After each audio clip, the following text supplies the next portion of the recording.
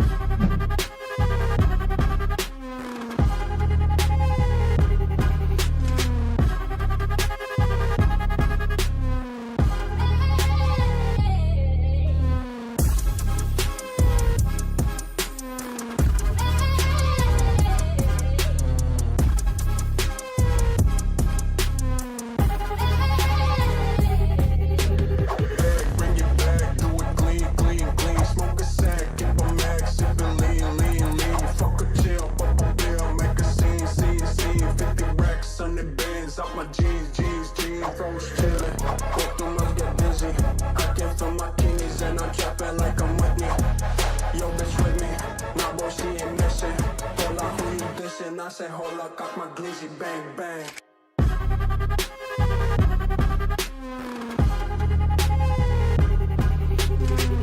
I say, hold up, cock my glizzy, bang, bang.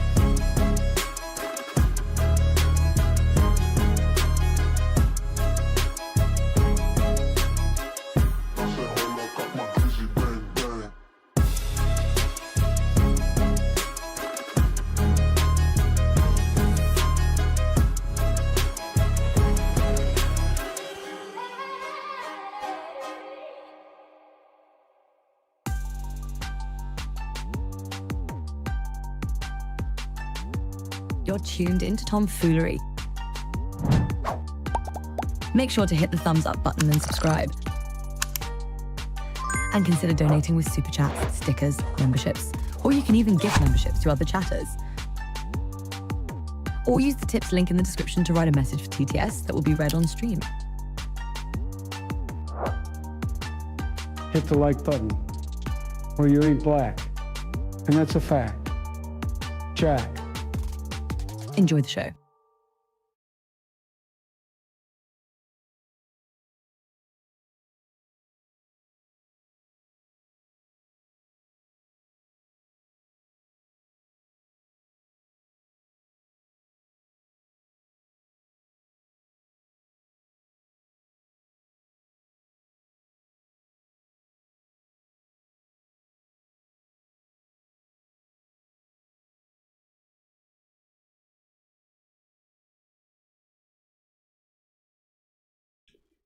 Hey, yo, what up, fools?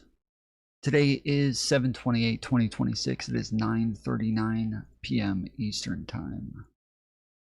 How's everybody doing? What up, what up? How we doing?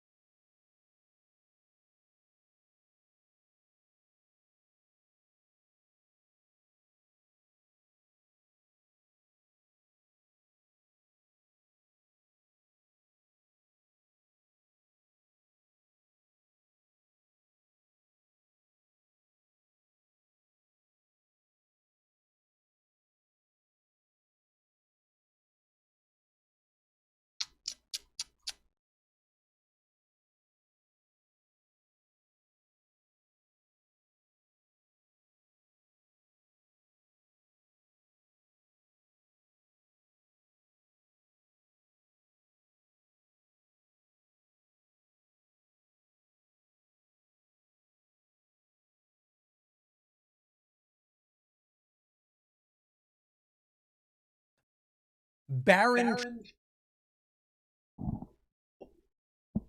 Trump is now being pulled into a potentially criminal investigation. Trump is furious as another Trump family member is hit with a remarkable demand. Now, I have to start with this. Barron Trump is an adult. Barron Trump is not a child. This has to be the first thing we start with when talking about it, because you always hear about, oh, the children, the kids of elected officials are off limits. Trump still refers to his older sons as good kids, despite Don Jr. being almost 50 years old. So remember, we're talking about adults here.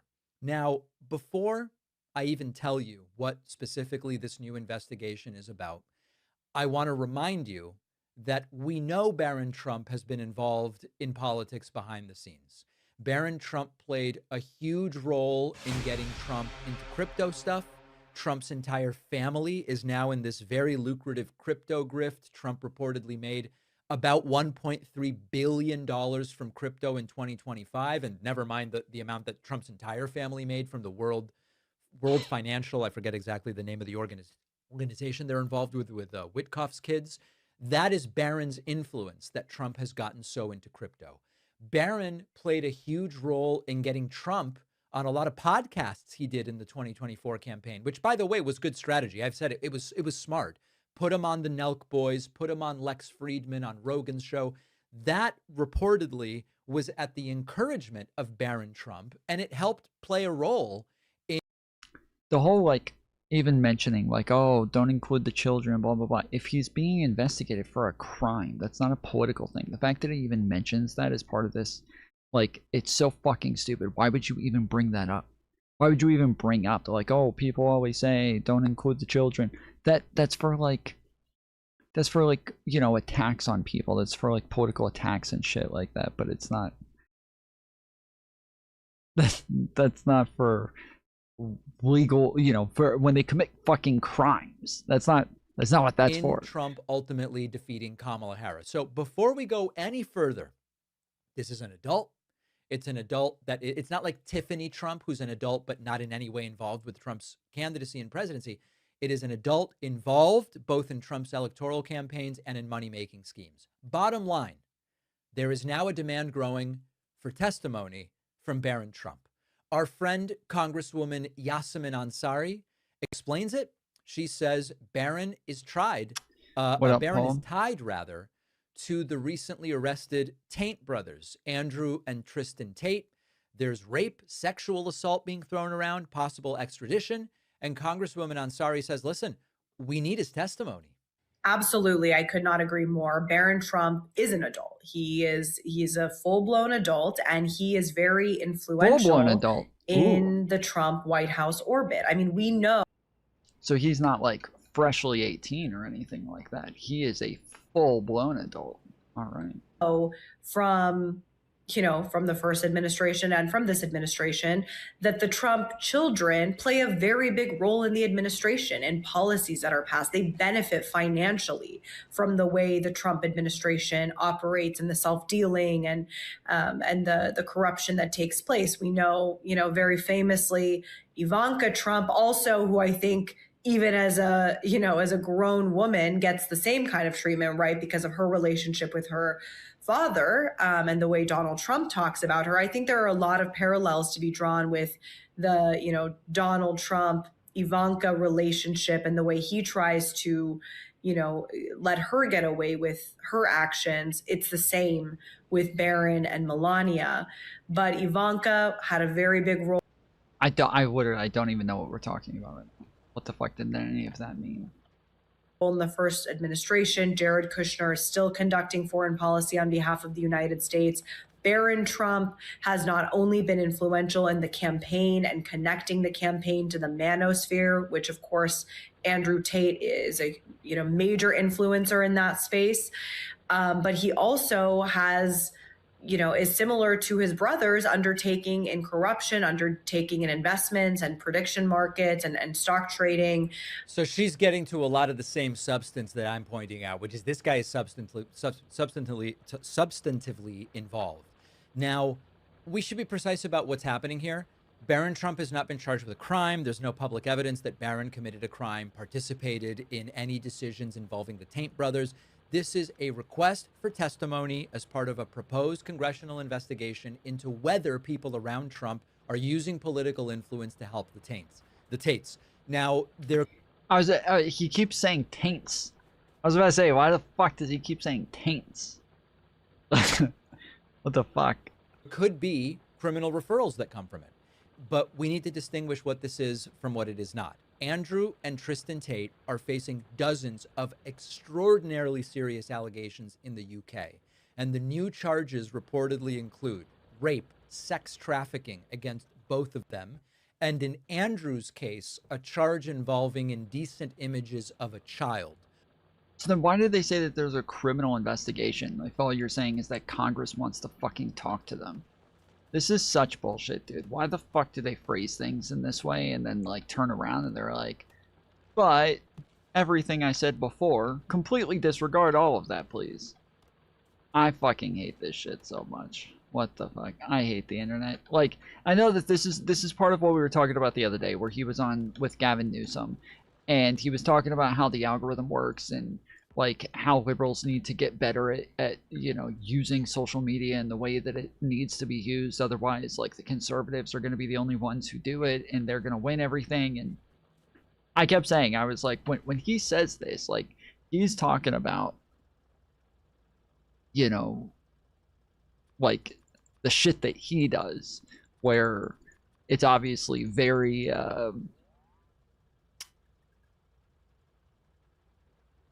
very manipulative in the way that he covers topics and the ways that he covers the news, the way that he talks about what happened, or the way that he does his thumbnails, the way that he does his titles. Like, it's all very fucking manipulative. I hate this shit so much.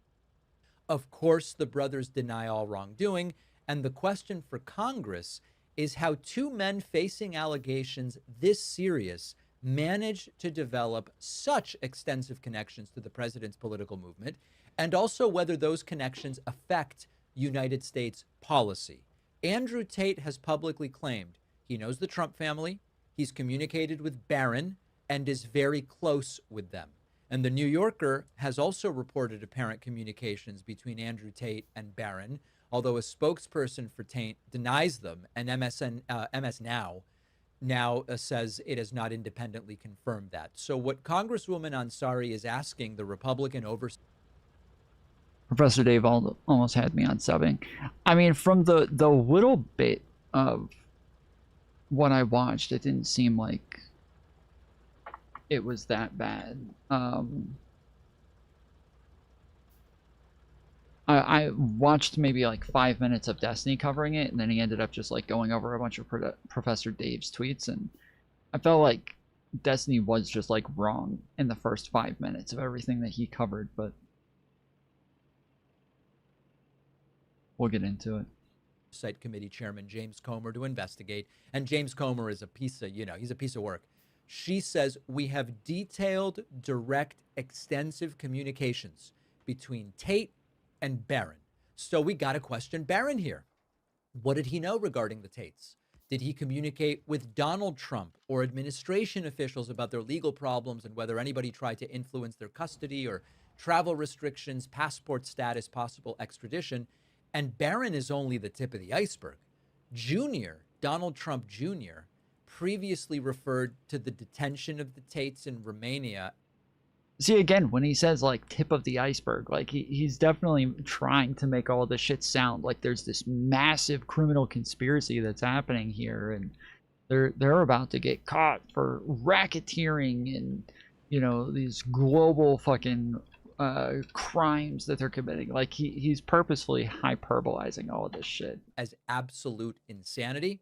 JD Vance follows both of them on Twitter. The Tates have reportedly, or their representatives, have reportedly met with Congressman Wesley Hunt, with Richard Grenell, one of Trump's special envoys. They were accused of pressuring Romania on their behalf, although Grenell denies it at this point in time. So this is a network of connections very much worthy of scrutiny. If Barron merely communicated with Andrew Tate and had nothing to do with Taint. government policy, Again. Trump's campaign, the Taint. crypto schemes, all of it, he can come in and he can say that under oath. And being asked questions doesn't mean you're guilty. But the Trump standard seems to be any investigation involving Trump or anybody near him must be illegitimate by default. And Republicans can go and investigate Hunter Biden for years. Joe Biden doesn't get in the way. They display his private pictures in Congress and drag him before committees. But asking an adult member of the Trump family, what do you know, is considered this unthinkable assault on the family. Give me a break. Now, James Comer is not going to pursue this, of course. House Republicans have no appetite for investigating anybody connected to Trump. They risk being subjected to Trump's wrath. But the real danger for Trump is November. If Democrats win the House, which they are likely to do, right now it looks most likely outcomes Democrats win the House, but not the Senate. Democrats get subpoena power. And at that point, the Tate's connections to Barron, Don Jr., Grinnell, the broader MAGA establishment could become the subject of a serious investigation. The central question, did anyone use access to the president of the U.S. to protect Andrew and Tristan Tate from international law enforcement? Barron's last name being Trump doesn't prove he did anything wrong, but it shouldn't make him untouchable either. And that's where we stand right now. One of the best. Wow, there you go. I don't know if you guys saw this today. I sent this to Mantis and she ended up posting it on Twitter, but there was another poll done by CNN, and it shows that the DSA approval rating is negative 25 points. Okay, this is for all of America. This is for the whole country. And a lot of people, when you say like, hey, look, the approval rating for the DSA is down horribly, a lot of people are gonna be like, so what? Like, that includes fucking Republicans. Like, why do we care what happens when we include Republicans? Because it's not just including Republicans, this is including independents. And again, independents are by far the biggest voting bloc currently. Independents are larger than Democrats and Republicans. They're like 45% of the country right now. And then you have like 30% being Democrat, 30% being Republican. So it's like 32% each or some shit like that. But yeah, there is a big problem if, you know, a lot of the people who are coming into the Democrat Party, if like they are DSA, and that is the branding for the Democrat Party, is that there's a bunch of socialists who are coming into the party and taking over the party and whatever, even if it's wrong, that this is the perception right now. And the approval rating for the DSA the DSA party is very fucking low right now. So I do think this is just another reason, another thing to look at.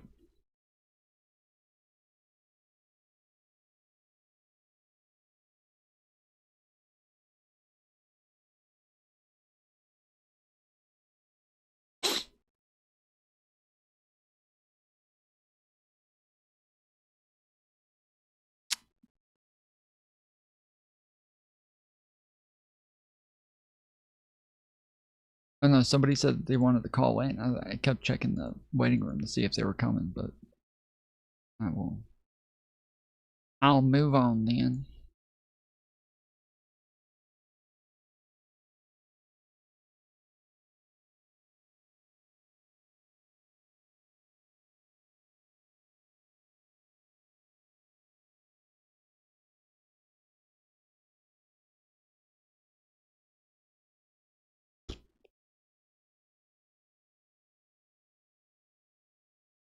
You pull out your sidearm, yes? Yes.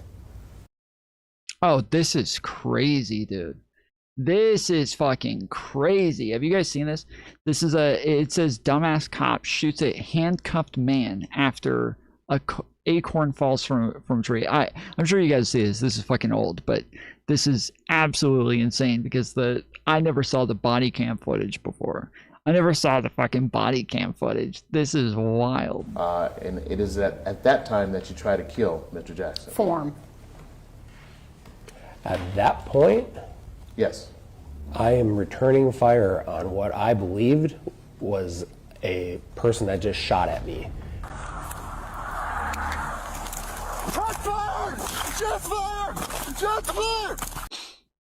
Okay. Bro.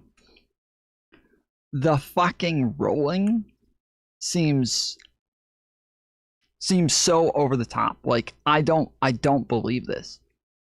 I don't fucking believe this. All of that fucking rolling, dude. That, I don't believe this, dude. Shots fired! And I needed to get to cover because those windows are tinted and my legs aren't working and I need to get to cover. So yes, I returned fire.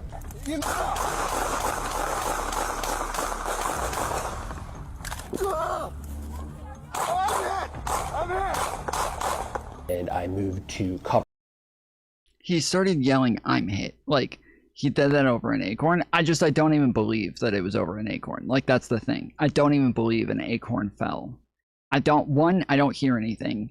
Two, so that's what I was gonna say. Like, acorns do, like, I could understand an acorn falling and hitting the car and sounding like a gun. I could understand that. Like, I literally have an acorn tree right outside of my house. I am terrified of one of those hitting my fucking head. Like, truly, I am terrified. If they fall, like, they drop and you just hear this fucking thump on the ground, dude. It's like a rock falling. It is bad.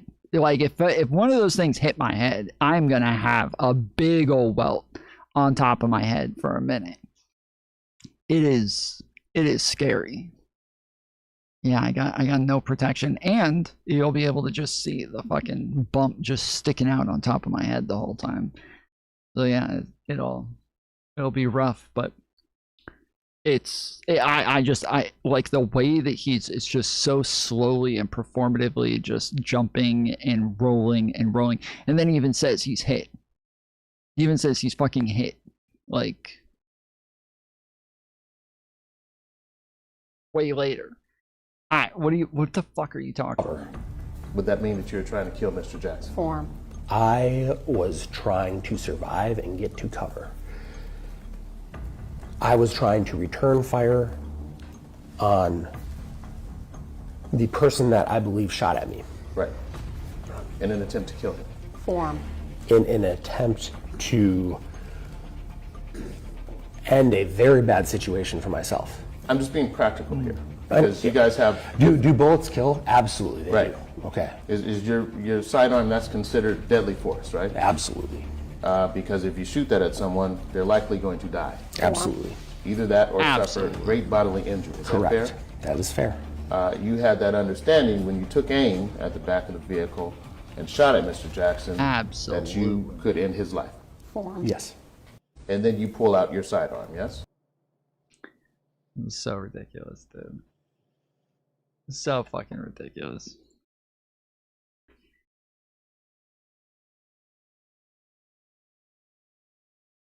Yeah, this is obvious when he says I'm hit. Yeah, I feel like I didn't believe it right from the rip where he's just like rolling and rolling and rolling. I already don't believe it at that point. That's just such a weird way, like rolling 3 times like that. Like, why? What are you doing? It's like you're putting on a show for your body cam. You're telling me you wouldn't fear for your life if you heard silence? I don't know. But that's the thing, is that you don't even hear an acorn fall. You don't even fucking hear an acorn fall. You don't hear a bang or anything. There's nothing. Yes. And it is at that time that you try to kill Mr. Jackson. Form. At that point, Yes. I am returning fire on what I believed was a person that just shot at me. Nothing. You hear fucking nothing. I don't hear shit. Again, I could understand if an acorn fell. I could understand it sounding like a fucking gunshot. I don't hear anything. So I don't know. I don't know if there was some evidence that an acorn fell that like I'm unaware of or what, but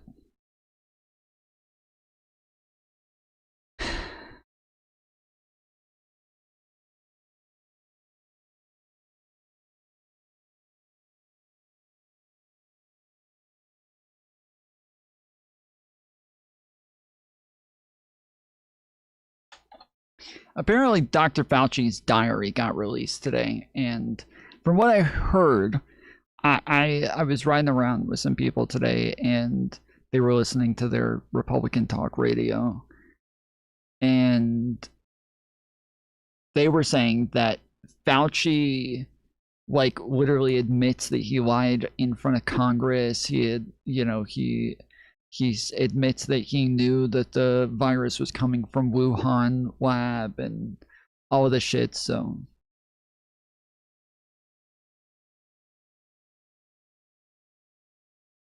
I haven't looked into it much, but we'll see. Welcome back to The Takeout. Wednesday, Anthony Fauci will testify before a Senate panel on how the federal government responded in its many different ways to the COVID pandemic. Ahead of this, Kentucky Republican Senator Rand Paul, who has clashed with Fauci on numerous occasions, released more than 1,000 diary entries from the former director of the National Institute of Allergy and Infectious Diseases. In one entry, Dr. Fauci wrote, quote, "Apparently the White House is very upset that I'm being profiled, and it looks like I'm putting down the POTUS," meaning the President of the United States, "and becoming a star that outshines him. The press is playing into this, as is the tweet storm. Very stressful, double exclamation mark." Wisconsin Republican Senator Ron Johnson joins me now. He serves on the Homeland Security and Governmental Affairs Committee, which Fauci will be. Wait, okay. So there he's characterizing what it is that the Trump administration feels, or what it is that Trump feels, right? He's characterizing how they are thinking about this. In some of the stuff that I saw about this, and like the articles and crap that came out, this is from the New York Times. This Fauci in private diary reflected on COVID's origins and his own fame. He's not reflecting on his own fame. He's not reflecting on how famous he is. According to what that just said, he's reflecting on the Trump administration feeling like he's super famous. That's what he's reflecting on. He's not actually reflecting on his own fame, according to that. Like, I don't know if there's more, but Be testifying before. Senator Johnson, I don't want to spend a lot of time on Anthony Fauci's ramblings about how a star he became during COVID. I'm much more concerned, as I think you are, about what he said privately about the COVID origin, lab leak theory, and what he said publicly. Do you believe there is a fundamental disconnect there? And in that disconnect, the American people were deceived? Yes or no? Well, absolutely, the American people were deceived by Anthony Fauci. This has been obvious for quite some time. As soon as we got access to those email exchanges of the phone calls that were occurring the end of January, early February of 2020, when a lot of these individuals that Anthony Fauci had been funding the research for years and then funded their research after they changed their tune from saying that this is looking man-made. You got that fear and cleavage site. So all of a sudden, Anthony Fauci arranges these phone calls with for 8 or 9 individuals. And all these people who are looking at this thing, as I looked at, is this is man-made, okay? You just don't have a fear and cleavage site here. A lot of other, computational biologists make the same conclusion. All of a sudden, within a couple of days, oh, that's a conspiracy theory. This had to spring from nature, although they've never, ever been able to track that down. By the way, he also lied then to Congress when he said, I was. The conspiracy theory wasn't that it came from a lab. The conspiracy theory was that it was that people like Fauci and these other people were funding it, and that it was trying to be hidden from everybody. That was the fucking conspiracy theory. Not just that, like, if you thought it came from a lab, you were engaging in a conspiracy theory. But on top of that, like the conspiracy theory, the lab leak theory is just not nearly as likely as as it originating from natural causes. That is much more likely. And I don't know. I mean, this is CBS News. I was hoping that we would be able to find at least like one real fucking news outlet here talking about this shit, but fuck.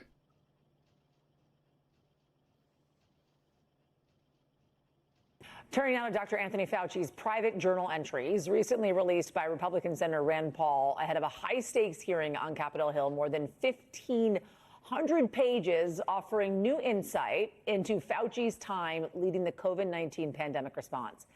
Back in 2020, Dr. Fauci served as a key member on the Trump administration's coronavirus task force and eventually faced off with the president over his handling of communications on the virus. Now Fauci is going to face questioning on Capitol Hill, led by Republican Senator Rand Paul, over his understanding of COVID's origins and revelations found in those journal entries, including his relationship with the president and his own fame. I want to bring in White House correspondent Monica. They did ridicule people for saying it came from a lab. Again, the main thing was not just people saying that it came from a lab. That was not the big problem.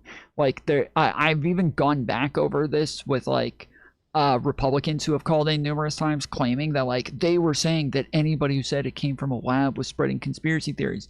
And I'm like, where? And then we've gone over tons of videos from CNN, NBC, CBS, like all these different news outlets where they're saying, you know, that the people who are acting like the government is engaging in a cover-up of it coming from a lab, that like every fucking time, that's what they were calling a conspiracy theory, not just that it came from a lab. There was evidence that it came from a lab. Sure, there's some evidence for all sorts of things. There's not nearly, okay. Anytime, like when people say like there was evidence, it feels like you're purposely almost being like bad faith, because there isn't near the amount of evidence for that theory as there is for natural causes. That there isn't near the amount of fucking evidence.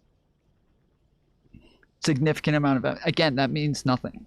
You're just saying nothing. Like, significant amount of evidence means absolutely nothing when it's in comparison to the natural causes. It's still not comparable. Like, it's again, I'm not saying that like there's no evidence for this. I'm saying that it's not enough to compare to natural causes. It's just not enough at all.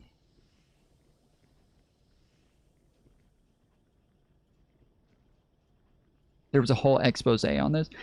Yes, but every time these people talk about here's the whole expose, here's all the fucking evidence, they don't engage with the evidence for the natural causes. Every fucking time. I've debated so many people on this. Every fucking time, they literally don't know what the evidence is for natural causes. They never know.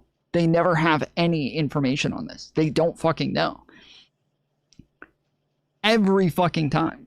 They're totally unaware. So like one of the things that they do is they'll bring up the fact that like, you know, oh, well then why is the lab, you know, why is it that it's just a coincidence that it just happened to leak from the place where it just happened to start in the place where the Wuhan lab is, right? This is like the major thing that everybody brings up. Well, it's just a coincidence that it started where the lab is. No, it's not a fucking coincidence. Why do you think they built the fucking COVID lab there?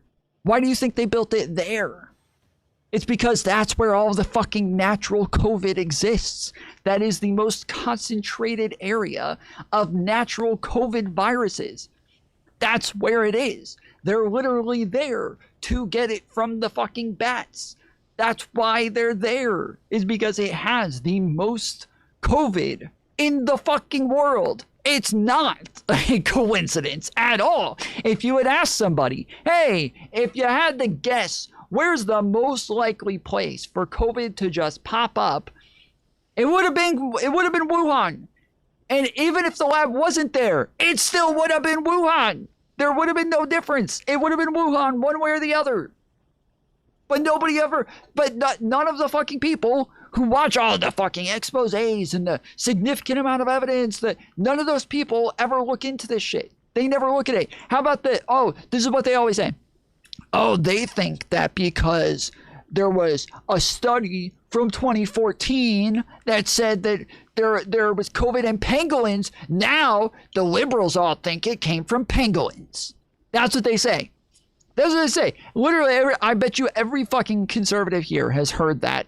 Liberals believe it came from pangolins. That's what they think. That's what they say all the fucking time. That is not what it is that liberals believe. They don't believe it came from pangolins. There is a study. So there's you're able to test the COVID, right? And when we look at what it is that infected humans and ended up being a bunch of different strains like Delta and Omicron and all these different things, right? All of these different strains. The different strains are the genetic, the genomes within the DNA. And that's what they're looking at is the genomes. And you're able to kind of trace back family trees and relations between one strain and another. And this isn't and shouldn't be a left-right issue. Correct. Though the right is turning it into a left-right issue. They are the ones who are doing this. They're the ones who refuse to engage with the evidence and just keep, ignoring half the fucking evidence. One side is taking in the totality of evidence and then coming to obvious conclusions based on the totality. The right is ignoring half the fucking evidence and just doing everything they can to work backwards so that they can come to one conclusion. They want to come to one conclusion. I'm somebody who's been open to the lab leak theory the entire time. I've been very open to the lab leak theory the whole fucking time. And even had a ton of debates with people in my own community who are like, there's 0% chance it came from the lab. No, it's not. No, there's not. It's not fucking 0%. There is a very good amount of evidence that exists out there. It's just not comparable to the amount of evidence that exists for the natural causes. But yes, the reason it is left and right is because a bunch of people wanted to be against COVID.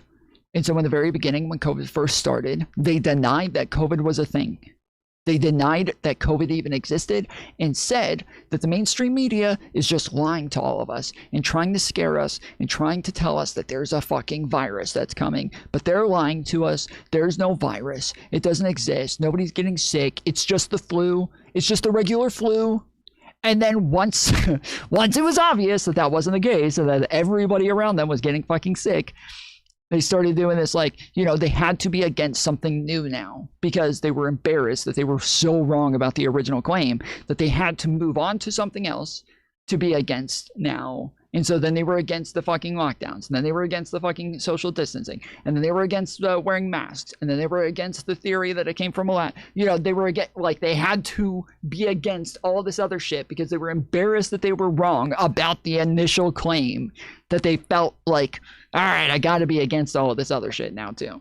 But the reason that the whole thing with the pangolins is that there is a study in 2014 where they did genome testing on the COVID viruses, and there's a study from 2014 where they do genome testing on the COVID viruses that are in pangolins. Okay, so when COVID broke out and we're trying to figure out where it came from and how it ended up being contracted by humans, the pangolin study has the virus with the closest genomes to the ones that actually infected humans.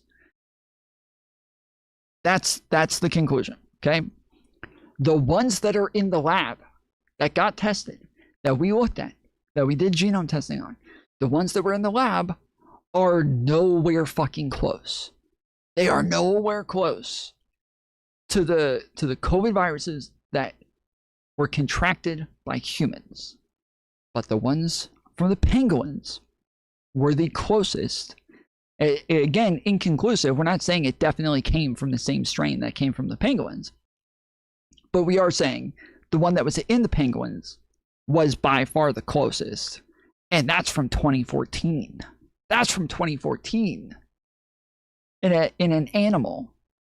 In 2014, they had closer genomes than the lab had during fucking COVID. During the actual outbreak, the lab still did not have viruses that were anywhere close to the ones that infected humans. So that right there, when you say like, well, there's a significant amount of evidence, there's a lot of evidence, that right there kind of just ends the whole conversation. Like, that's it right there.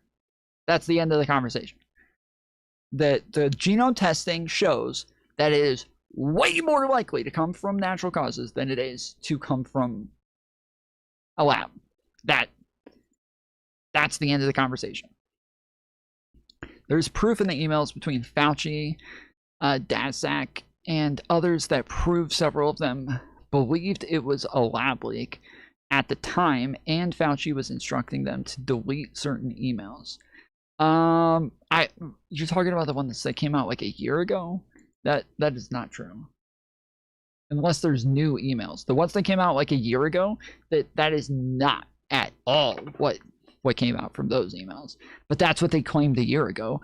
That's what they claimed 2 years ago. That's what they claimed 3 years ago. That's what they claim again today. They're just going to keep making these fucking claims over and over, saying that they have proof that Fauci knew. We finally have proof Fauci knew. Okay, then why do you keep searching? Why every once in a while do you finally say, oh, we finally have the proof? Over and over and over and over.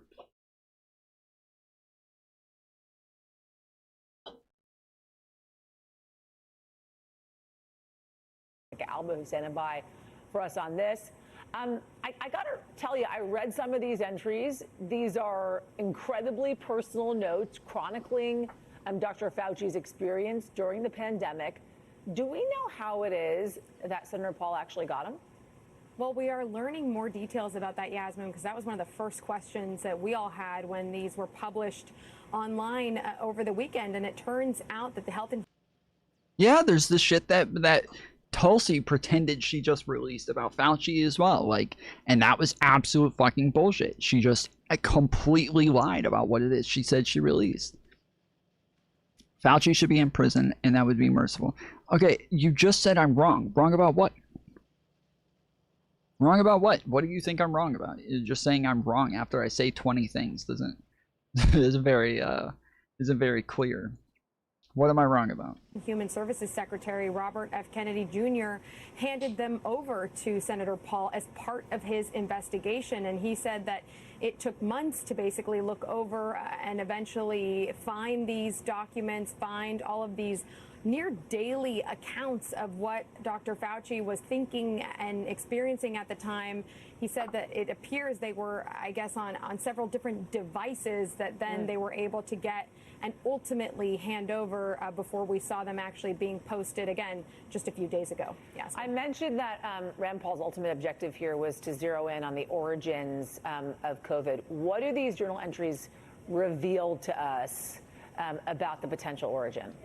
Yeah, and so this has been the subject of debate and certainly has been an area in which we have seen Dr. Fauci and Senator Paul clash before. And Fauci has said several times that he is open-minded, according to him, about the potential lab leak theory. Yeah, see, nobody denies that the lab leak theory is possible. Like, nobody denies this. We don't have conclusive evidence one way or the other. There is not conclusive evidence that it was, from a lab. There's not conclusive evidence that it wasn't from a lab. Nobody denies that it could have been from a lab. It's just that currently the best evidence is from one side. Like, it's fairly one-sided for the best evidence right now.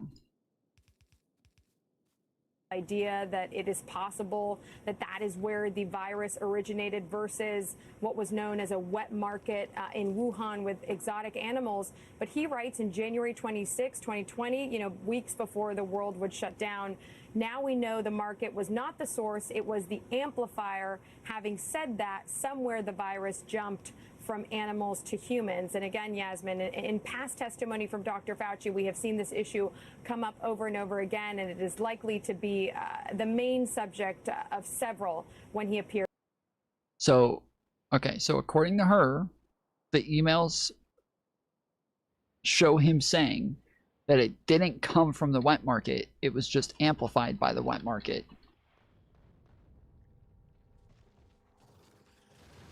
That's what she just said. Here's on the Hill tomorrow. There is also insights into the relationship that Dr. Fauci had with President Trump in his first term, towards the end especially of his first term. In a note from May 22nd of 2020, Fauci writes this, and I quote, "Trump getting out of control and pushing to open up the country and get the economy back before Election Day. He is desperate. This is all about re-election." Are these notes going to play a significant role in tomorrow's hearing? And what are they trying to glean from establishing the relationship that Dr. Fauci had with? It was, like, honestly, it was kind of annoying that during Trump's presidency, like, I think everybody was kind of annoyed that Fauci continued to kind of back up Trump.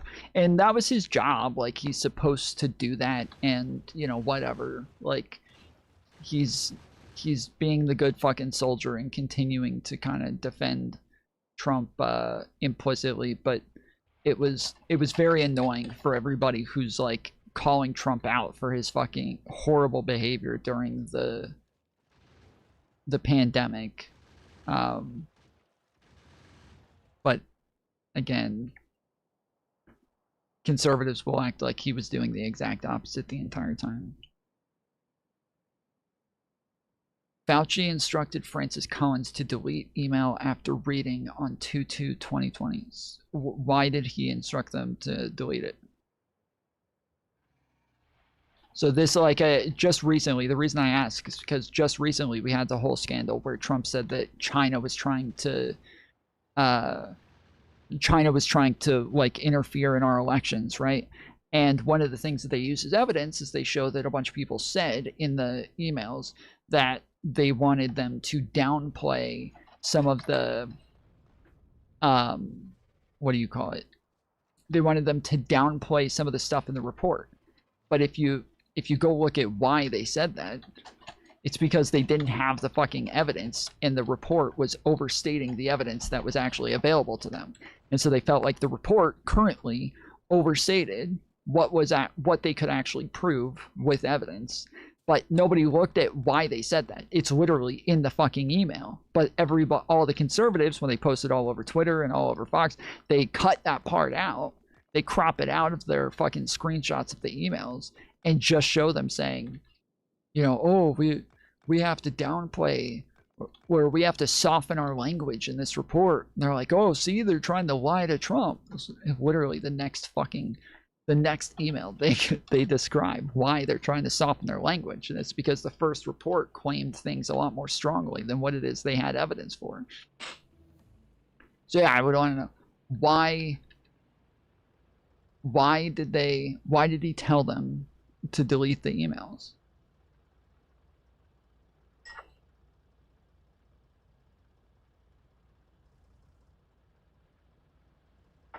Somebody just saying delete the emails, it's not evidence of anything to me.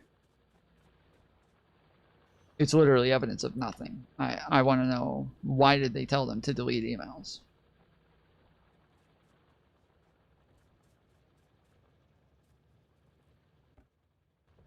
If you're just going to, like, jump to the conclusion that because he said to delete emails, then there's some sort of scandal here, then all right, we're on completely different, we live in different worlds where that's considered evidence of anything. But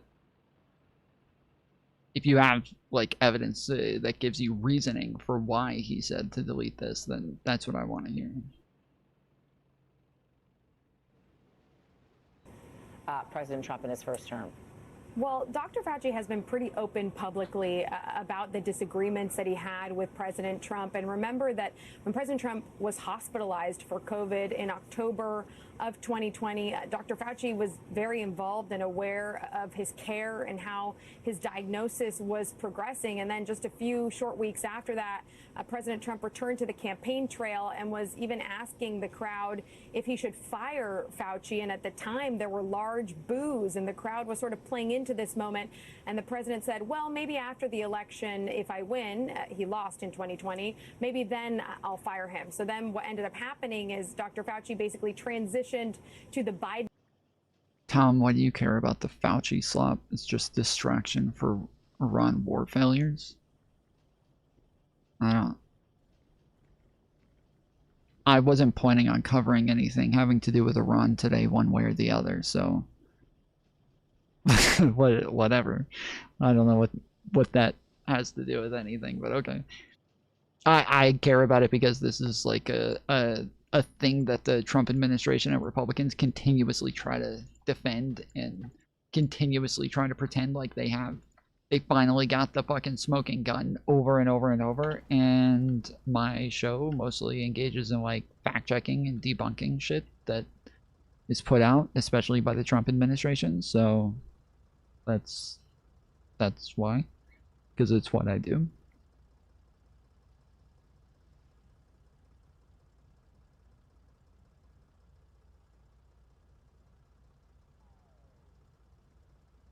Administration, once he took over and was sworn in 2021, and former President Biden made Dr. Fauci his chief medical advisor. But that is something that Dr. Fauci has written about in his memoir and has spoken out about publicly. Today, President Trump was asked about these journal entries, and he said that he eventually grew tired of Dr. Fauci.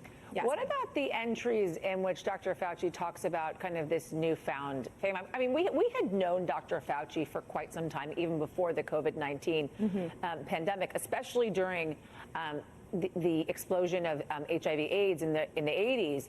But this was a different level of fame. Yeah, and I mean, he served exactly 7 presidents, Democrats, Republicans, over the course of nearly 40-year career before the COVID pandemic happened. But it was, some of those journal entries are getting the most attention because it seems like in real time, Dr. Fauci is grappling with and almost surprised by his newfound fame. And he is detailing many different conversations that he's having with celebrities. He's writing, the situation with my national and international fame is explosive and really unimaginable. It is not hyperbole to say that today I am the most famous and talked about person in the country and one of the most recognizable persons in the world. And he goes on, Yasmin, to sort of talk about when he had a conversation with the actress Julia Roberts, when he got a call from Barbara Streisand, things like that. And there are certainly many, many different examples of that he's weaving in with all of this other information and charts about the COVID case numbers and deaths on any given day during that period. I do have to just say again, it was. Let's blame Fauci instead of Trump, who mishandled the beginning of the pandemic. I mean, obviously that is like part of it, is they want to make sure that they blame Fauci after all the shit that Trump did. That was really fucked up. Some of the mishandlings, though, from Trump, I do think are overstated in some ways. Like, especially a lot of people complain about like how long it took him to close down the border. And something that a lot of people do forget is it is true that people literally called him fucking racist for when he did close down the border. Like, when I say people, I don't mean like randoms on Twitter and TikTok. I mean like Nancy Pelosi and Chuck Schumer and tons of people who were in Congress were calling him racist for shutting down the border during the pandemic. And it's just that there was mishandling, but well, he called it the Muslim ban. No, he didn't. That's completely different. Fucking shutting down of the border. That had nothing to do with what the fucking COVID lockdowns. That's totally different.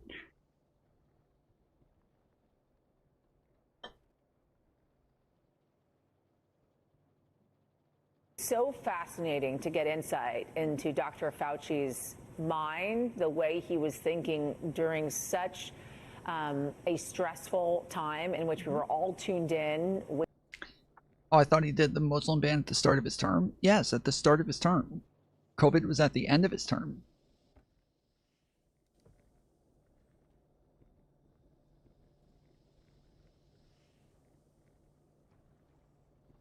waiting on every last word that Dr. Fauci Yeah, different brown person ban. Yeah. had to say when it came to the COVID pandemic. Monica Alba, thank you. We thank you for watching, and remember, stay updated on breaking news. All right, let's see if we can get this article.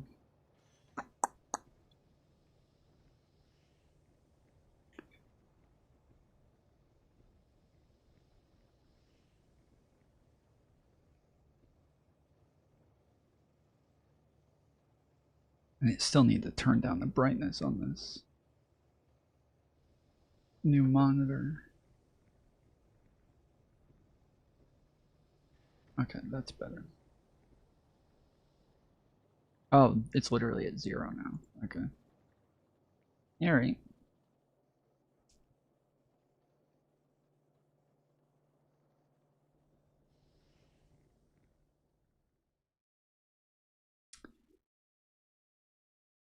Alrighty then. Fauci in private diary reflected on COVID's origins and his own fame. I feel like, yeah, a lot of people, I guess when they're talking about him like engaging with, you know, Barbra Streisand and people like that, I guess that is a little bit different than what it was we were talking about earlier. So that's fair. Private entries released by a Republican senator have reignited a furious debate over whether COVID-19 leaked from a lab. This is from the New York Times. The world was just awakening to the novel coronavirus, and a full-fledged pandemic was still in the future when Dr. Anthony S. Fauci jotted a note in his diary on January 26, 2020, musing about whether the virus might have originated in an open-air wet market where live animals were sold in Wuhan, China. Quote, now we know the market was not the source. It was the amplifier, Dr. Fauci, the government's top infectious disease expert, wrote. Having said that, somewhere the virus jumped from animals to humans. So if this is what he said in the fucking emails, then how the fuck is this even a debate? How is this even a debate? If this is what he said, how are Republicans even going to pretend that this is evidence that it originated from the wet market, in that he admits that it originated from the wet market, if that's what's said in the diary? Those private reflections became public this past weekend when Senator Rand Paul, Republican of Kentucky, released more than 1,100 pages of Dr. Fauci's diary as part of his investigation into whether the virus might have leaked from a laboratory and whether, as Mr. Paul claims, Dr. Fauci lied to Congress about it. The diary does not provide the smoking gun the senator is seeking.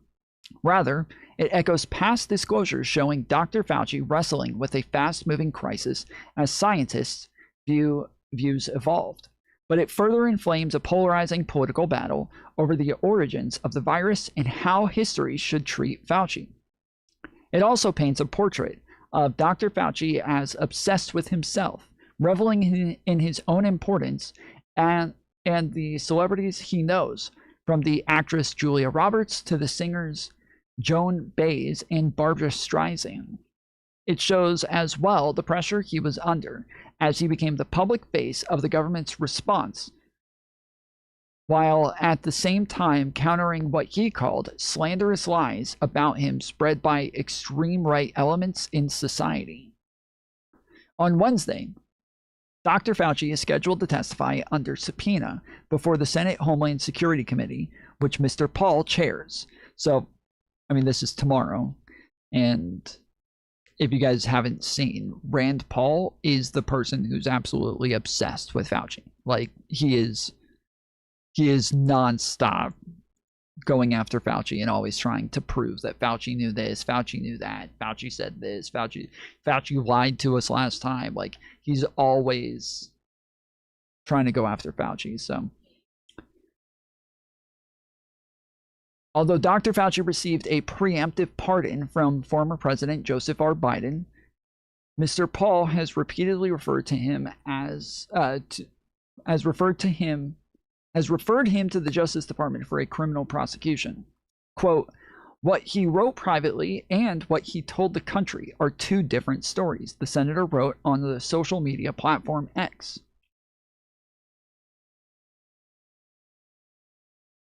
Senator Paul's office did not respond to requests for comment about how he obtained the diary, but it is typewritten, suggesting Dr. Fauci may have taken notes on his work computer, possibly for his memoirs published in 2024. Dr. Fauci declined the comment. The debate over whether COVID-19 leaked from a lab, either accidentally or intentionally, has raged for years. Some Republicans fixated on it after President Trump floated the idea in the early months of the pandemic in his first term.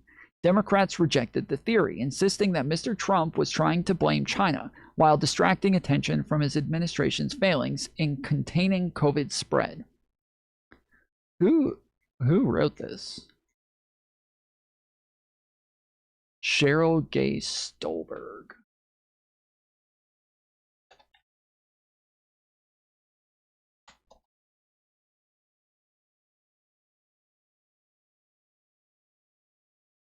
There's a lot of implications in this writing that seems very Republican.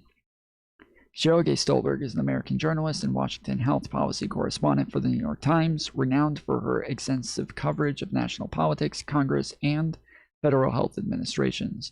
Covers the intersection of health policy and politics in Washington, D.C. for the New York Times, serves as a lead reporter tracking health agendas and federal health agencies, including the tenure of HHS Robert F. Kennedy, previously worked as a White House and congressional correspondent, covering the administrations of President George W. Bush and Barack Obama, spent years at the Los Angeles Times, where she shared in 2 Pulitzer Prizes for reporting on the Rodney King riots and Southern California wildfires.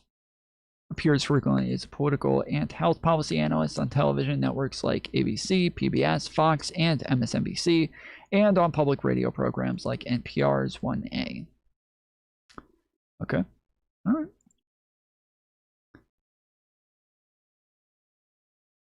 It's okay, Bradley. I forgive you. Dr. Fauci has long maintained that he is open to the idea of a lab leak, but believes the virus was natural in origin. Much of the public discussion has centered on the question of whether the National Institute of Allergy and Infectious Diseases, which Dr. Fauci led for nearly 40 years, had funded so-called gain-of-function research at a laboratory in Wuhan, China. This is a constant annoying thing that we get into, because a lot of conservatives, the term gain of function means that you are taking a virus or something and giving it another function. It is gaining functions, right? Like there's a new function that it has. Like that's what gain of function is. But then they start saying that like some of the things that they brought up in Congress, which Rand Paul called gain of function, there's literally no function gained. All they did was just like test what the virus could do, and if the virus could infect humans, if it could infect pigs, if it could infect rats. Like that's what they were testing.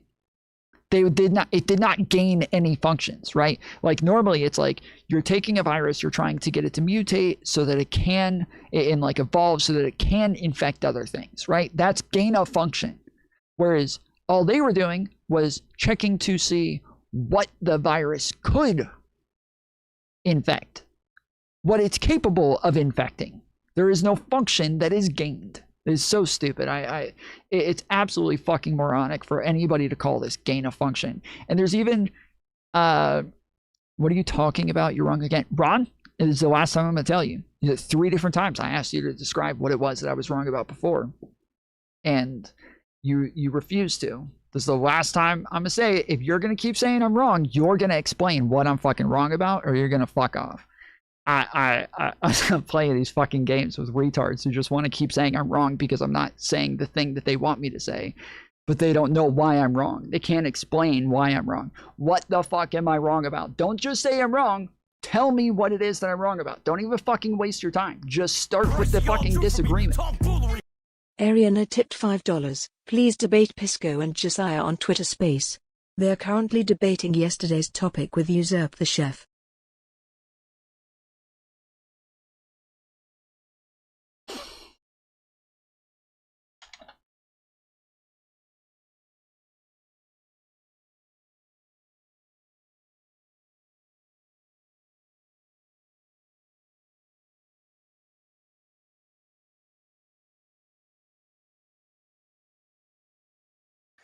Is something I think more up the DSA alley than, let's say, like the feckless moderate Chuck Schumer, Tom It's Suozzi just type, true. right? Yes. So, which is part of the reason, Usurp, that they're getting elected, right? Because the American electorate is certainly not down with abolishing the police or abolishing prisons Or expanding the But courts. when Just be clear. right, If you're a DSA member, you're more likely to be a vote in favor of expanding the courts. And so it shouldn't be any surprise right, that sometimes Ron, gain of function is a scientific process that genetically alters an organism to give it new or enhanced ability. Uh-huh. Yeah, that's what I said. Ron, where are you?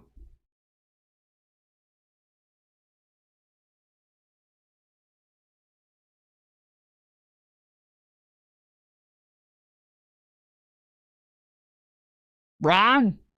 the Democrats being locked out of power, of sustained power, I think that's the kind of the threat that we need to be focused on, and not, the DSA fringe being on the ascendant, going from 3 seats to 6 in a And I think, body of 435 people.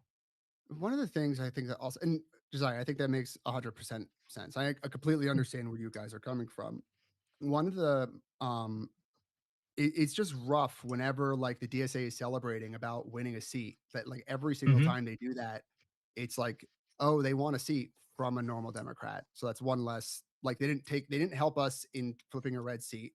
They just they took a moderate's voice and replaced it with a potential like So some level just of can we some pause sort right of there real you know, quick, because now I think that there's a potential conflation issue. In general, left-wing people, the more left-wing you are, the more likely you are to vote for a Democrat. That's in general, that's data. And the more moderate you are, the less likely. So maybe it's true for the dead ender left, the tanky left. Maybe that's true. For the voters, that's not true.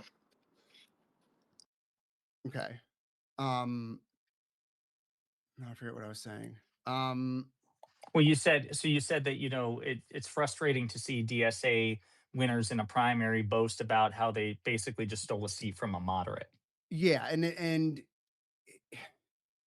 I completely understand how you guys are saying that like we need to like shore up the threat against MAGA today, and if that means voting for these people. But Josiah, if I pose the same question to you with the 5 seats, but it was John McCain as president, would you still vote the same way with the Yes. DSA? And it If wasn't, and John MAGA wasn't here, like there's an alternate universe where it's just like, neocon conservatives.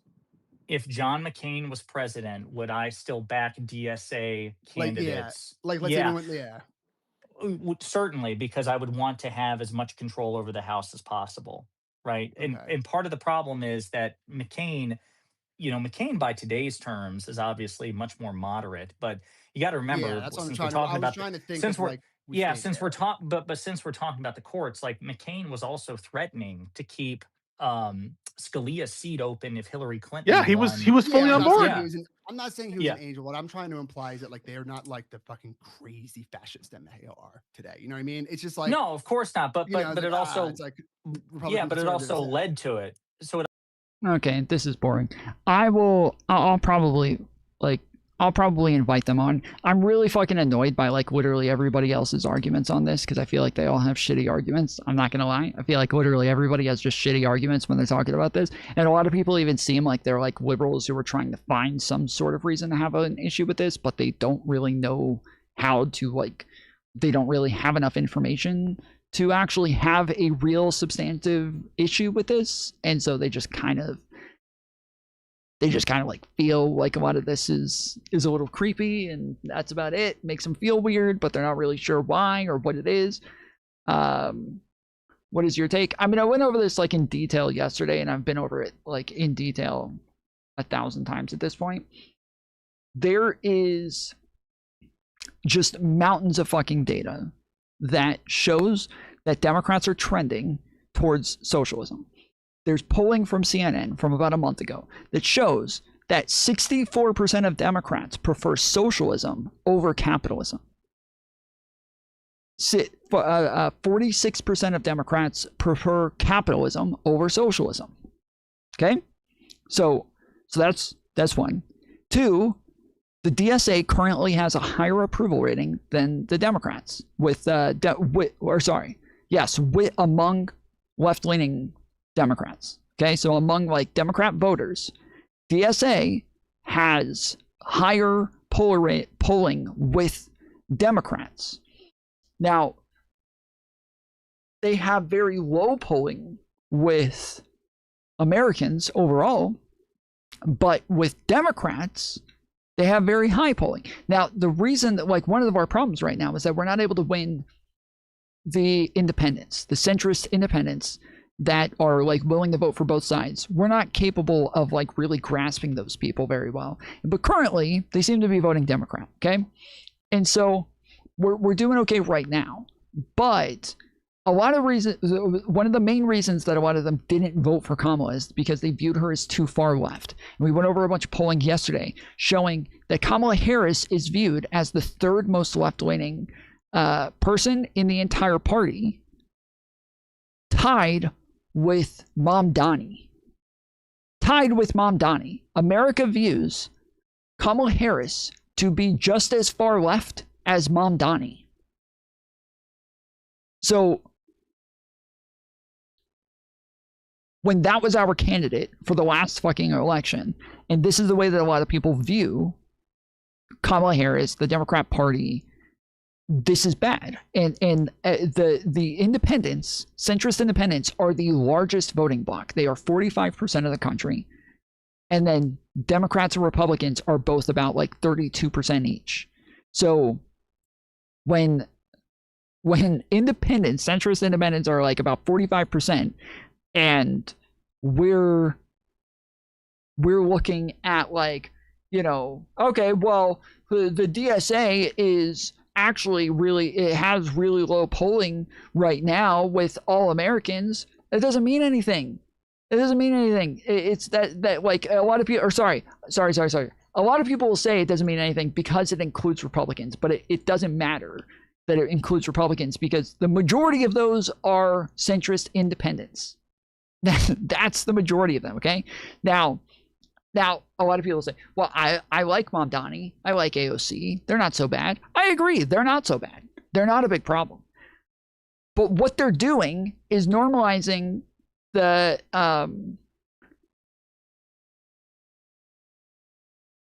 DSA. They're normalizing the DSA. They're getting a lot more donations for the DSA. And then we see a bunch of people from the DSA. The DSA chair just yesterday went on saying that they want to abolish prisons. They want to get rid of the Senate. They want to get rid of borders. They want to get rid of immigration. They want to like this is the chair of the DSA right now.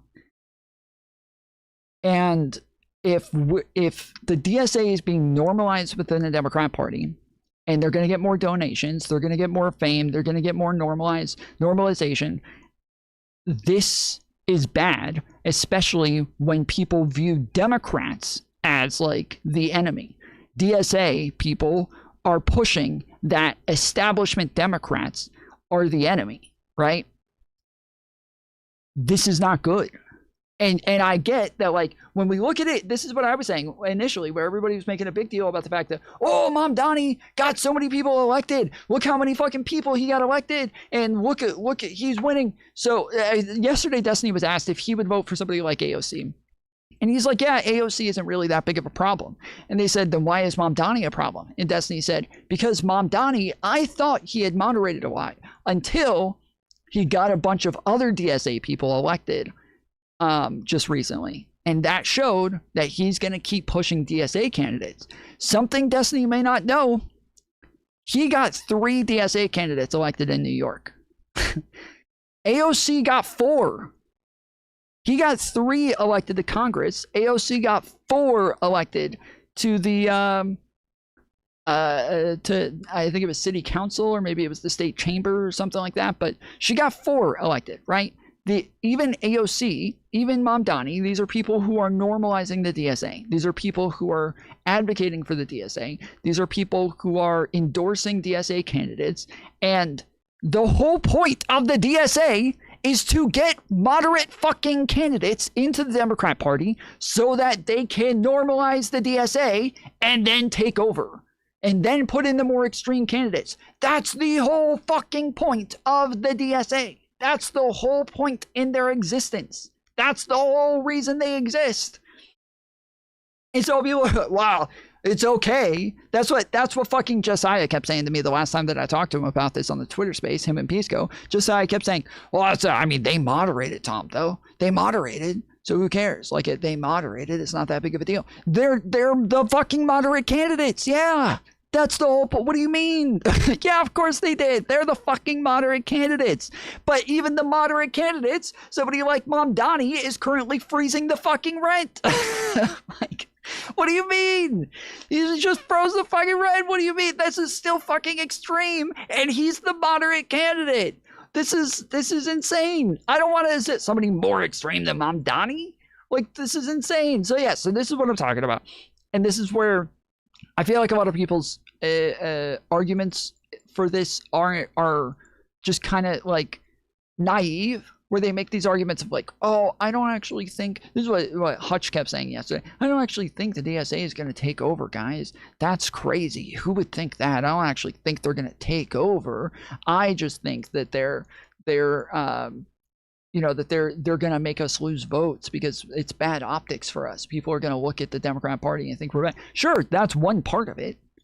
The other part is that Democrats, especially like when it comes to congressional seats, when it comes to local races, when it comes to mayors and governors and things like that, the Democrats are going to vote for these people, but the independents aren't. And the more that the Democrats vote for these people, the more the Democrat Party continues to lose. So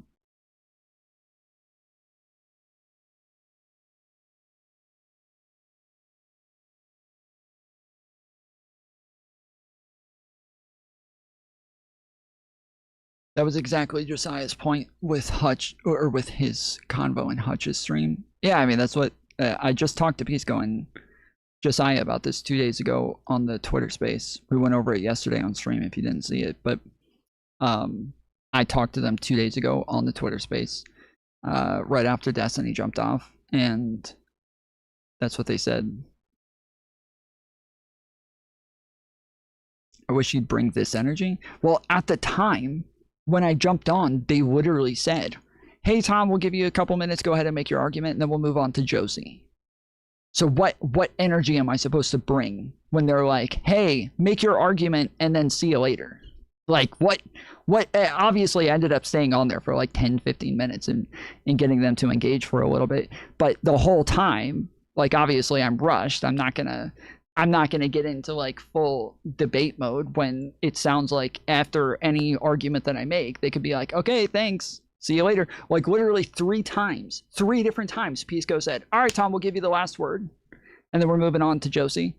And so I'd make an argument, and then Josiah would respond again, and then Pisco would say, all right, Tom, we'll give you the last word, and then we're moving on to Josie. Like, 3 fucking times. So there's not much energy to bring when every time they're like, okay, Tom, you go now, and then we're not responding and we're moving on. Like, what energy am I supposed to bring?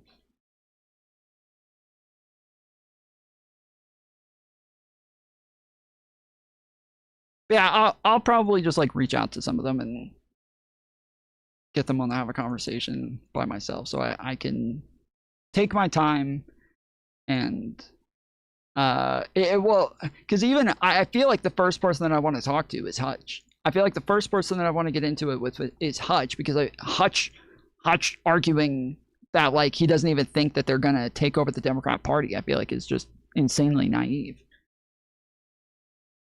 And when they're asking him for like data and studies or, you know, some sort of evidence that shows that he's correct, and he's like, I don't have anything, I don't know what to show you. I have the fucking evidence. I have the data. I can show you that they are likely to take over the Democrat Party. I can show you that much. And then if they're likely to take over the Democrat Party, then I think we would all agree at that point that they are going to be bad for the Democrat Party optically. Is rent control an extreme policy in New York? Is it widely unpopular in New York or nationally if you say this is extreme and will cost votes? Yes, it is widely unpopular nationally. And then again, like Mamdani is considered to be far left by as like he's considered to be the third farthest left candidate in the Democrat Party. I think it was behind Bernie and AOC, I believe. They didn't include people like Rashida Tlaib or Ilhan Omar, so.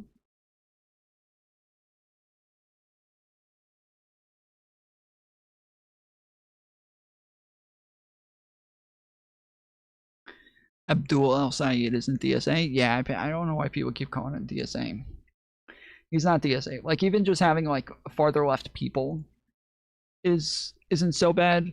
I still think that like the optical argument that somebody like Hutch makes, that applies to somebody like, you know, El Sayed and those sorts. But when it comes to normalizing the DSA as a party,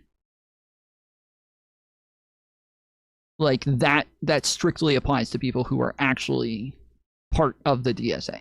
That strictly applies to DSA candidates or people who are backing DSA candidates who are going to help DSA candidates get elected. Saeed might help them get elected. I don't know yet, but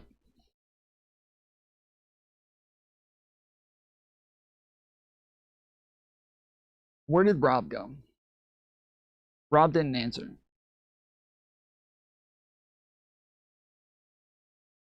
I think we're just going to have to ban him. I mean, I appreciate having people who are going to push back and argue, but if you're just going to keep saying that I'm wrong and then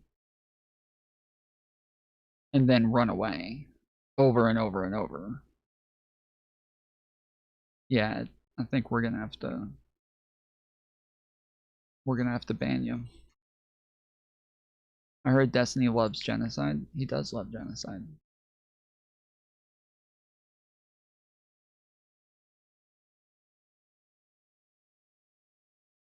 Republicans would fearmonger any Democrat candidate with smears that they would implement Mamdani-like policies, fearmongering any candidate being like DSA. That's why it doesn't matter. Well, I didn't say anything about Republicans though. Like, it's kind of annoying when every time I say this, somebody replies with like, oh, but the Republicans are going to. I didn't say anything about Republicans. Why do people keep, like, it's not just you, Brelly, but I'm saying, like, I don't understand why every time I make this argument, somebody starts talking about what the Republicans would say. I didn't say anything about Republicans. I was talking about Democrats and, like, centrist independents. Didn't say anything about Republicans.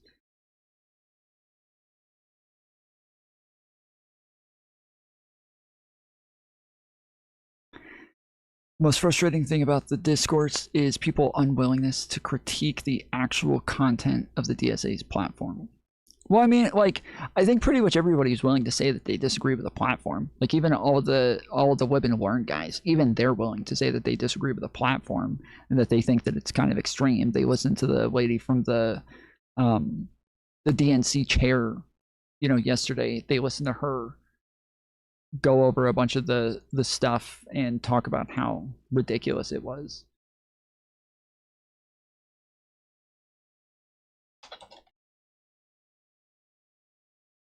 Freeze before I make one goddamn.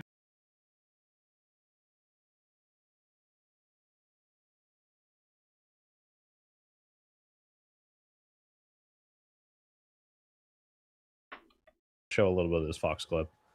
Okay, go. All right. This is the DSA's radical agenda that threatens America. So let's see how she handled this. Oh, hold on. True. Okay. Give me sort of a true or false on these. Abolish the Senate. True. Okay, replace the presidency and Supreme Court as we now know them. Yep. Abolish ICE. Like, how do you not immediately gotcha questions? Like, you probably have a nuanced position on this, and she's like, oh, replace.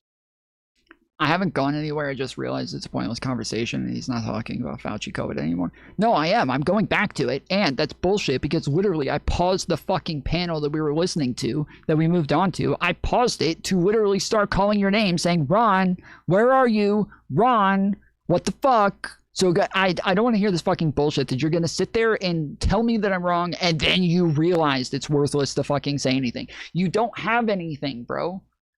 Don't say, oh, I left for a minute. Okay, you don't have anything. It's not that you realized anything. You just don't have anything. Otherwise, you would never say, I'm wrong. You would just lead with whatever evidence you have instead of just stating you're wrong and then moving on. Like, who the fuck does that? Who says you're wrong and then just doesn't say anything after? Who the fuck does that? Who does that? No, I would never say you're wrong. I would just start with the fucking argument right off the rip. Replace the presidency? Oh, yeah, true. Okay, good. Let's just keep going. Absolutely. Abolish borders and give amnesty to anyone currently in the U.S. illegally. Here it comes. Here it comes. As a long-term plan, yep. There it is, yeah. Defund the Pentagon. Absolutely. Abolish prisons, at least in large part. Wow, she gave her a little charitable thing there. As part of a long-term program, yeah. Okay, so no prisons. Government or public ownership of most large corporations. Yeah, absolutely. Hello and welcome, everyone. I'm like, holy bad optics. Like, That's awful. goddamn. It's not, but I love you. You're my boy. It's not bad optics. It's bad ideology. Yeah, I was about to say, calling that optics is fucking wild, dude. Calling that optics is fucking wild. Like, that is not optics. That is substantive problems. Like, that is real substance right there. That is not just optically bad. It's like if you go and murder somebody and somebody's like, dude, that murdering that'll give you bad optics, dude. That could really be optically bad. No, it's not optically bad. It's literally fucking bad. It's bad to murder somebody. It's not just optically bad. It's a rotten ideology. It's a stupid ideology. Well, I want to abolish the Senate. It's completely disrepresentative of the country. I don't like the idea. That's like the one thing that I think is fine. But it is radical. Like, I would never honestly like push the Democratic Party to take that position. But privately, I'm not in favor of abolishing the Senate. I just wanted to be this population. That's bad. That's called abolishing the Senate and making it no, just it's the not. House piece. You still have an upper chamber, and you have a lower chamber. They're elected differently. Don't. Oh yeah, me soy pill, you motherfucking sweeper. No, like, listen. Some of these are bad ideas. Some of these are bad explanations. I agree with abolish ICE. I don't agree with no borders or whatever these sentiments are. But just to be clear, yeah, this is a bad clip, and yeah, a lot of these ideas are stupid. Well, I think Hutch hit the nail on the head. They're just going to lean on long term for everything. Well, long term, the Democratic Party right now wants universal health care, and we'd love to have very few people in prison because we have rehabilitated people or we've kept them out of jail because we've improved their lives. I mean, it's the Department of Corrections, it's like, we don't want people unnecessarily in prison. And would we love to get rid of borders? Sure, I'd love to live in some utopia where you can just travel freely like Europe or whatever, but these are very long-term plans. So it just seems almost unfair for them to be able to take that position and be like, yeah, but those are very long-term plans. Yeah, imagine if when one or two MAGA candidates got elected and they went on, I don't know, MSNBC and said, yeah, we want a theocratic fascist state, and long term we are going to do mass deportations. Yeah, anyways, they are critical of the actual platform. All right. Much of the public discussion has centered around the question of whether National Institute of Allergy and Infectious Disease, which Dr. Fauci led for nearly 40 years, has funded so-called gain-of-function research at a laboratory in Wuhan, China. So I just explained why it's not gain-of-function. What it is he was talking about was not gain-of-function. And Ron Swanson still has not responded. Okay. Gain of function research, which Dr. Fauci referred to in his diary as GOF, involves tinkering with the genetic makeup of viruses to better understand how they evolve. So this is, again, that's what it means to talk about gain of function. It means that there is a function that is gained. Like, it has to evolve, it has to change, it has to be altered, there has to be some difference between the virus before and the virus afterwards in order for it to be gain of function. Just testing whether or not what they said, what Republicans said he lied about, was they found out that what they asked Dr. Fauci, they said, is the United States funding, or is the United States funding gain of function research anywhere like the Wuhan lab? And he said, no, we are not funding any gain of function research anywhere, including he said we're not funding gain of function research with the Wuhan lab. So that's what he said, specifically not funding gain of function research with the Wuhan lab. They found out that the research that we were funding was finding out whether or not COVID viruses could infect, I think, rats or something like that. It was something like whether or not it could infect mice or rats or something. And then they said, oh, see, he lied. He lied. They were funding gain of function. That's not gain of function. That is not gain of function. Not by any fucking definition. That's not gain of function. There is no function that was gained. It's just seeing what the current functions are. It's just seeing what it can currently do. It's not checking to see what it could do if altered or changed or anything like that. So it says, and to prevent against future pandemics, it is strictly regulated by the government. Dr. Fauci has repeatedly insisted that his institute did not fund such research in China, and Mr. Paul has insisted that he did. Quote, if anybody is lying here, Senator, it is you, Dr. Fauci said in response to questions from Mr. Paul in July 2021. At the outset of the pandemic, the public health establishment dismissed the idea of a lab leak as a, quote, conspiracy theory. Dr. Fauci wrote as much on January 31st, 2020. There have been conspiracy theories that the virus was given gain of function by inserted mutations and deliberately or accidentally released in Wuhan. But the diary, echoing previously released emails, reflect that Dr. Fauci was uncertain. When a respected scientist expressed concerns that the virus might have indeed been engineered, Dr. Fauci convened a conference call with leading virologists and evolutionary biologists who debated the idea. In the emails, Dr. Fauci said that if their suspicions bore out, the scientists would have to alert appropriate authorities, including the FBI. There was not total agreement on the call, Dr. Fauci wrote in the diary. Of 11 scientists, not including Dr. Fauci, just 2 were convinced that the virus emerged naturally. The others were not sure. Dr. Fauci did not state his own view. So, okay, again, this is what I said at the beginning. Nobody's ever said that, like, we're positive one way or the other. Nobody's ever said, like, we're positive one way or the other, which direction it goes. Oh, look, it's Peeping Tom here to glaze Stephen Depstein once again. I literally just talked about how wrong Destiny was throughout this whole thing, but you do you, little baby girl.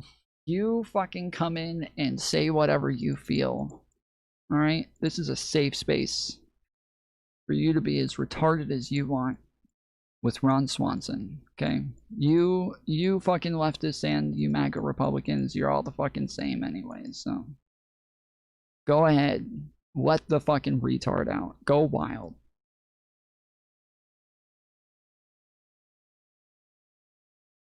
But yeah, this is like what they've said from the very beginning. I'm not MAGA. Well, okay. All right. I'm not left or right. Okay. Anyways. This is what I said from the beginning. It's like they were never saying that they're like it obviously was natural. Nobody said like we know for sure it was from natural causes. Nobody ever said this. Like this is not a thing that was stated, at least not like by a consensus. by far the majority have said, we don't know, but the evidence is leaning towards natural causes, pretty heavily leaning towards natural causes. The problem is that there's people who claim to know for sure that it came from the Wuhan lab, that they know there's more than enough evidence to know for sure that that's the case, which is bullshit. It's fucking bullshit. And then there's also the people who claim that like the government was in on it, or the government's hiding this, or, you know, that's like, these are the things that they've been pretty clear on. Those are just fucking conspiracy theories. It's just bullshit. These are people who don't know what the fuck they're talking about. When you take in the totality of the evidence that's available to us, we know there is way more evidence for natural causes than there is for the leak.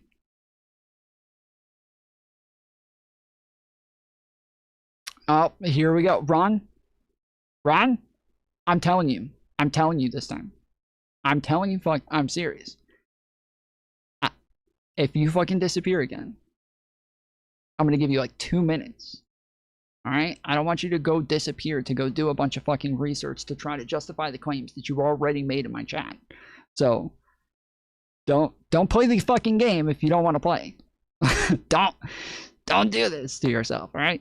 The FBI came out and said it was more likely than not from the lab leak. Okay, when you say the FBI came out and said this, do you mean one retired FBI agent said this in the... Oh, no. Sorry.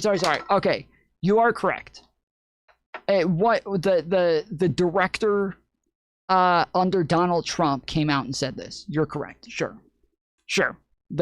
And the Trump administration literally released an entire fucking conspiracy theory about the entire thing. They literally released a conspiracy theory, like straight up saying that the government was trying to hide this, that they were funding it with China, that China was doing this on purpose. Like, but yes, the FBI did not make an official statement. Let's see. I'm pretty sure it was just the director of the FBI. Yeah, actually, no, they didn't. Or hold on. What was the statement that he made? I want to make sure I'm getting this. More likely than not from a lab leak. Okay, yeah. I think he said, he furthered that statement and said it was like 51-49 or something like that. I think that's what he said.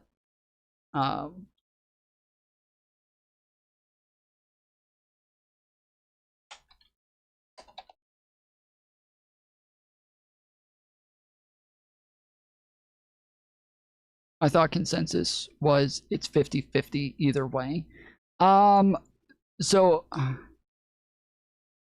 I've said that in the past. I would say that it's not I've like clarified this numerous times, is that like I don't think it's 50-50 anymore. They did used to say that it was like 50-50. We don't really know. At this point it's like 75-25 in one direction, but it's still not conclusive. We're like, nothing is conclusive.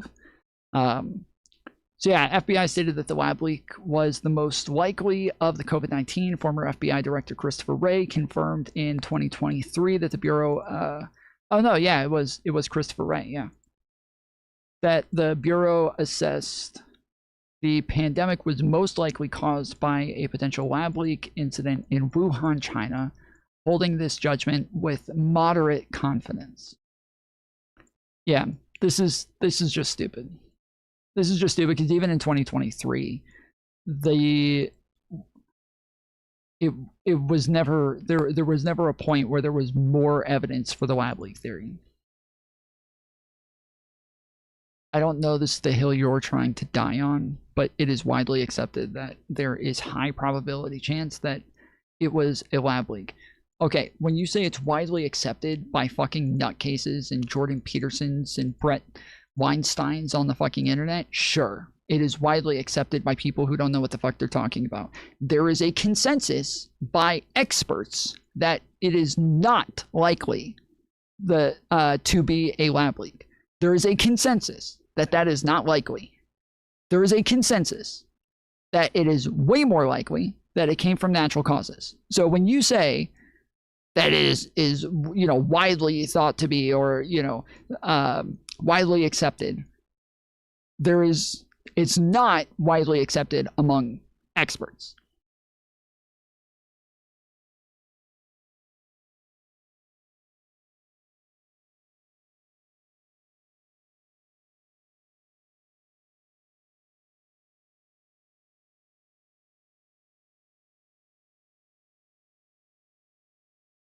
Yeah, you like again, if you want to debate this, if anybody wants to come on, we can go over the fucking evidence. Like we can go over the evidence and get into it if you think the FBI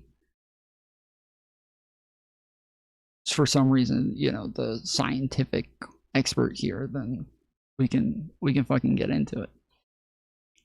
Mr. Paul pointed to the entry as an indication that the scientific establishment was more divided. He also seized on Dr. Fauci's January 2025 amplifier comments as evidence of dishonesty but Dr. Fauci has made the same comment 3 weeks later in an interview with USA Today. Dr. Fauci, 85, who retired from government service at the end of 2022, has long maintained a public profile.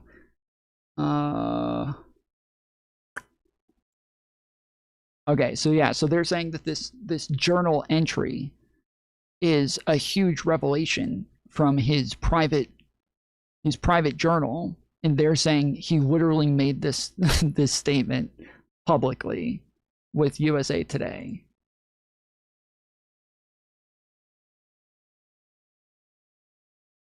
What was the date on this? 2020. In fucking 2020.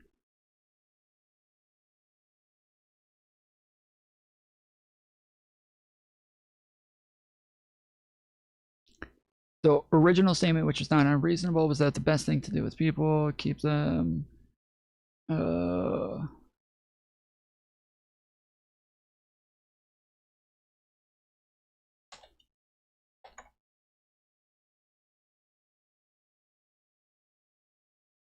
they allowed back because they weren't showing symptoms? Okay, question. What about the conspiracy theories involving a bioweapons lab near Wuhan? Answer. There is no bioweapons lab in Wuhan. There's a biological containment that's studying countermeasures against natural outbreak. Whenever you have a virus that you know has been studied in a lab, and virtually every virus is studied in a lab, and there's an outbreak of a new virus, there's always the suspicion that something either accidentally or deliberately was released.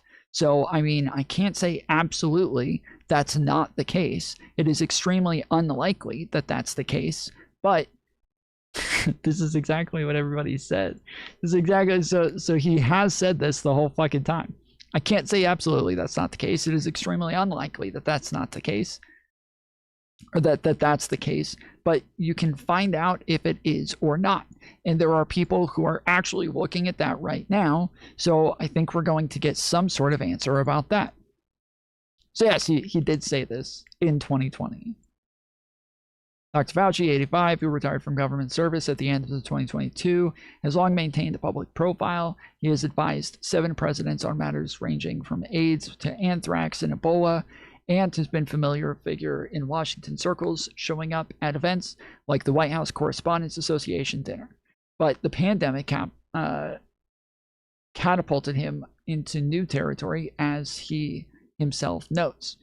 Quote, "It is not hyperbole to say that today I am the most famous and talked about person in the country, and one of the most recognizable in the world," he wrote after a very flattering front page story in the Washington Post. The entries were also full of references to Hollywood stars, some of whom seemed starstruck over him.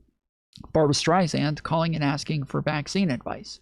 When Dr. Fauci told her he listened to her music on Alexa, the virtual assistant, she confessed she didn't know what Alexa was. Quote, "I accidentally butt called her later in the evening," Dr. Fauci wrote, and when he played her music over Alexa, she absolutely loved it. Joan Baez, I don't know who that is, painted a portrait of him. Julia Roberts introduced him at an award ceremony. Quote, "She is so charming, natural, fun, and amazingly beautiful," Dr. Fauci wrote of Miss Roberts. "When my image came up on the screen," he added, "she gasped and said, that every time she sees me, her throat gets dry and she gets nervous. Senator Paul taunted Dr. Fauci on social media about the disclosures, writing that while America buried loved ones, Anthony Fauci was counting headlines that doted over him. He posted what appeared to be an AI-generated image of Fauci, dressed in a bright sweater and lying on a pink blanket, writing in a diary as if it were a teenage girl. Oh my goodness. That's actually kind of funny. That's actually kind of funny. All right. Well, I think we get the point of this. I think we get the point.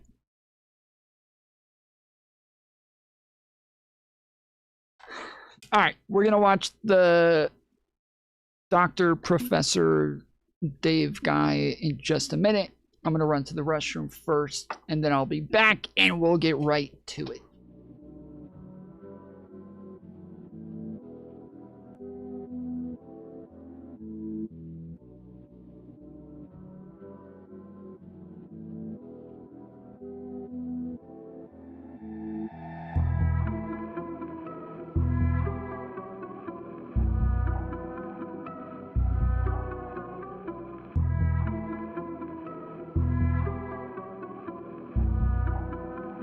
Pure, unadulterated tomfoolery.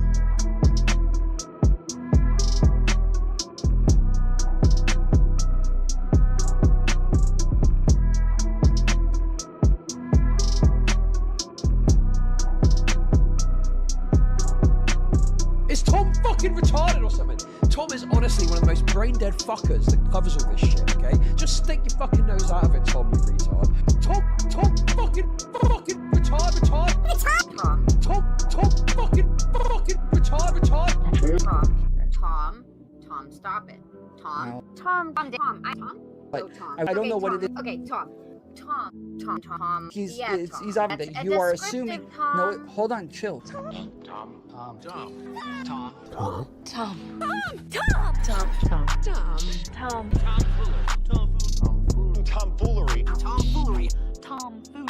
You need a tomfoolery. Tomfoolery.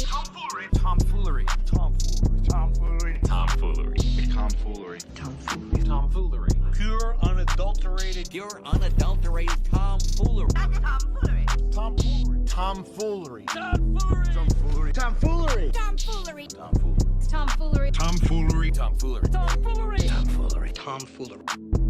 I will not put up with tomfoolery in my classroom, children.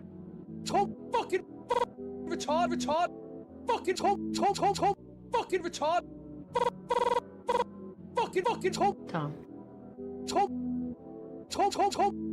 Foolery.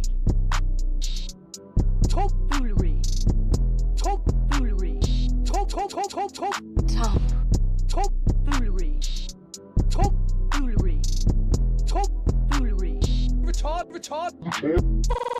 Brain dead fucker. Brain dead fucker. Brain dead fucker. Fucker. Brain dead fucker. Brain dead fucker. Brain dead fucker.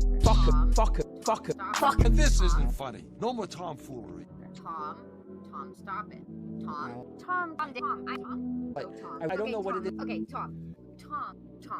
He's Yeah, he's Tom. obvious that A you are descriptive assuming. Tom. No, hold on, chill. Tom is fair. Tom is fair. Tom is fair. Tom. Okay, I lied. There is one more thing that I want to watch before we get to the live and learn thing on the Fauci stuff. The scandal around Fauci's secret COVID diary is blowing up, while MAGA is claiming it's the smoking gun, and things are just gonna get even crazier soon. What's really going on with the Mamdani grocery store backlash, where the names behind some of the most disturbing Epstein emails might be about to finally be exposed. We're talking about all of that and even more on today's brand new Philip DeFranco show. You daily dive into the news, starting with this. Let's talk about this Fauci diaries scandal, because you have MAGA again calling for the head of Anthony Fauci after Senator Rand Paul released more than 1,000 pages of Fauci's personal diary from during the COVID-19 pandemic. It's part of his investigation into whether the COVID-19 virus might have leaked from a Chinese laboratory and whether, as Paul claims, Fauci lied to Congress about it. But the diary, it doesn't actually provide the evidence that Paul and many others seem to think that it does. And instead, it largely shows that Fauci was dealing with a fast-moving crisis that science was struggling to keep up with. But, and it is a big but, that is not to say that it paints Fauci in a positive light.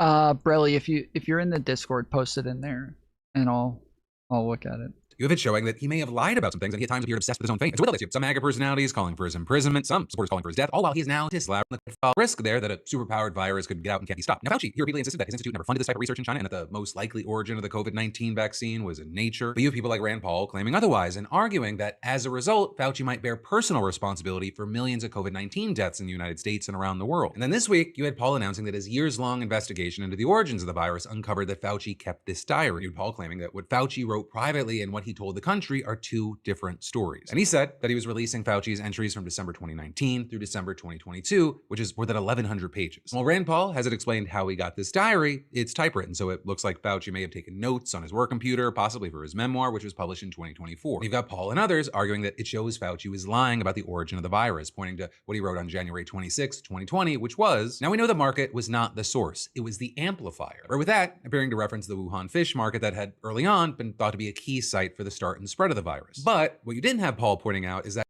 I don't understand how that could be evidence of him lying when that's literally exactly what it is he said from the beginning. It's just kind of proving that he didn't lie. That's the same exact thing that he said the entire time.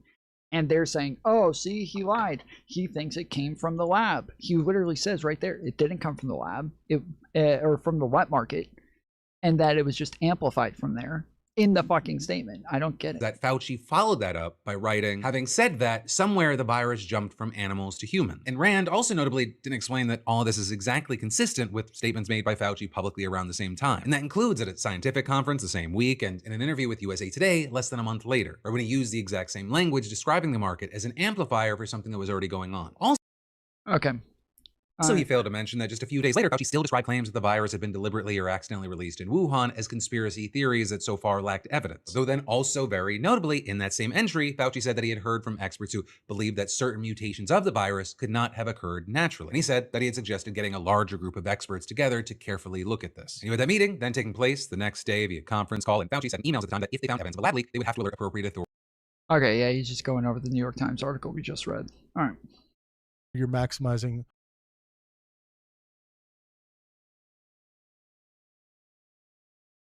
Hey everyone, as you know, I'm a science communicator who explains science and debunks science-denying frauds. Quite the Venn diagram exists between anti-science propaganda, predatory capitalism, Christian nationalism, and Zionism, which means I end up bringing up Israel from time to time. Zionists hate that. Wait, what?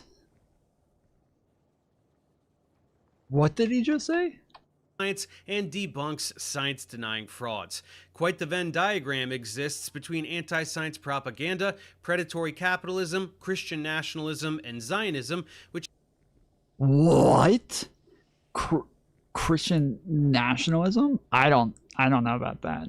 I feel like a large portion of Christian nationalists are very fucking anti-Semitic. I feel like there's a large portion of Christian nationalists that are just extremely fucking anti-Semitic. I would say that that's probably... I don't know.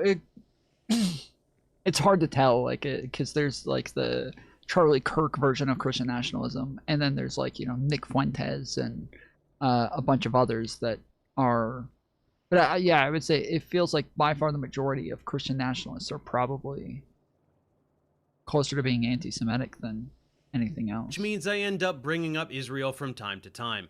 Zionists hate that, so they attack me constantly, like what happened recently with a guy named Destiny. Let's talk about him.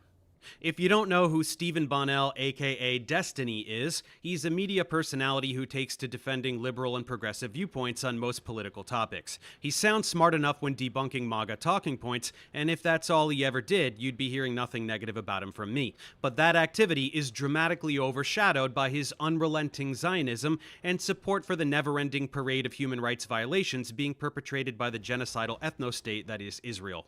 Whether he is being paid by Israel or is genuinely just dumb enough to have fallen for Israeli propaganda and is in too deep now to admit it, I can't say. But he recently decided to poke the hornet's nest by doing a particularly slanderous live stream about me, accusing me of being a Jew-hating neo-Nazi. It's called Professor Dave Goes Mask Off. And you called him a fucking neo-Nazi?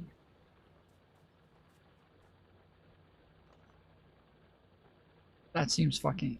That seems stupid. The thumbnail says, "These fucking Zionists," where Zionists is covering the word Jews, implying that I really just hate all Jews. In it, he's reacting to my third and most recent video exposing Avi Loeb, the astrophysicist and charlatan, in which It is. So this is annoying, and I think a lot of people do this, where they say that like anybody who uses the term Zionist is just automatically talking about Jews, and I think that that's really stupid. That's really fucking obnoxious, because obviously you can like dislike Zionism and have issues with Zionism without having issues with Jews at all. It's about the way that people use the terms.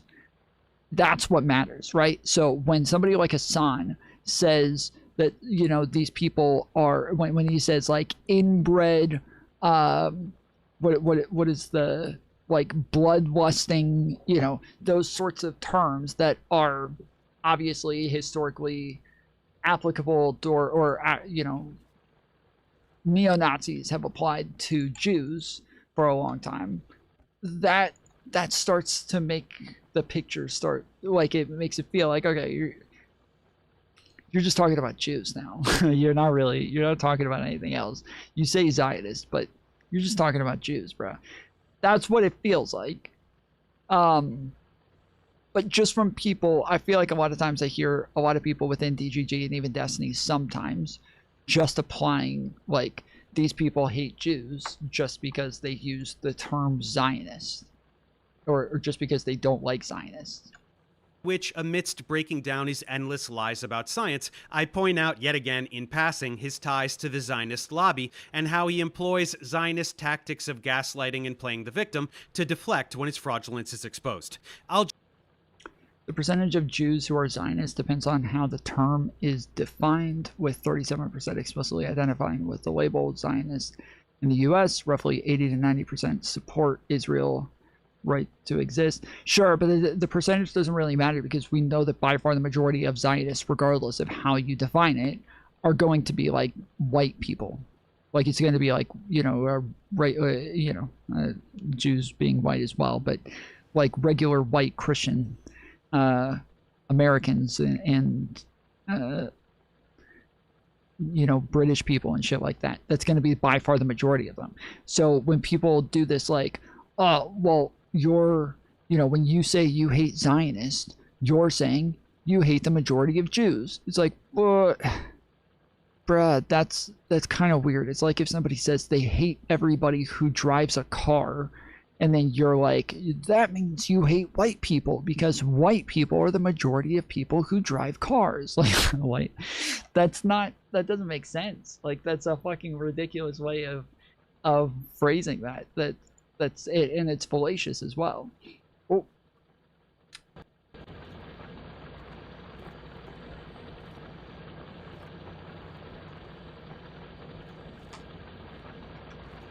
I'll just play you Destiny's intro stinger to his video so you can get a sense of it. The blatant manipulation, opportunism, and perpetual victim complex is par for the course when dealing with disgusting Zionist frauds like him.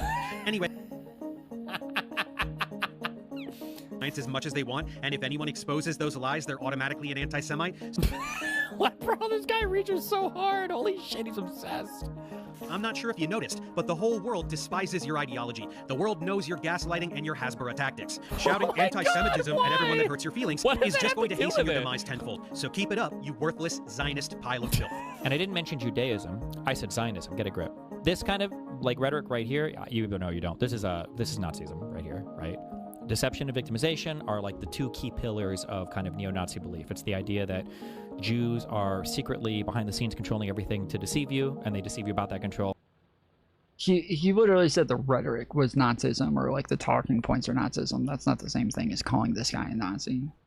He literally said literally called me a Nazi. He didn't literally call you a Nazi. He said that your talking points are Nazi. Now, it could be that you're a Nazi using Nazi talking points, or it could be that you're just somebody who uses Nazi talking points. But I don't even think it's like an implication that if you say like that you're using Nazi talking points, or you're repeating Nazi talking points, normally that you're not calling that person a Nazi. Normally that, like, That's not an implication from that. It's kind of the opposite. It's that if somebody uses Nazi talking points and you think, oh, they're a Nazi because they're using Nazi talking points, you just call them a fucking Nazi. You don't say they're repeating Nazi talking points. Nobody says that. If they think you're not, if they think you are a Nazi, they don't say that person's repeating Nazi talking points. Somebody who is a Nazi isn't repeating Nazi talking points. They are the fucking Nazi who makes them Nazi talking points. They're not repeating Nazi talking points. They are the Nazi making them Nazi talking points. Very different things. Deception and victimization are like the two key pillars of kind of neo-Nazi belief. It's the idea that Jews are secretly behind the scenes controlling everything to deceive you, and they deceive you about that control. And then the self-victimization is they constantly harp about the Holocaust. Oh my God, we get it. But the reason why they have to harp about the Holocaust is because they have to center their victimhood so that they have an infinite blank check basically to deceive you and to control society. It's kind of crazy to just, but whatever. Yes, he is literally calling me a Nazi.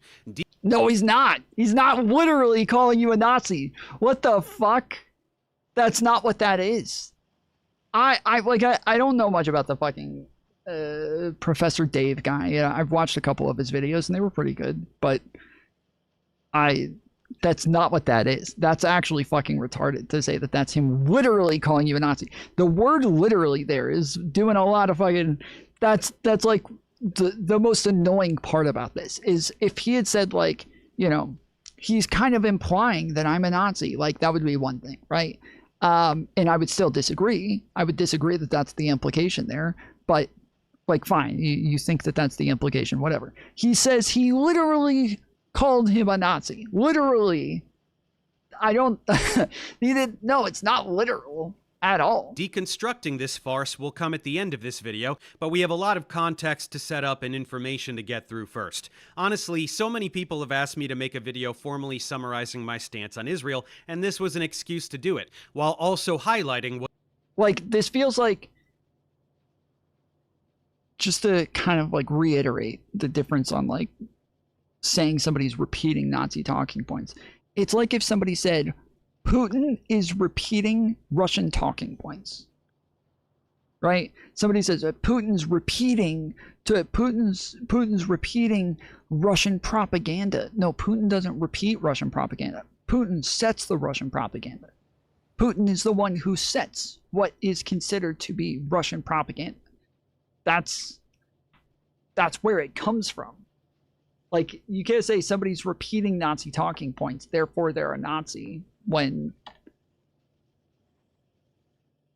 you just would never say they're repeating Nazi talking points at that point. What a douche this guy is. Beyond his nauseating defense of Israel, he also has some really bizarre skeletons in his closet that I was able to come across. Hornets.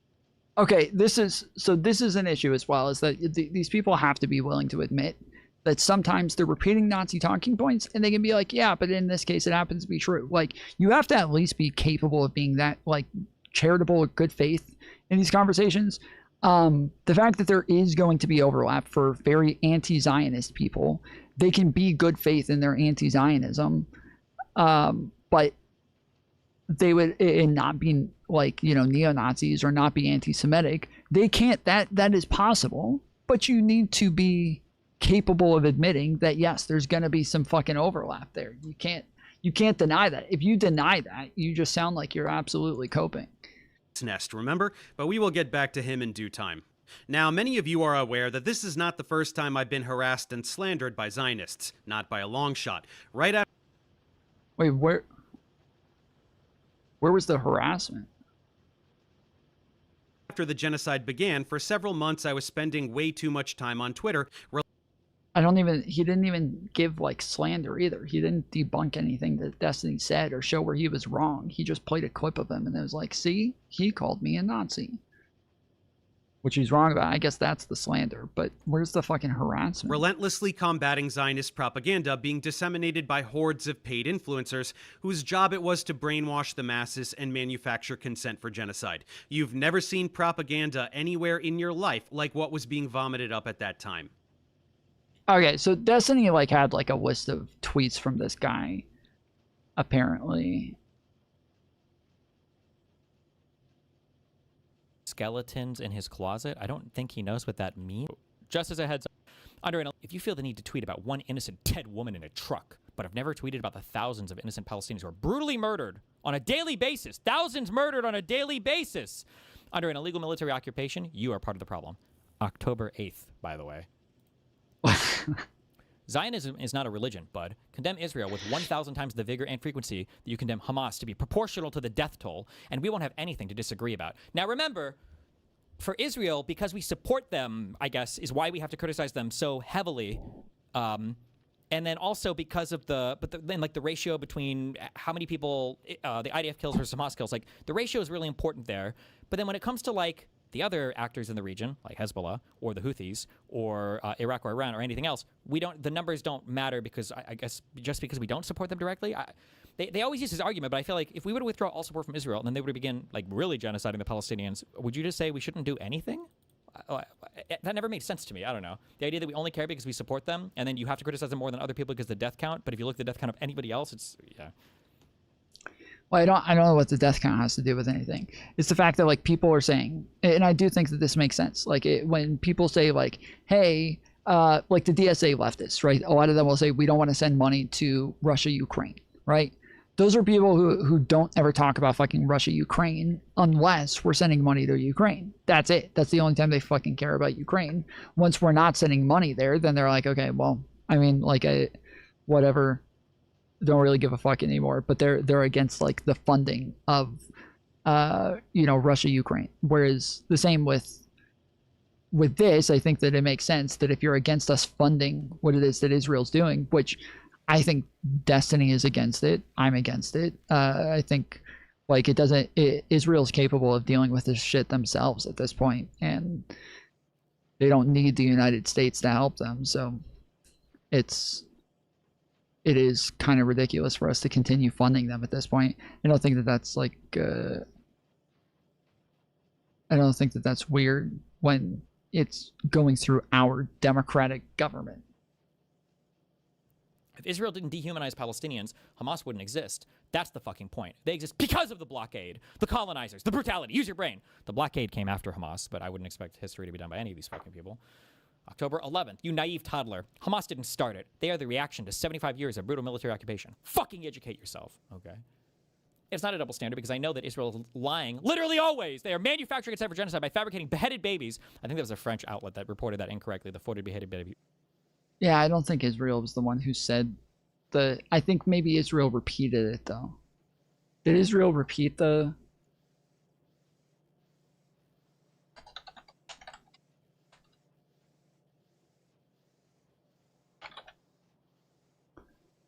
Yes, the specific claim originated from an Israeli television broadcast and statements echoed by some military and government spokespeople, though it later became a point of confusion and correction. The rumor started on October 10th, 2023, during a I-24 news report from Kfar Aza kibbutz, where a reporter stated that soldiers had told her about 40 babies and children had been killed, with some decapitated.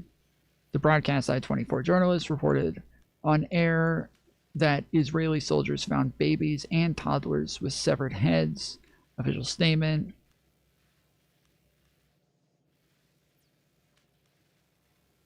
I mean, according to this, it came from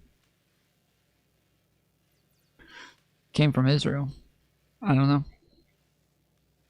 That's just AI, so I have no idea, but that's what it says. A fabrication of 40 beheaded babies, which Joe Biden... Oh. 40 beheaded babies thing. It didn't come from an Israeli outlet. And rape and countless other things. Sorry. That's January 3rd, to be fair. Of the next year. It's not a Jewish organization. He's the president of AIPAC, the most influential lobby in America that has billions of dollars flowing to Israel with which to commit genocide. He should be in prison with a death sentence, so stop shitting your pants. I wonder who that's about. The president of AIPAC. I don't even know who that is. Is that me? Hamas doesn't have anywhere to hide. They are not a military. They're just people in Gaza. What? And Israel blows up civilian targets, simply claiming they're tactical. It's bullshit. October 13th. Nice. Most of what you're hearing about Hamas is fabricated, and whatever isn't doesn't amount to 0.1% of what Israel has done to Palestine over the past 75 years. Get your priorities straight. They're under a military occupation. The radicalization is Israel's fault. What is this? Yeah. What the fuck is that? Haha! Minimize non-combatant casualties? Holy fuck, you are naive. Israel routinely does what Hamas did. They did it today. Who's talking about it? Fucking nobody. Pre-planned evil? They have a military occupation of Palestine. Just stop being ridiculous. This is October 10th. This guy is fucking unhinged. I don't know how many fucking tweets I've archived here, but holy shit. Anyway. Based. A fabrication of 40 beheaded babies, which Joe Biden himself publicly claimed to have seen photographs. He said he saw photographs of beheaded babies. He shouldn't have said this. I don't know where. He might have actually seen it, though. But this claim was not originated by Israel. It was some... I think it was a... What the fuck was that reading, dude? What was that? By hordes of paid influencers whose job it was to brainwash the masses and manufacture consent for genocide. You've never seen propaganda anywhere in your life like what was being vomited up at that time. A fabrication of 40 beheaded babies, which Joe Biden himself publicly claimed to have seen photographic evidence of, only to later walk back and admit that no such evidence exists, since it's not a thing that happened. Fabricated claims of a baby being cooked in an oven, endless claims of rape when in fact it is Israel that systematically rapes Palestinian prisoners in the most brutal manner imaginable. A behind-the-scenes clip of a Lebanese short film used to claim that Palestinians were faking the war crimes against them, yielding the birth of the disgusting term Pallywood. Claims of immense networks of Hamas bases underneath hospitals. I don't think the term Pallywood is disgusting. I think that it's like we've talked about a bunch of scenarios where Destiny especially has overused this term and applied it to people just like at random when people die. He's like, that's Pallywood. Like that's definitely a thing that happens that people do, but I don't think the term is disgusting. It's also a thing that Hamas does. They do. Hollywood, if you don't know, is a term that is used for like propaganda that is used to kind of dramatize and overplay what's actually happening on the ground. And it's like it is a thing that they do, but it's not as widespread as a lot of people pretend it is. To justify the bombing of every single hospital in Gaza, only to provide zero evidence of such bases after the fact, except a few planted guns several hours after entering and a list of terrorists that was really a calendar. Wait, is he really doing that about several hours Al-Shifa? after entering? IDF evidence so far falls well short of Al-Shifa Hospital being Hamas headquarters.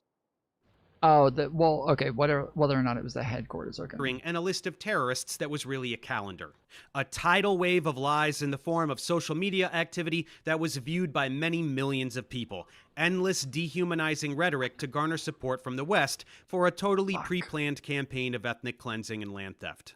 At any rate, influencers were being paid to disseminate the narratives that the state had settled on each day. I was shitting all over these disgusting frauds day and night for several months, and the wrong people noticed, so they dogpiled on me and got my account suspended. People often note that you can find some really egregious anti-Semitism on social media, so my tweets must have been even worse than those of actual Nazis in order to merit suspension. But those people are very confused. Zionists love anti-Semites. They quietly celebrate their presence on social media because their existence fuels Israel's victimization narrative. Israel can bomb anything they want, shoot any child in the head, steal any land, but they will always continue to be the victims. Scary anti-Semites who want all Jews to die, whether a particular instance being referenced is real or not, are a key facet of this narrative. So that's not what gets targeted for suspension.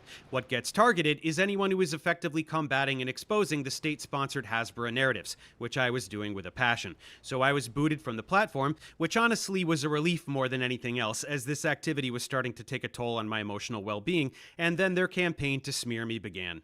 First, the social media activity. This actually started before my account was terminated. Hundreds of tweets like this, very obviously scripted and disseminated for all the lemmings to copy and paste. It's quite disappointing to read Dave's content. He's someone I followed for a long time. Despite being a longtime follower, it's disappointing to see someone claiming to be a scientist embracing conspiracy theories. He's someone I followed for a long time, and it's a bit sad that someone who calls himself a scientist falls into conspiracy theories and doesn't bother to learn the facts. He's someone I followed for a long time, and it's disheartening to see someone who claims to be a scientist diving into conspiracy theories. I mean, dude, it seems like these are. He's saying it's Hasbro. Like it's probably even just fucking bots. Like just as likely. Pretending to have been followers of mine, regrettably, they must unfollow. I watched most of this on Destiny's stream, and the point that just is true and can't escape me is how does the trust the consensus of science experts? Guy fall into this type of conspiracy? Wow, Trib he's a fucking Hasbro bot. He's a Hasbro bot. Oh shit. We didn't even know. We fell for it, guys. We fucking fell for the Hasbro. We thought Trib was a real fucking person. Oh shit. Well, that's disappointing. That's disappointing. It's not disappointing that you're sending me $10 though. Keep doing that. I thought it was supposed to be $7,000.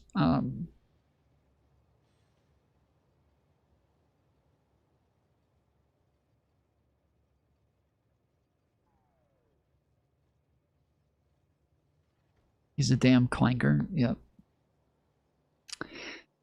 Yep.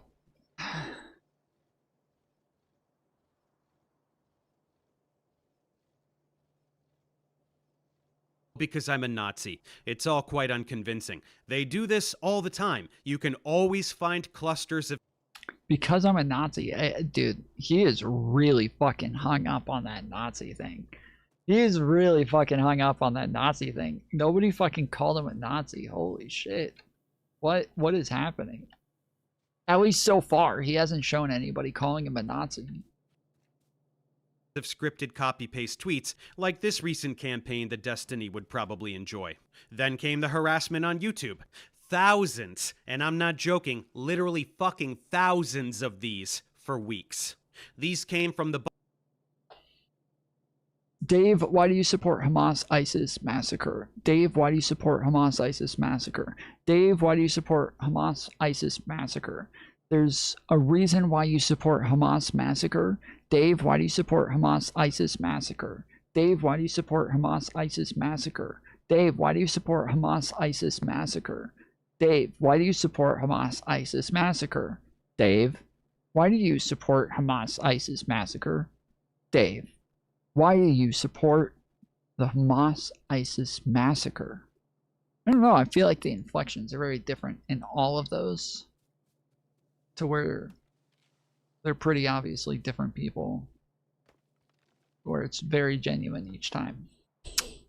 I feel like the fact that I read those differently each time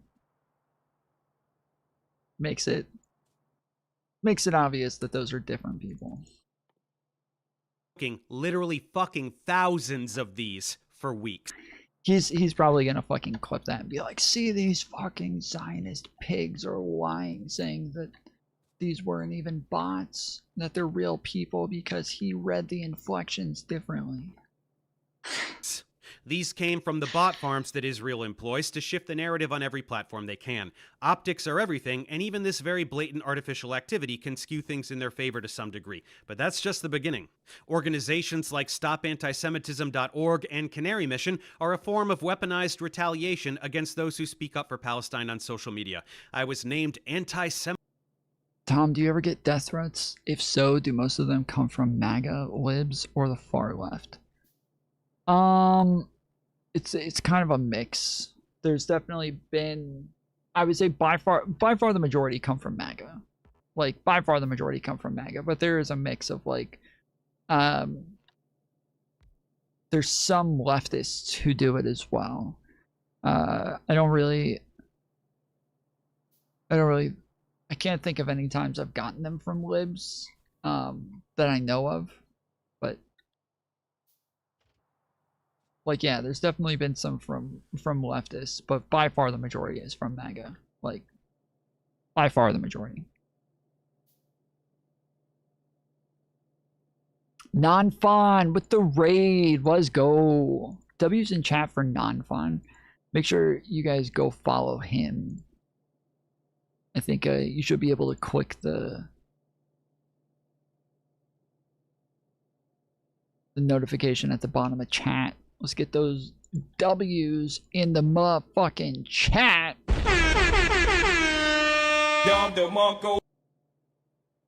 Yeah. Semite of the week, along with countless actors and activists like John Cusack, Susan Sarandon, Mark Ruffalo, Roger Waters, Cynthia Nixon, Greta Thunberg, Bassem Youssef, Mamdani, of course, basically anyone who draws significant attention to Israeli crimes against humanity, thereby posing a challenge to the Hasbara narrative. You know, horrible, vile anti-Semites like Miss Rachel, the children's content creator who scandalously requested on social media that Israel stop bombing children, and who can be found singing songs with Palestinian double amputee toddlers. How dare she humanize... What does any of this have to do with Destiny? I'm so fucking lost. Children who have had their legs blown off by inhuman monsters. As part of these smear attempts, founder of Stop Anti-Semitism, Leora Rez, and other wastes of human life enact brutal campaigns to ruin the lives of whomever they target, doxing them, and doing whatever they can to get them fired from their jobs, especially for medical professionals. For me, there was not much they could do. I'm self-employed. They tried to smear me on LinkedIn, but nobody gave a shit. Eventually, they move on. But perhaps with how much I've finally been talking about Israel in my YouTube content, as opposed to simply tweeting about them, a second wave of attention is coming my way. To demonstrate how no amount of criticism of Israel will ever be enough, we're going to talk a lot about how awful Israel is. Truly, they are the most potent force of pure evil in the world since the Nazis, ironically. The level of disdain they have for human life is beyond comprehension. Not simply the ability to murder tens of thousands of children like they're termites, but the delight they express in doing so, and the overwhelming support that is expressed by Israeli citizens for this genocidal activity. More than 80% of Israelis support the complete annihilation of the Palestinian people. It is a twisted, psychotic society that celebrates the destruction of innocent human life. They proudly announce it openly, their desire to wipe Palestinians and other Arabs from the face of the earth. אבל בוא נאמר... תעשי את זה, אני מכיר אותך קצת, תעשי את זה אם תוכלי. יכול להיות, אבל בוא נאמר ככה, הצבא צריך לגמור, כמו שעבד בצפון, הוא צריך לעבוד בדרום, ולהשאיר את עזה ללא ערבים, ולהקים התיישבות יהודית בכל חבל עזה. כאשר אומרים ביישובי העוטף שרוצים לראות את הים, זאת אומרת, כדי לראות את הים צריך שלא יהיו בתים. אני מבין במקורות שלנו. I wonder what he thinks about Russia thinking face. I don't know. I don't really know enough about this guy to really say, but maybe that'll be his next video. עם הפראים האלה לא היה שלום, אין שלום ולא יהיה שלום. לא שאני לא רוצה שלום, גם אני רוצה שלום. ארץ זה שייכת אך ורק לעם ישראל. Ben Gavir's rabbi, all of Gaza, all of Lebanon should be cleansed of camel riders. כל עזה וכל לבנון, כל זה צריכים לשאוף לנקות את הארץ מרוכבי הגמלים. I don't care about Gaza. I literally don't care. For all I care, they can go out and swim in the sea. אנחנו מטילים מצור מוחלט על העיר עזה. אין חשמל, אין מזון, אין מים, אין דלק. הכל סגור. אנחנו נלחמים בחיות אדם ואנחנו נוהגים בהתאם. עזה לא תחזור להיות מה שהייתה וחמאס לא יהיה. חסל את הכל. שחיילי צה"ל הם מעל הוויכוח הזה, ואי אפשר להאשים אותם. מה שנעשה בעזה, חבל שלא נעשה גרוע יותר. אין בלתי מעורבים. כל מי שיעמוד בפניו וירצה לחבל במדינת ישראל, כולל אם הם ישלחו ילדים, ישתמשו בחברים שלך, ישתמשו בילדים.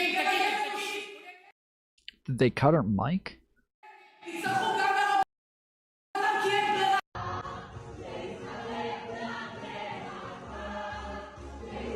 Bro, what does any of this have to do with Destiny? I'm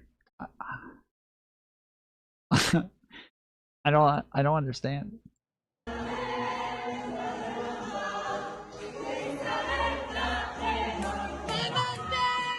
Have you seen enough? No, I don't think you have. Israeli lawmaker Yitzhak Kreuzer says there are no innocent children in the West Bank, defending the bloodthirsty behavior of settlers that murder helpless Palestinians and steal their homes on a regular basis with total impunity.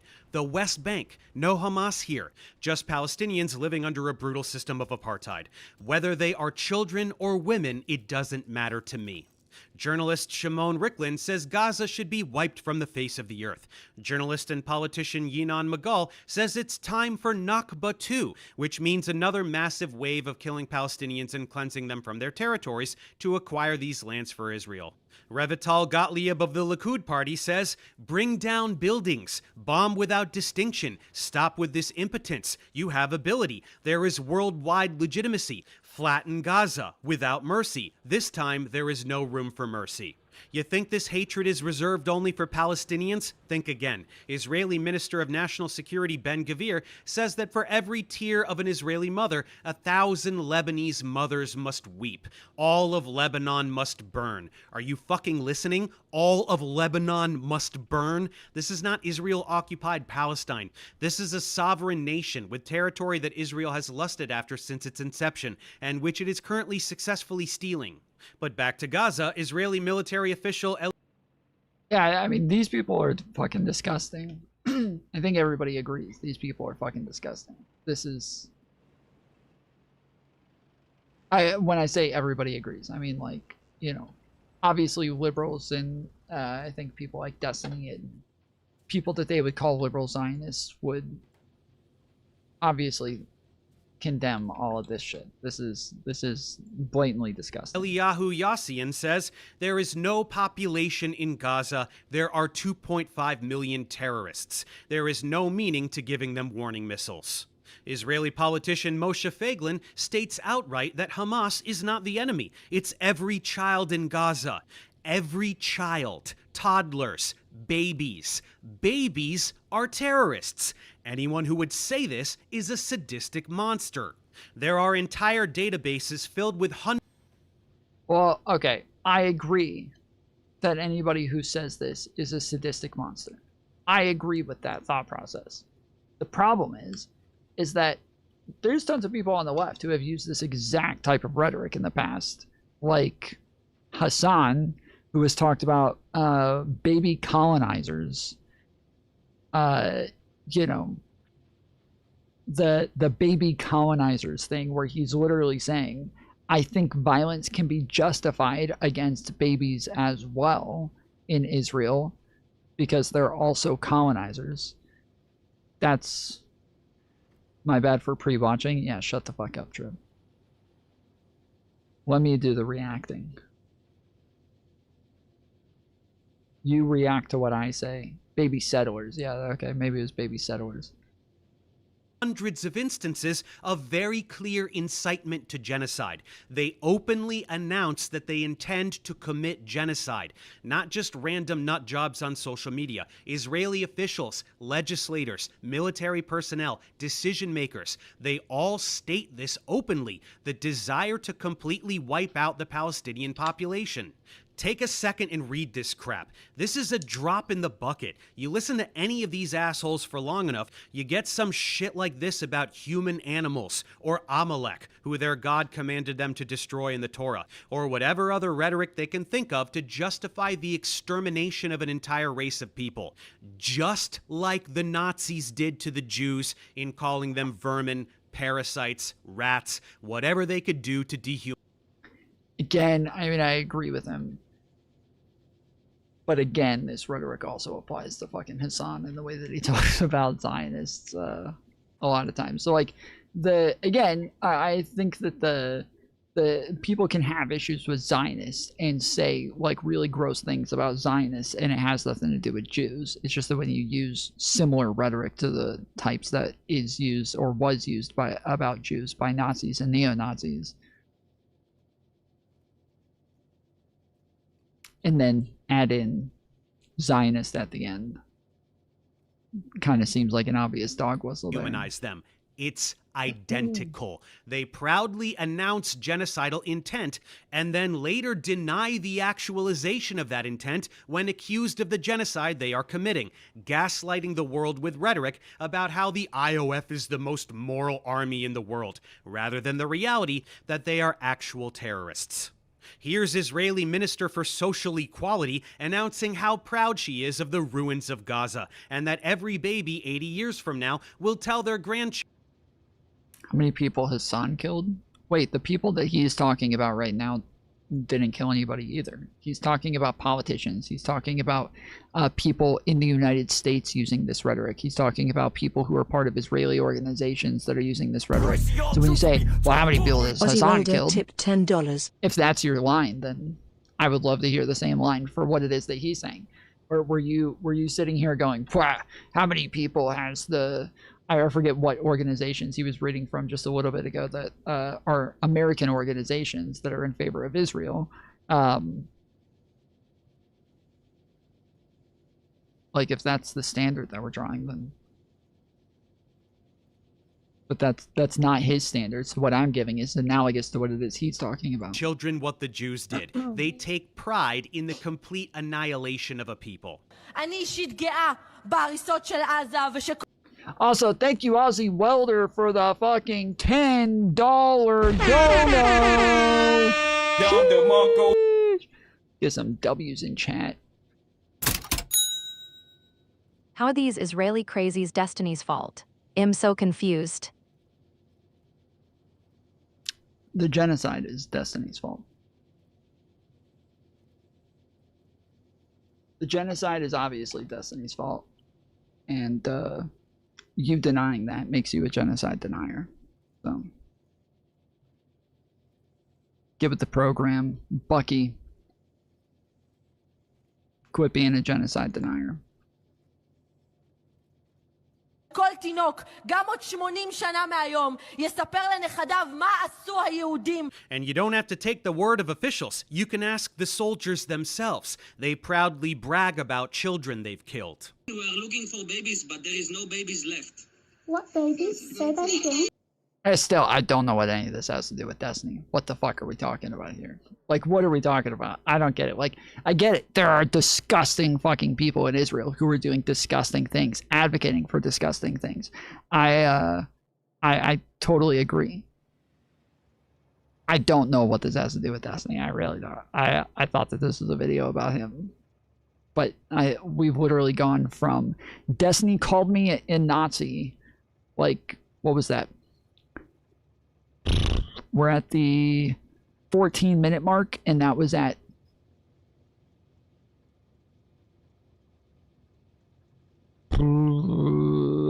where was this?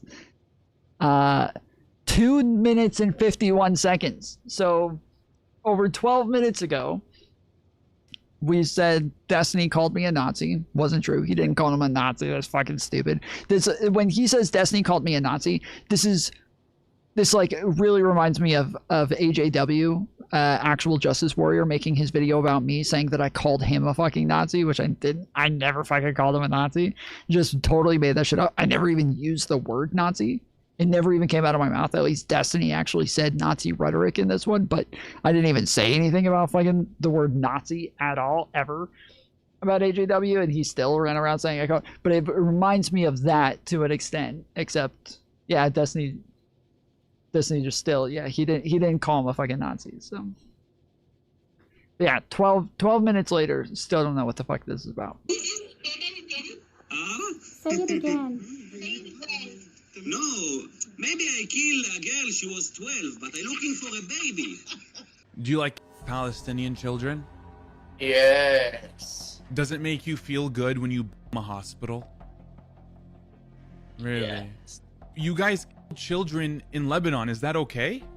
Yeah, this is okay because in Hamas. What about the children, the babies? The baby?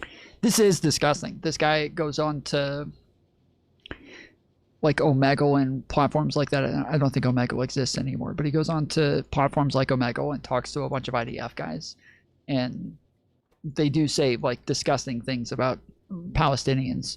It's this is not, I want to be clear, I'm not justifying this by any means. Like, not by any means. I think this is absolutely disgusting.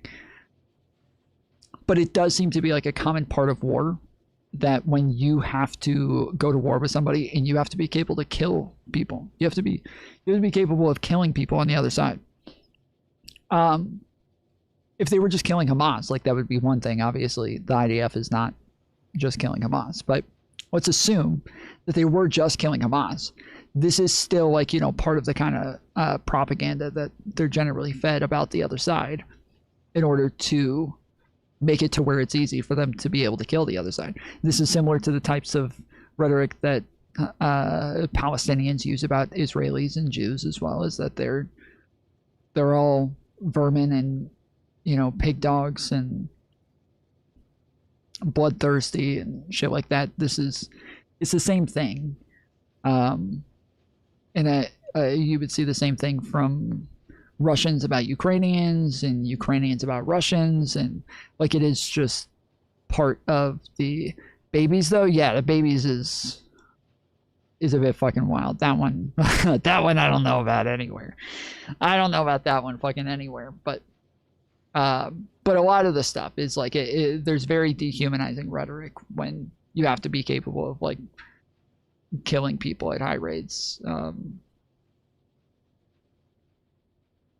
But yeah, that's not me, like, justifying this in any way. Just saying it's not all of this is not particular to Israel. A lot of it is. Like the babies. Well, the baby settler things, again, is something that Hamas and, you know, Palestinians say. But then again, there's also the shit about there are no innocent people in Palestine from the Israeli side. That is a statement that is made by a bunch of, you know, hardcore Zionists, nut jobs, as well, as that there are no innocents in Palestine. So is good to. Really? In Lebanon? Yes, in Lebanon, in Gaza, in Iran. Really? It's okay to babies in Iran? Yes, it's and okay. In Gaza? Yes. And in Lebanon? Yes. You really believe that? Yes. Really? Have you ever killed any Palestinians? Have you ever killed any Palestinian children?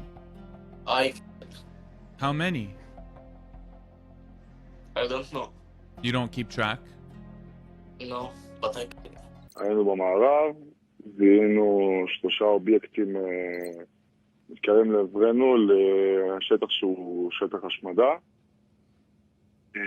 ואנחנו קיבלנו את הפקודה לחסל את 3 האובייקטים כי הם נכנסים לתוך שטח ההשמדה שלנו. חיסלנו אותם, יש מג ונגר, 2 נשקים, ולאחר מכן התברר שזה היה 2 ילדים בגילאים בין 10 ל-12 והאימא שלהם, ואנחנו היינו צריכים לחסל אותם בסופו של דבר, אחרי הפקודות. זאת אומרת, הרגתי ילד. אפילו לא... אני אומרת הצבא, לא אומרת... לחשוב על זה קשה. אותו זמן הייתי חושבת על זה מלא ו... Sorry, I'll make this bigger so that I didn't realize he was going to be showing so much stuff that's going to need subtitles, so.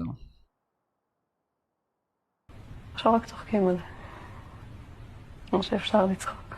Oh, that's not any better. זה נהיה פשוט שם, כאילו, חלק ממני. סיוון, זה לא יורד. מה לא יורד, רותם? את לא מבינה, אני מנסה כבר עם סבון. מה לא יורד, רותם? הדם מהידיים.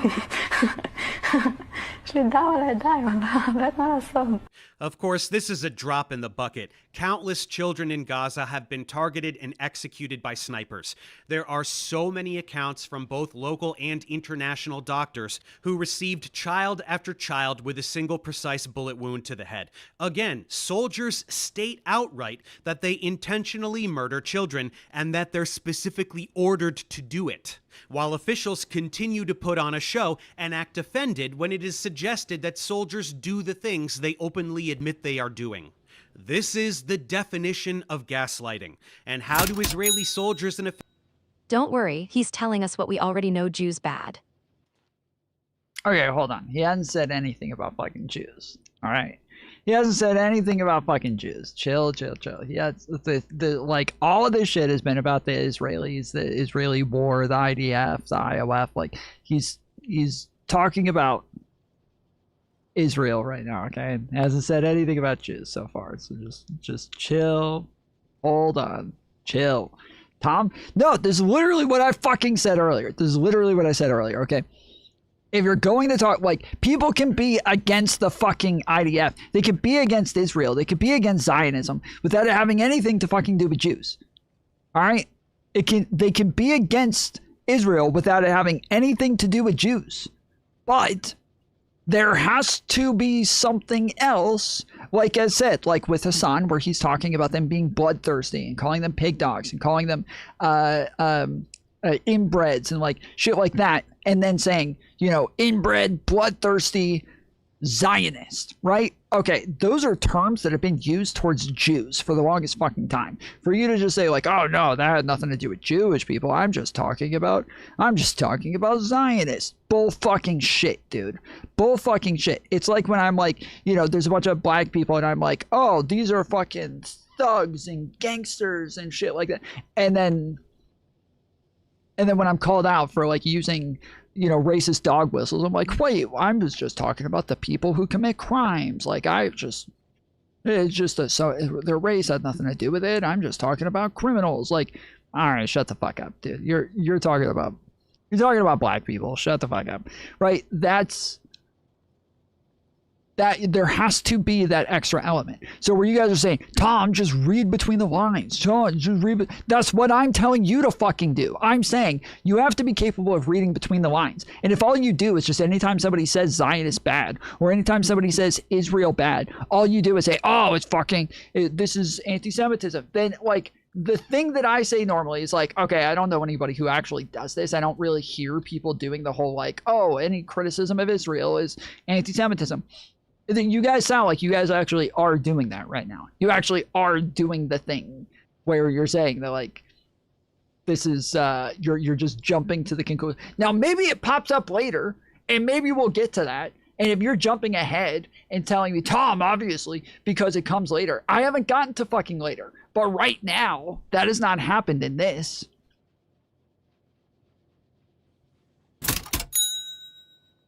I'll reword it, not all Jews, just most Jews. No, it has nothing to do with Jews.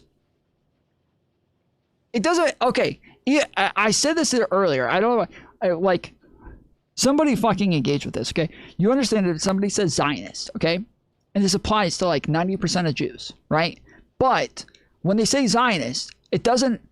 The majority of people that it applies to aren't Jewish. It has nothing to do with Jews. Half of the Jewy Jews. Destiny bad. Destiny so bad. Also Tom be very Destiny so very bad. Tom be bald. This dono brought to you by Jew. Not sponsored by Israel cause Destiny bad. Fucking Jew lover. Fucking Jew lover. Jew lover. Jew lover. Aaron's a Jew lover. He loves the Jews. Aaron loves the Jews.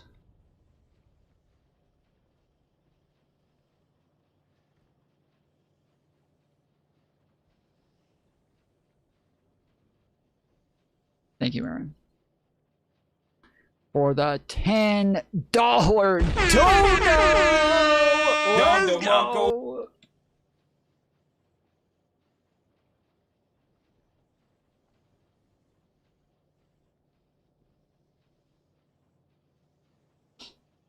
Yes, as I was saying, before I was so rudely interrupted by people trying to give me money. The term Zionist, when you say, well, it applies to 90% of Jews. So, okay, it's not all Jews. It's just most Jews. Hey, Jason Watlington. Holy shit. Just joined the top fools. Let's fucking go, dude. Let's go. Let's get some cheers in chat. That's huge. That is huge. What is the fucking top fool? I forget which one that is. Is that the $20 a month one? I don't remember.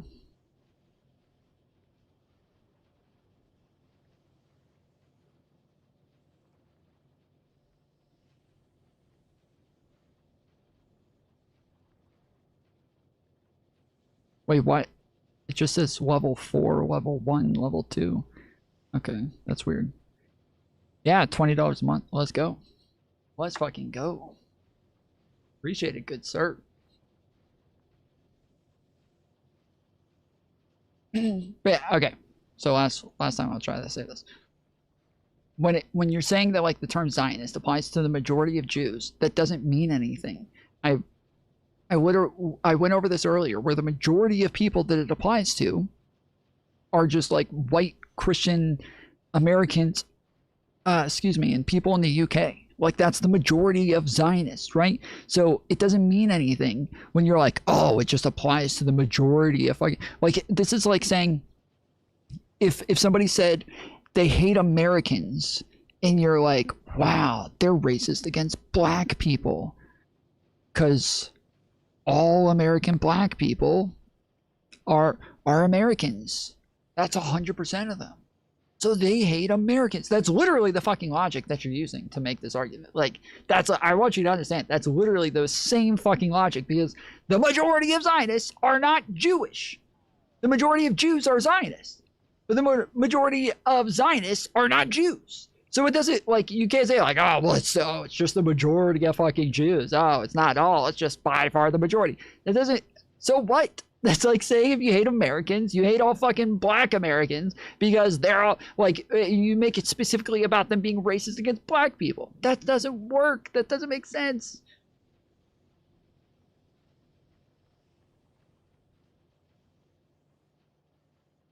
I mean, America and Israel are very different. Oh my goodness. Are you trolling me right now, Trib? We're like the most diverse body. Trib, are you trolling me right now? Holy shit. That doesn't matter in the analogy, dude. In the analogy, that doesn't matter. It doesn't fucking matter. But even if it did, how about this? So are Zionists. How about that? So are fucking Zionists. Zionists are also very diverse. There's tons of Zionists all over the fucking world. All over the fucking world. All over the West. Black people are Zionists too. There are Zionists all over the fucking place. Of all different races and ethnicities. They're very common.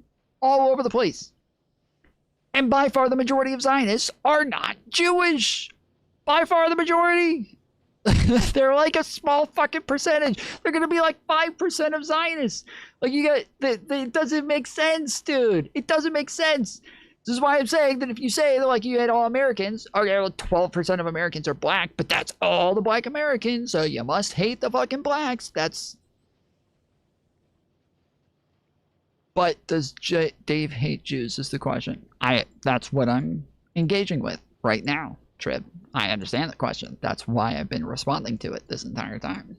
That's the question I've been engaging with this whole time, yeah. Officials justify this grotesque behavior? Naturally, they have divine permission for it. They state this openly all the time as well. They are the chosen people, so they can do whatever they want. They say Israel is allowed to ignore the directives of international law in any field it desires. International law doesn't apply to them, so they should be able to commit genocide. They say they are entitled to violate the sovereignty of foreign countries. This means that any land they desire is theirs for the taking. This is announced proudly, publicly, and supported by a citizenry that has been brainwashed into believing that they are genuinely superior to other peoples. ומה קורה כשאתם רואים ילד ערבי? מה אתם מרגישים?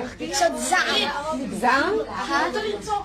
מה קורה כשאתם פוגשים ילד חילוני? למה אתה מרחם עליו כשאתם ילד חילוני? מה הוא מפסיד? הוא לא הולך לדעת.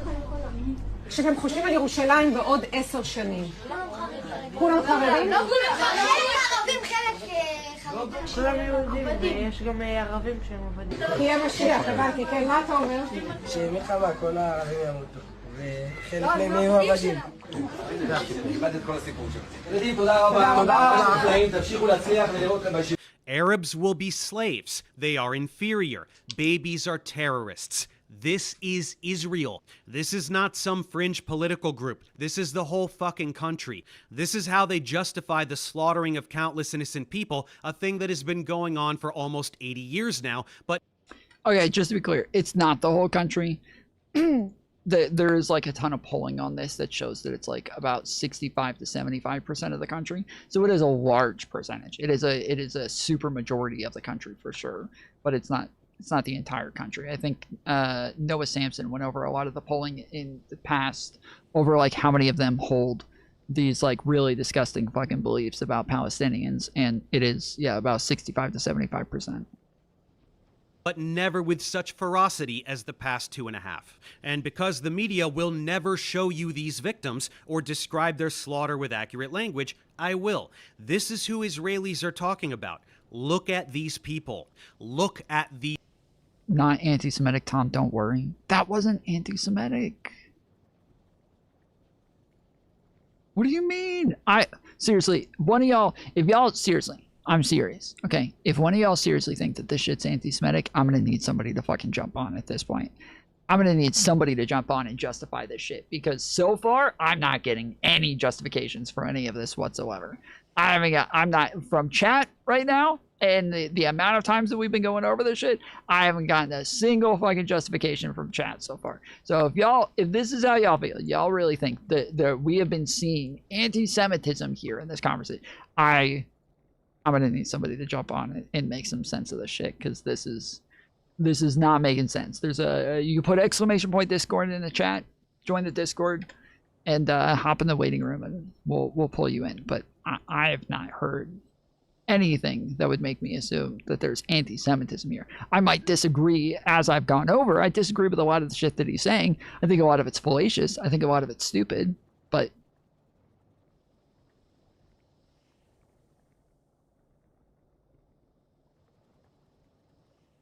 these children, that anyone could look at these children and call them terrorists that deserve to die, is beyond. You literally said it's the entire country. You said it's not. So what is that? Okay. So think about this for a second, okay, Sean?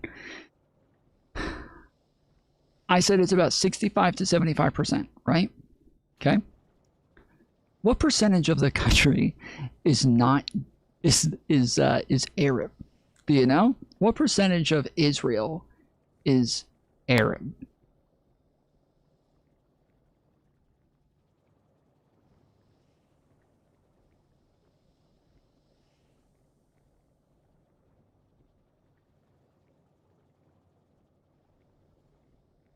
%. Yeah, it's 20%. Correct. Yes.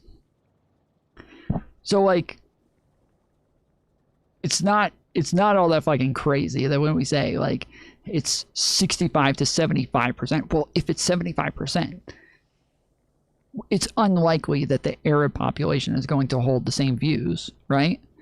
And that would leave about 5% of Jews that are not on board with this, and then the other 70 or 75%. So like, when you say like, oh, he said the whole country, and it's not the whole country. So obviously that is anti-Semitic. The other 20% that he would be talking about is all Arab. So that wouldn't make it anti-Semitism. The other 20% that he's adding on there is Arab. It's Arab people. So that when you're like, he's adding on 20%, obviously it's anti-Semitism. The 20% is Arab. Beyond comprehension. Israeli officials who carry out this activity are rotten to the core and beyond saving. They are twisted and evil. But any member of the global public that can listen to these politicians or their puppets on social media say these things and look at these children and remain resolute in supporting Israel is also a lost cause. Anyone who supports Israel is either completely brainwashed or a racist piece of shit. They bought into the brown people bad narrative that has been pushed in the media and entertainment for decades in order to justify American imperialism in the Middle East. They fell for precisely the same dehumanizing rhetoric that led to the Holocaust. If you support Israel, you are a Nazi. There is no meaningful distinction between support for Israel today and support for Nazi Germany in the 1930s and 40s. Given the age... The annoying thing about them calling them a Nazi is because obviously when we think of like somebody who's a Nazi, we have a pretty obvious concept of what we call a Nazi today. Like when we talk about somebody being a Nazi or a neo-Nazi today, like we call Nick Fuentes a Nazi, right? The concept that we're like conveying there is that it's somebody that is likely a white nationalist and is anti-Semitic. It's normally those two things, right? White nationalist, anti-Semitic. And even like maybe white supremacist on top of that. When they say they're Nazis, like if you wanted to say like they're similar to the Nazis because you think they're committing a genocide or something like that, that would make sense. But at least like, you know, rationally more in the aspect that I'm talking about this, but not they're not white nationalists who are anti-Semitic. They're not that. Tom TOS alert. I've shown worse. I think if he can put it in his video, I can put it on my stream. We live in, the horror show that is this genocide can be viewed by anyone with the courage to see it. It is the first genocide in history that has been broadcast globally in real time on a daily basis. It is undeniable unless you deliberately look away. So-called liberal Zionists, which is an oxymoron, are in denial of this reality. Their everyday lives consist of endless mental gymnastics to avoid witnessing the carnage. Their social media feeds are filled with propaganda peddlers convincing them that none of it is real. Genocide isn't real. If you don't go and look at it yourself, then you can pretend it doesn't exist. Well, I'm going to show you to the best of my extremely limited ability what is happening. This video almost certainly will not be monetized. I am fully aware of that and I don't care. But I can't show you the true extent of the carnage as that would violate YouTube's community guidelines and my channel could get deactivated from a single violation of this nature. This means that while I can tell you about archivegenocide.com and I can take select clips from there to place in this video, I can't show you the thousands upon thousands of videos of Palestinian children lying dead in a ditch with their guts pouring out of their abdomens, of Gazan parents clutching the lifeless bodies of their progeny in their arms, crying out to their God with a despair that haunts me every time I look at my own children. And I certainly can't show you what was never even captured: the countless bodies instantly vaporized, the countless bodies still trapped under rubble that will never be recovered, the countless bodies with limbs zip-tied and shoved into mass graves, with dirt bulldozed on top of them, often still alive, shrieking as they get their last glimpse of daylight. There is no way for me to physically illustrate for you the true extent of this genocide. And that brings us to the main point of this video. Dickheads like Destiny deny the fact that Israel is committing genocide. This is... Okay, so this is the part that like annoys the fuck out of me. If you go talk to Destiny, okay? And you say, hey, do you agree Israel's doing this? Do you agree Israel's doing this? Do you agree Israel's doing this? I'm pretty sure that the majority of the time he will agree. Like, I'm pretty sure the majority of the time, the majority of shit that people say, like, hey, is Israel doing X? Is Israel doing this? He'll agree with the majority of that shit outside of, like, the intentions behind the things. But if you say, do you agree that, like, that, you know, Ben Gavir said this? Do you agree that, you know, Smotrich said this? Do you agree that he said this? Like, he'll agree that those things were said, and he'll agree with the actions that are being taken and all those things. I generally, like, I've said a million times, if people want to call it a genocide, I don't really fucking care. Like, it doesn't. I would generally disagree with that sort of characteristic or way of characterizing it, but it's a fucking semantic difference, because when it comes to the things that they are using to say this is what makes it a genocide, I agree all those things are happening. I agree all of those things happened. I agree that that's the reality of the situation. They're just using a different word to describe it than I am. Like, that's that's about it. Now, genocide is a very important word. It's a very important word. It's a word that, like, you know, really makes a big difference in what it is that somebody thinks about a certain action or a certain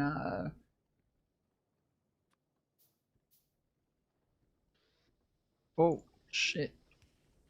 about like, you know, what's going on. Like if you say that something is a genocide, that makes it a lot worse than just like they're killing a lot of people, right? So I'm not dismissing that, but I am saying that I think that a lot of times people fight on whether or not you call it a genocide a little bit too much, and I don't know that it matters as much as people make it out to matter. Isn't the purpose of using genocide to paint your opposition as evil? To an extent, but like if you say like, okay, what are the prescriptions? What are the prescriptions here of like what it is you think we should do? Normally, the prescriptions are we should stop funding Israel, and Netanyahu should be tried by the ICC. I think pretty much everybody agrees with this. Like, yeah, that we're all in agreement on that shit. Whether, well, like again, Destiny, me, like I think the majority of liberals would be in agreement that those things can happen. So, like if that's you're using the term genocide to get to that outcome, well, we agree with that outcome. Stop funding Israel, and let Netanyahu be tried and figure out whether or not he's going to be convicted. That's fair. All right, do your thing. So I mean, to me, like at the end of the day, I think if that's the goal and that's what they're trying to get at, they're like, fine, call it a genocide, and we'll just kind of agree on what you're trying to get to, the point you're trying to achieve, and we'll leave it at that. But if I just sit there arguing with them the entire time on whether or not we call it a genocide, and then they just keep calling me a fucking genocide denier the entire time, and in reality we all agree on like what it is that we're wanting as the outcome, then it seems like a huge waste of fucking time. Is beyond comprehension. Any honest person with the courage to look can instantly see what has been going on in Gaza for nearly 3 years now, and it is objectively genocide. Anyone who wants to complain about how woefully unqualified I am to make that assessment, they can shut their dumb fuck faces, because you don't have to take my word for it. Every single human rights organization in the entire world has labeled this a genocide. Let me play a short clip from Mehdi Hassan, since he will be able to get this point. I don't know how many people actually think that if we cut off aid from Israel that they wouldn't be able to carry out the same war. I mean, I think that is like why the majority of liberals are in favor of cutting off aid, because we're like, we don't need to do this. Like, it seems like Israel can take care of the shit themselves. Why the fuck are we funding it when they can just do it on their own? I think that's, I obviously Israel's able to do more. I think the fact that they were able to, you know, I think they were at war with like 3 different countries just a month ago. Like, yeah, I think the fact that they're able to do that, maybe that wouldn't be possible without U.S. funding, but Point across quite succinctly. Gaza has been cut off from the world for almost 3 years. And it would be more brutal? Yeah, probably. Probably to an extent. Or it would be less brutal in the fact that they would say, okay, like, we do want that funding, we do want that money, we would rather still have this like relationship and still have this pathway between us and the United States. And so if this is what's like, you know, fucking us up, then we're gonna have to pull back and like not be as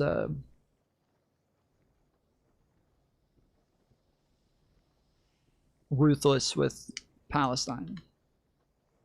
And subjected to war crimes, ethnic cleansing, genocide. But if you say that, Israel and its supporters will accuse you of lying, of being anti-Semitic, of perpetrating a blood libel. So let me debunk this argument in less than 60 seconds by asking one very simple question. Start the clock. Do you believe Benjamin Netanyahu, Itamar Ben-Gvir and Bezalel Smotrich about what's been happening in Gaza, or do you believe the UN Independent Commission of Inquiry? Well, that would be conditional aid. Biden did that. No, for 100%. Like I like what Biden did with Rafah and in getting the ceasefire. I like those things. I think Biden did a great job. But I'm just talking about like with Congress, because obviously Trump's not going to do that. So I'm talking more about like Congress would have to just actually cut off aid until like certain demands were met. And that would obviously be very different because you're not having like one-on-one interactions like you do with a president. Inquiry, the UN Special Committee, the UN High Commissioner for Human Rights, the UN High Commissioner for Refugees, the UN Special Rapporteur for the Occupied Palestinian Territories, 14 other UN Special Rapporteurs, the former UN Humanitarian Chief, UNICEF, Amnesty International, Human Rights Watch, Bet Salem, Geisha, Physicians for Human Rights Israel, Doctors Without Borders, Oxfam, Save the Children, Christian Aid, Action Aid, the NGO Air Wars, the NGO Action on Armed Violence, the International Association of Genocide Scholars, and its President Melanie O'Brien, the editor of the Journal of Genocide Research, Dirk Moses, the author of the book What is Genocide, Martin Shaw, the leading Israeli Holocaust scholars, Omar Bartov, Amos Goldberg, Daniel Blattman, Raz Siegel, Shmuel Lederman, the Norwegian Refugee Council, the Danish Refugee Council, Refugees International, the International Rescue Committee, the former head of Israel's military, Moshe Yalon, the former head of Israel's Shin Bet, Ami Ayalon, the former deputy head of Israel's Mossad, Amran Levin, and the former Prime Minister of Israel, Ehud Olmert. Who do you believe, them or the Israeli government? Who do you think is lying? All of them or Benjamin Netanyahu? But Mehdi didn't. I hate that fucking talking point because I don't think most people are just taking whatever Israel says at their word in order to make their points. It's really fucking annoying when every time somebody's like, wow, I can't believe you listen to Israel. You just take them at their word for everything. Israel obviously like they're obviously not trustworthy at all. But there's a lot of other people besides fucking Israel. Like, one of the examples that I go back to a lot is the Al-Aqli hospital bombing and the way that the left was immediately... I want Benny Morris and Destiny vs. Medhai and Dave on both Izzy Parley and Ukraine-Russian war.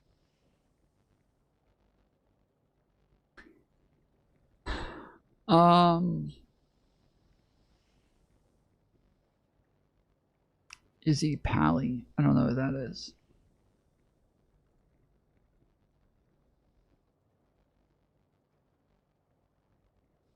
But anyways, the thing that I go back to is the Al-Aqli hospital bombing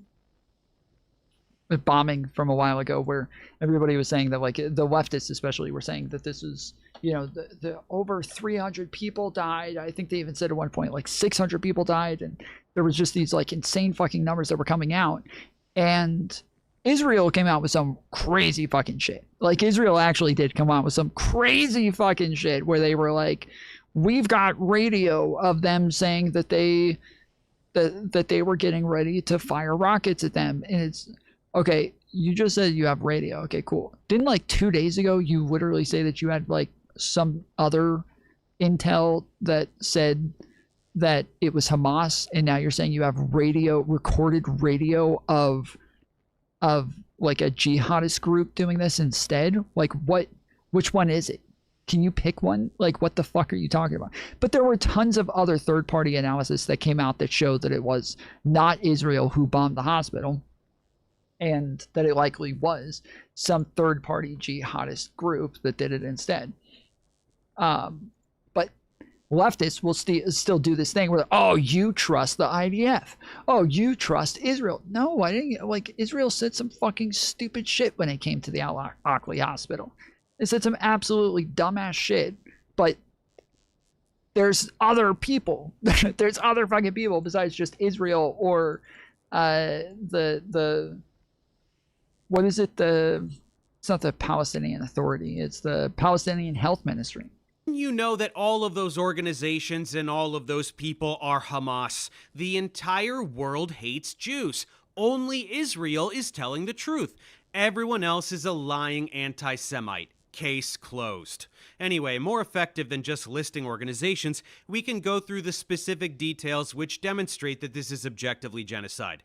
Let's start with the death toll. You'll see propaganda peddlers on social media cracking up about how it's the only genocide where the population actually increased. Disgusting.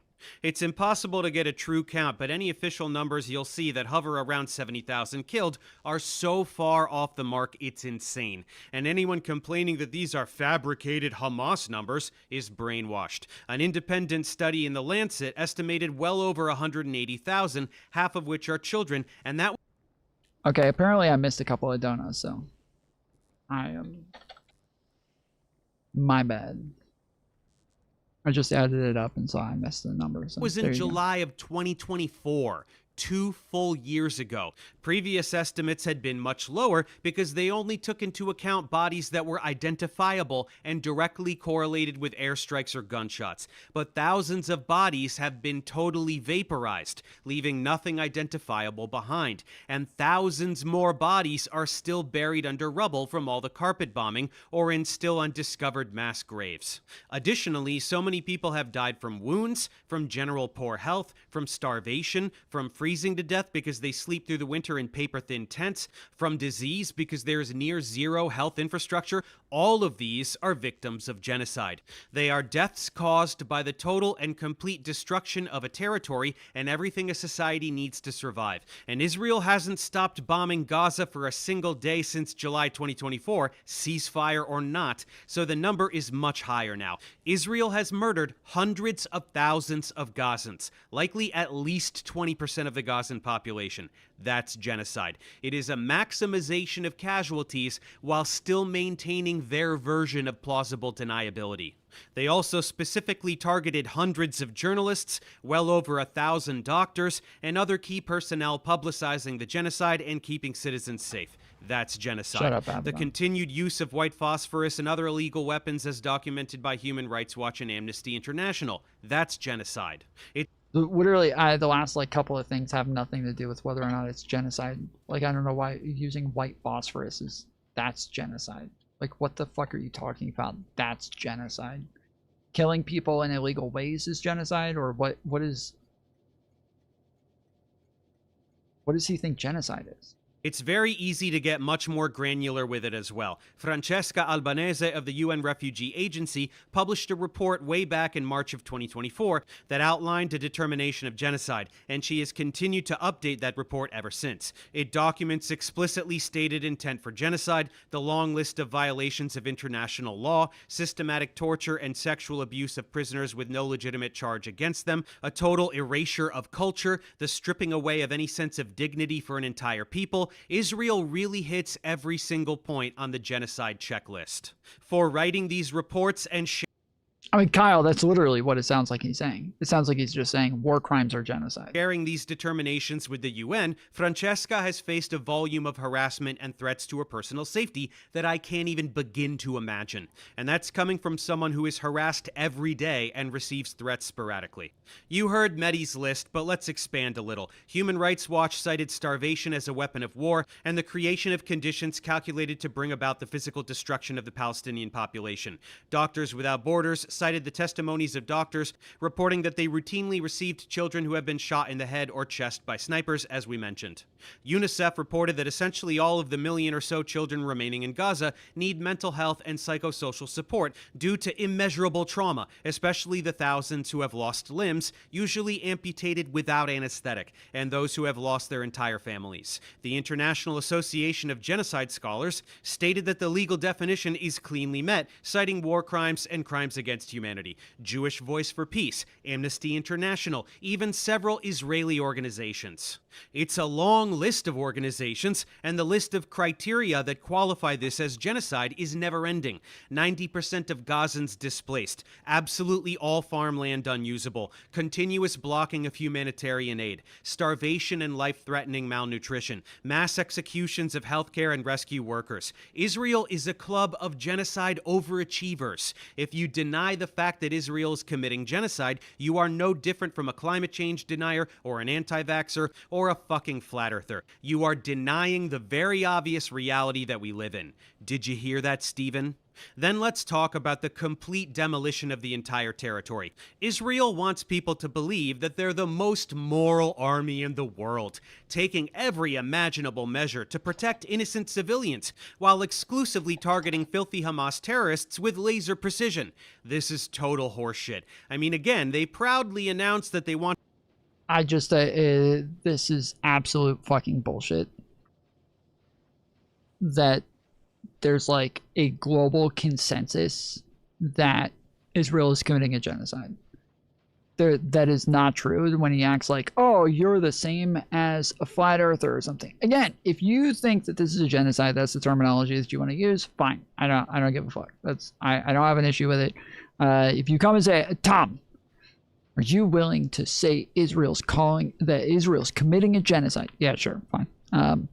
But there is not a global consensus. Like, there are a lot of organizations that are willing to say that it is a genocide. A lot of those organizations have no, like, authoritative claim over what is or isn't a genocide. A lot of them are just like a bunch of randoms who are saying that it's a genocide. But I from my understanding, there is a... It is I don't know how to say this. It is a debatable issue over whether or not it meets the definition, especially when a lot of the stuff that we're talking about, where we're saying, hey, this is obviously intentional killing of a bunch of civilians. There's very lackluster evidence there. And a lot of people are saying, like, and organizations are saying, yeah, I think that we would rather wait. It's possible. Like truly, like a lot of, I want to be clear. It is possible Israel is committing a genocide. Like, that it would meet, for sure, my definition of genocide and pretty much everybody's definition. It is totally possible. It is a thing that is totally possible and maybe even likely. But there's still just a lot of things that I think are conflicting there that make, since October 7th, for sure. Right. Like, since October 7th, yes. And so I think that it is something that I am totally open to, and that's why I'm saying, like, I'm not, like, totally against calling it a genocide if that's what somebody wants, because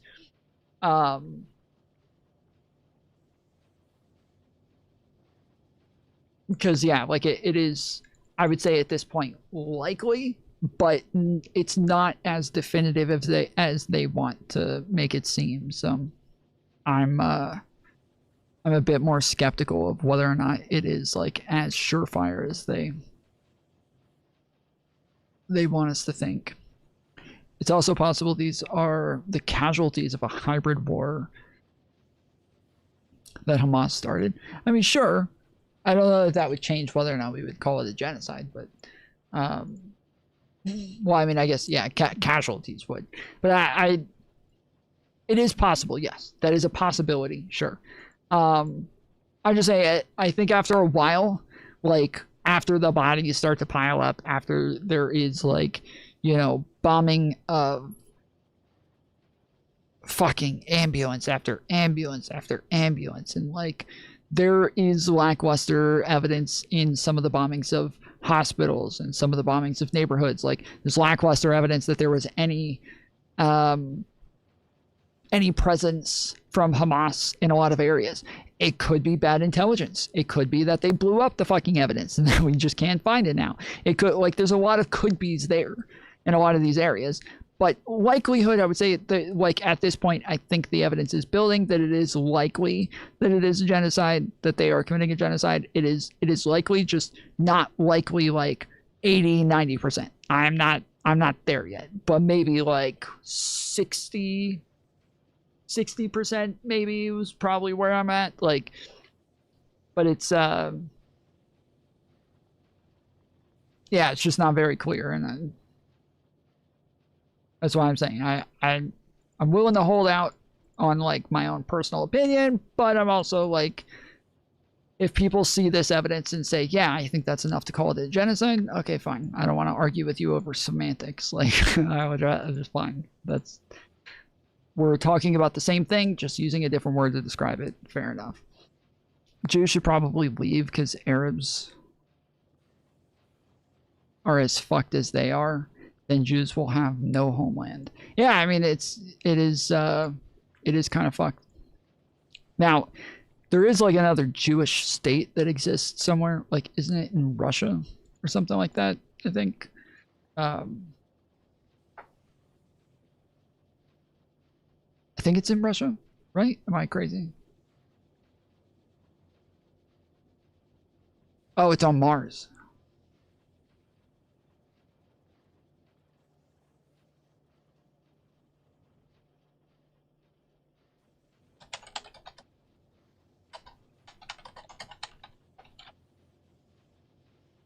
Yes, Russia has a Jewish autonomous oblast located in the far east near the border with China, with its administrative center in the city of, I don't know, I'm not even going to attempt to say that shit. So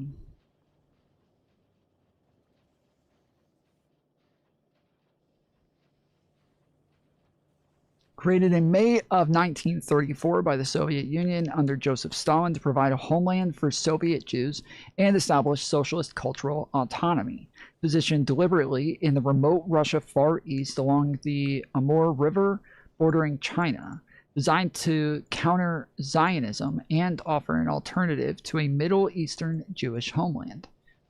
Current status retains its official administrative status as an autonomous oblast under the Russian Constitution.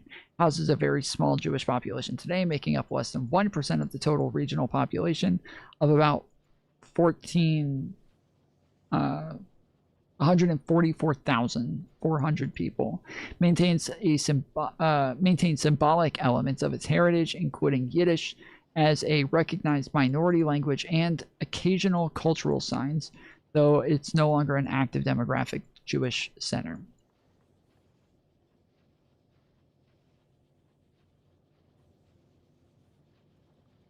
It was basically a gulag.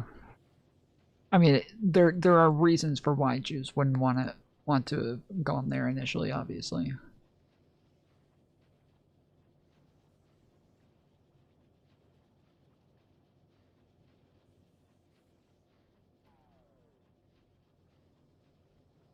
People are just mad they made the villain, and the villain is literally fucking epic. What? Jews are unbelievably based and strong after many tried to genocide them. Get wrecked. I mean, so this is a thing that you'll hear commonly from those people. I disagree with that fucking language. I don't, but there is like a thing that you'll hear from leftists a lot, that where they say that Israeli Jews hate the Holocaust survivors. That Holocaust survivors are hated and discriminated against within Israel. And so it's weird that they keep claiming this victimhood over the Holocaust, and that they're so oppressed because of the Holocaust. But within Israel, they hate Holocaust survivors. This is true to some extent. Like to an extent, this is true. After the Holocaust, and the beginning of the Israeli state being built, they wanted this idea of the new Jew. They didn't like the victimhood status. They didn't like the idea that they were genocided. They didn't like the idea that Jews were literally locked up in droves by fucking Germans, and that they were able to be treated like animals and vermin. They do not like this. They don't like this image. And they're getting ready to start a new state where there is likely going to be a lot of fucking bloodshed. They're going to need war. They're going to need warriors. They're going to need hardened fucking warriors. And so this idea of these, videos and images coming out of these skinny, crippled Jews coming out of the Holocaust, where their bones are sticking out everywhere and they're all weak and they can barely walk and they're sickly and shit like that. They don't like that this is the way that people picture Jews right now. This is not good. They need the strong fucking warrior, vicious Jew. That's the one that they fucking want. And so they literally create this, like, this mythos that the ones that were genocided were not real Jews. They create this whole mythos of the Jew, the warrior Jew, the warrior genes in the Jew, and the fact that they're capable of defeating fucking lions and bears, and they can do anything. They're big and tall and strong, and they can lift up a whole fucking, like a whole house over their head. And this is like a whole mythos that they create. And they say, they're like, we're the real fucking Jews. We're the real warrior Jews. And the ones that were genocided, they're not the real Jews. Those are the weak, pussy fucking Jews. They just called themselves Jews, but they weren't real Jews. We're the real Jews, and we're fucking warriors. We're badass. And so this has created like this kind of hardened, warrior sort of person. And the majority of them, they, almost everybody, when they turn 18, they have to go through the military and serve for, I think, a minimum of 2 years. And so this has created somewhat of a group of people who are just like kind of vicious and ready to fucking fight. And that has been corrected to an extent. So I want to be clear, that does not exist as much today. That, like, discrimination of Holocaust survivors, that hatred of Holocaust survivors, that mythos of they're not the real Jews and they're weak and they're, they just suck and like they got genocided because they're fucking weak, like that doesn't exist as much today. There's been a lot more education, a lot more reform in that area, and they've done a lot to kind of quell those sorts of thoughts. But at the time, they really felt like that was necessary in order to get Jews ready to fight for their homeland. They needed to create this mythos. And so, yeah, it has been corrected, but it still exists. It's still like about like 20, maybe 30% of Jews in Israel still think the ones that got genocided, they're not the real fucking Jews. They're not the real Jews, because the real Jew is a warrior. The real Jew never would have been allowed to be genocided. Like, that is still a thing that exists to some extent. And so when you're saying like, oh, they found out they're fucking epic and they're badass, like, obviously horrible fucking rhetoric, but it is true that yes, like there are a lot of them that are just kind of fucking vicious because this has been built into them that they have to be because they're the real Jew.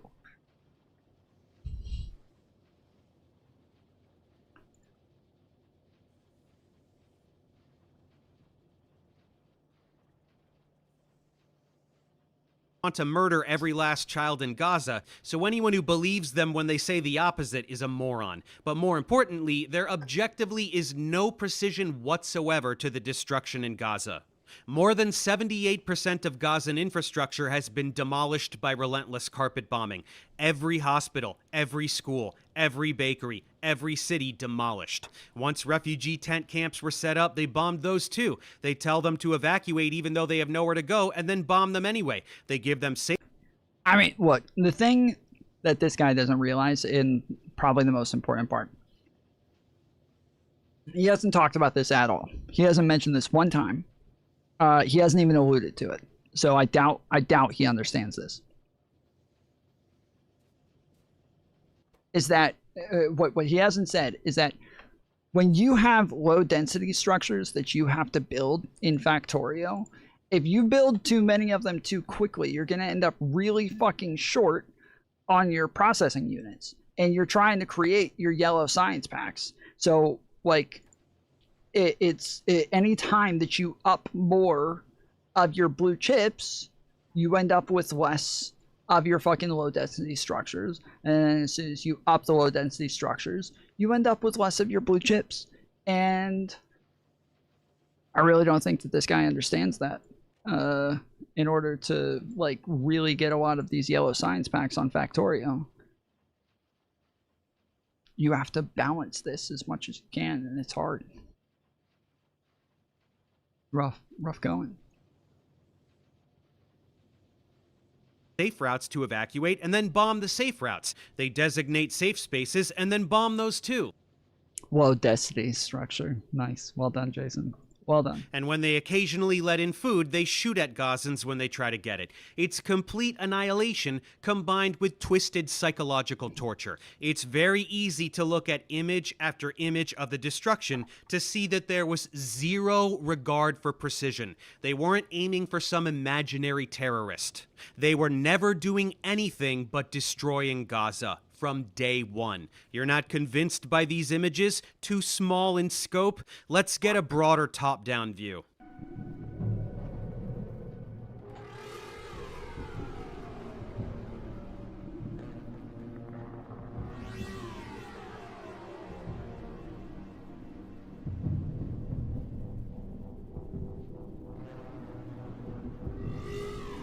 That's just winter.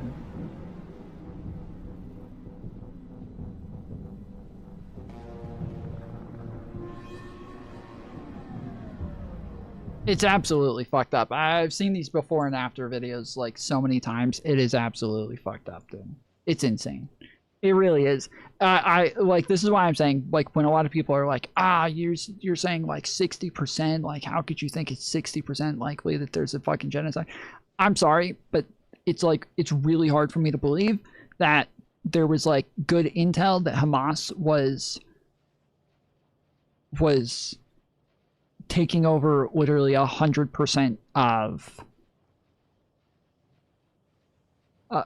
of Gaza.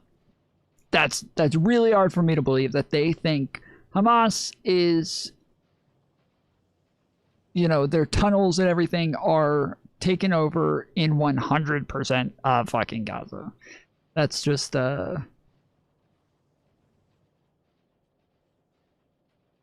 that's fucking ridiculous.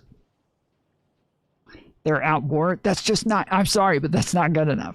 That's not good enough. Like, to just say that they're at war, like, even the fact that, like, obviously there's disproportionality in the fact that it's a small city with a lot of people in that city, that obviously, yes, like, there's going to be some disproportionality there. But when you're looking at, like, 90% of all of Gaza just fucking eviscerated, that's not, I don't know what fucking wars we're talking about here, where you just say, oh, 90%, yeah, that's just war, dude. Like, the whole fucking place just gone. That's just war, dude. That's what, oh, what, war? Things blow up in war? What? Well, yeah, of course, 90% of the whole fucking city disappears. That's just war. I don't know what fucking wars we're talking about. What wars are we talking about? What are we talking about here? Where is this happening? Again, I'm open to like some disproportionality because of how small it is and because how many people are compacted in there. I'm totally open to that. But these are bad fucking arguments, dude. These are bad arguments. Like, it drives me fucking crazy. Wait, that's most war, no? No! No! Like, hold on. Presta atenção nessa cidade, ó. Stop playing!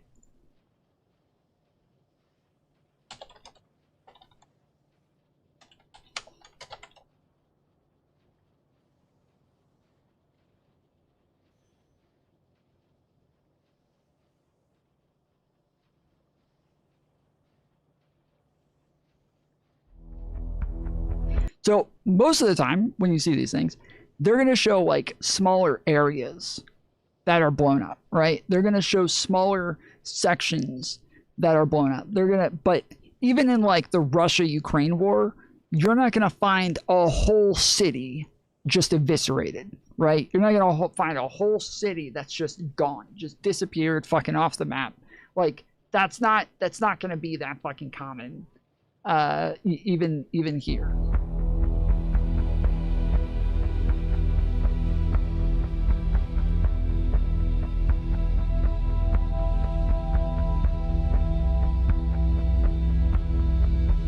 This is satellite images show Russian infrastructure before and after Ukraine's massive assault.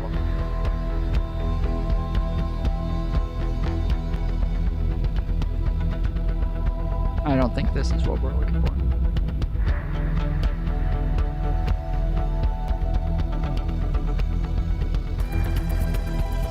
Come on. Fucking New York Post. You're absolute shit.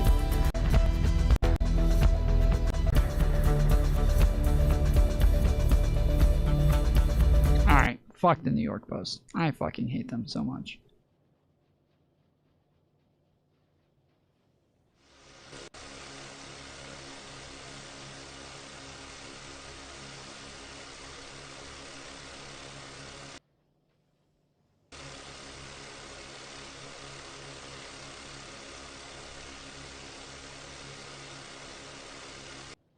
It's less than Gaza, for sure, but Ukraine is more capable. I'm sorry, so is Russia. And there's more of Ukraine.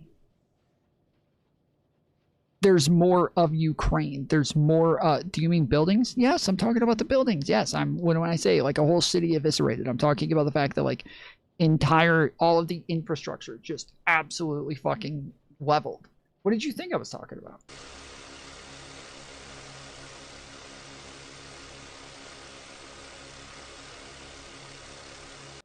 Well, that's literally what I was thinking of, Kyle. That's literally what I was thinking of. It's like Dresden is probably the closest thing that I can come to think of. And even that, I don't know if that was as like proportional. Even that, I'm not sure if that was. Look up before and after of Bakhmut.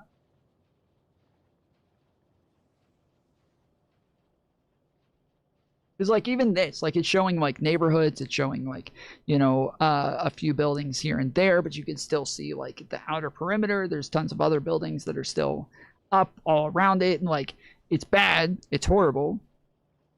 Gaza is literally just fucking a flat surface.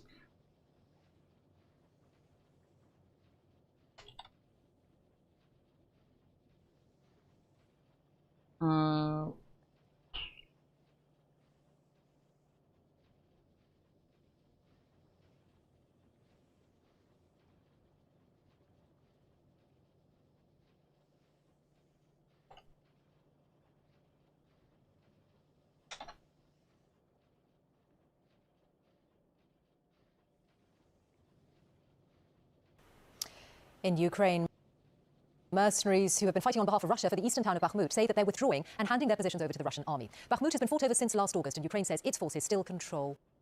I would be thinking it in the way of the people. Building can be rebuilt. Bro, first off, there's people in, like, probably the majority of these buildings, or living in the majority of them, one. But two, the images that we were looking at while talking about this, the images were of buildings. They weren't of people. I don't know what you're talking about. Like, we're looking at fucking buildings. If you're thinking of talking about people, how? Like, it's what we're fucking, it's the topic that we're on in the video. Part of it. Our Verify team has been looking at images from Bakhmut that show the extent of the destruction in these months of fighting, with the BBC's Olga Malchevska.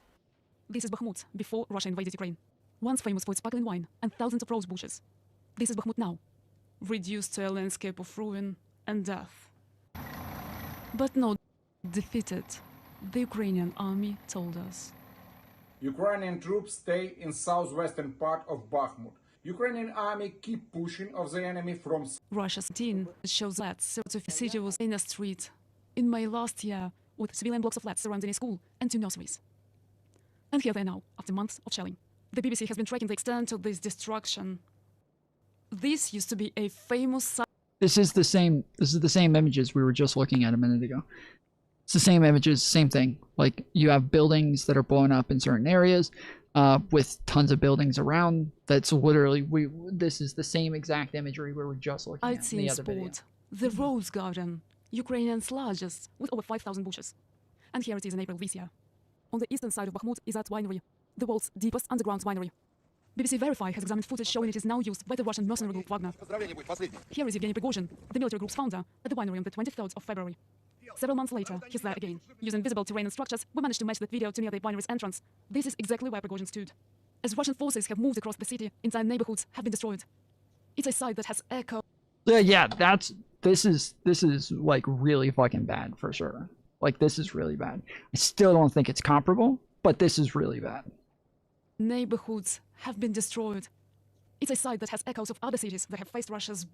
I don't want like a clip of this getting sent to like Ukrainian Anna and her fucking messaging me being like, why the fuck are you over here downplaying a bunch of just taken out of context? Why the fuck are you downplaying what's happening in the Ukraine? What are you doing? Brutal bombardments in different countries. From Grozny in Chechnya at the start of Putin's rule in 2000, Moscow's intervention in Syria, reducing Aleppo to rubble, to cities in Ukraine. Russia may claim Bakhmut is theirs, but in reality, there is little left to control. Olga Malchevska, BBC News.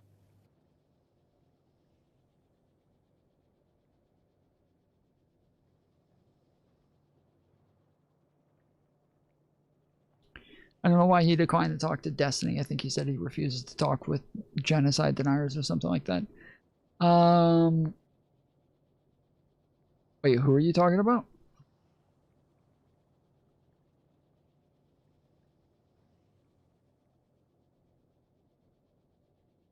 Oh, Professor Dave did? Weird.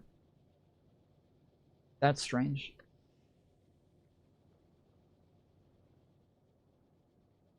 I feel like if you're not willing to talk to somebody, I feel like it's really fucked up for you to go do a video on them most of the time. I will say there are some cases where this is fair. Okay, I will say there are some cases where this is fair. There are some people who like aren't actually willing to have a conversation. Like most of it's just trolling. Like somebody like a, you know, like JSTLK is somebody who's like, obviously that's not somebody that you can actually engage in like real substantive conversation with. I have so many videos and like clips of him like contradicting himself like back to back in just over and over, just saying one thing and then a little while later saying the exact fucking opposite.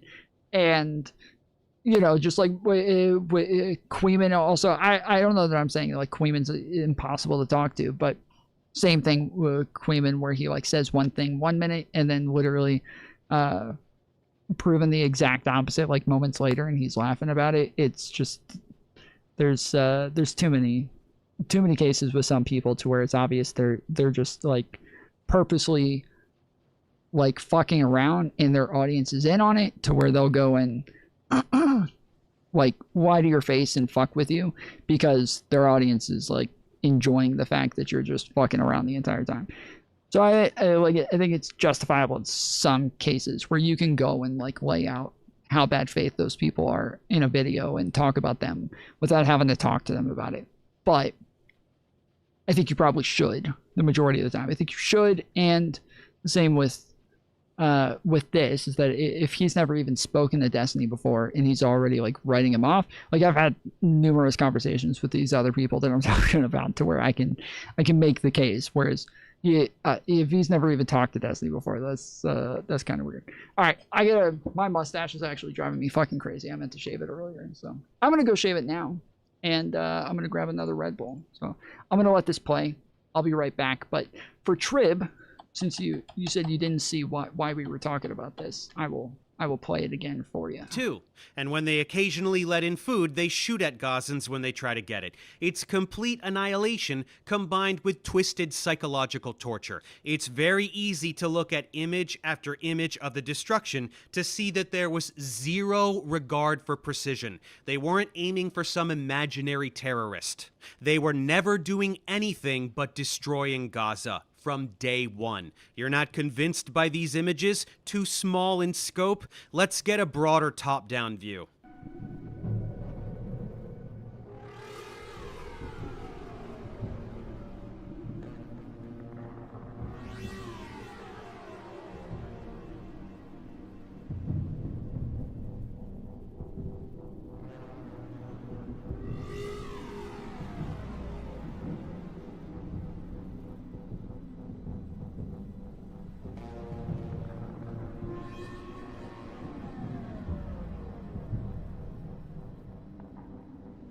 Presta atenção nessa cidade, ó. Uma cidade normal, né? Tá cheia de pessoas, avenida cheia de construção. Eu vou mostrar para vocês como que isso daqui é uma foto de satélite de 2023. Agora, olha como é que ela tá agora. Cadê a cidade? Cadê? Cadê os prédios? Cadê as pessoas? Vou tirar o zoom para você ver o tamanho dessa área destruída. Olha o tamanho dessa área destruída. Olha isso aqui. Isso aí é a cidade de Rafah, no sul da faixa de Gaza. Fica na fronteira com o Egito. Essa área destruída, só nessa área destruída ao sul, toda essa área cinza, toda essa área que eu der um zoom aqui, eu vou ver uma área destruída. Essa área aqui é maior do que a área que foi destruída pela bomba de Hiroshima, a bomba atômica de Hiroshima. Qualquer lugar que eu aponte aqui, eu vou ver casas destruídas, destruição, uma das coisas mais horrendas da história humana. E isso aqui vai assombrar a humanidade por muito tempo. E o Holocausto da Segunda Guerra se repetiu, infelizmente, e ninguém conseguiu impedir. E até agora os responsáveis por esse crime contra a humanidade estão rindo à toa. Fica aqui esse registro, porque é uma coisa assustadora. E como o olho que tudo sabe, tudo vê, não apaga a imagem, essa é a imagem real. Contra fatos não há argumentos. O que aconteceu aqui foi um genocídio. It doesn't get any clearer than this. Gaza is now an uninhabitable wasteland. Absolutely nobody can keep a straight face and say that this level of destruction had anything to do with targeting terrorists while keeping civilians safe.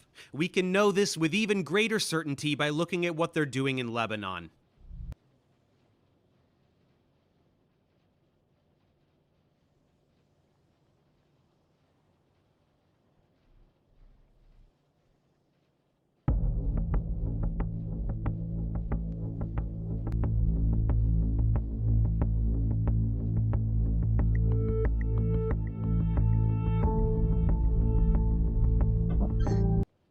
Yeah, it's kind of funny listening to him, and I'm thinking he's got this guy talking in another fucking language in a way that nobody can understand, and it's all like "iji biji, boozoo boozoo, gaga gaga, bada baja doda doda," and then he's like, "It can't be any clearer than that." Wait, what? Wait, that wasn't clear at all. What do you fucking? He's speaking another fucking language. What do you mean it can't be any clearer than that? Right after this, it's just like baja doozoo, gaja gaja, na na na na. Like, what do you mean it can't be any clearer than that? But anyways, this is what I'm saying. The likelihood of this shit. This is what I'm talking. I'm talking about like the amount of destruction, the level of destruction in Gaza. It is just unfathomable, to where that is the thing that you look at and say, yeah, this is something that becomes like more and more likely when you look at shit like this and think, there's no way all of that could have been thought to be some sort of like Hamas hiding spot, or that they had weapons there, or that they had a tunnel there, that they had, some like that they had some like high level captain there or some shit. Also, these clips aren't showing destruction of villages; it's destruction of tunnels. Hezbollah built. But that's not true. We just looked at the fucking before and after, and there's buildings there. What do you mean? We just looked. There's fucking buildings. There's infrastructure. There's stores. There's roads. Like, what do you mean? What are you talking about? Oh, you're talking about this clip. Okay, this clip. Yes, obviously. Like, there's houses here, but this is mostly like farmland and shit. Yeah. Village after village, town. Yeah, this is like, there are houses here. But the majority of this, yeah, those are houses. Yeah, this is, you can see here. This is obviously,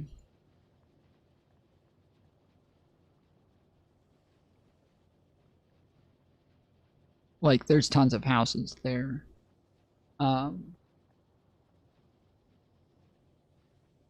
All in there, and then yeah, you can see like the nuclear dust after, and then yeah, just absolutely nothing afterwards. But that's not an entire village. Like, that's a large, it's probably a good portion of the village. That's not an entire fucking village. That's not even an entire, you got a couple cul-de-sacs there. After town, not individual buildings, the entire town. This has nothing to do with terrorism. This has nothing to do with Hezbollah, whose label. That image wasn't being misrepresented. It, like he said, the entire village. That was not an entire village. They were showing a tunnel being destroyed. Well, hold on. Again, dude, there were houses there wasted. There were houses there. Like, you can say that there is a military objective to why they blew up all of those houses, but you can't just keep saying it was a tunnel. They were destroying a tunnel. They did destroy a ton of houses. Like, I don't know why you're wording it that way. They did destroy a fucking ton of houses.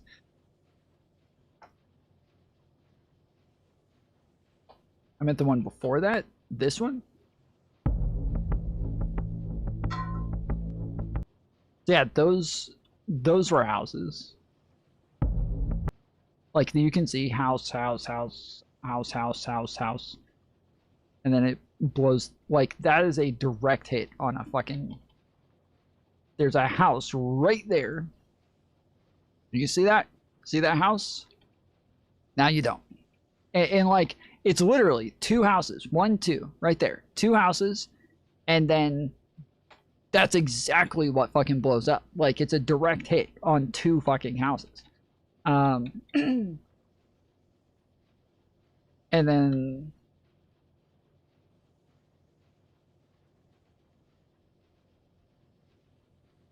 Same here. There's like, again, there's all of this farmland here, all of this farmland here, all of this farmland here. Like, house, house, house, house, house, house, house. So it's 1, 2, 3, 4, 5, 6, 7, 8, 9, 10, 11 maybe? 12, 13, 14, 15. So about 15 houses here. We won't even count these three. 15 houses here across from here to here, here. Okay? That's exactly what's blowing up. It is like, I don't even see anything hitting in between. Looks like there was a line of fire going to house, probably a tunnel. Well, there's separate explosions. Let's see.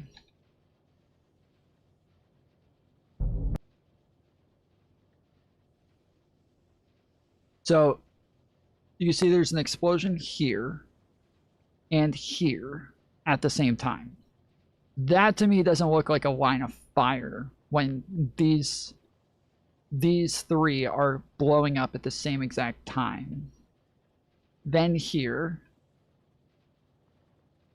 But then these two are blowing up at the same exact time as well. Like, literally from one frame. Oh, there is, yeah, there's a line.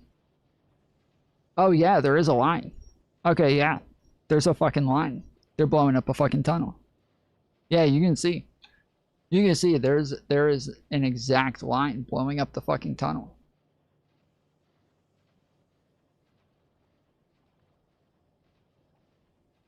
Yeah. Yeah, that's pretty obvious there.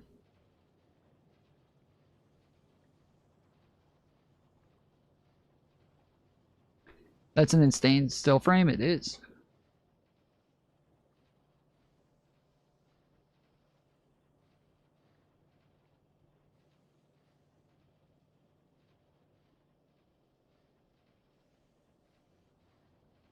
Because you don't see that here. Like, oh no, you do. Oh no, you do. It starts here. It starts there.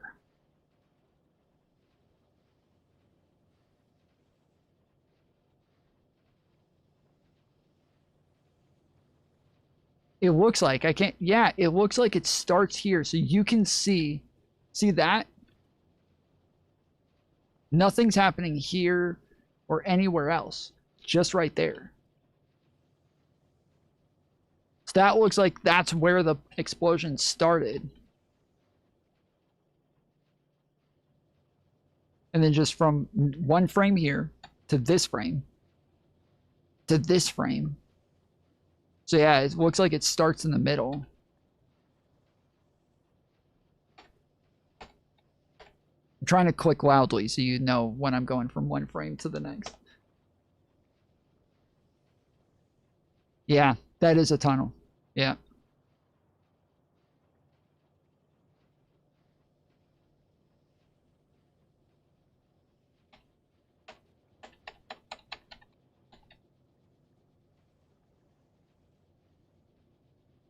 It's crazy, like, watching the dust continue. Like, you can see the way that the line goes here and then straight across. Like, that's fucking wild. I don't know. That's hard to believe that that's a tunnel, though. Like, it's a very thin fucking tunnel if that's the case, but...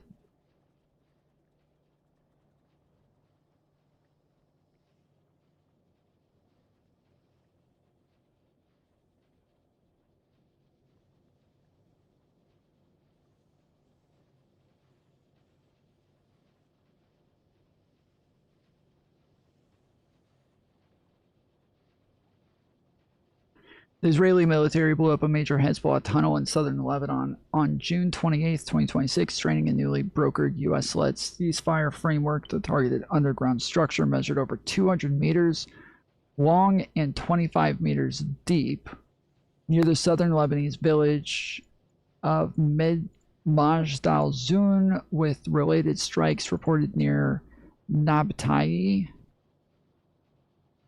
Structure, 200-meter long and 25-meter deep underground facility containing hundreds of weapons and drone launch shafts. Israel stated it informed the United States and the U.S. representative in Lebanon prior to the demolition. The blast occurred just days after Israel and Lebanon signed the U.S.-sponsored trilateral, sorry, it was like trilateral, what the fuck, trilateral framework agreement in Washington, D.C. aimed at reducing border tensions and disarming Hezbollah. Okay.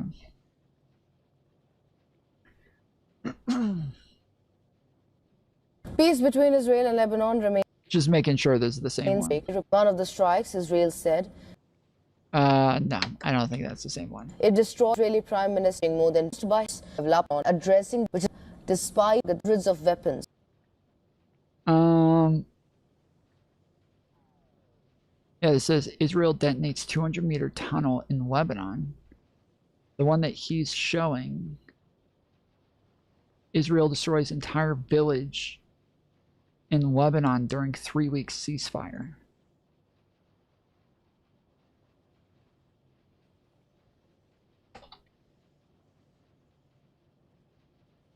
Israeli military blew up a large Hezbollah tunnel in southern Lebanon, occurring despite a fragile U.S.-mediated truce framework. The key aspects.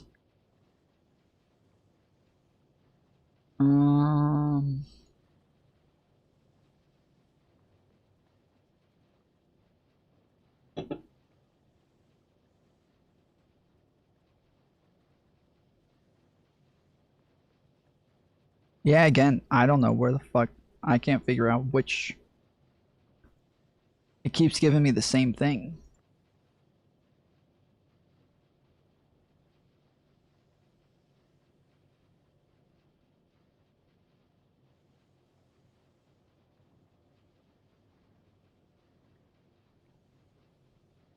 Yeah, I don't know.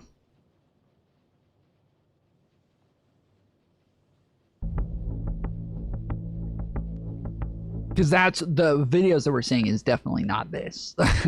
Definitely not that.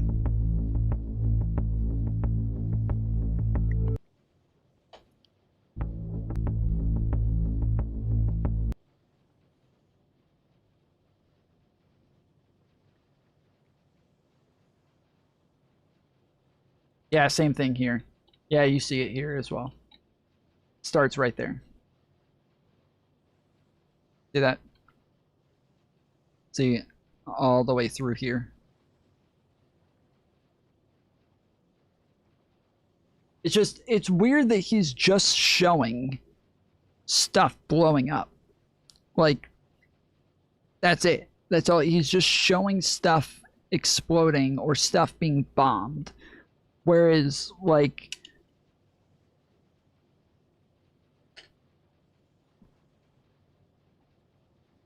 if they are giving a knock and telling people to get out ahead of time, these are tunnels that they're blowing up. Like, and you can see that, like, the houses that are exploding in these areas, this isn't like, I honestly don't know what they're, can somebody tell me, what are they doing here? Like, it doesn't look like there's a fucking drone, right? It starts here, and then the first explosion you see comes from here.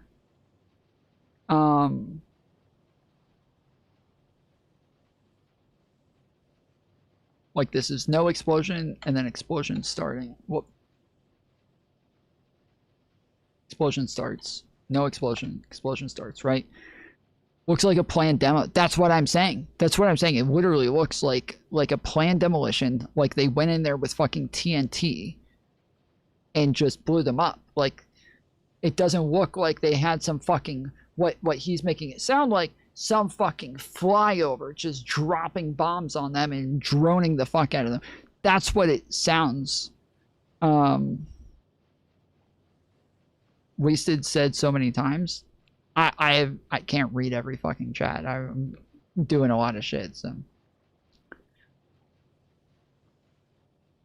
They filled the tunnels with explosives and set them up. Okay, so yeah, so then I'm sorry, but he is misrepresenting this. Like, if that's the case.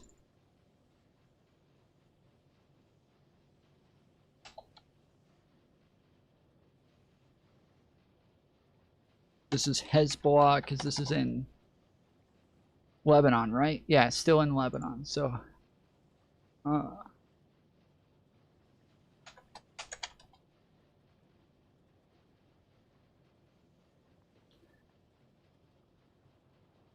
Let's see. Yes, the Israeli military has systemically destroyed underground Hezbollah tunnel networks in southern Lebanon by packing and detonating massive quantities of military explosives.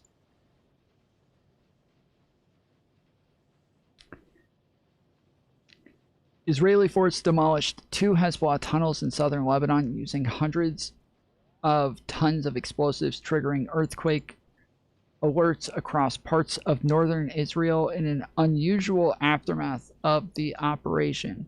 According to Israeli military officials, the tunnels were built to Iranian standards, with Iran directly involved in their planning and funding. I'm sorry, but this is absolutely fucking asinine for him to use these images in a video where you're trying to convey that this is a genocide. Again, the earlier videos, I'm totally fucking on board with them there. Like, when you're showing before and after satellite footage of Gaza just being completely leveled from beginning to end, I'm totally on board with you. That's fucking insane. That is fucked up. Here, you're showing villages out in the middle of the fucking pastures, just out in the middle of the mountains and shit. And you're showing, like, controlled demolitions blowing up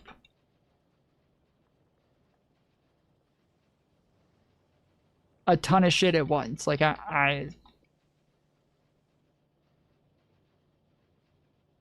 I'm sorry, but yeah, if you're like evacuating everybody, giving warnings, you're in there planting TNT and everything, and you're using this as evidence of a genocide, just showing, like, look, during the ceasefire even, apparently they even, like, let Lebanon know that they were doing this, and they let the US know that they were doing this. Like, this is insane.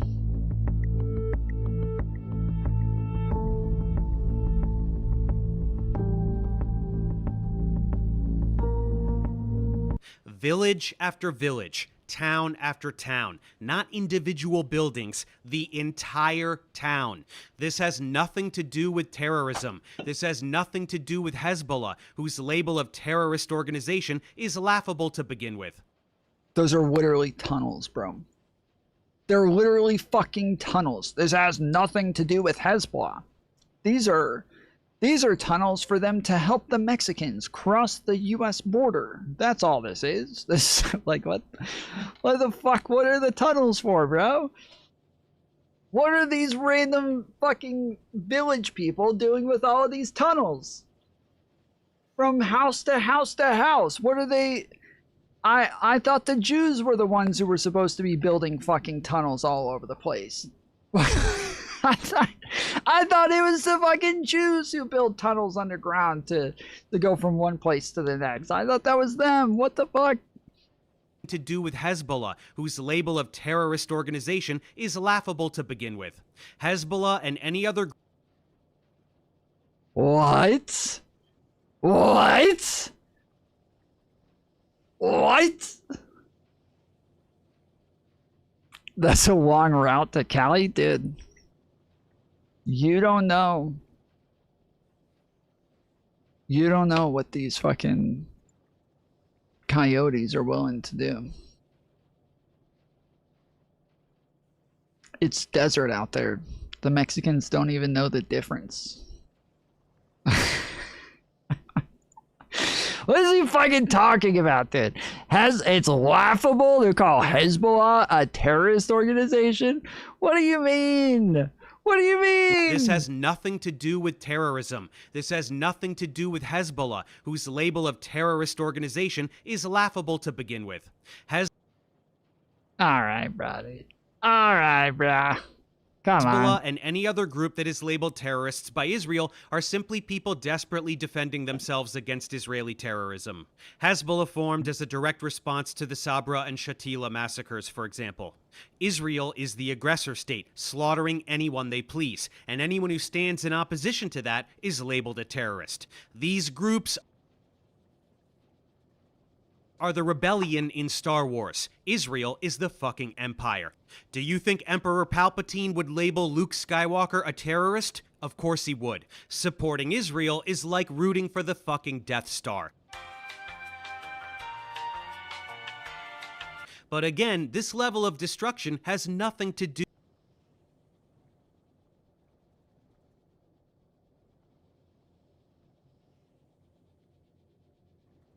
I don't know. I don't know.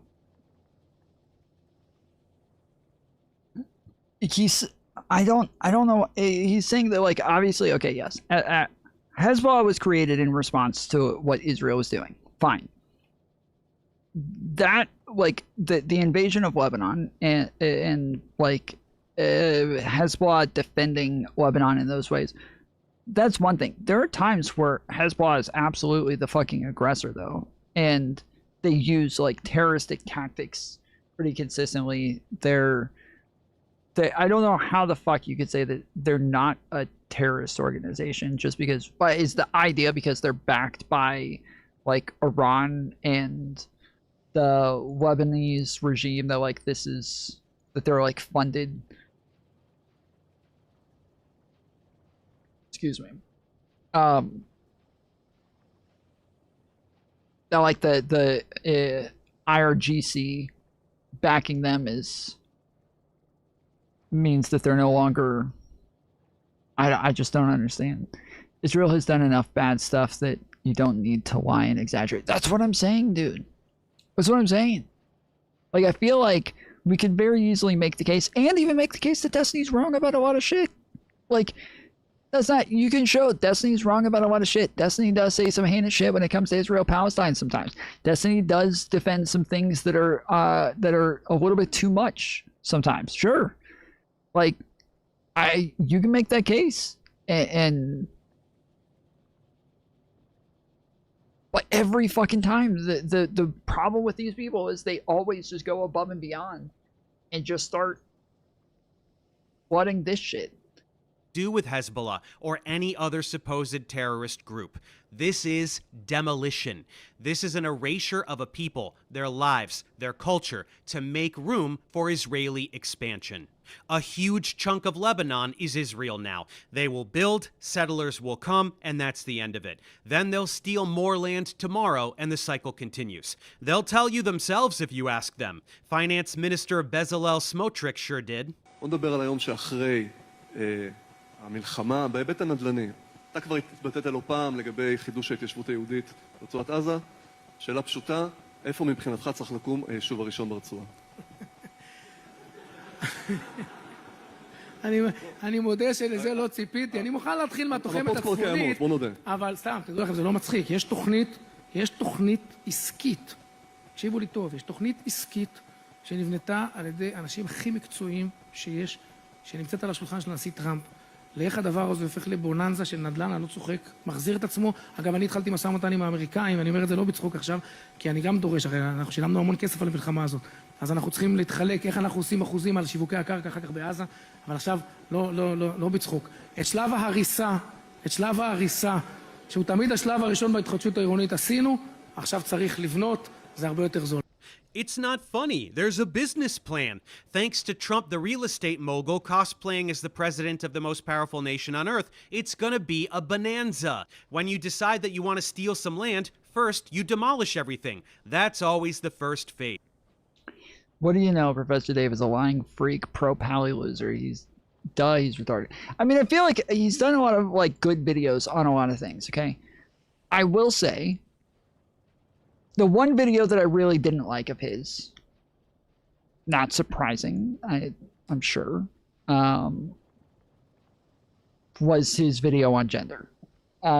His video on, I think it was, I forget who he was debunking. Maybe it was Mount Walsh. I don't think it was. I think it was Warren Smith. I think that's who it was. He was talking about gender, though. He was talking about like. He was talking about gender, and there was a lot of problems with the way that he talked about things and a lot of contradictions in his logic and in his semantics as well. Like that was like one of the bigger problems is the semantics. He fucked up numerous times and made no real distinction between like sex and gender and made no real like it's just that he had so many fucking problems with that video that I really didn't like it. For the most part, I would say he was right about most things, but it was like the obvious shit. But then he kind of does this like. I feel like he did the, you know, they are whatever they identify as sort of bullshit at some point, and it just that you. I'm sorry, but you lose kind of like all credibility with me if you think that makes sense. If that makes sense to you, if you think that that's logical, if you think that that's like a reasonable thing to ever fucking say, is that one is whatever they say they are, but also these words have meaning and they mean something, and if you don't say they're a woman, then like that's bad. Like why? You're literally saying it's a meaningless fucking term. Like what do you mean? What is your problem? You just said that it's a meaningless term. I missed that one, I think. Neil deGrasse Tyson is somewhat cringe on that as well. Oh yeah. We went over Neil deGrasse Tyson's video on it as well, and him debating the guys on trigonometry. What they need to do is read the fucking gender doc. I heard it's A++. Somebody told me. That's the fucking shit right there. If people are already living there, kill them by the hundreds of thousands if you want. What's the difference? They're not chosen people like us. Murder them, displace them, whatever you have to do. Destroy absolutely everything in the region until not a single building is left standing. Then go in, clear the rubble, and build luxury condos or whatever the fuck you want. Easy peasy.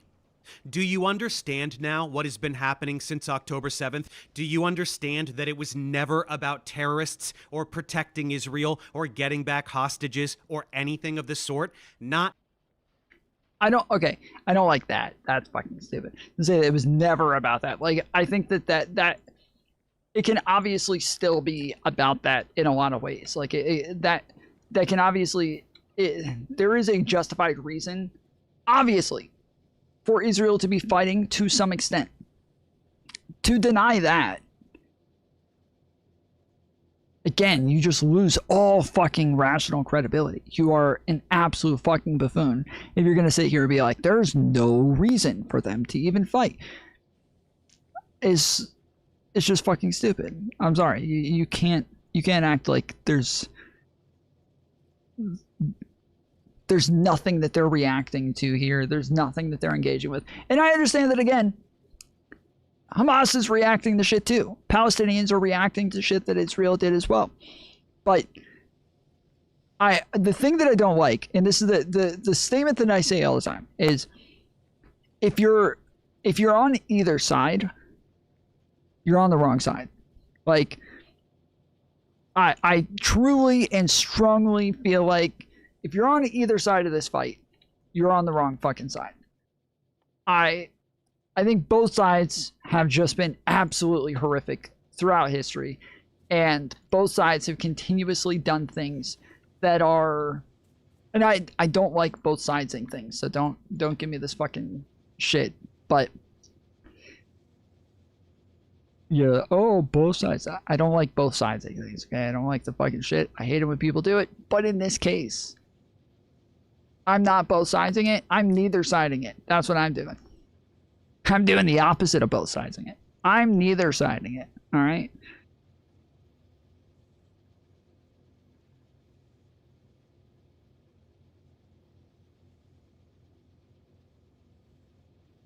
Not for a single second was it ever about any of those things. Israeli officials didn't give two shits about hostages. They were an excuse to keep bombing. Semnitrist Tom. Ha ha! Ah, you misspelt it. You're fucking stupid. Ha ha! Fucking semnitrist is not a word. You lose, I win. There were deals on the table early on that involved a ceasefire in exchange for all of the hostages being returned, and they refused. In October of last year, they got all of the hostages back that they didn't kill with their carpet bombing. That still didn't stop them. And I wish I had saved my tweets from early in the genocide, but I didn't, so you'll just... Where's my fucking... have to take my word for it, but I was saying all of this. From day one, I knew that this was premeditated ethnic cleansing and land acquisition, belligerent imperialism in the 21st century. Everything I was saying came true. That Gaza would become Israel, that they would do it to Lebanon too, and I was silenced for it. Anyone who didn't have their head up their ass could smell it, but if you couldn't see what was happening then, do you see it now? Smotrich says they paid for this war. They paid money to fabricate pretense for a military operation with the singular goal of clearing out Gaza to keep it, with Lebanon and Syria to follow shortly after. Now that they're most of the way there with Gaza, an American military base is being built within the territory, and plans are underway to round up remaining Gazans and put them into concentration camps while they clear out the rubble and start to Later, Chipingro. Have a good night, homie. To build new Gaza.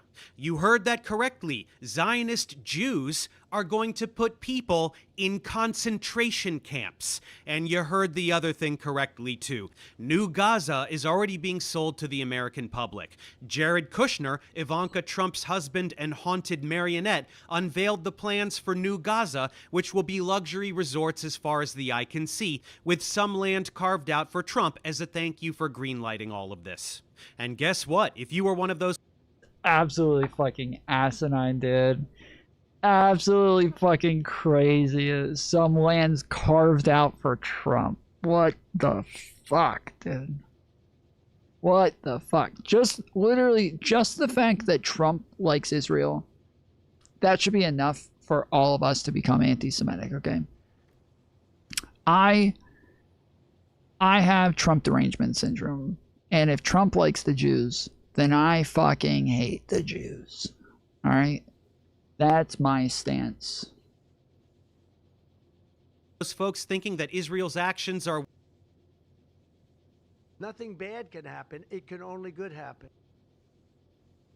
way over the top, but what are you gonna do because October 7th? Well, I'm gonna take that away from you as well. Israel almost certainly knew what was going to happen, and they did nothing to stop it. The music festival taking place just 3 miles from the Gaza barrier was moved there from its original location at the last minute. Military response to initial activity was delayed for hours in a way that is difficult to justify. Israeli soldiers were even ordered to cancel all patrols along the Gazan border on the morning of October 7th, with no justification given. 6:30 בבוקר, 7 באוקטובר, אתה במוצב. אצלנו ה-7 באוקטובר מתחיל לפני 6:30. אני הייתי לוחם במחלקת מרגמות בגדוד 13, גולני, ובאותו לילה אני, יותם סרור, הסמל שלי תמר בן יהודה, זיכרונו לברכה. I don't know why they said no like justification given. They did give reasons for why they did this, like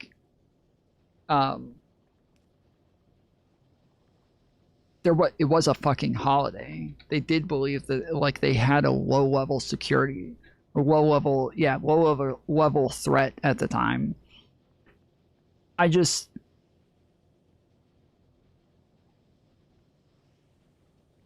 When you start repeating this shit, flat earth quality video, it really is that when you start repeating this shit that they like wanted Hamas to come in and kill all their fucking civilians, you are absolutely far off the deep end, bro. You have gone far off that fucking deep end. That is insane. You are fucking cracked, dude. That's nuts. הרשינו לעצמנו בשבתות וחגים במיוחד לעשות לילה לבן עד לכוננות עם שחר, ואתם יודעים, יש לנו זמן לישון מחלקת מרגמות עד לכוננות הבאה.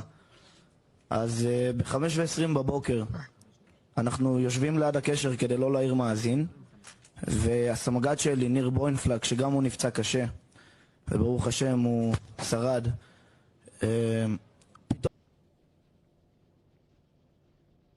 Wait, didn't he literally just say that on holidays they do this?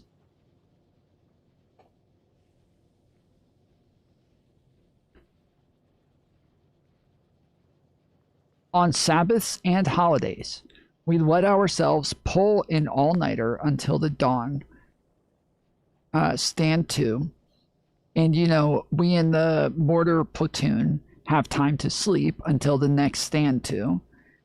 So at 5:20 a.m., we're sitting by the radio so as to not wake up the radio operator, and my deputy battalion commander near Boinfeld, who was also, I feel like, dude, I hear the fucking Jewish voice from, what is it,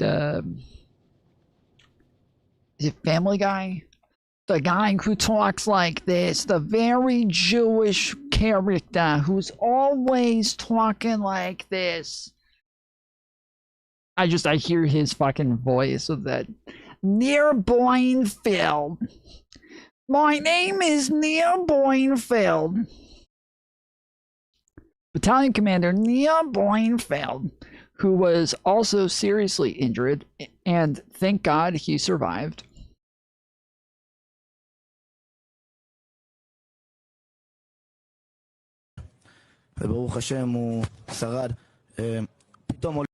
Suddenly gets on the radio with a strange message. All stations, I don't know why, I don't know how, something along those lines.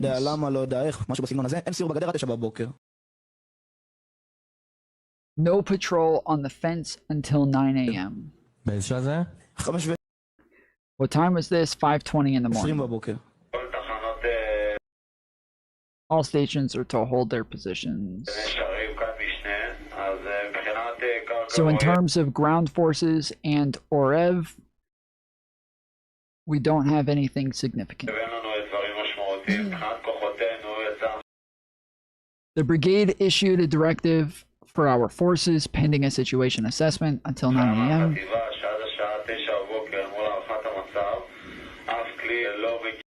No vehicle is to approach Burma.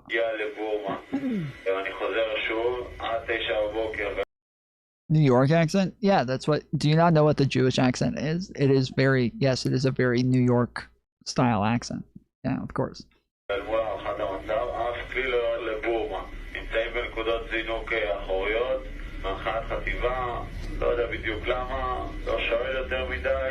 So I don't know why exactly. I don't ask too many questions. That's the directive. That's what we do.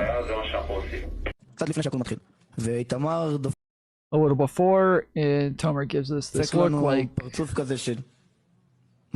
what? And you know, we're simple soldiers. Whoops. We're simple soldiers, just combatants, not commanders nor officers who can ask questions. It's an order from the deputy battalion commander, and we take the order and don't ask questions. A routine passing of an order. And sure enough, an hour later at 6:30, suddenly sirens. Okay, I'm sorry guys, but I'm not reading shit, okay? I read a fucking New York Times article earlier. That is enough reading for me. So. חייתי עם זה מה-7 באוקטובר ומאוד חששתי לדבר על זה, ושהגעתי לכנסת זה היה... For Professor Dave, I'm sure you're watching. I know you're a big fan, okay? Most people are fucking listening to the show. They're listening to the video. So it's best if you do a translation or even have AI read it or something. But the majority of people are just listening. And unless they speak fucking Yiddish or whatever the fuck, the gibberish or whatever, then they're not going to understand this shit. Come on. Get with the program, homie. The fuck are we doing?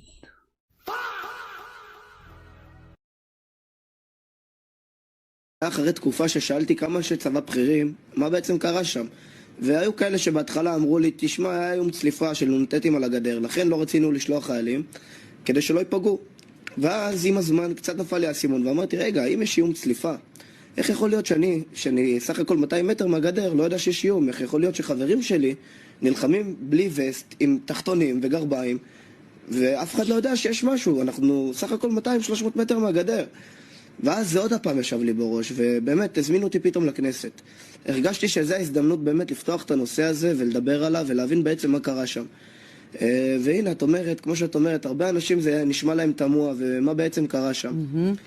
ואנחנו עוד פעם חוזרים לזה, ואני אגיד לך את האמת, איילה, אני חי עם איזשהו חור במוח מאז ה7 באוקטובר, שמשהו בלב מרגיש לי אני לא יודע מה היה שם, אני רוצה להבין. A little coincidental, no? Beyond this, hundreds of the civilian casualties were the fault of Israel, due to both friendly fire from incompetent teenage pseudo-soldiers, as well as the Hannibal Directive, which involves killing their own citizens on purpose to prevent their captivity, including a tank firing on a kibbutz.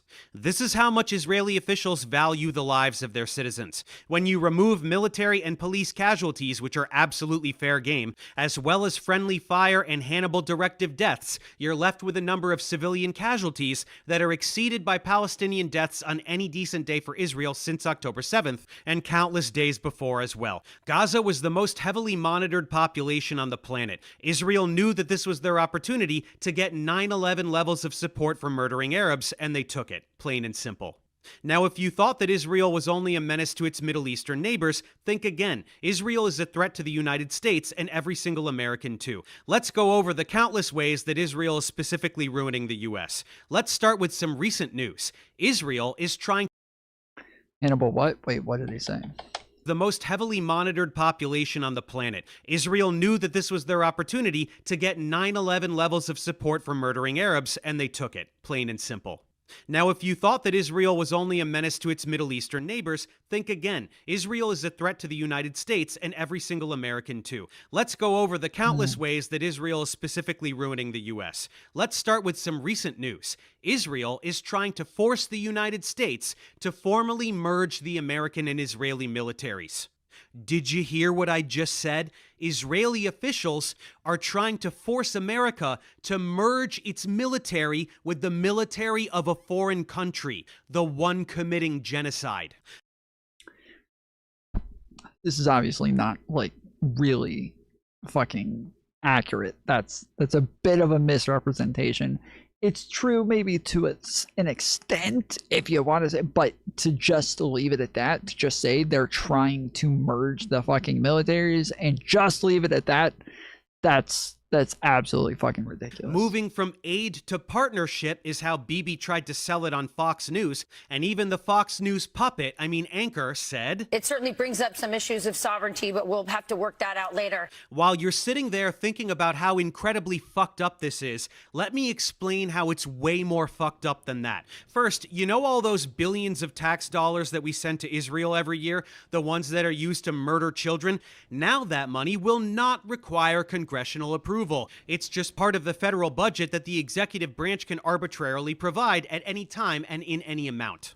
Next, the government is trying to bring back the military draft. If that were to happen, soldiers would be forced to fight for Israel. That would mean that young Americans could be drafted against their will and forced to go murder Arabs for Israel. That's what a while draft also is, potentially just getting murdered by Israel themselves via the Hannibal Directive. And finally, this move would make the Pentagon totally dependent on Israel. Israeli AI systems would be integrated into all the highest classification functions of the U.S. military. So no American intelligence could be withheld from Israel, including that on its own citizens, and any attempt to defy Israel's wishes by any future president could be regarded as a military coup.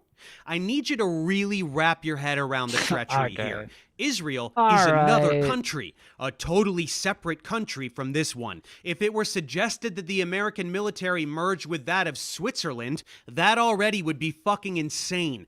Now replace Switzerland's army with a literal terrorist organization that rapes and tortures and murders civilians every single day to expand the borders of a colonial ethno-state that violates international law. This is not a dystopian novel. This is real life, and it is happening.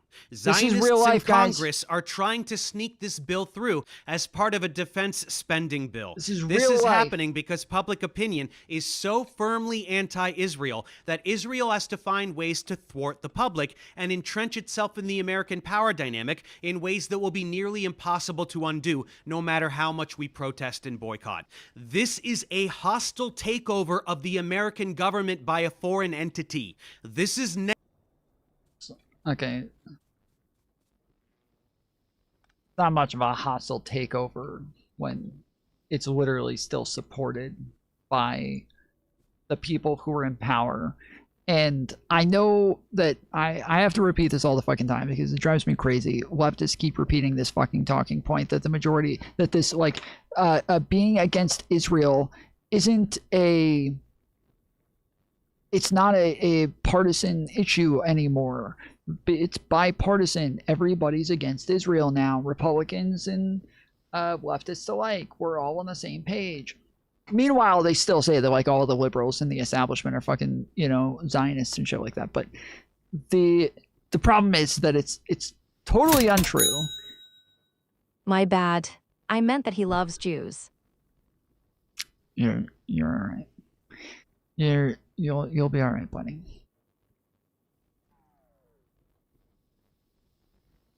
The right in Republicans in 2024, it was at like 80% were in support of funding Israel still. Okay, 80%. It was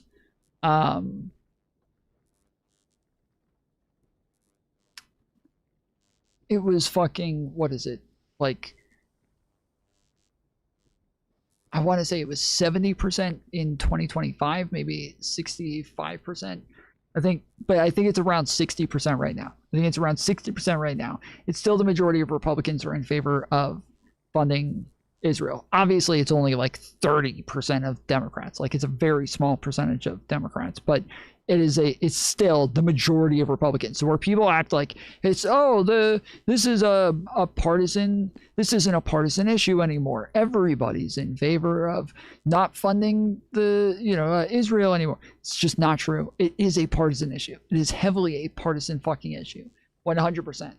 Netanyahu trying to place himself formally in charge of aspects of the American government. Every politician supporting this motion is guilty of treason, and nobody's doing anything about it. What's next? Well, it is common knowledge that Gaza is a testing ground for experimental weapons. New weapons are routinely tested on Palestinian guinea pigs. Who will they be used on next? Whoever Israel wants, including American citizens. The techno-fascism that is taking over the American government is nearly indistinguishable from the Zionist lobby. Take a look at Palantir, co-founded by Peter Thiel and Alex Karp. Viewers of my channel need no introduction to Thiel. He's a disgusting gremlin who directly finances an overwhelming percentage of the anti-science propaganda. It's because we love disgusting gremlins. They need no introduction. He's a disgusting gremlin. So, of course, what was that? What was that preface? I debunk, whether coming from puppets like Eric Weinstein or Christian theocrats promoting intelligent design. CEO Karp proudly describes himself as the most publicly supportive CEO of Israel and never shuts up about how awesome Israel is. Thiel is right there with him. Palantir has a strategic partnership with the Israeli Defense Ministry, providing AI models for the IOF. Basically, Palantir is a key component of Israel's ability to commit genocide. Guess what else Palantir is up to? Huge contracts with the Department of Homeland Security to give ICE the exact same tech that Israel uses in order to perform its own human rights violations, while also lending its tech to federal agencies who use data mining software to aggregate information from every single American. Palantir is a major entity pushing us towards an Orwellian police state here in America. More on that in a moment. Let's see, who else? Elon Musk. He has a direct relationship with Bibi. Agreements with Israel regarding Starlink. AI collaborations. Plans for an Israel-exclusive autonomous Tesla rollout. Mark Zuckerberg, along with Musk, both routinely censor pro-Palestine content on Facebook, Instagram, and Twitter. Posts, stories, and entire accounts are regularly deleted, most notably the take uncovering Meta's censorship of policies on Palestine. Human Rights Watch accuses Meta of silencing pro-Palestine voices amid increased social media censorship since October 7th. Really? That's interesting. Tom, have you seen any polling on this proposal, partisan or otherwise? Which one? The one to merge the militaries? Been a pleasure, Tom. The sphere has lost me, though. I'm done trying for you people. What I said about them was all true, you sick fucks. Well,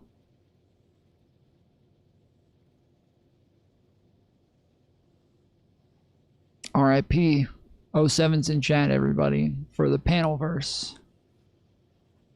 You don't fuck with the panel verse. You don't fuck with the panel verse. Ain't that right, guys? 07's in chat.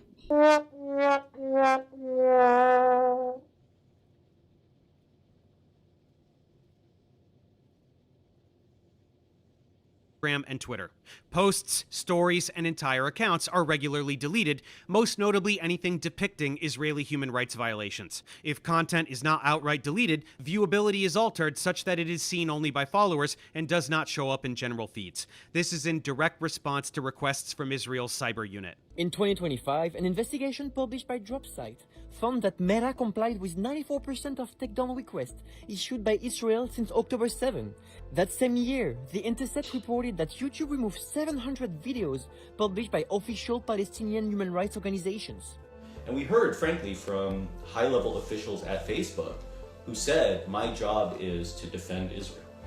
You know, so like, this isn't some sort of wild conspiracy. This is a thing that, you know, is happening in broad daylight, and there's nothing we can do about it because of these consolidation of these monopolistic companies that manage the entire global internet space. Why would tech oligarchs who... Wait, I feel like that's hard to believe. Somebody said that. By official Palestinian human rights organizations. And we heard, frankly, from high-level officials at Facebook who said, my job is... My name is Meta AJ, or AI. Think of me as an assistant. Well, here... This is fucking blurry as hell. I can't read any of this. This is unlegible. Look at that. The most common...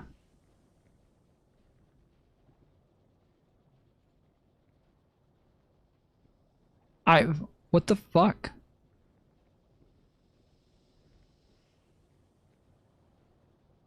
Is to defend Israel. You know, so like, this is...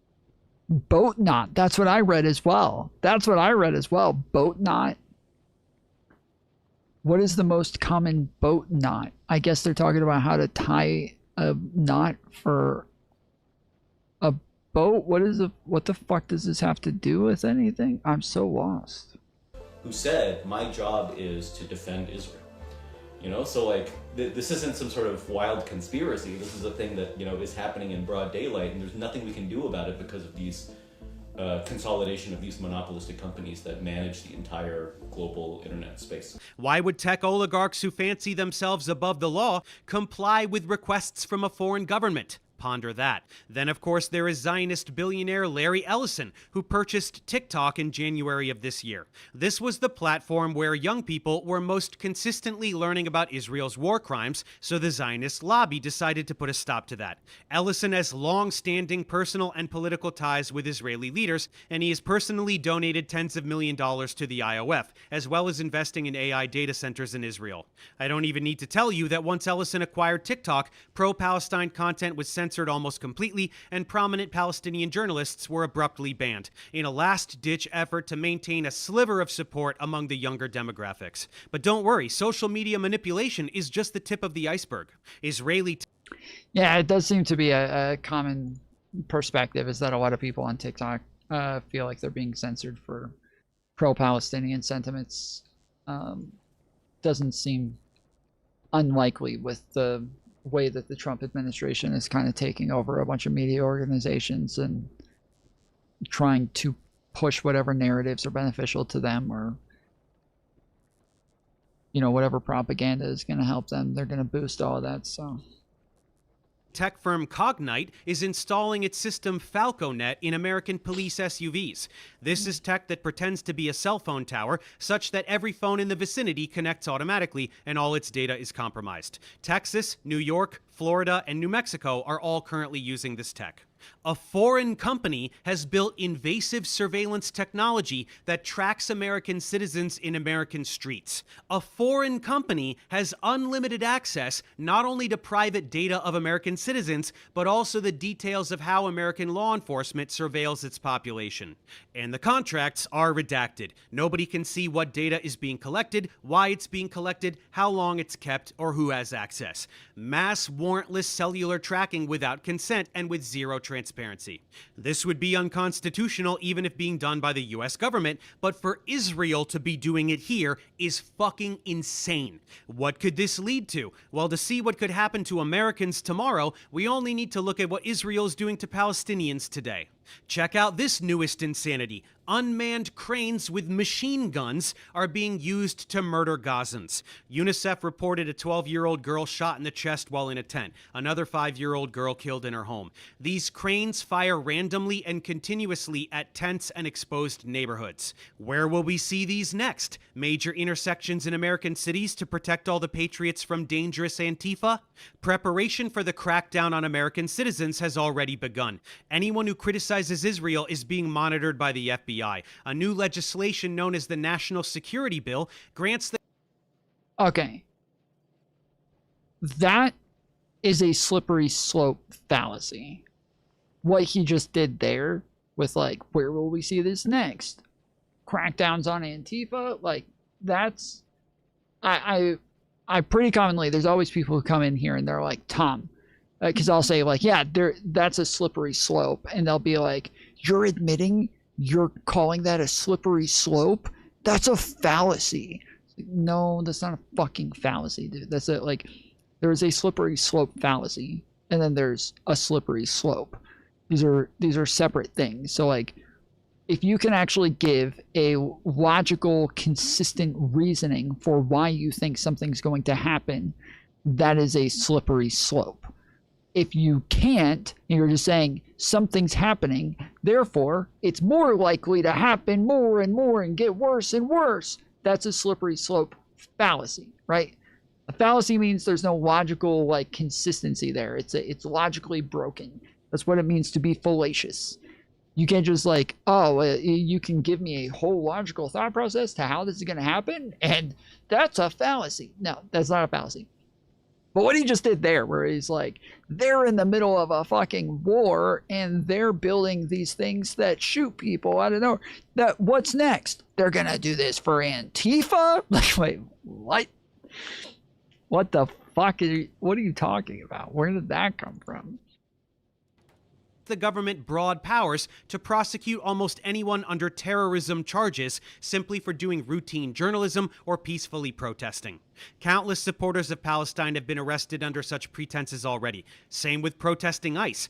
8 anti-ICE protesters were recently each sentenced to 30 to 100 years in prison. One of them wasn't even at the fucking protest. He just moved a box of pamphlets. And yet they will spend their lives in jail.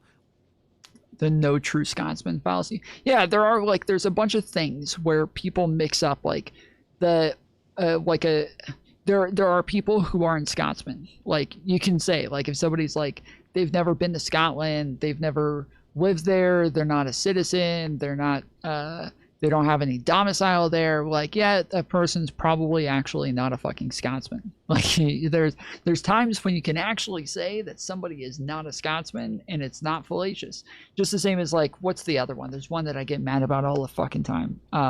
Appeal to authority fallacy. That one drives me fucking crazy, because I'll say, like, yeah, I got it from these guys. They're the authority on this issue. And they'll be like, conservatives do this all the fucking time. MAGA do this.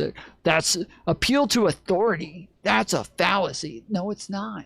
No, it's not. You literally, that's part of logic. You have to appeal to fucking authorities.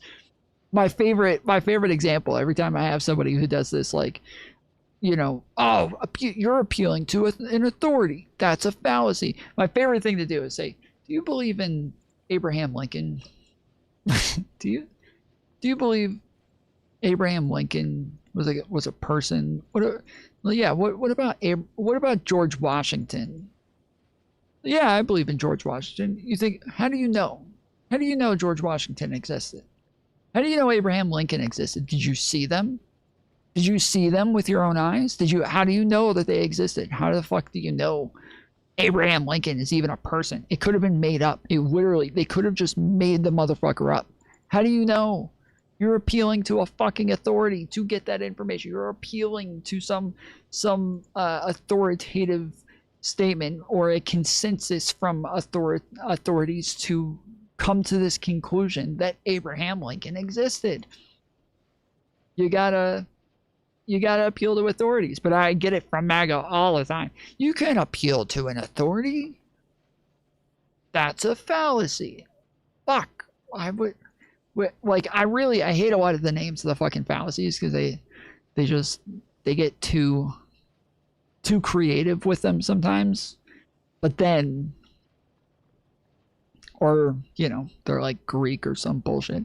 But then they have the other ones that are just too, like, appeal to authority.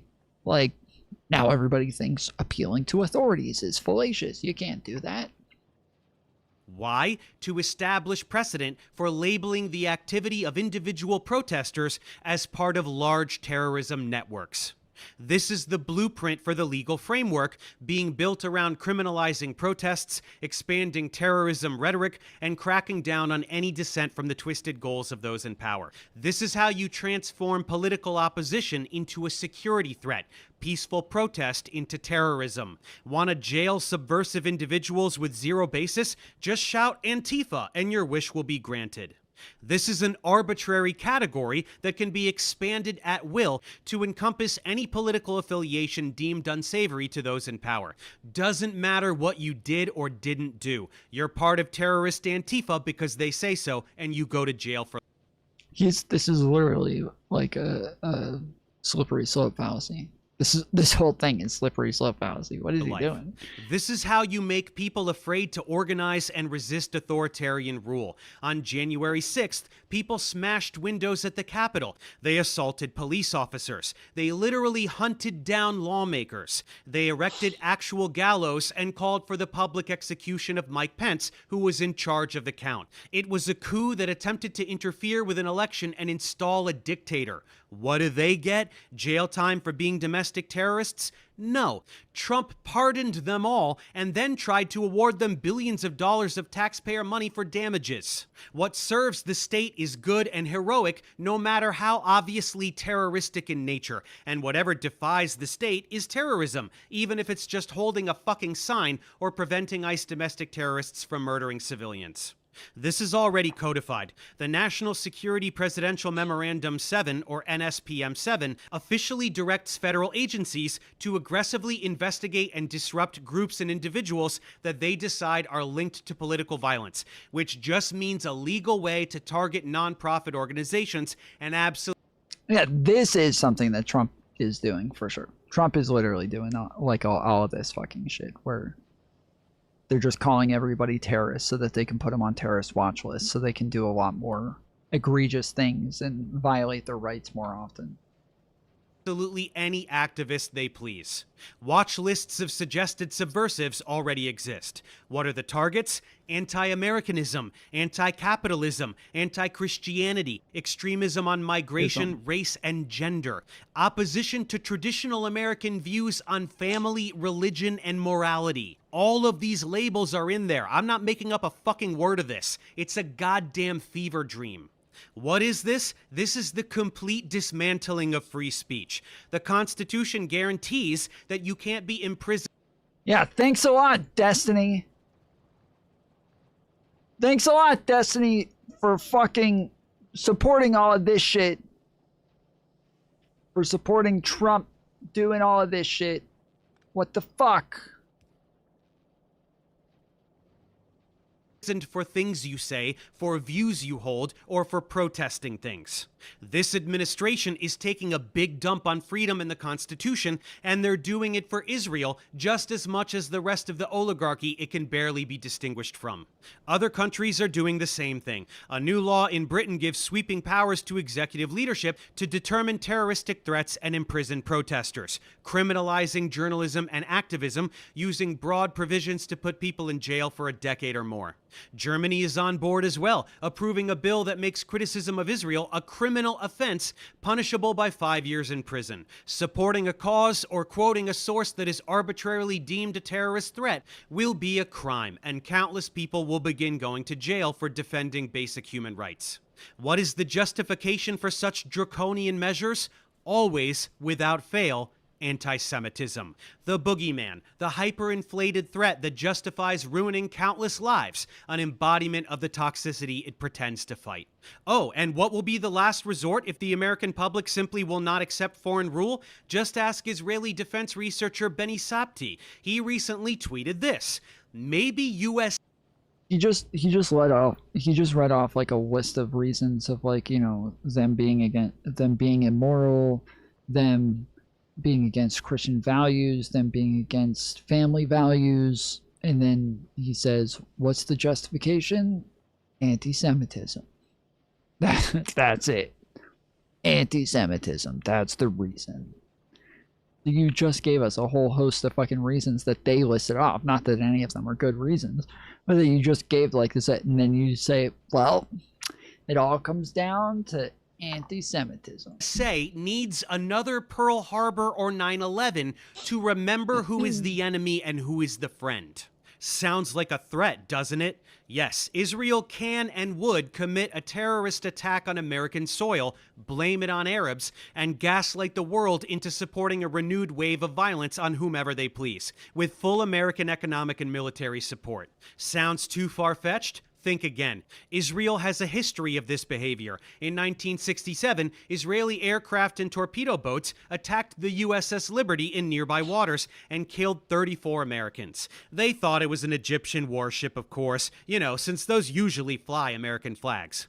This was an attempt at precisely this type of false flag operation. Sink an American ship, blame it on Egypt, and lure America into war on their behalf. Benny knew he fucked up by saying the quiet part out loud, so he edited the tweet to seem less obvious, but it was too late. The internet never forgets. Anyone who thinks that Israel would only massacre Arabs and never white people clearly isn't paying attention. Look at what they did very recently to the European aid flotillas. Hundreds of European activists were detained, beaten, tortured, and raped. Israel did it proudly and brazenly with full knowledge that there would be no consequences for them. And if serious consequences ever did befall Israel, they can always resort to the Samson option. This is Israel's military strategy of massive nuclear retaliation as a last resort if the country is facing imminent destruction and existential collapse. Basically, if Israeli officials think everything has gone irreparably south for them and they are about to be destroyed by literally anyone, they will just nuke everybody. Israel refuses to confirm or deny having nukes, and they refuse to sign the Nuclear Non-Proliferation Treaty, which means they aren't obligated to be inspected for nukes, which means they absolutely have nukes. Meanwhile, over here in America, every effort is being enacted to ensure that nothing can slow Israel down in its quest to destroy everything. Anything deemed a threat to unchecked belligerence and imperialism must be eliminated. The International Criminal Court regularly calls out the war crimes of both Israel and the United States. So Trump and Bibi, along with thirsty Marco Rubio, are trying to dismantle the ICC entirely. Thirsty the ICC Marco makes Rubio. light of... Dude, I didn't know anything about this fucking video until the other day. I was doing a couple weeks ago, me and Pisco were reviewing the, what was it? The Tyler Robinson preliminary hearings for the trial. And he brought up thirsty Marco Rubio. And I was like, what the fuck is that? He's like, you don't know the meme? Like, no, I have no idea what you're talking about. And then I went and watched it. And it's like, it's funny. It's crazy that that turned into like such a fucking meme. I've never heard of this. And then now that I've heard of it, I've heard it like 3 times since then. But I've never heard of the fucking thirsty Marco thing. I mean, if you guys don't know what it is.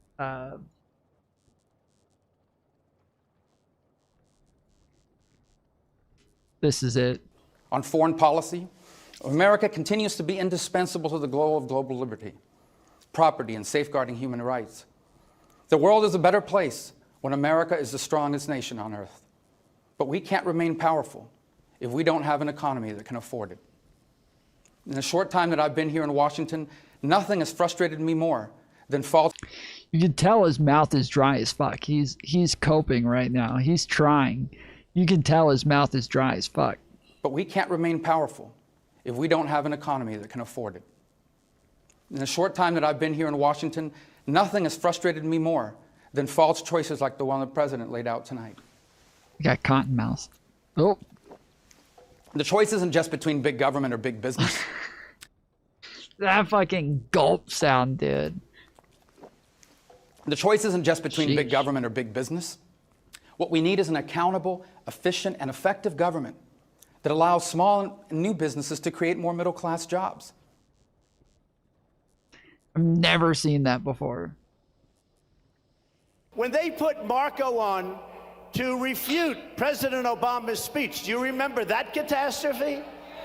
And he's like this, and we will, I need water, help me, I need water, help. And he said, this is on live television. This total joke. Bro, this guy is a fucking president right now. What the fuck? This is so weird. This is so weird, bro. This guy is the president of a fucking country. Like, not even a fucking shithole country. He's not even the president of some random shithole country somewhere. He's the president of the fucking United States. What the hell? Artist.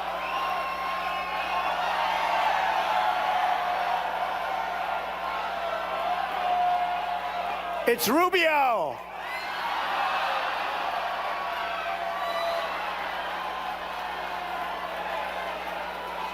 That's what it.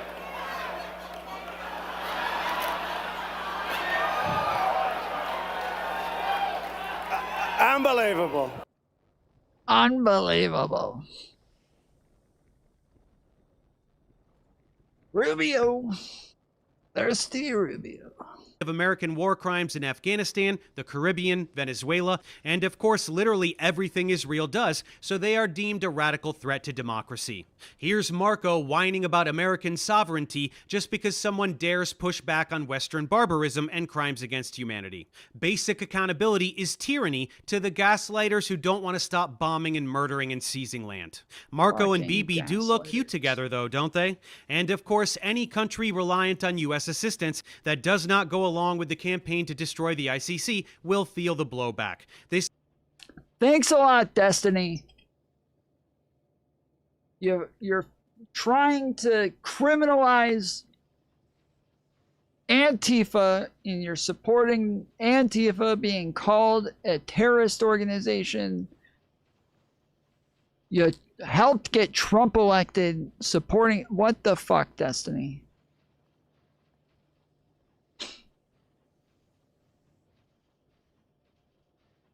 I seriously, I feel like maybe like a total of 4 minutes of this has been about Destiny. We're an hour in. We still have 40 minutes to go. We have literally exactly 40 minutes to go. And we've spent about 4 of that hour on Destiny. And I'm scrolling through right now. Okay, I'm scrolling through and... Oh, we are gonna get to like 3 or 4 clips of Destiny.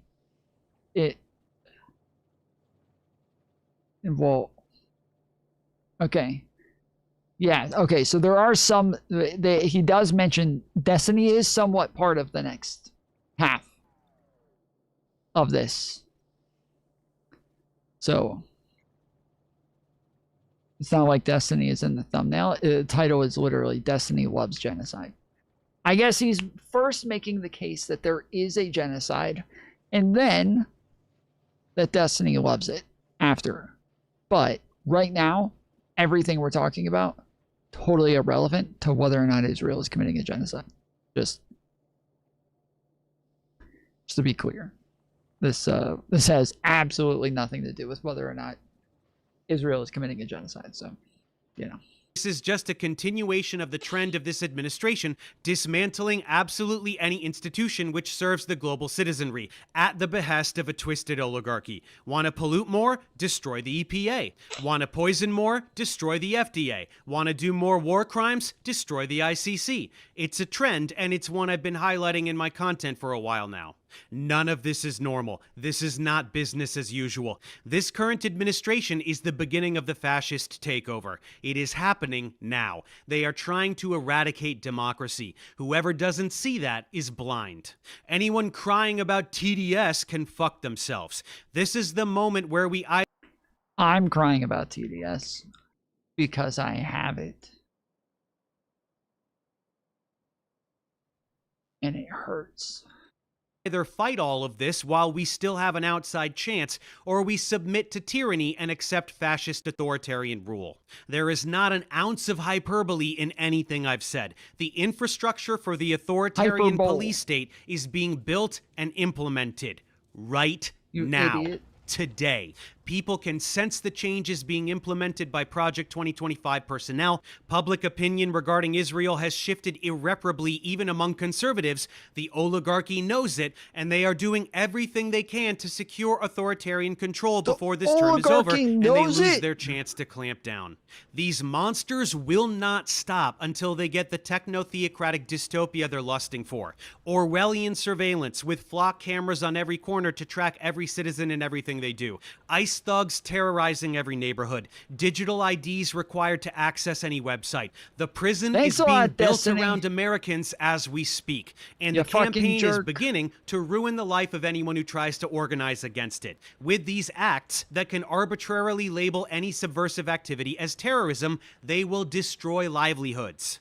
They will send ICE agents or drones to murder people in broad daylight. Sympathy for the victims of Israeli terrorism are now terrorists, according to the state. Israel has their hands in absolutely all of this. All of it. There is not a All of single it. nook or cranny of any of this shit that doesn't involve Israel. Israel is pure poison, and Zionism is the ideology behind it. An ideology of Jewish supremacy, ethnic cleansing. Why aren't these people revolting? I don't get it. They are. That's what this video is. This video is the revolt. It's on YouTube, not on television. Because the revolution will not be televised. Genocide, deception, and self-victimization. Okay, are we all up to speed on how Israel is an existential threat to all of humanity and the most vile source of pure evil since the Nazis, and how they are objectively committing genocide like 100% without a doubt, and anyone who says otherwise is either paid by Israel or a brainwashed idiot? I was waiting for him to get to that part. When are we going to get... When are we going to get to the part of Israel committing a genocide? Awesome. Now let's get back to Destiny and talk about his rose-colored relationship with this belligerent imperialistic ethno-state. Honestly, I'm pro-genocide. Like, it sounds really shitty, but like, Oh my goodness. You gotta be kidding me. I mean, look, Destiny's a fucking idiot for saying this the way that he did. But also,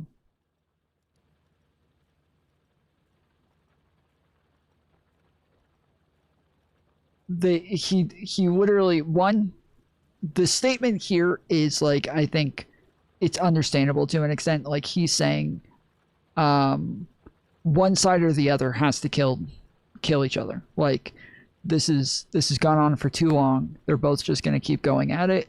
So one side or the other has to genocide the other side. That's the only way this will end.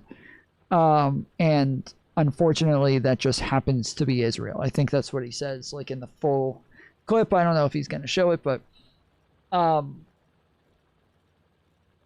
Lonerbox, who, you know, they all call a fucking bloodthirsty Zionist as well. Lonerbox went and talked to Destiny about this and convinced them that this was an absolutely fucking unhinged take and that this is not the way that it needs to go, and that this is fucking stupid. And Destiny agreed and took it back, and you know, whatever. But I'm sure that will not be mentioned. I think that Israel should just drop its fucking borders about where it is now, and basically Palestinians can go live in another place. That's really shitty, but like that's about where I'm at. I don't know, You just think that Palestine should just pack up and Native American the fuck out of there? The problem is that it seems like there is a hugely general hostility to Jewish people across really the entire world, but definitely the Middle East. Right out of his own mouth, he is pro-genocide. He supports the genocide of Palestinians in Gaza. He thinks they should either be killed or removed, and that land should be Israel, because the whole world is just a bunch of dirty anti-Semites, so poor Israel gets to do genocide. Ethnic cleansing is super awesome, according to Destiny. Did you think I was exaggerating about this piece of shit? I'll take your apology now. And don't worry, we're just getting started. This is a fucking rabbit hole. Again, this was a group of civilians, including children, who were waving white flags. They had done everything that Israel had told them to do. They were in an Israeli-declared safe area. Bad empanada. That's what we're...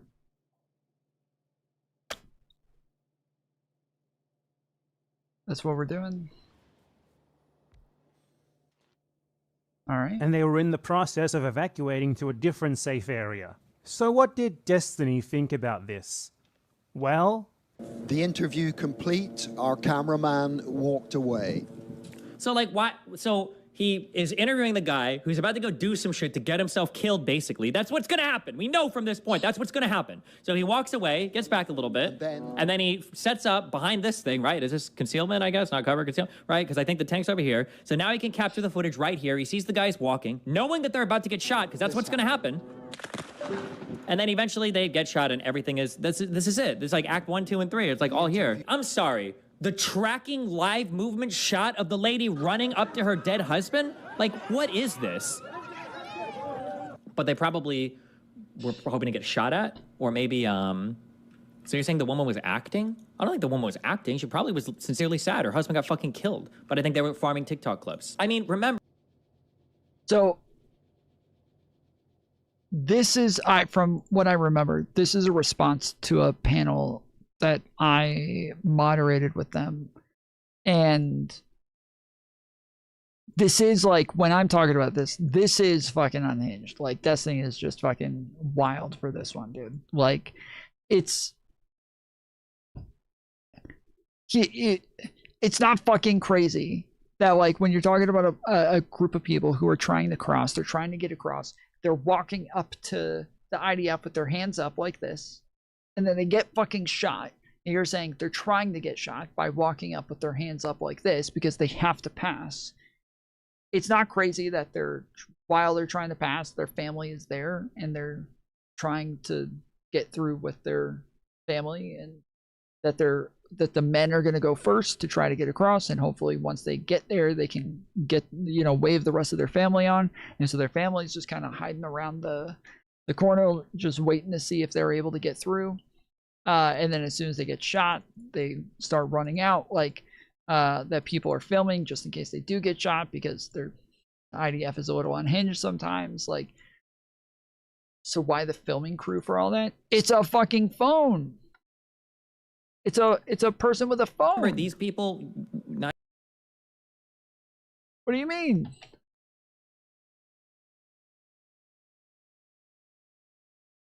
Some of this was done by, like, I think this one. Here, let me pull up the.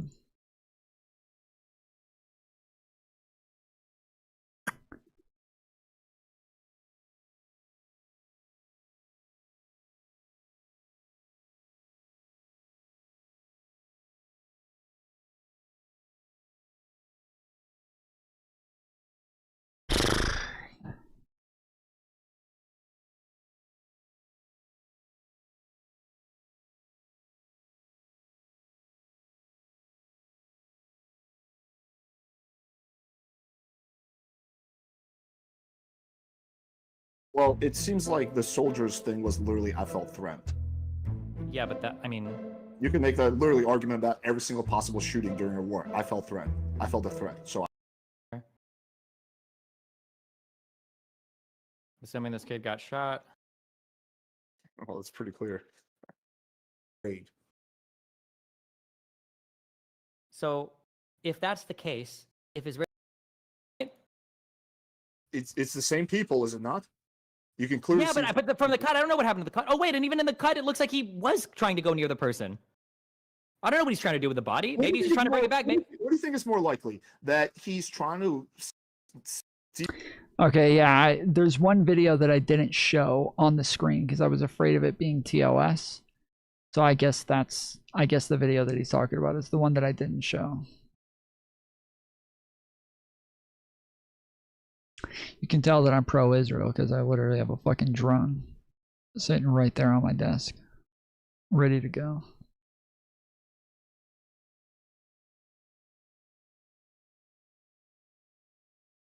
Everything that Israel had told them to do. They were in an Israeli-declared safe area. Yeah, this is literally like a point where people are crossing. So maybe there were film crews there while they were like, but this is a point where I think Israel had a blockade, and there's people who are trying to cross. And yes, they're literally holding up white flags. Their hands are up in the air. Like, to say that that they're trying to get shot is kind of fucking crazy. and they were in the process of evacuating to a different safe area. So what did Destiny think about this? Well, the interview complete, our cameraman walked away. So like why? So he is interviewing the guy who's about to go do some shit to get himself killed, basically. That's what's gonna happen. We know from this point, that's what's gonna happen. So he walks away, gets back a little bit, and then he sets up behind this thing, right? Is this concealment, I guess? Not covered, right, because I think the tank's over here. So now he can capture the footage right here. He sees the guys walking, knowing that they're about to get shot, because that's what's gonna happen. And then eventually they get shot and everything is, this is it. It's like act 1, 2, and 3. It's like all here. I'm sorry. The tracking live movement shot of... Yeah, so even they blacked it out as well. The lady running up to her dead husband? Like, what is this?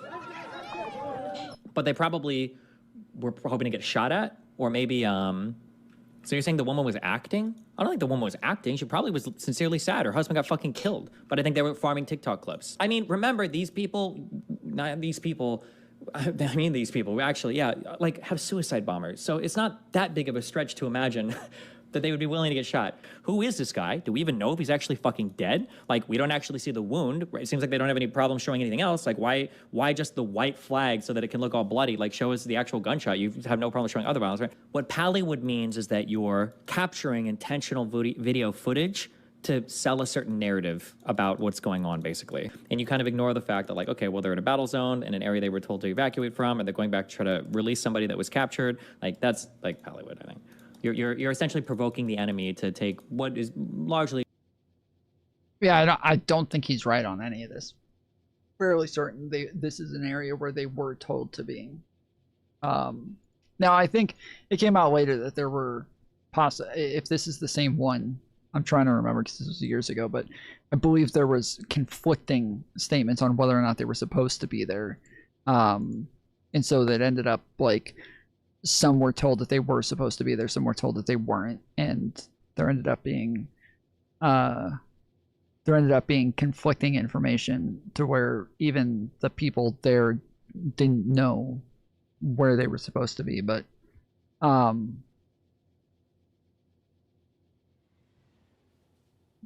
yeah, like that would be the information that you go with, not what Bad Empanada is saying, which is that this is just a safe zone, or what Destiny's going with, which is that they were supposed to evacuate, but that like there was conflicting information that they wouldn't know.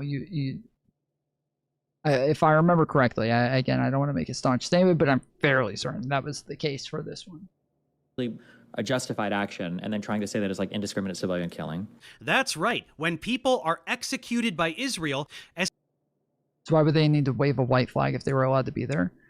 In the area that they were in, there were tons of other people there. They were walking towards a bunch of IDF people in a building up by the blockade. So they were just walking in that direction. So that's why they're... What do you mean? Why would they wave a white flag?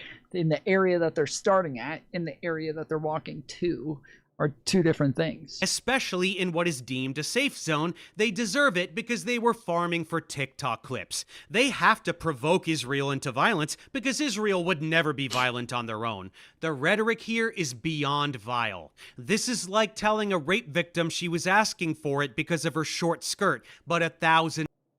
Yeah, I feel like what Destiny's saying here is he's just jumping to way too many fucking conclusions. Like, it comes off almost like MAGA-y, where like we can watch like a black person get shot, and then MAGA will make up like a bunch of excuses for why it makes sense for that person to get shot and why like just killing them. And normally, like especially with the US military, like we talk all the time about the fact that like police have lower standards than even the military does, where the military has to have like a fairly high standard for who it is that they shoot and who they kill, and that they have to like know somebody's an enemy combatant and have to have like direct action, not just a threat but a direct action that engages in the threat. And like there's just so much like higher standards for US military, and then when the cops do it, we're like, well, even though with the lower standards, we're still like, bro, but they fucking shot him. Like, come on. What do you mean? Like, you can see they fucking shot him. It's adjacent for sure, not quite that, but yeah, I think it's pretty much the same thing. I think it's pretty much the same thing where you're talking about just like you're just jumping to conclusions. Like it's reminiscent of like the Renee Good shooting for sure. 10 times worse. Anyone who uses the term Pallywood is a fucking monster. Once again, if you actually truly want to... Again, Pallywood is a thing. It is a real thing. Like there is like there are videos that are done just to like push propaganda, just to gain sympathies, just like that is a real thing. Pallywood is not when he says like anyone who uses that term is a monster. Well, it's a thing. Like it's a thing that happens. So it's not as if like using the term in and of itself is just automatically wrong. It's more so that like the way that he jumps to the conclusions there is the problem, not that he like would ever say Pallywood. See what happens in Gaza on a daily basis, you can head over to archivegenocide.com and look for yourself. Bring a barf bag. People are ruthlessly slaughtered every single day, and the thousands of videos on that site are only a tiny fraction of the carnage that has been inflicted on Palestinians over the past 2.5 years. Pretending that they're faking it is identical to Holocaust denial, except way worse since this is happening today. Now here he is doing a fan meetup in Israel, giving advice to young IOF soldiers on how to hide their war crimes. I do have this little worry that in the media and in the global, opinion, it's not such a good thing to be an IDF soldier. It's not. It's absolutely. The opinion is really bad. Yeah. Here's the one piece of advice I'll give you, okay? If you're joining the IDF, okay? Leave your fucking cell phone at home and stop taking stupid fucking videos, okay? Because everybody's fucking you with them, okay? And if you see a soldier, okay, going through a fucking drawer, and listen, if you want to fucking wear a dress and you think it's funny, just don't fucking take a fucking video picture of it, okay? Jesus. Yeah, Destiny agrees it's cool to murder Palestinians, and when you're done, it's super funny to go through their belongings and even try on their clothes like a little trophy. If you didn't know that IOF soldiers do this all the time, now you know. Anyway, Destiny is totally on board for the post-slaughtering fashion show, but you guys, stop taking pictures and posting them to social media. You don't want the world to know what complete fucking monsters you are making a joke out of genocide. He didn't say that? What do you mean he didn't say that? What did he say?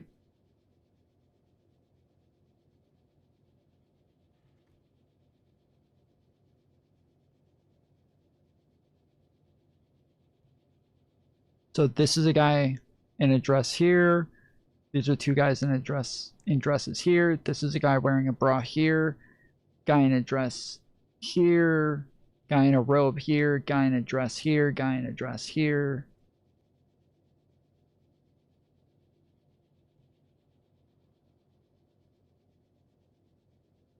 That's the same guy. Well, these two here are the same guy. These are different guys. I think this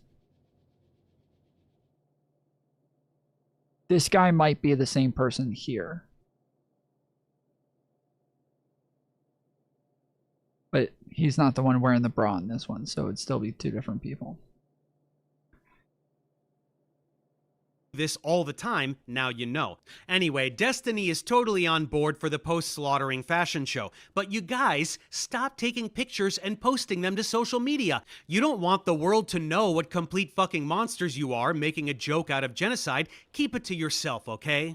By the way, this little tidbit was part of a 2-week spree in June 2024 where Destiny went all around Israel interviewing dozens of Israeli officials and media personalities in what was very clearly an Israel-funded propaganda trip.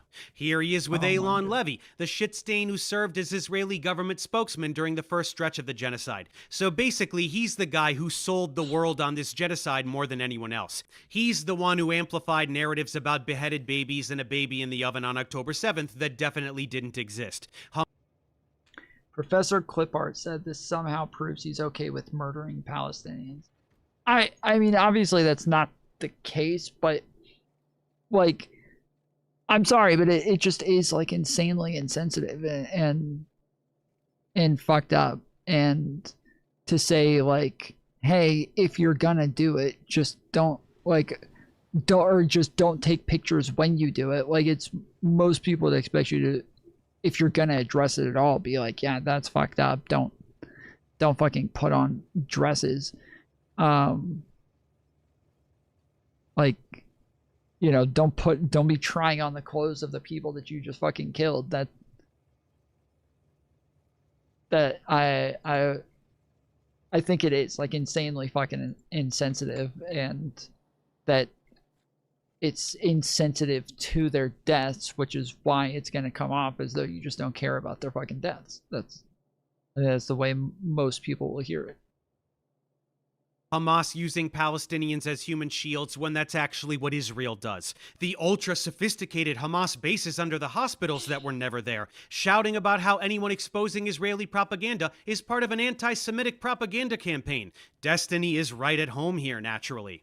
Here he is with Yishai Fleischer, an Israeli settler in the West Bank where Palestinians are brutally terrorized every single day as illegal settlements continue to expand against international law, and a Kahanist who served as a political advisor to Ben-Gvir.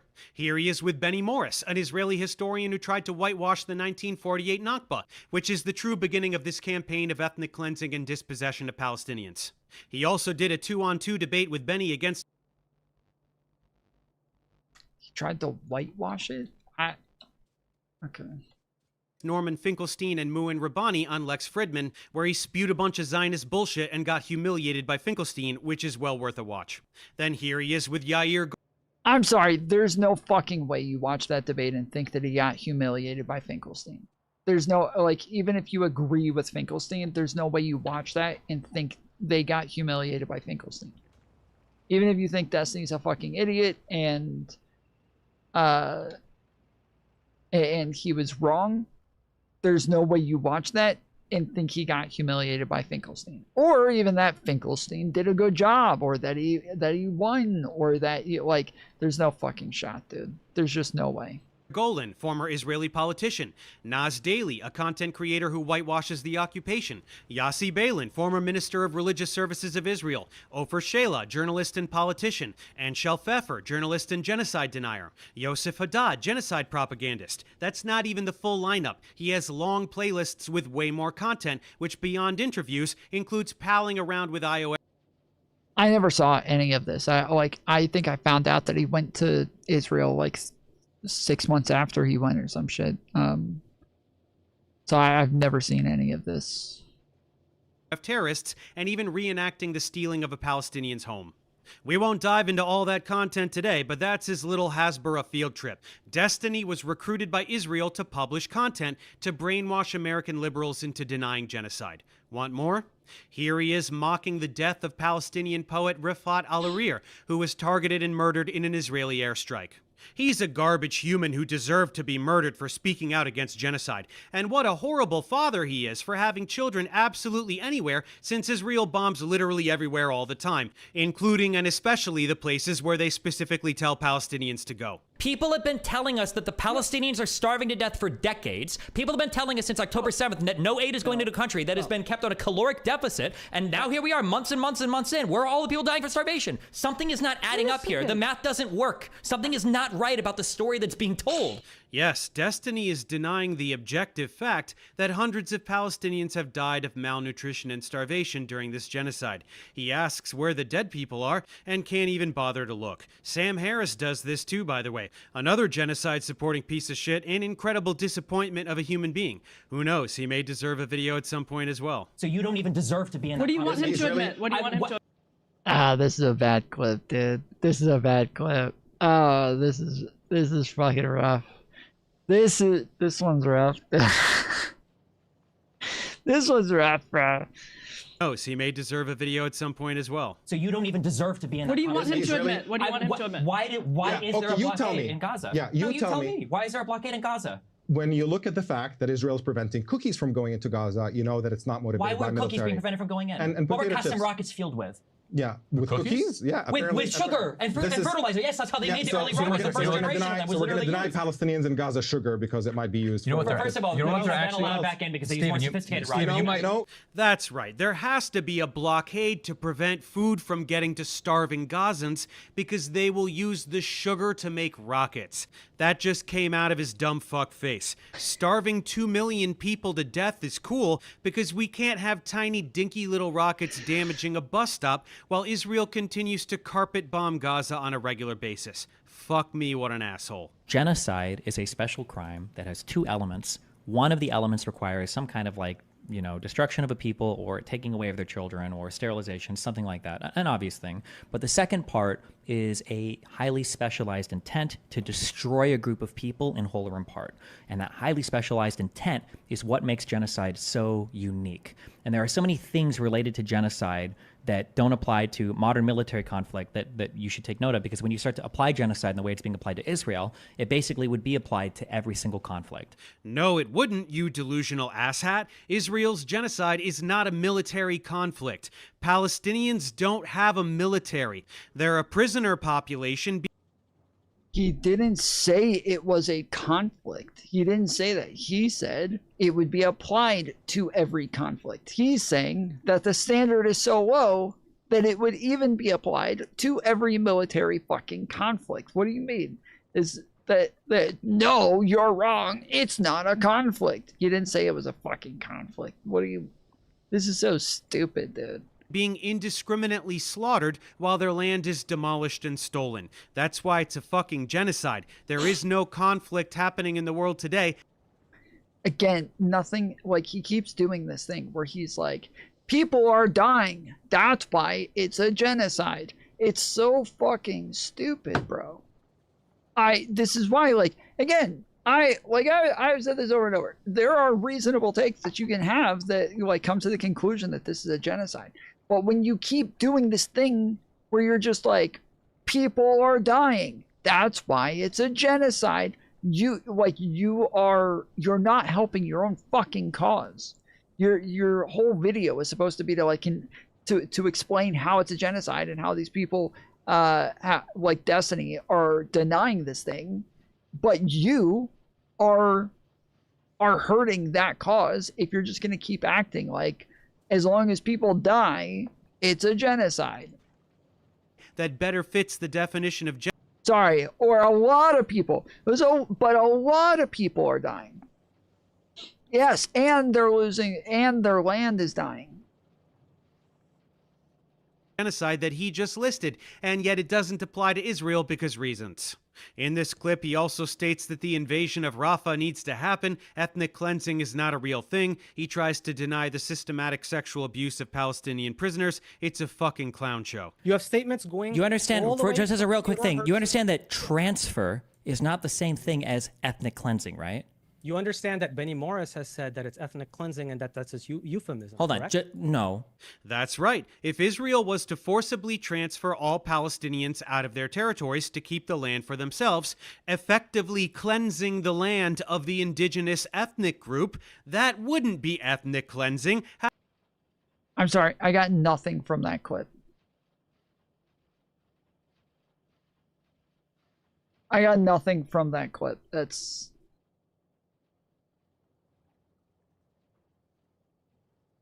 Ethnic cleansing isn't genocide. Yeah, I think the difference is going to be whether or not there's intent, I believe, for ethnic cleansing and genocide.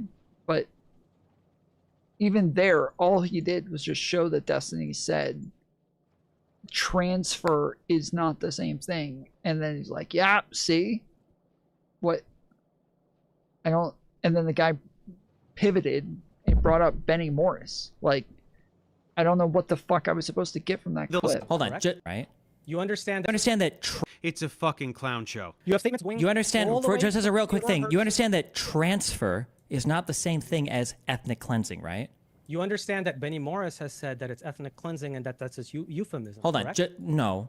That's right. If Israel was to forcibly transfer all Palestinians out of their territories to keep the land for themselves, effectively cleansing the land of the indigenous ethnic group, that wouldn't be ethnic cleansing. How silly. My BFF Benny Morris told me so. Like, I think a broad general problem with Arabs in the Middle East is they genuinely believe, like, Jewish conspiracies are like the underpinning of their entire understanding of the world. That Jews control all of the West, all of the banks, all the countries, and that's a thing that a lot of them believe. I don't know how relevant that is to their day-to-day life or how much it matters, but yeah. It's probably a problem. This is a fucking insane thing to say out loud. Arabs in the Middle East have been dealing with Western imperialist aggression for their entire lives. Palestinians watched Zionist militias invade in the 1940s and murder entire bloodlines while stealing entire villages. They watched their land being usurped and given to settlers while a system of apartheid was built around them. There's no fucking conspiracy here. This is their personal lived history. Their family members slaughtered. Their homes stolen with all of their possessions inside. If someone came to your house with guns, murdered a few members of your family, and then forced the rest of you to leave with just the shirt on your back while they kept your house and all your stuff, your hatred of those people would not be based on any fucking conspiracy. And this is not ancient history. There are people still alive today that were displaced during the Nakba, and many more from 1967 when Israel did it all again. These are victims of Western colonialism and a cult of Jewish supremacy. But this kind of dismissive bullshit doesn't work on American supporters of Palestine either. People think Jews control the West and all the governments and the media and the blah, blah, blah. How silly and conspiratorial. Well, it's not Jews wholesale, it's Israel. It's Zionists, both Jewish and non-Jewish. They do have an outrageous level of control, most obviously in the media. The pro-Israel bias across nearly all Western media outlets is so blatant that to deny it is pure insanity. It's so self-evident that I don't even feel the need to expand on that statement. Then there are all the mergers. Did you hear about the latest one? Paramount, Warner Brothers, CBS, CNN, and HBO are all under one entity. Owned by, can you guess who? Larry Ellison, the Zionist scumbag who bought TikTok, and for the exact same fucking reason. When Zionist oligarchs have this level of command over the media landscape, while also having their hands in military AI and all kinds of other imperialistic shit, it means being able to execute whatever heinous acts they want, and then completely controlling the narrative surrounding it after the fact. To say that the vast majority of mainstream media outlets are controlled by Zionists is not a fucking conspiracy theory. It's a statement of fact. You don't have to stop at CEOs either. Look at who is selected to disseminate the narratives. Editor-in-chief of CBS News is now Bari fucking Weiss, whose right-wing propaganda outlet, The Free Press, was one of the biggest mouthpieces for Israel in the past 20 years. And what did she immediately do when she got there? She gutted the outlet and ousted anyone with an ounce of journalistic integrity, including... I mean, this part's true. I wouldn't say this about all mainstream media. I think that the majority of mainstream media has been very critical of Israel. But Barry Weiss is obviously a fucking nutcase. Including 60 Minutes correspondent and 37-year veteran Scott Pelley, who publicly proclaimed that Bari was hired to kill the place. With the ship now sailing where Bari wants it to go, guess who shows up on CBS News? They're coming from the Pentagon, NASA, the CIA, the FBI, and the Energy Department. So let's bring in Avi Loeb, who now leads the White House UAP Council. Avi, what can you tell us? What's in these files? What are we looking at here? Well, first, thank you for having me. Avi fucking Loeb, the exact fraud I debunked that made Destiny cry about how I use the word Zionist excessively. Zionists take over CBS, hire a massive Zionist stooge to run the news, and they immediately host the Zionist fraud who spews bullshit about the UAP psyop coming from the government that is also held hostage by Zionists. Funny how that works, huh? Speaking of which, let's move on to the American government. To deny the overwhelming Israeli influence on American politics is even dumber than denying media influence. In 2024, AIPAC spent $126 million supporting pro-Israel candidates and smearing anyone who dares utter a word against them, which is why not a single Republican senator or representative, and even very few Democrats, will publicly oppose Israel. This is a foreign country severely influencing U.S. elections and undermining the democratic process. This shit runs so deep that it even trickles down to positions that have nothing to do with foreign policy. Check out this clip from when Mamdani was running for mayor of New York. Hey candidates, first foreign visit as mayor, where would you go? The first foreign visit by a mayor of New York is always considered significant. Where would you go first? Left to right, Ms. Adams. First visit, I would visit the Holy Land. Mr. Cuomo? Given the hostility and the anti-Semitism that has been shown in New York, I would go to Israel. Mr. Tilson, where would you go? Yeah, I'd make my 4th trip to Israel, followed by my 5th trip to Ukraine, 2 of our greatest allies fighting on the front lines of the global war on terror. Mr. Mamdani? I would stay in New York City. My plans are to address New Yorkers across the 5 boroughs and focus on that. All of them That's fucking anti-Semitic. Obviously. You can't deny that one. You can't deny that one. He fucking hates the Jews. That's proof right there. Clip it and ship it, boys. Clip it and ship it. He hates the fucking Jews. Done and done. Except Mamdani would visit Israel. They're so excited and so proud to brag about how much they love Israel, the genocidal ethno-state, and how, as the mayor of New York City, it would be so important to them to visit Israel. Why? Why the fuck would they do that? This isn't the president, not the secretary of state, not even a senator, a goddamn mayor. Okay. While I agree in general about, like, mayors, in this case, we're talking about a city that has, like, the most donations to AIPAC and the most Jews, the most, I think it has the largest population of Jews. Do they have, is it the second largest population of Jews in the world, or do they have more than Israel? I can't remember. I think they have like fucking like 25% of America's Jews. And then, okay, Google, how many fucking Jews live in New York?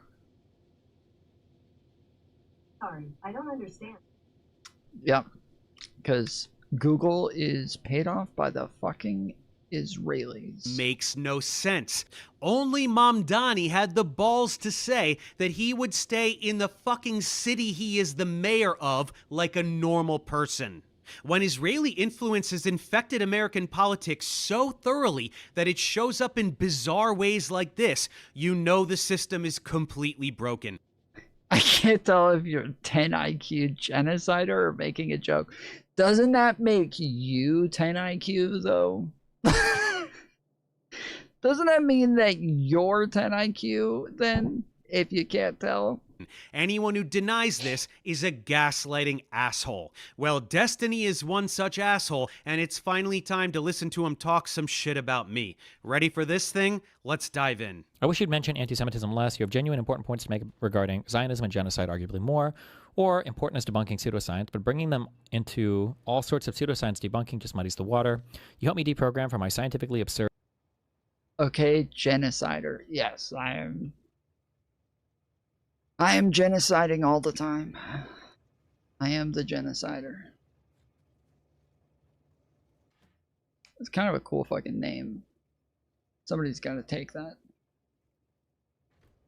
upbringing, and for that I'll forever be grateful. Please help others understand Avi is a grifter fraud without bringing Judaism into it, one step at a time, mate. There's no muddying the waters here, sweetie. Avi is a Zionist douche, using the Zionist playbook of deception and victimization. Avi is a Zionist douche. And I didn't mention Judaism. I said Zionism. Get a grip. This kind of like rhetoric right here, you even know you don't. This is Nazism right here, right? Deception and victimization are like the two key pillars of kind of neo-Nazi belief. It's the idea that Jews are secretly behind the scenes controlling everything to deceive you, and they deceive you about that control. And then the self-victimization is they constantly harp about the Holocaust. Oh my God, we get it. But the reason why they have to harp about the Holocaust is because they have to center their victimhood so that they have an infinite blank check basically to deceive you and to control society. It's kind of crazy to just, but whatever. That's right, folks. I'm a neo-Nazi for pointing out Zionist tactics of deception and victimization. All the deception Israel engages in to gaslight the world into supporting genocide, that's not real because Stevie says so. The victim complex they espouse, perpetually claiming to be the victims of terrorism while they commit heinous acts of terrorism, that's also not real because Stevie says so. In reality, there are no neo-Nazi tactics afoot here. Yeah, there is like because it's fucking stupid when I keep talking about the fact that like you can't act like there's just like there is no reason for Hamas to like fight at all, or you can disagree with tactics, you can disagree with the way that they do things, you can disagree with targets, you can disagree with that shit. But like lots of times people just go way too far in their defense of Israel and act like Hamas or Palestinians like wanting to fight back by any means whatsoever is always unjustified and always ridiculous, and it just gets to be way too fucking retarded, dude. Instead, there is only the Zionist tactic of irrevocably tethering Zionism to Judaism so that they can shout anti-Semite at anyone who points at their disgusting behavior. Any assault on Zionism must be an assault on Judaism as a whole because they say so, no matter how obviously impossible this false equivalence is. Zionism is not Judaism. There are countless non-Jewish Zionists serving Israel and reaping the benefits of its imperialism, and there are countless anti-Zionist Jews. Not that many in Israel, of course. We're talking about Jews around the world. But there are even some in Israel. There are even anti-Zionist, ultra-Orthodox Jews in Israel. Want to see what happens to them?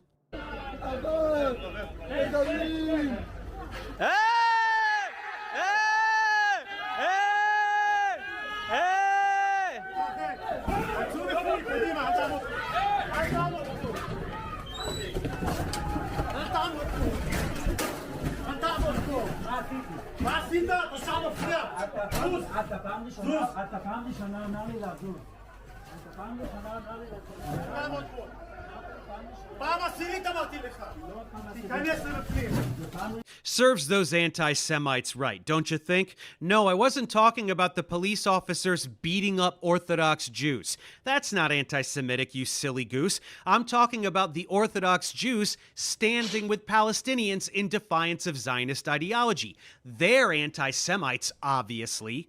Anyone who conflates Judaism with Zionism or anti-Zionism with anti-Semitism, as Israel constantly does, and as Destiny just did, is a worthless anti-Semitic piece of shit. Zionism is anti-Semitism. I'm going to say that one more time so that it sinks in. Zionism is anti-Semitism. Zionism is a disgusting political ideology that has hijacked Judaism and Jewish history to justify imperialism, apartheid, and genocide. And Zionism is responsible for the lion's share of actual anti-Semitism that exists around the world as people react to Israeli aggression and misplace their anger on Jews as a whole. All moral Jews know this and speak out against Zionism the loudest, as it is their cultural identity that is being shattered by these monsters. Zionism is to Jewish supremacy as Nazism is to white supremacy. They are indistinguishable. Zionism is Nazism. I guess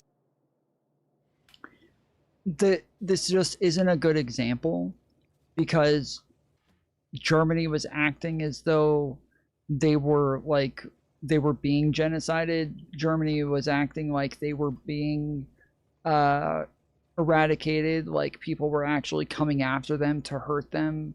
They were acting like there was there was discrimination against them, that they needed to do everything they could to save their culture and blah blah blah.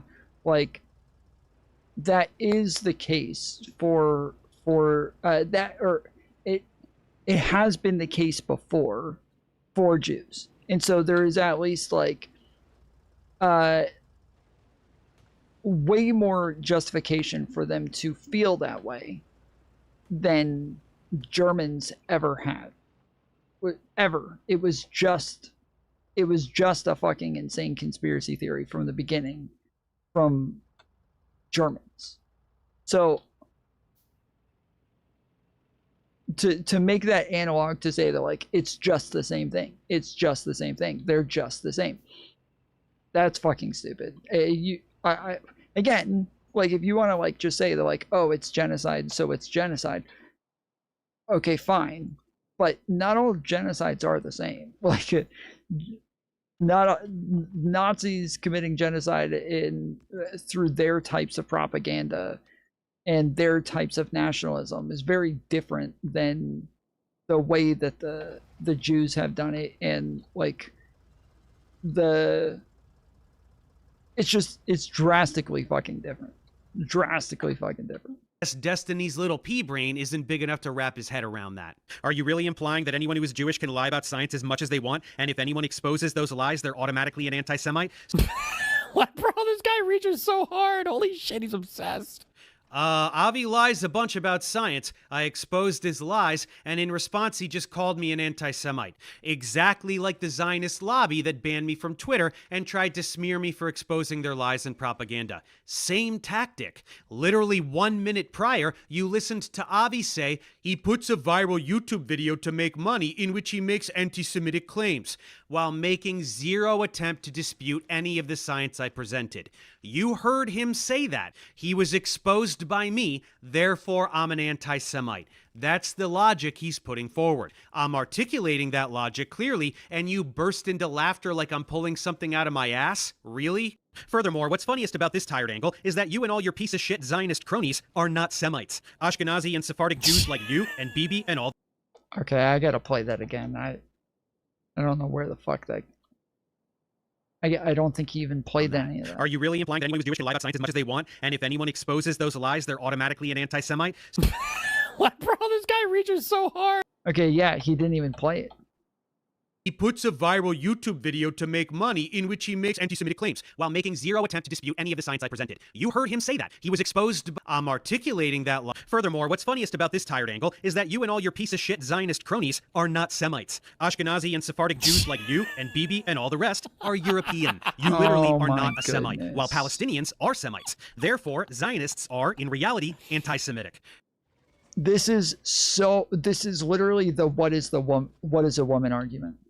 This is literally the what is a woman argument. That's what you're doing. You're doing the thing where you're like, you guys use the word incorrect based on the way that we've used the word historically. Therefore, like, okay, motherfucker, you're doing the what is a woman. You're fucking Matt Walsh at this point. It's quite shocking that Destiny doesn't bite on this and go on a tirade, especially since this was the main thing that upset a lot of people when I posted this video. He just giggles and then moves on. But for the record, this is accurate. Ashkenazi Jews like Bibi are way more European than Middle Eastern. That's why with services like 23andMe or Ancestry.com, everybody knows this. The fact that you guys keep like saying this as though you're saying something fucking enlightening is the reason that it's funny. It's funny because you guys keep repeating this, like, as you're saying, a tired talking point. These tired talking points. You're literally saying something that is so meaningless and so pointless. I don't get it. I don't fucking get this shit. What is wrong with this motherfucker? Ashkenazi Jew is literally listed under European. I follow Reggie Watts on Instagram, and he recently posted his results. He's 11.1% Ashkenazi Jew, which is listed under European. He's also 0.1% Arab, Egyptian, and Levantine, a totally separate category under Western Asian. This categorization makes sense since Ashkenazi Jews look fucking European. This is also why these No. ancestry kits are tightly regulated in Israel and can't be purchased in Israeli pharmacies. They don't want citizens to find out that they're not fucking Middle Eastern. They pretend to have a divine Oh my claim to a goodness. region that they're not from. Do Ashkenazi Jews have more Middle Eastern ancestry than Scandinavians? Obviously, but over many centuries, that ancestry got diluted and they're largely European now. This is in stark contrast. Well, it's all about the fucking bloodline. That's what it's about. It's about the bloodline. It's not about where you live. It's not about anything else. It's about the fucking bloodline. You guys heard it here first. You got race realism from a fucking leftist right now. Absolutely insane, bro. Straight up race fucking realism. Your bloodline doesn't qualify. You're not pure enough to use this term. Holy shit, dude. I wonder if Dave calls himself an American, you know? I wonder if he calls himself American. That would be strange, wouldn't it? Because I'm sure his bloodline is not from America. It is, you know, there's no way he calls himself American, right, guys? Right? Contrast with Palestinians who have had a continuous presence in the Levant since antiquity, along with Mizrahi Jews, who, by the way, experience systemic discrimination in Israel, which is socially and politically dominated by European Ashkenazi Jews. It's almost like there's some white supremacy in their Jewish supremacy, wouldn't you say? Whoa, no way. Well, we wouldn't want anybody to sound like a white supremacist, would we? I want to be clear. I'm not calling him a Nazi. All right? So just so we're all fucking clear, I'm not calling him a Nazi. But he is using Nazi talking points. He's clearly using Nazi fucking talking points. There's no way you could listen to this and think he's not using Nazi talking points. He just is. You can talk about the etymology of the word anti-Semitism all you want, and that's totally fine, but the facts regarding biology remain, and that was the main point I was making. European... Why? Why? What the fuck, dude? This is so weird. The fucking etymology is all that matters. Why the fuck would you try to relate semantics to a fucking bloodline, bro? What the fuck? Pretending to be Middle Eastern has the same vibe as some Karen in Massachusetts bragging about being 3% Cherokee Indian. This claim to ancestral land that Zionists... It's more like her saying that she's American. It's more like that.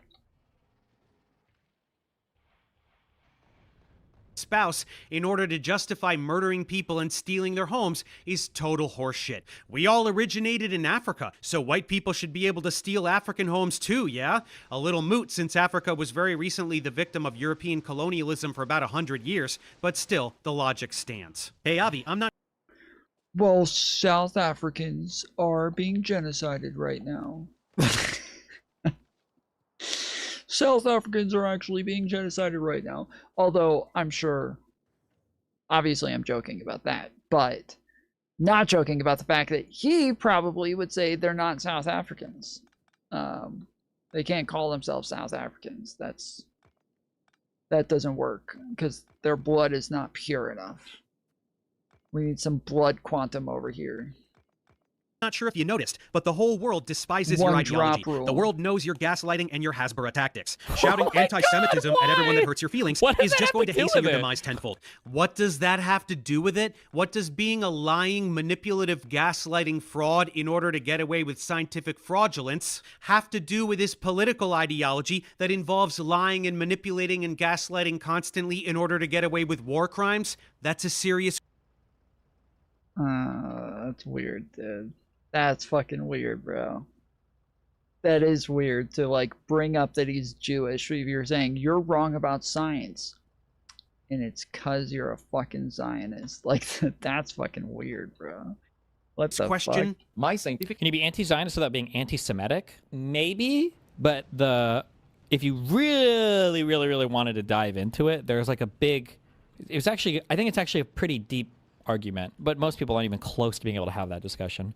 Hey, jackass, why don't you try Most having people that aren't discussion even with any of the thousands of anti-Zionist Jews who fiercely oppose Israel's genocide and co-opting of their faith? I'd love to see that. There's nothing deep about it.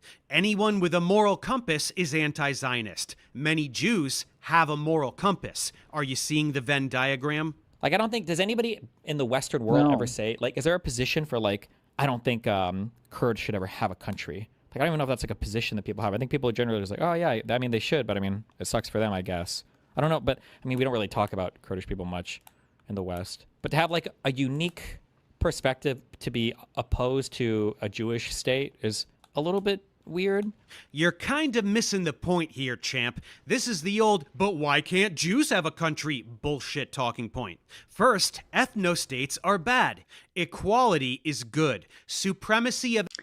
So every time I've talked to one of these people, every time I've said, okay, so like imagine right after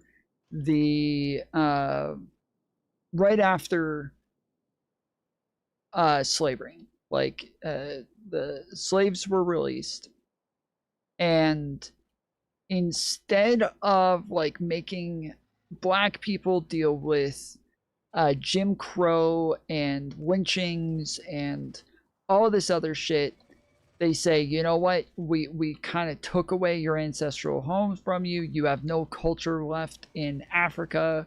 You have no reason to go back to Africa. You've got, like, we've just kind of stripped you of everything. So why don't we, like, give you a state, and then we'll just make it to where, like, that state is just for black people. Like, nobody else can live there. Only you guys.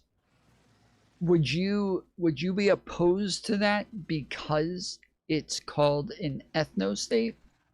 Like they have autonomy, they have, you know, they have their own government, they have all this other shit. Almost every time they refuse to answer. I don't think there's been a single one of them who has actually answered that question. They don't say no. They never say no.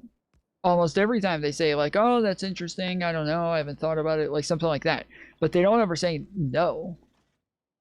And I feel like that, to me, that means the answer is yes. You just don't want to say it because you understand that there is like an obvious contradiction in your logic when you act like all ethnostates are automatically bad.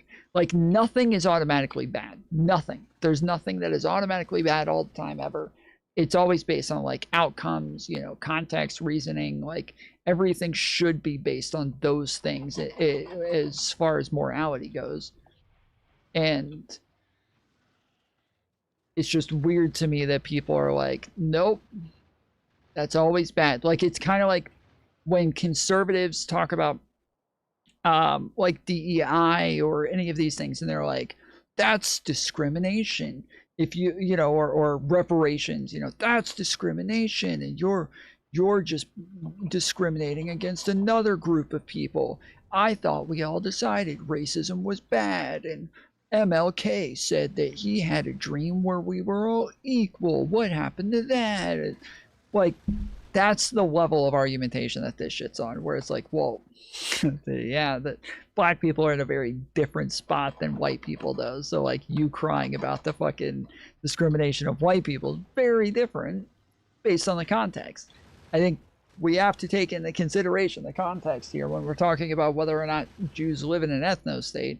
I do think that, like, I do think it's justifiable to have ethno-states in some cases. I don't think they're always bad. I think that by definition, the majority of like the world has ethno-states currently. So the majority of countries are considered ethno-states. But yeah, I don't know. Of any group of people over another being codified into the laws of a nation is bad. But way more important is the fact that this particular ethno-state was established on inhabited land through the slaughtering and dispossession of the indigenous population. That's the more bad part. If post-World War II, a Jewish state was set up in the middle of fucking nowhere and built up from scratch, like in Germany perhaps, since they did the Holocaust, and over 80% of the country is open land, very few people would have had a problem with that. It's the ethnic cleansing that— Ha! Autosave 1 minute ago.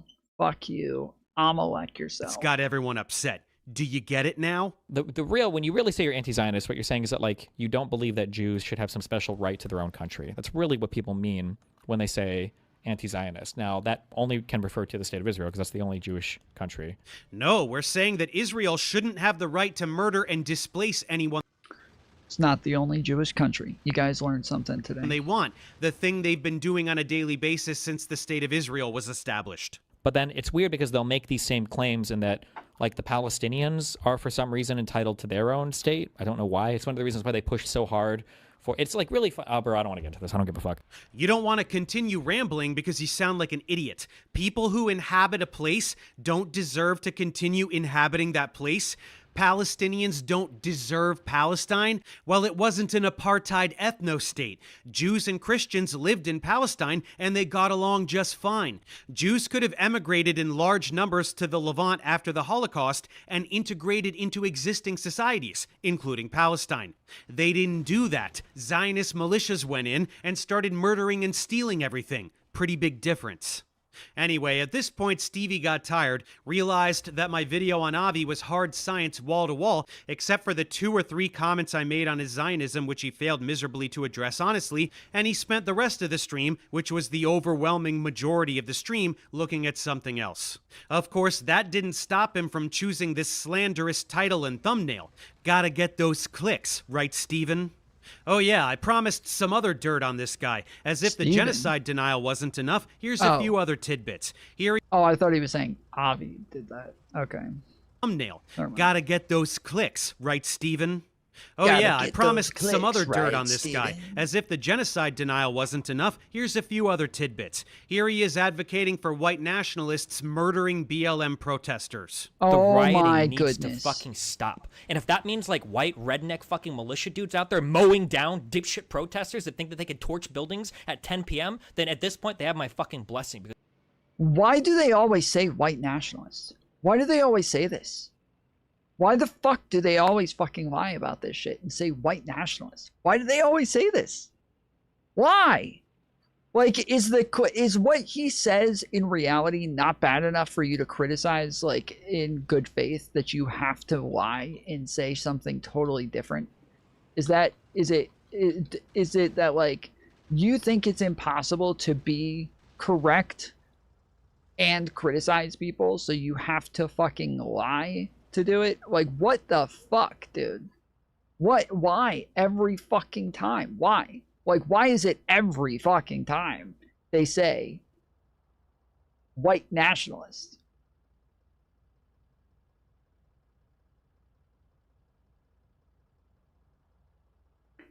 Tom, you are confusing nation state with ethno. Who do you think No, he I'm asked not. for the Destiny clips?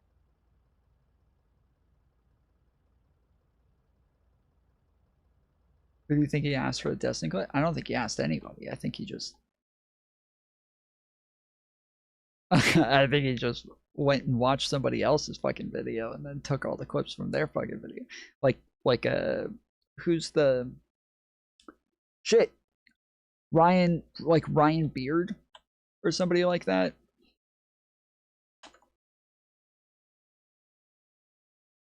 Cause yeah, that's almost all of these clips are things that have been used in like everybody else's videos on this shit as well. Or what's his name?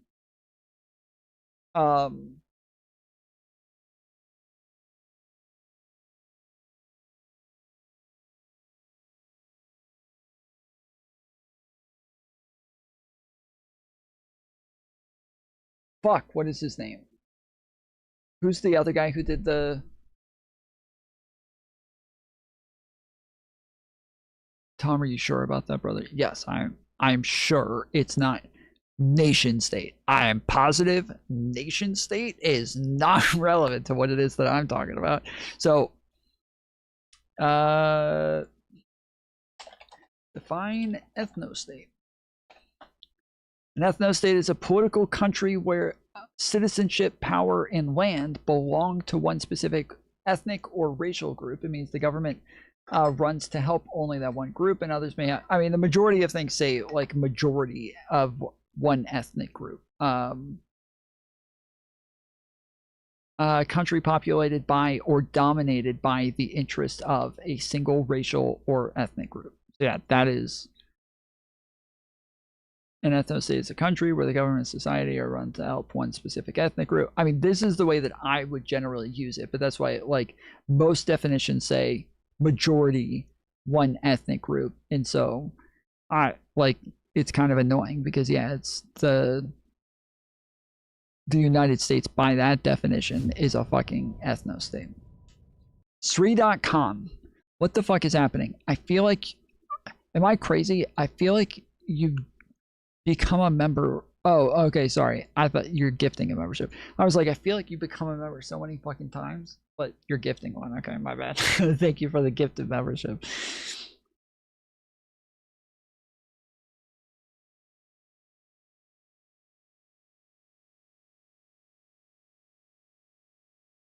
You didn't say white nationalist, but yes, it could be implied.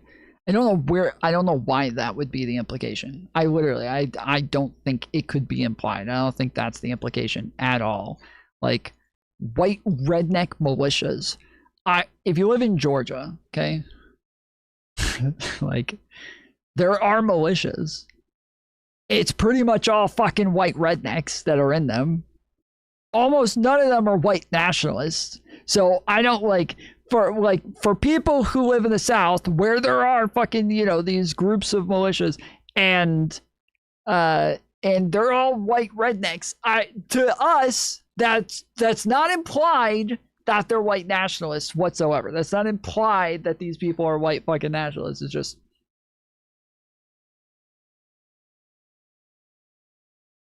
who are there to mow down BLM protesters. BLM protesters who are rioting, right? BLM protesters who are burning down buildings.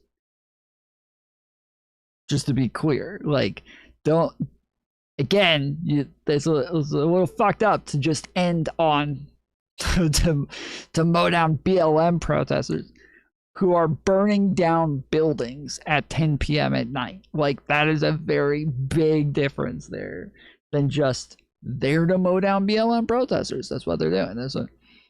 Now look up what a nation state is.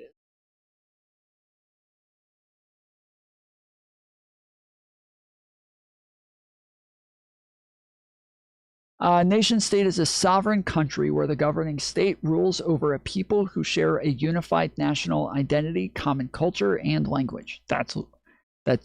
Yes, that is not even close to what it was that I was thinking of. As ethnostate has more to do with ethnicity, nation state has more to do with just culture, general culture, or just even just like, you know, a nation of any kind. But yeah, that is drastically different.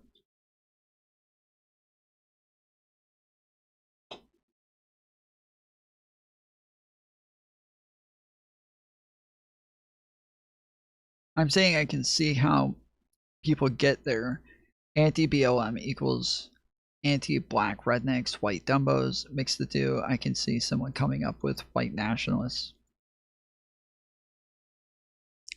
I can't. The majority of the BLM protesters were white. Like, what do you mean? Because holy shit, this fucking shit needs to stop. It needed to stop a long time ago. White supremacists should mass murder protesters. White supremacists. Mass murder. Like, what a fucking lying piece of shit, dude. He didn't say white supremacists. He didn't say white nationalists. He didn't say murder. He's talking about people who are engaging in self-defense. That is not only is this not murder, it's not illegal. Like, what the fuck? What is wrong with this guy? What is wrong with him? They have Destiny's blessing. What a great guy.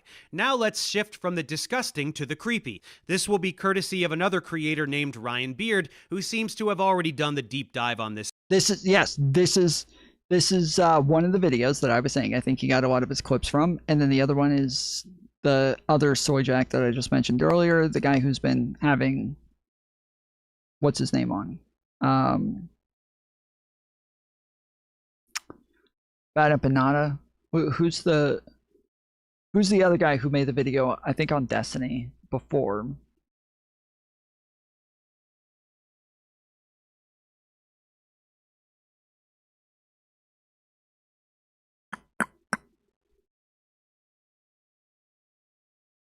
I don't know why I'm blanking on his name. I've said it like twice tonight already.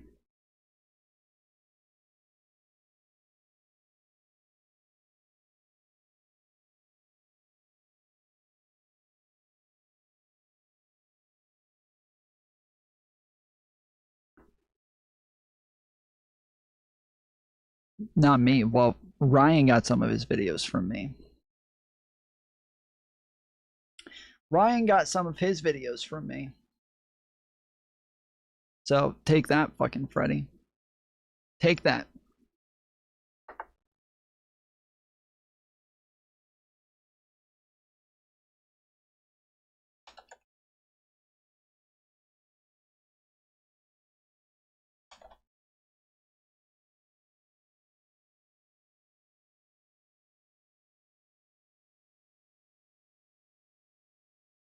I don't wish to bring any.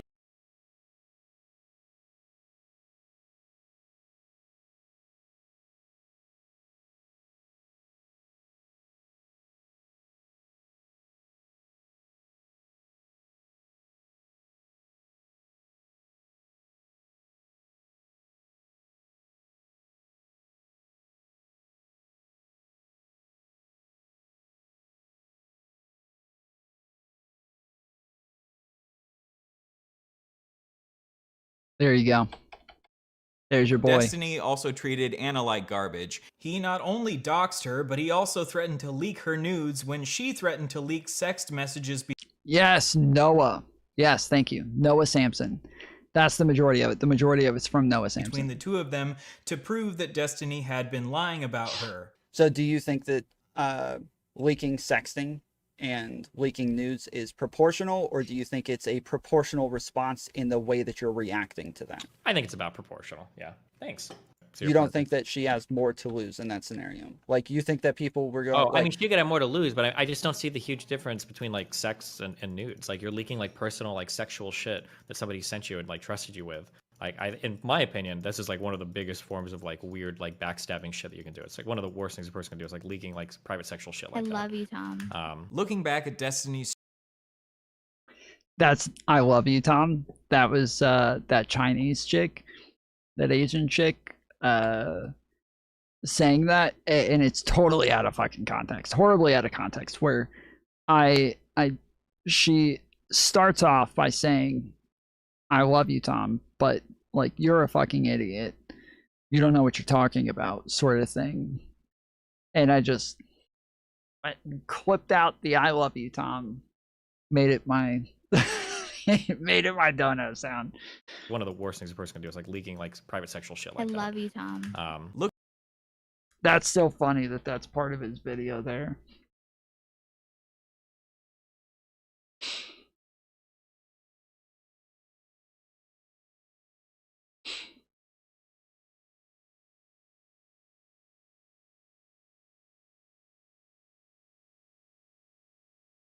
Blessing. What a great guy. Now let's shift from the disgusting to the Hey, I know who that is. The dumbass Asian chick. creepy. This will be courtesy of another creator named Ryan Beard, who seems to have already done the deep dive on this stuff. A common defense that Destiny fans will give when he says that he wants to have sex with children is that he's just joking. For example, these tweets where he says, "You were hot at 10? Any pics? Check DMs. This is just funny, dude. This is just funny. Like, come on. Come on. This is an of-age chick. And it's fucked up because they also, like, that she's playing along. She's fucking playing along, and it's so fucking stupid, dude. This is funny. Jesus, I've never wanted to bend someone over the hood of their little tyke so bad. I do think these tweets are jokes, very strange jokes, but I don't think that him saying he wanted to hook up with this 15-year-old was a joke. You know that classic prank where you send your friends pictures? Yeah, again, like I had a lot of issues with Ryan's video because he felt like he did just take so much shit out of fucking context. Like the thing where he says he wanted to hook up with a 15-year-old is literally him saying, I think he's like 21 at the time, and he's saying like, yes, like she's hot as fuck, and she sent me some photos of her in a bikini, and then told me that she was 15, and I immediately blocked her. And he's like, yeah, it was hard to block her. She was hot as fuck. Like that was the whole thing. And then yeah, there was this whole like expose on him over it because he said a 15-year-old was hot, which, like, you know, generally not a thing you want to say.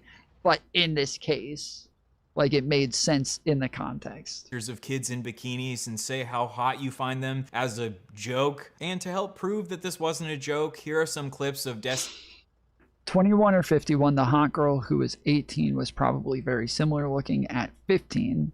That's how bodies work. I mean, not super similar, not really. Like there's a pretty big difference. Like, remember when you were 15, okay?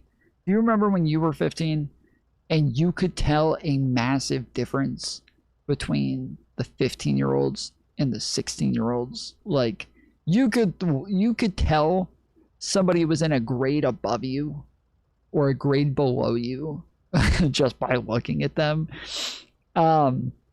It's true that the older we get, the worse we get at like noticing age. Okay, that is a very real thing. Everybody just starts to kind of blur together the older that you get, and you just kind of stop thinking about age in the same way that you did when you were younger. Because yes, when you're younger, age is everything. It is fucking everything, and you can tell the slightest differences. Which is why when you're like 5, you don't just say you're 5.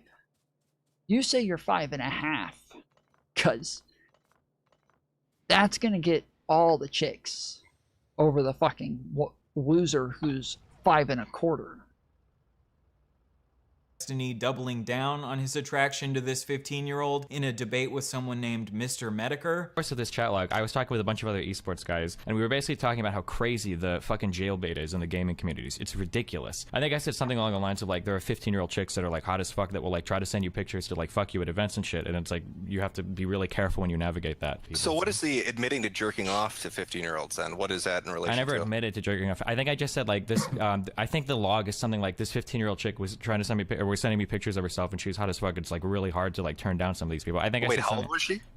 She said she was 15. Did you get all that? Don't worry, it gets worse. The next child-related Destiny incident is when him and his friends, the Bro Squad, watched an 8-year-old boy shake his penis for them on a live stream.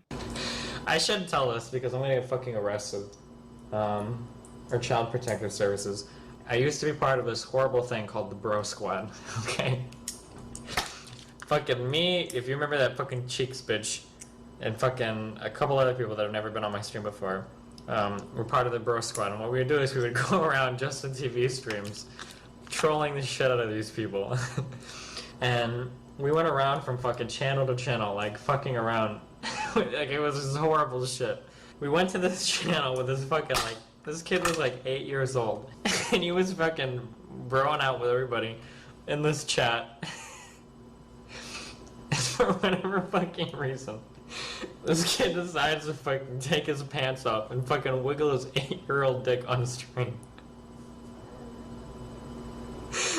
I can't even believe it. Oh my fucking...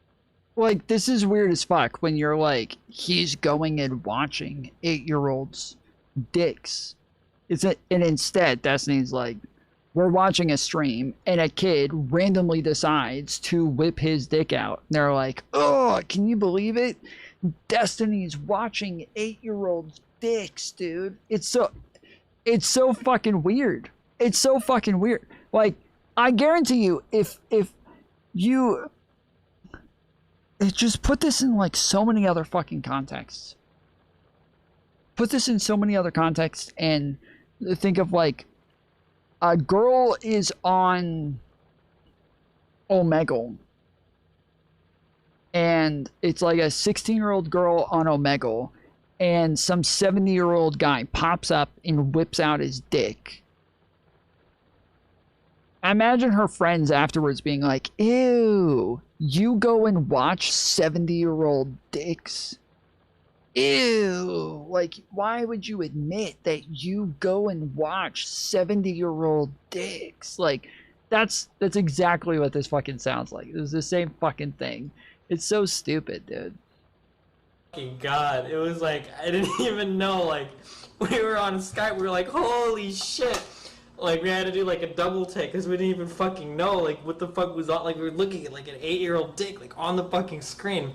Yeah, don't just immediately quit the stream or anything. Really soak in that prepubescent penis. But at least he's not grooming anyone, right? Even though a lot of these situations involving children happen quite... What happened? Like, what happened? What happened to the fucking, like, Israel and genocide? Now we're talking about 8-year-old dicks. What the fuck happened to this video, dude? What are we doing quite here? A while ago. I still think Destiny has been spreading harmful rhetoric around children even quite recently. A couple years ago, Destiny said that a 30-year-old randomly sexting a 14-year-old would not be grooming. Let's say there's a person that's like 30 years old and tries to like randomly sext like 14-year-olds and 15-year-olds. That wouldn't... It's funny. It's funny. I swear I did not watch any of this ahead of time. I did not know he was literally going to run through Ryan Beard clips, because I said earlier, somebody said, like, who do you think he went and asked to go send him Destiny clips? And I was like, he probably just got them from Ryan Beard's video. And literally 5 minutes later, he literally just starts playing Ryan Beard's video. He just starts playing it. Like, I did not know this was gonna happen when I said that. I'm a fucking genius. I'm clairvoyant. I don't think that would be considered grooming. So that clip sounds pretty bad, right? But randomly sexting a 14-year-old would not be grooming. Let's say there's a person that's like 30 years old and tries to like randomly sext like 14-year-olds and 15-year-olds. I don't think that would be considered grooming. So that clip sounds pretty bad, right? But we don't want to approach Destiny in bad faith or take him out of context. No, that wouldn't be grooming. That's not grooming just because you try to sext somebody. That can be pedophilic. Not all things that are pedophilic or like, you know, even illegal or inappropriate or whatever. Not all things that are engaging with somebody underage is grooming. Grooming is a process. It is a process that you go through. It is not just an action. Yeah, it's like, it's predatory, like, but it's not, just engaging in one action cannot be grooming. Grooming is the process to do something to get to an end. And it's generally like going through things to get somebody more comfortable with sexual acts and shit like that. It is not just like going in right from the rip and just doing it immediately. Like, that's not... Yep, that's not it. So let's try to understand the actual argument that Destiny is making. I don't think that would be considered grooming. Now, let's say there's a person that's 30 years old and they're specifically seeking out... Okay, I'm moving on. This is fucking retarded. We're just playing somebody else's fucking video here.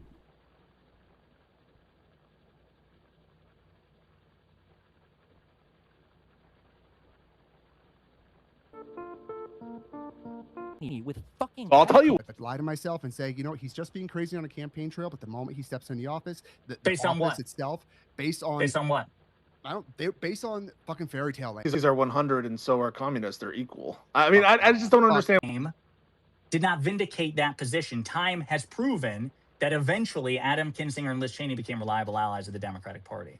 So when I say that I am making room for Kyle and Crystal to continue to be allies of my project, which is to emphasize that the Democratic Party is better than the Republican Party and that Trump is worse than any Democrat. Okay, so this is a continuation of the video that we watched the other day. I don't know how the other day I ended up getting this on like full screen, but I don't know how it happened. I literally just clicked off of it and came back and it was on full screen. Does anybody know how the fuck you do that? I'm going to continue to make room for that until they prove me wrong. And if they prove me wrong with this upcoming primary is a great example, Haley Stevens, then I will owe Steven $20 and you will be right and I will be wrong. And that will be either the end of my professional relationship with Kyle Kulinski or it will become much more adversarial. Zaya will become a monk. My earbuds are dying quick today and it's literally on the charger. I need to get new earbuds at this point. This is getting ridiculous. Somebody send me $200 so I can get some new earbuds. Go retire to a hill and shave his head. Yes. Do that. It's just fucking. So Usurp. Now, having explained that to you in more vivid detail, do you understand where I'm coming from? I don't need you to believe that Kyle and Crystal are going to be allies, or that I'm going to win my bet with Steven, or that they're going to back Haley Stevens if she's the Democratic candidate in the primary. I'm saying, do you understand what my logic is? Thank you, Joe Blow, for the 2 joules. We're almost there. Appreciate it, good sir. Yes, of course. I just okay, perfect. There we go. You. We're good. Yeah, I just don't agree. But yeah, like I would make the same bet that Steven made. Like I would bet. You think that Tiger can change his right? No, hold on. I totally agree with Josiah here. He is totally correct here. This is it. In order for you to have like any, in order for you to like want change from people, there has to be an incentive for them to change. There has to be reason for them to change. You have to have some sort of reward at the end. If you're saying, hey, this person changes, and then we still say, no, fuck you, it's too late, you already fucked up, like, there is no incentive there. There's no reason for us to hold this standard that, like, X, Y, and Z is wrong or whatever. No, he thinks people can change, and he's right, yeah. It's not even about, like, that people can change, but it's more so that there has to be like an acceptance of somebody when they do change. You have to have like a pretty quick reaction to accept that thing. And this is something that we talk about all the time when it comes to somebody moving from the right to the left. And the fact that a lot of like leftists will immediately be like, no, I don't believe them. I think they're grifting. Fuck them. Like, they're just moving, you know, or it's too late. You already voted for Trump. Fuck you. Like, so, okay, so you're just literally making it to where there's no value in this person changing their mind. There's no value in them moving to the left. And you're just making it very clear. They're like, they get nothing out of this. There's no incentive for people to move to the left if we're still going to turn around and be like, well, fuck you anyways. At the money. Yeah, so, I don't care. That's fine. You make that bet. That's cool. You're like, oh my God, fuck you, Josiah, for having this opinion. It's just like, you know, you're having a conversation. Like, how do you get there? Now I know. Now at least I know, like, exactly how you got there. Yeah, you guys have a different assessment about what Kyle's likely to do. like that's an honest, good faith disagreement. I don't know why we have to do this thing like, oh, Josiah, you don't actually believe that, or Josiah, you're bad faith. Because we're all what is having it? an argument and it's the heat of the moment. Come on. Okay, but like, I just don't think that there's like the same circles that we run in to talk about these different content creators, these different influencers. Like at the end of the day, we will assess them based on what they say, agree with them when appropriate, disagree with them when appropriate. I don't think Josiah is holding back. If there's some like major negative criticism, I don't think that Josiah is holding back on like if someone's like in the Cenk Uygur TYT examples, those are perfect illustrations of that he's willing to criticize as appropriate. I think you should do that. I think you should listen to what they say, which is why I'm committed to putting together a 4-hour highlight reel after an extensive week-long audit of their content, and I will show you what they say. And by the way, so am I. I watch these. What are these videos? Who's this guy that you like? Conduit. I watch the Conduit video. People will send me Hassan clips to pretend that we're unwilling to dive in and like we're doing. This is now the second space where we've like I'm sure manipulated Josiah into. I honestly we haven't manipulated Josiah. Like Josiah, he's an addict. I'm just a full-on fucking addict. He did this to himself. Yeah, so we're willing to call him out as necessary, and by like definitely we're willing to criticize them as needed. There's that word again. Criticize. Oh, criticize You know what I as need? opposed to I what? need you Excise when you them. start As opposed to kick them spaces. out. Have a red I line. need it Don't when you treat them as when you enemy. when you start spaces, I need you to just not give me speaker power, no matter how much I ask for. You messaged me. You're like, give Do me you ever? speaker. Did you ever texted watch? me. Did you ever watch Young Frankenstein, where he's like, you know, no matter Mel what I Brooks? say, do not open this door. Yeah, do Immediately not open afterwards? this door. Yeah, and he's like, open this goddamn door, I'll kick your rotten heads in. That's what I'm doing right here. So you guys need to just keep me out of the speaker spot. So do we disagree on anything other than Yes. like the prospects of Kyle turning heel? Is there any disagreement? Is there any prescription, Usurp, that you think that we're unwilling to go by? Any recommendation that we have not followed through on your mind? Fucking beta blocker at this point, dude. That's the prescription I need. Well, sorry. I mean, like, I just want something to actualize. Holy shit, it's a joke. Jesus Christ. No, it's okay. Listen, I genuinely medication, believe. Go ahead. The birthday boy. I'm just fine. This is just the eternal battle. I think we all just need to the best of our ability, make our peace that this is going to be the ongoing tension. I know that if, you know, Hutch and I end up on the same coast ever for any reason, this will be the thing that we bitch at each other about until one of us dies alongside the other in the nursing home, right? I had this like a romantic ending. Well, listen, I think we have two of us. I think we have about 2 years. About 2 years from now, the Democratic nominee will have locked the nomination, and we'll know. And so I don't think it's gonna take that long. It's gonna be a long 2 years, Josiah, man. If I had to make a prediction, you're gonna be coming around to my perspective in about 2 years. All right, start the clock. But yeah, this is Usurp Pisco. This is we just have to accept that this is going to be the ongoing tension as far as like we draw the lines in different places, and everybody has a right to try to nudge the other to adopt the other's views, right? I used to try to do that with Hutch. Yeah, we don't all want to be in a room where we're all just agreeing with each other. That's just going to. No, we would quite frankly love that. I would love that, honestly, and I think we all would too. But Yeah, yeah, that would be based as fuck. I don't know what he's talking about. Like MAGA would just disappear. Like it's not going to happen, and that's okay.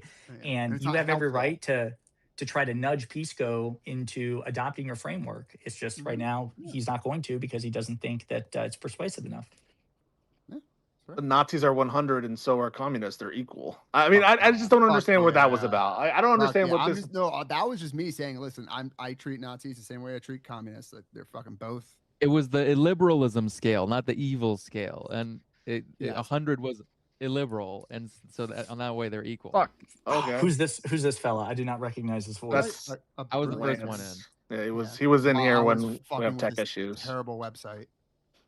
Well, I think we've significantly looped. Is there anything else to say? I don't know. Before Josiah, Wick always lets me on, and you guys are very nice to me. So I'm a big soldier for you guys. Oh, sick. Cool. I like this guy. Fucking cool. I like this dude.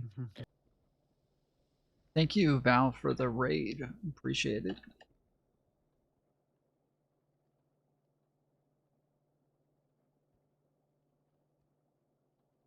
What were you guys doing?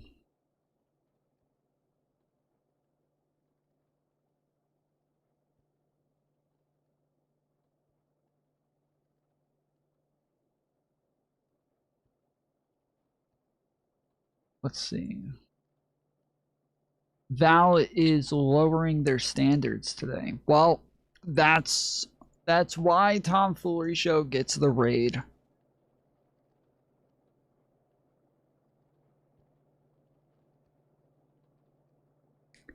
Of course, if you're lowering your standards, you're in the right place.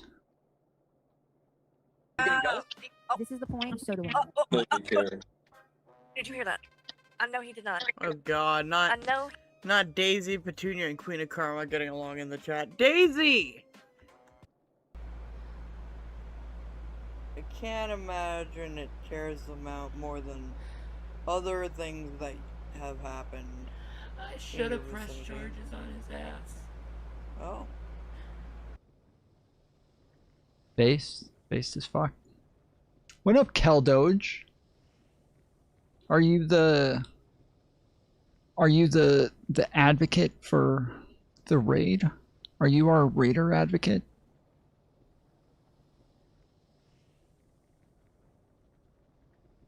What do you think about the Rise of Skywalker, Lance? What's your position on the sequels? I mean, does anybody else have like? But it wasn't very good. Oh well, okay. I hate you. All right, so no concrete prescriptions. Just be more mad at Hassan. I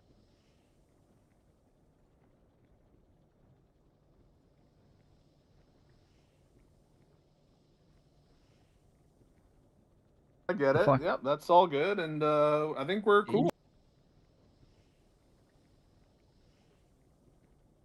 Should be convinced of their position. That's what they want you to do. Convinced? Okay, so the prescription is agree with me on something. Yeah, duh. Okay. Listen to what I say and say yes. Duh. Be as eternally skeptical of those two as I am. Of Kyle and Crystal. That's my prescription. Yeah. Okay. All right. I think you should interview the lady that Breaking Point's interviewed yesterday, Hutch. I think she should be the guest for the week after next. I couldn't have been happier watching that. That lady was genuinely unhinged. I think she got out radicaled. She got out radicaled with Hutch. So like, watch the stuff with Hutch and see, like, vibe it out together. Maybe you'll agree. No, they won't. I mean, this battle has been going on for 2 years between them. That's true. Between all of us, I think at this point, I mean, I don't know when your likewise battles with Hutch started, but like it can't end until we know until 2028 when time ends. Yeah, well, we can't know until they show their whole ass in 2028, which they will. I promise you, they will. Well, there are opportunities to show ass along the way. Again, we're constantly passing like checkpoints. So we have a big one coming up. We'll see. Again, I bet Steven $20. I think I have a bet with you on something. Was it DAC? Was it DAC voting for Hakeem Jeffries to be speaker? I'll be honest with you, I did. My asshole like clenched at that one when IRI brought that up. I'm like, I don't know if I want to take that bet. But he talked me into it. He's like, you should take that bet. You should be optimistic about it. Like, okay. Just a quick question, just a rapid fire. Sir. Well, appreciate it, Keldoge. Thank you. Thank you for the advocacy. Did we miss something or did I miss something? I don't know. What do you mean? Do I or does I speak for Hassan? Overall, no. Do we sweep for tankies? No. Not Are we crypto tankies or are we hiding our power level? Popstenox is just a random Twitter thing. I was sent the link to the VC, and so it's there. We'll pull this up here, but no. All right. Yeah, I would love to get this on full screen. I just don't know how to.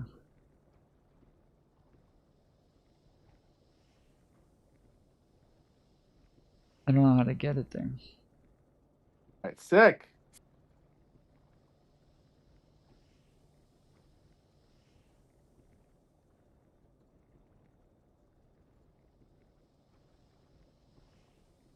Holy shit, Twitter Spaces are such fucking shit.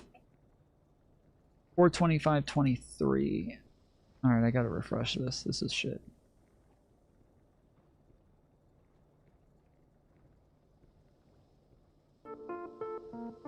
It's like, yes, if it was like, yes. He says a friend Like, does a friend of the stream make Case of lefties. why would you Them answer with a acknowledging that the problem? Democratic Party is So- better so- than the because you- Republican. But everybody else, I'm like, liberal platform. And if that's the case, that you are willing to support these people who are willing 425.23 is how long it is. any apparently. election. Okay, Oh, so well, what you're saying is like we're unwilling to condemn. He's focused on primaries, but I don't get it. I've asked him. I've asked him repeatedly. Like, and it's not a gotcha. I'm just curious, like, because I might agree with him, but it just depends on where he draws the line. Right now, if what he's telling me is that I'm obligated to not support a DSA candidate or a DSA endorsed candidate when the alternative is a Republican, then I just unequivocally disagree, and we'll never draw the line there. That's why I was asking him to clarify. Is there an answer there? I understand that you would have thought that we've already failed there, but what is your take on that?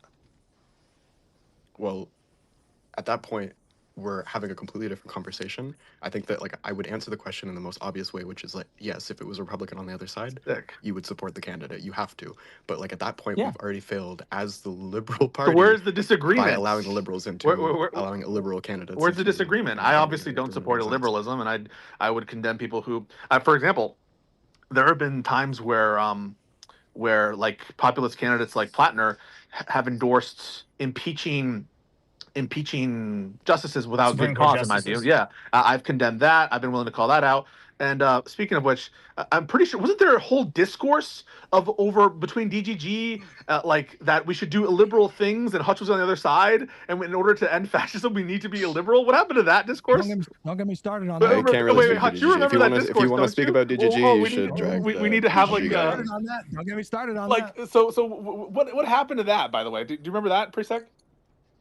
I do, but I wouldn't want to speak for the entirety of DGG. Like I said, if you want the DGG spokesperson, he is sitting in the waiting room, so you can drag him in. Who? Conduit? Destiny? I see. I assume this is not the real Cash Patel, Henry Doggo, Fatty Fever. Yeah, like I don't know. Stephen. Oh, Stephen is listening. Oh, there he is. He's not in the requests. He's not in the requests. He's not in the request. But like, yeah, I remember that discourse, and I remember it being like, oh no, we have to like break the rules in order to give punishment. And I'm like, all right, listen, maybe you can make that argument that's consistent or whatever. Oh, I just have to turn the text up to 150%. Okay. Okay. Yeah. There you go. I am against illiberalism. I'm in favor of liberalism. I have no problem holding candidates to account who are illiberal and condemning them. What's the issue? Where are we failing to meet the moment as you introduced? Because you are platforming the people who are trying to get them elected. What do you mean? I'm not platforming. I'm a small, like, 100 viewer Andy. I'm not platforming shit. Yeah, it's not the You know what I platforming mean? Like, argument's a bad argument. you would advocate for the platforming of these people because, and only based on, because they don't like Republicans. Like, we're all in the same team in that sense, yes, but like we're not on the same team whenever it comes to the whole like liberal democracy thing. In terms of the suggestion here, I guess I am sorry. I know this pisses people off, but like I'm in favor of them having a platform, by which you mean like I'm in favor of them not being censored. I'm in favor of them not being banned. I'm in favor of them having the freedom to speak. Or like what in what sense do you think that I'm in favor of their platforming? Like what is it that I'm not sufficiently calling out with respect to platforming?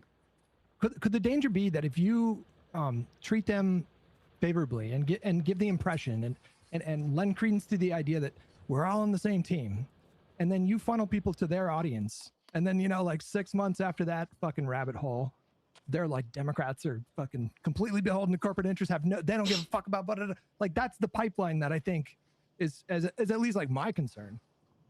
If I treat them favorably?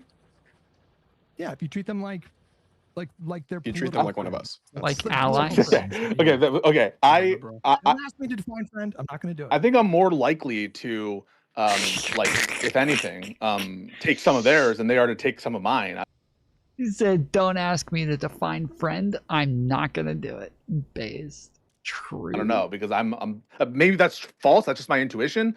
Maybe I'm like totally coping about that. But regardless, I think it's useful to go on these big platforms and when it's called for it to be adversarial. And I think that there's probably some agreement. I don't think that you would say don't go on Joe Rogan, but because you would say go be adversarial. And to the extent that I'm hearing illiberal things, or to the extent that I have criticism, like I called out Ryan Grimm earlier this week for because of the Fauci shit. I added him, then I made a separate quote post about it, and like this is the kind of shit I'm apt to do. I do it with Cenk Uygur. Is there any reason to think that it would not be my conduct going forward? That I'm not fulfilling that? Well, yeah, I think it is like a little bit of cope for sure, because I would say like generally midterms are like kind of a more like low turnout Did Ryan environment, right? accept that debate request? I didn't ask him to do a debate, but he stopped responding. Have you ever had an adversarial debate with any of these lefties ever? With any which lefties? Yeah, I've had adversarial debates with lefties, not particularly with Kyle Kalinske or Crystal Ball, but with lefties who call in, Prime Kai, Ogre Boy, Vadim. Anybody with a platform, anybody with a platform, whatever you answer, the point I'm getting at is, I know the answer is no, because they're never going to host those. So when you say, I'll have an adversarial relationship with them, no, you won't.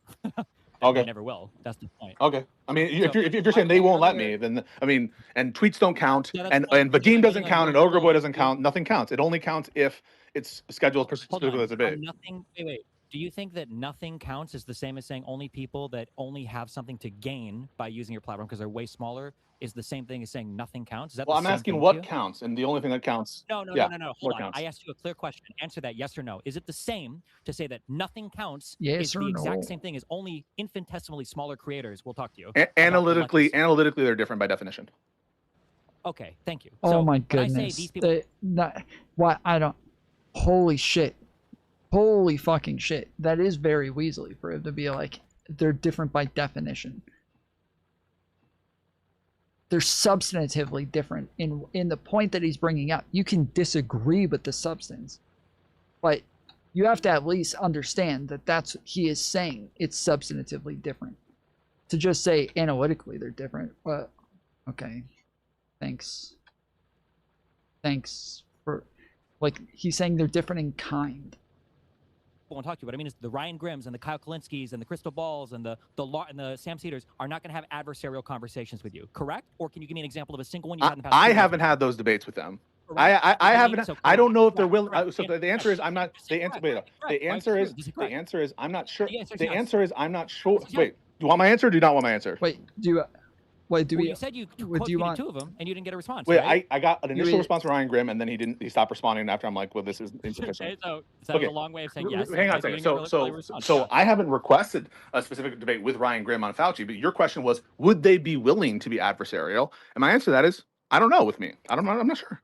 Okay, right. I'm curious. I think the answer is no. Okay. You guys got. Well, the fact that you haven't even tried says it all. Boom. Got him. Get fucked. He loses. I win. Hung up a lot on this Adam Kinzinger and Liz Cheney thing.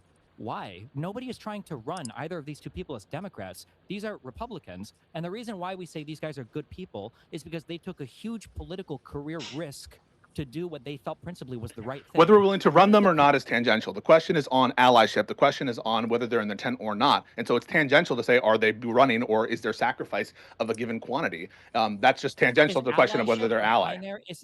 Is ally is if you were the United States versus Nazi Germany, is Texas the same thing to you as the Soviet Union? Analytically, they're different. No.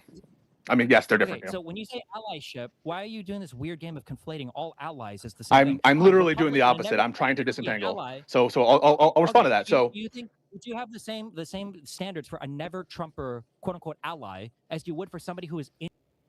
No, you can't say you're literally doing the opposite. You're not. You literally just brought up like Liz Cheney in saying that, in Kinzinger saying that because people call them allies in some form, that this is the same as somebody who's considered like part of the coalition because we're saying that those are allies. Like saying this is like what when I talk about, and I've even said this again to Pisco, like I've literally had this exact conversation with Pisco where I said that when it comes to Nick Fuentes tweets out something where he is saying something that is beneficial to Democrats, I will retweet the shit out of that. If he's saying something critical of Trump that I agree with, I will retweet the shit out of that. I will amplify the stuff that he says that is beneficial for us to hurt the Republican Party and benefit the Democrat Party. I will not ever treat Nick Fuentes like he's one of us, though. Like, I am willing to amplify his message. I do, and agree with his message sometimes, depending on the message. I am not willing to amplify and agree with Nick Fuentes as a character or as a content creator or as a platform. I literally had like a 2-hour conversation with him, disentangling what we mean by ally, that like we have shared goals. When we talk about Liz Cheney, she does not have shared goals with Democrats. And even people like ended up getting mad at me saying that we spent too long on like the goals part and shared goals and shit, but we didn't. Like I kept saying, I was like, we didn't. Like this was the substantive disagreement here. And somehow I'm looking at this right now feeling like, you know what? I don't think we spend long enough on it now. I don't feel like we spent long enough on that shit because somehow he's still back here saying it again. They're like, he doesn't understand the distinction. In your party? What kind of standard are you talking about with respect to what? I asked if you would have the same With standard. what? I mean, you have different standards for different folks. I don't know what you're talking about. For different things. So you have For different things. Well, so why do you different strokes for different folks, Destiny. Well, I'll tell you why. So a criteria is given by someone, let's call him Usurp or Hutch, and they give a criteria for being in the tent or not being in the tent. Then we give someone and we apply the criteria. We apply the criteria. We apply the criteria. We apply the criteria that was given to us to some other person to test for consistency. And yeah, that's the answer to that question. I'm going to shout at Hutch. Hutch and Usurp, you guys are horrible. You guys said that those guys were in the Democratic Party tent. Did you guys really say allies? That? Allies. Yeah, right allies. You leave me out of your petty. Yes, yes, they said they were allies. Yes, correct. Yes. Hold on, Hutch and Usurp. Would you expect? Let's see if Josiah Pisco can guess what they're going to answer this. Hutch and Usurp. Would you guess that Adam Kinzinger and Liz Cheney would vote for a Democrat over a moderate Republican? Nope. No, but that's not the question. That's not the question. That's tangential. Hang on, that's tangential. Hang on, that's tangential. I'm just curious. That's tangential. Did you guess that they were going to answer that way? Did you guess they were going to answer? That's not. That is tangential. The question is on allyship. Yeah. So we're assessing one thing. Wait, what did Destiny at a time? That's the answer to that question. I'm going to shout at Hutch. Hutch and Usurp, you guys are horrible. You guys said that those guys were in the Democratic Party tent. Did you guys really say allies? That? Allies. Yeah, allies. You leave me out of your petty.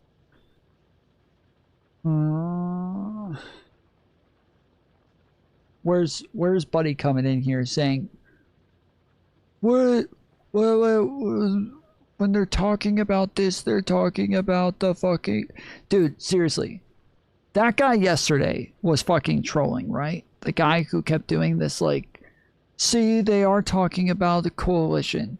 See, they are talking about politicians. Like that guy was trolling, right?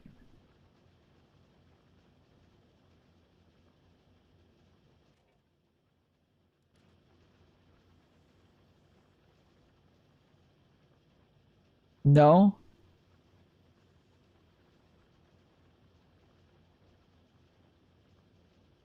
Who was it that was fighting with him? I saw that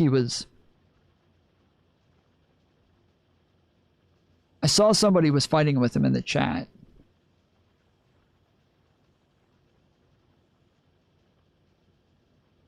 I could not fucking believe. I could not believe that when he came back, he said that he was going to show me that Destiny refers to politicians when he says the coalition. I kept saying, no, he doesn't. No, he doesn't, dude. That's fucking bullshit. No, he doesn't. So, yes, he does. And then he comes back and says, look, here's Destiny saying these people are enemies. Okay, so that means they're not in the coalition. Obviously, if they're enemies, that means they're not allies. And if allies means they're in the coalition, then holy fucking shit, dude. There's no way. There's no fucking way. They went to find clips or whatever, and I think they were genuine. I don't know, man. I don't know. That was too fucking insane. That was too fucking insane for me. Yes, yes, they said they were allies. Yes, correct. Yes.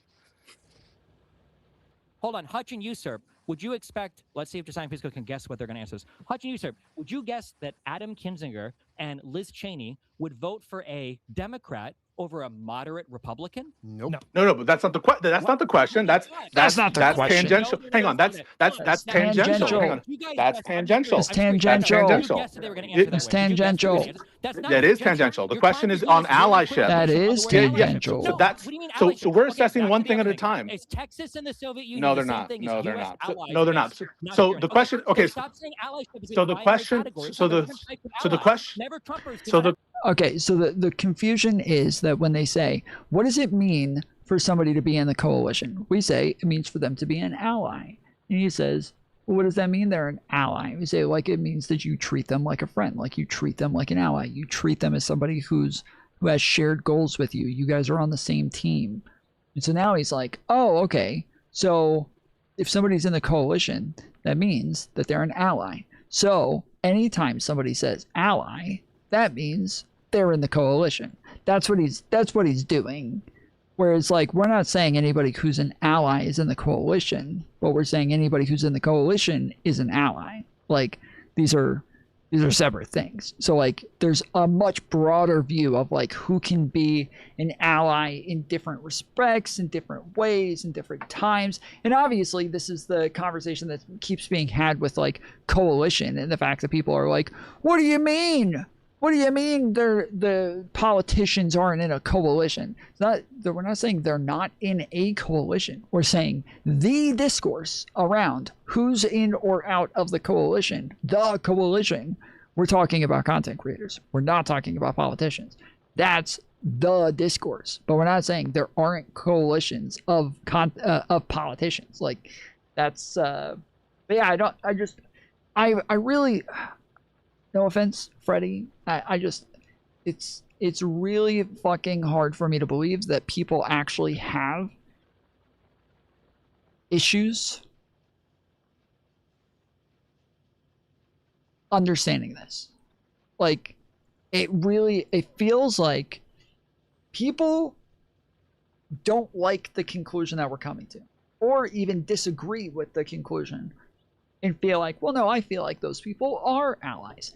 I feel like those people ought to be in the coalition. But instead of saying that, they keep doing this like, well, what does it even mean to be in the coalition? That doesn't make any sense. This doesn't make sense. You can't, I don't understand. I don't understand what a coalition, you can't decide who's in your coalition or who's not in your, like, it's so frustrating. It's hard to believe that people just don't understand this. It's hard for me to accept this. I feel like it's just obvious. Like, I feel like it's just obvious. Is the DSA an ally, Tom? In some ways, yeah, sure. In some ways, the DSA, when they're in the Democrat Party and they're part of Congress, I would expect those DSA candidates to vote with the Democrat Party. I would expect that if we're trying to get free healthcare, I would expect DSA to be part of the voting bloc with Democrats to be voting with us. But are DSA people in the coalition? No, they're not.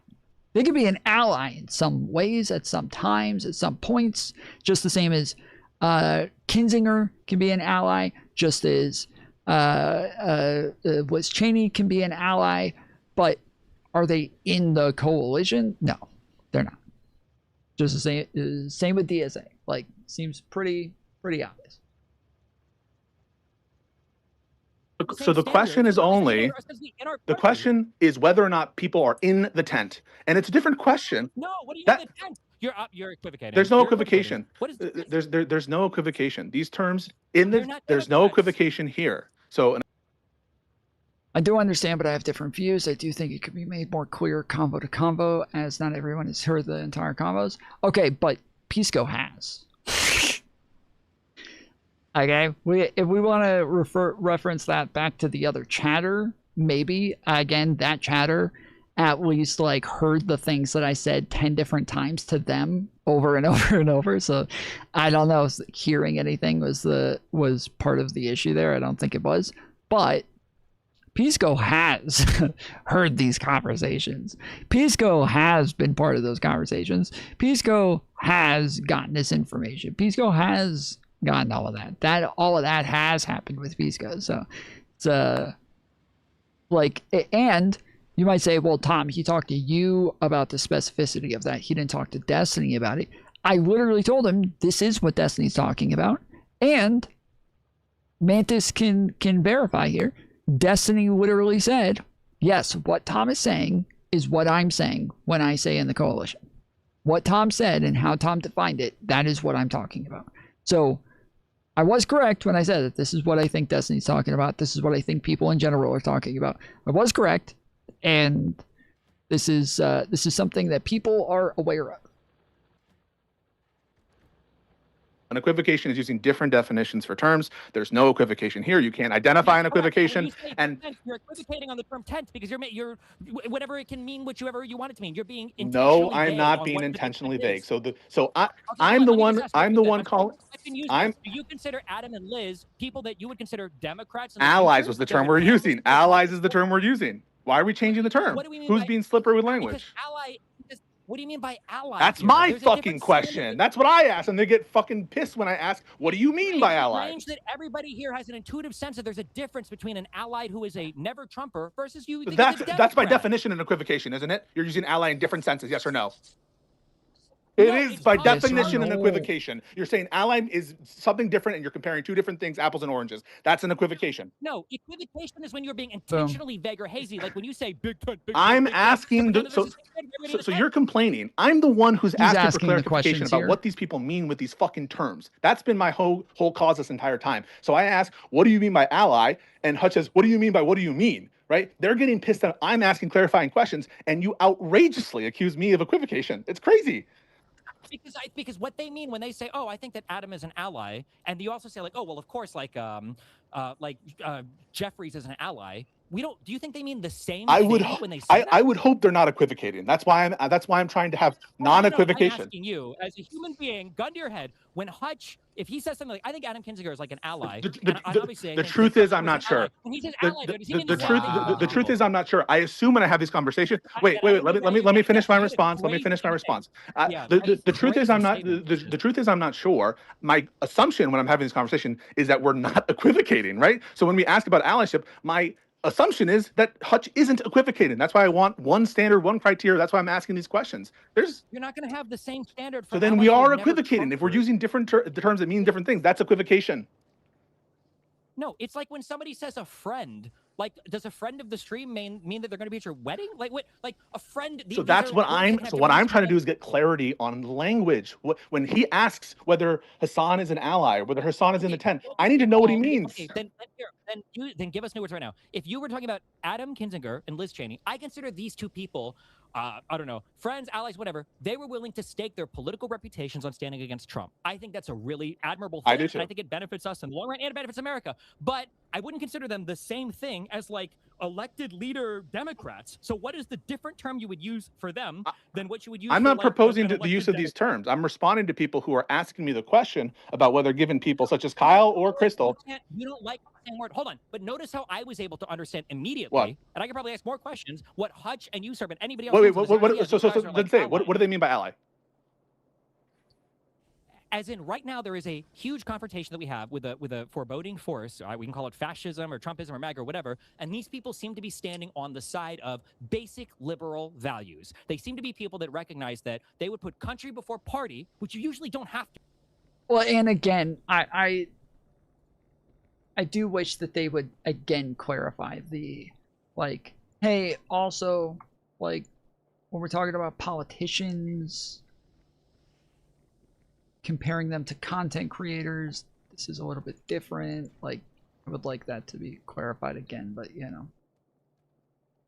When it comes to voting Republican or Democrat, you're not supposed to be putting country before party here. All the parties should be for the country, but they recognize that at the moment, they have to align, at least temporarily, with the Democrats because the Republican Party represents such a great threat. But once that threat is gone, they're immediately back to the Republican side. They're not Democrats, they're Republicans. So on that notion, Kinzinger is an ally in the same way that a Democrat's an ally. On that notion of allyship. Oh my God. On that notion of allyship. If that you just take provided. Kyle to be, What is the different I gotta listen to what he said. term you again. would use for them than what you would use I'm for, not like, proposing an the use of these elected terms. I'm responding to people who are asking me the question about whether given people such as Kyle or Crystal. You don't like the same word. Hold on. But notice how I was able to understand immediately, What? and I can probably ask more questions, what Hutch and Usurp and anybody else Wait, thinks of this idea. so These guys are then like say, what do they mean by ally? As in, right now, there is a huge confrontation that we have with a foreboding force. We can call it fascism or Trumpism or MAGA or whatever. And these people seem to be standing on the side of basic liberal values. They seem to be people that recognize that they would put country before party, which you usually don't have to when it comes to voting Republican or Democrat. You're not supposed to be putting country before party here. All the parties should be for the country. But they recognize that at the moment, they have to align, at least temporarily, with the Democrats because the Republican Party represents such a great threat. But once that threat is gone, they're immediately back to the Republican side. They're not Democrats, they're Republicans. So on that notion, Kinzinger is an ally in the same way that a Democrat's an ally. On that notion of allyship. Oh my God. On that notion of my allyship. goodness. if you you just take provided. Kyle to be, if you take In that notion, yes, that they are somebody who is ideologically opposed to us, but does things that are beneficial sometimes, sure. But in the notion that they are ideologically aligned with us as far as goals are, long-term goals, as in they want to get the same people elected to make sure that we get the same policies and the same the same types of America, no. take Kyle to be sincere, which I don't, and I don't think you have a good reason to. Well, okay, no, but like Yeah, assuming but that if that's all it means, then that's in line with what Josiah was saying. But I would put Hold on. Kyle and The reason Crystal why it's not more the in same the. is because everybody understands that Adam Kinzinger is a Republican, but people like you guys keep obscuring that Kyle Kalinske is a Democrat. He's not a Democrat. And once the election is over, we get back to normal When Republicans. did me or Josiah say he was a Democrat? People like you are going to keep Kyle over here where he's a fucking lunatic. If Kyle Kalinske and Crystal Ball and Ryan Grimm and the majority report, if all of these people were to disappear from politics forever, do you know what the seat effect on Democrats would be? Who knows? I don't know. You think Zero. positive? It would be nothing. Okay, so there's no effects, right? So Exactly. Or it would benefit So then us. what? Then why the People consternation? Then why the consternation? The only thing they're doing is hurting us. We're not. It's not like Kyle is out there turning independents or Kyle is out there convincing MAGA to join our party. They're only doing damage. Okay, to the so now we're gonna find a quote of either Josiah or I calling Kyle a Democrat. Never heard that happen. Josiah was very clear in the sense in which he's using ally, that Kyle on that vision, assuming he's sincere, is an ally on that view. But he never called him a Democrat. He never said treat them the same as you would treat Hakeem. I Or don't treat him think the same as you treat Kyle and Crystal wouldn't even call themselves earlier. Democrats. Sure. You guys kept asking earlier, what would you differently? What would you differently? Okay, so I just wrote a little bit. So like Josiah has a video saying Tucker, Pierce, go nuclear on Ben Shapiro. Would you ever have a video titled like this related to the Majority Report or Kyle Kalinske or Jimmy Dore, where they're going like nuclear on each other over disagreements on DSA stuff?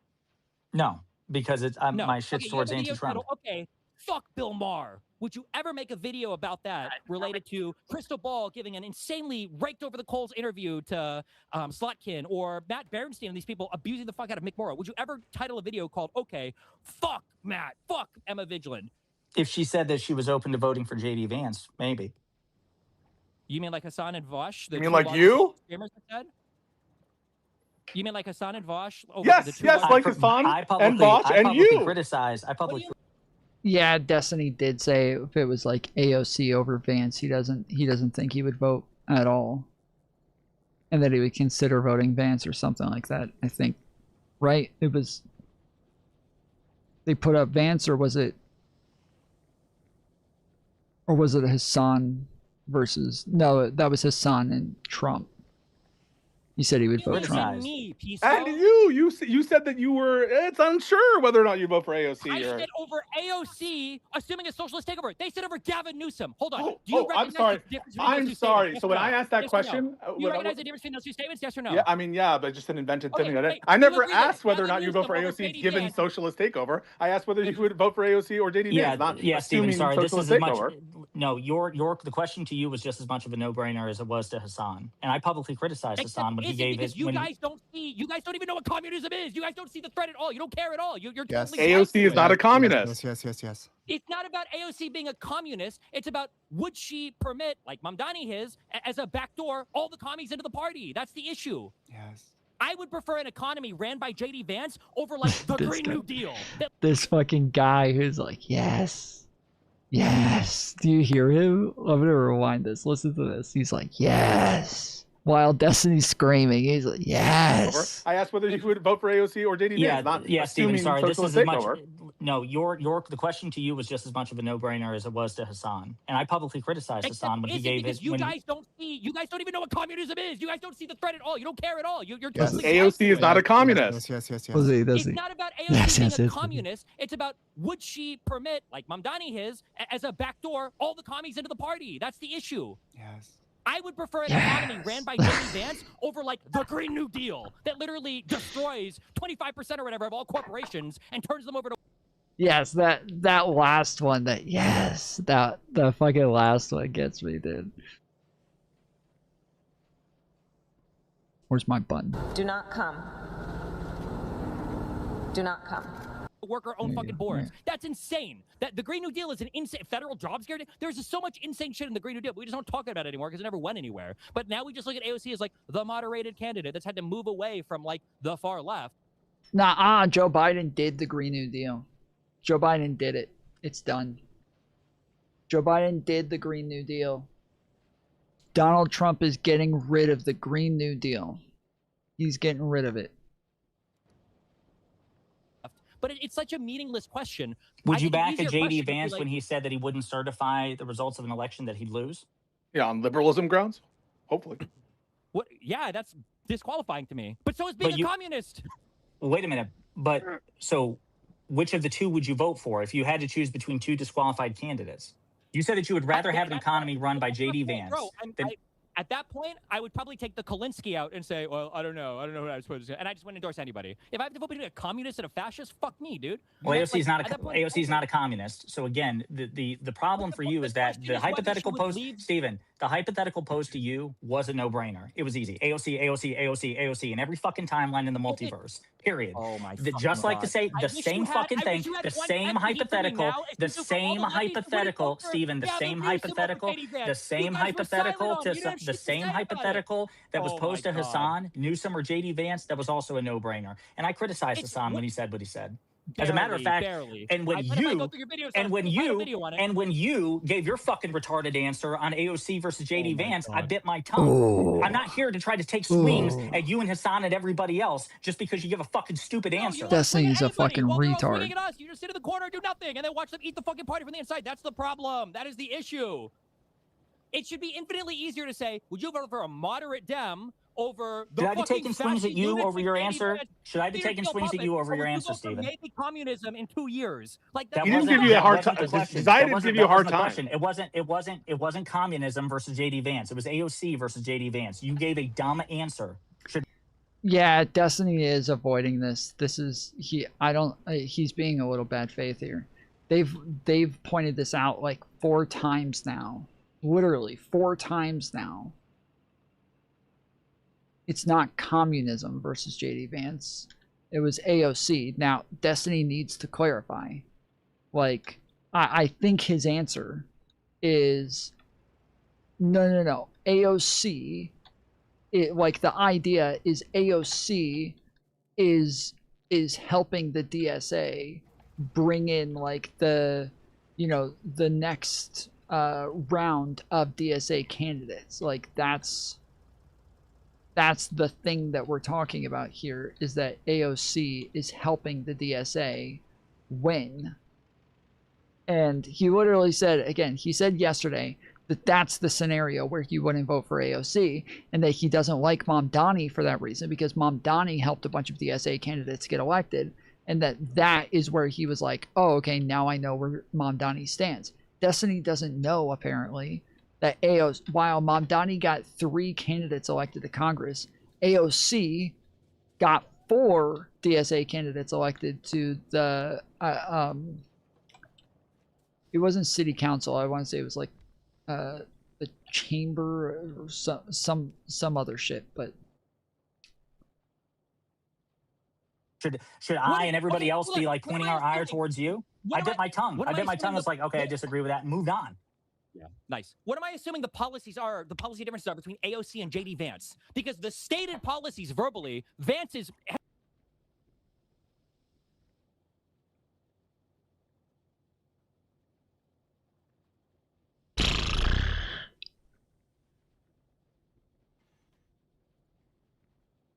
Representative AOC has a track record of endorsing progressive Democratic candidates in New York City. Oh, fuck. I said DNC again. Fuck. I keep doing this. I keep saying DNC instead of...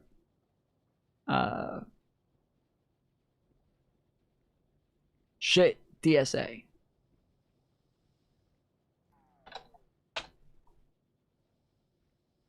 Okay, AOC has actively endorsed and helped campaign for Democratic Socialists of America and progressive candidates in New York City, local and legislative races, contributing to prominent insurgent primaries wins. AOC endorsed specific NYC DSA challengers running for the New York State Assembly. That's what it was, State Assembly. So she got 4 State Assembly candidates elected.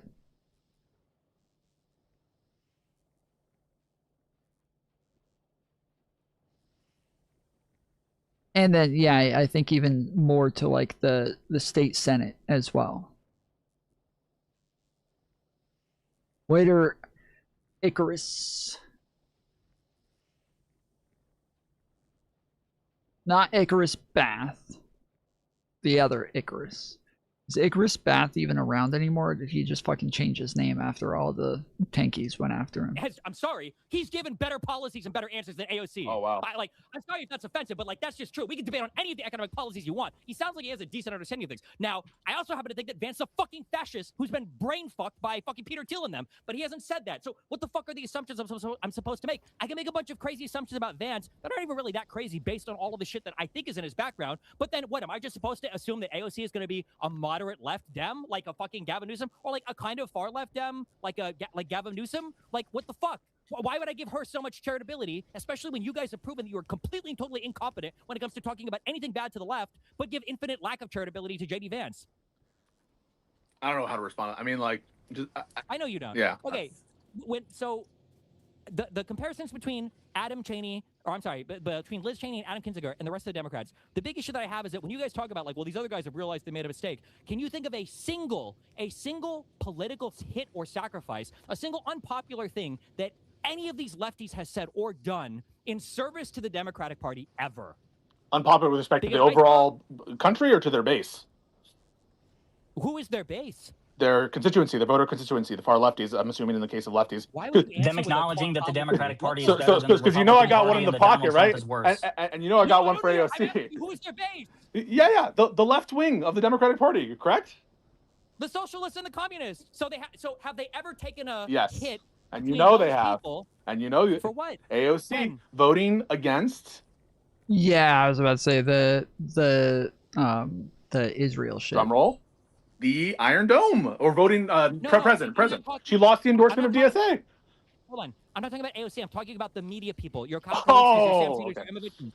I thought we were just talking about politicians. Now we're back to I thought we were talking about. Yeah, no, that did lose her a lot of like faith with media people. This is why like a lot of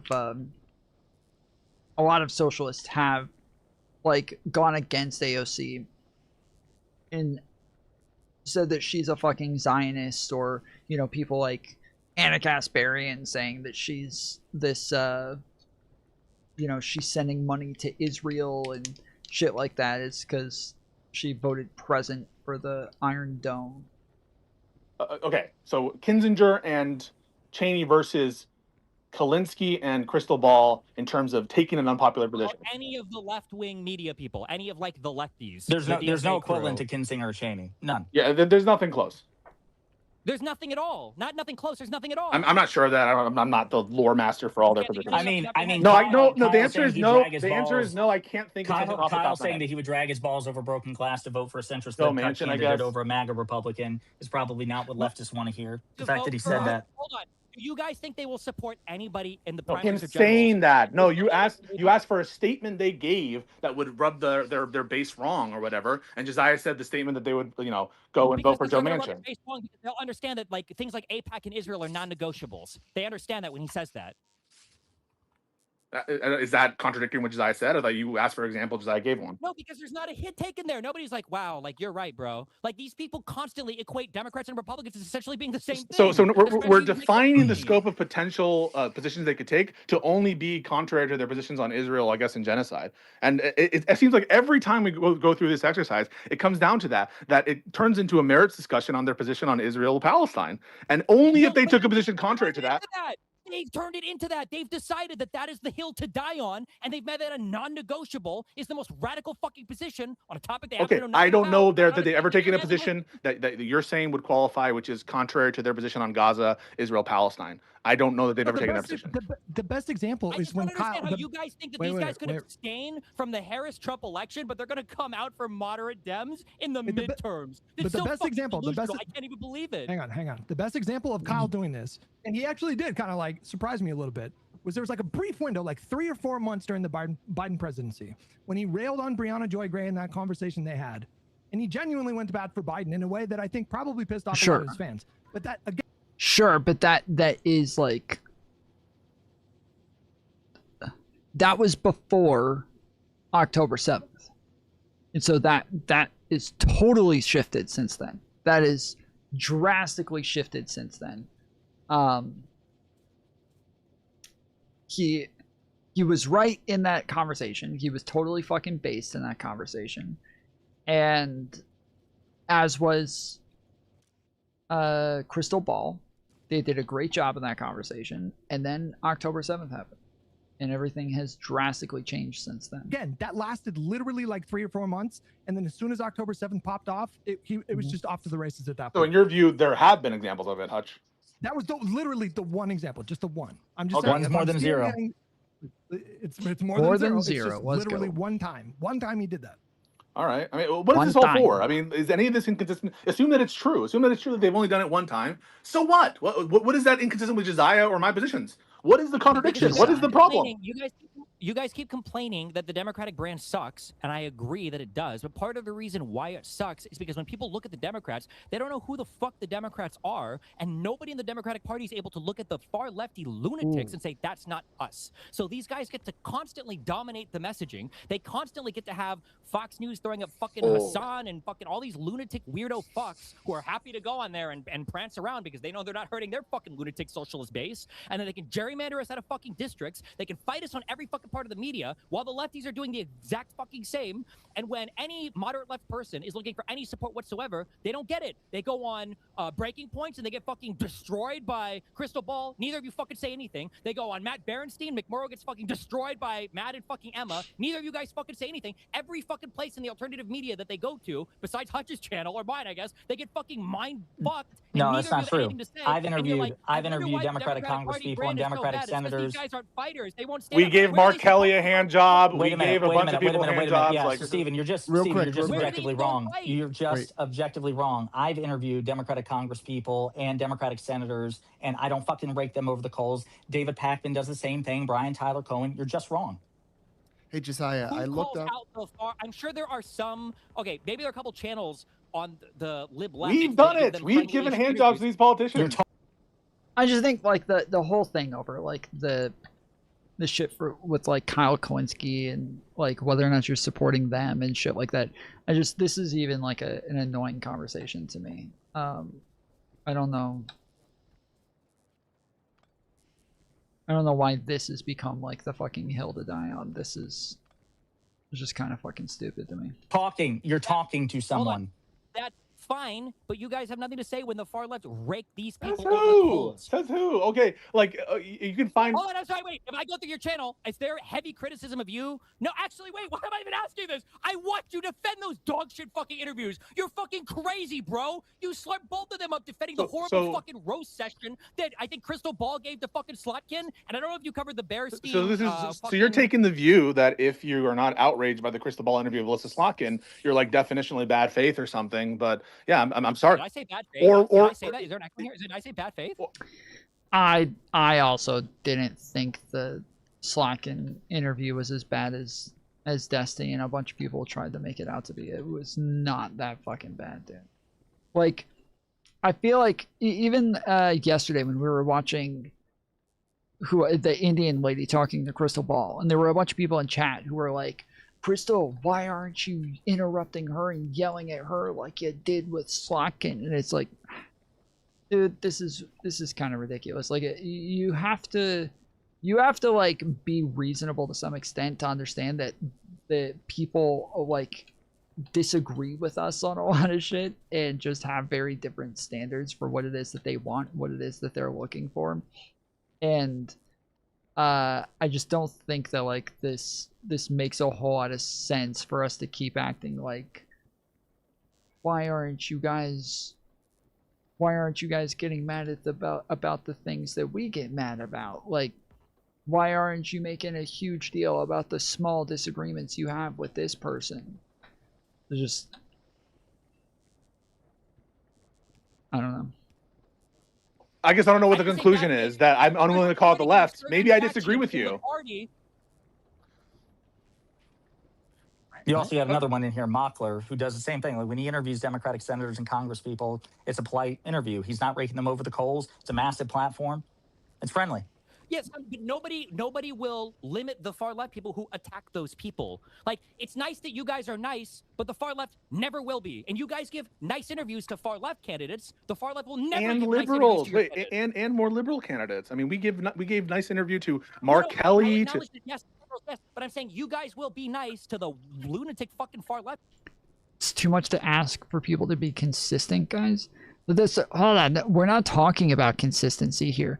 This is like saying if Destiny goes off at, if he screams and yells at Andrew Wilson and Rob Noor and like goes fucking full blood sports with them, then he also has to go full blood sports every time he talks to Dan or, you know, me or like, you're not talking about consistency there. It is consistent. That's the point. It is consistent. That's what I'm saying, is that like when you're looking at her values and what it is she believes, it is consistent. But you're not asking for consistency. You're asking for her to just believe what you believe and say the things that you want to say. And obviously she doesn't believe the same things as us. Like, so it just seems to me like a little wild. Like, why would we watch Tucker Carlson over and over and act like, Tucker, why aren't you going hard on the fucking lefties? Or why aren't you going hard on the right wingers the same way you go hard on the lefties? Like, why aren't you going? It's just, why would we do that? Who would ever fucking do that? You were just talking about people in the comments telling them to have the same energy with the Indian lady. Yes, correct. Yes. The Indian lady was not, it was not the same subject. It was not the same issue. It was not the same problem. So yes, you're taking a different person on a different topic where one she disagrees with, the other one she slightly disagrees with, and that's them asking for consistency. Shelly, I just explained how it's not. Why are you just repeating that? I literally just explained how it is not about consistency. It has literally nothing to do with consistency. This is stupid. You and I and everyone knows exactly what Destiny means. I didn't say I don't know what he means. Did I say that? I don't think I said I don't. Did I say I don't know? Maybe I said if I said that, I misspoke.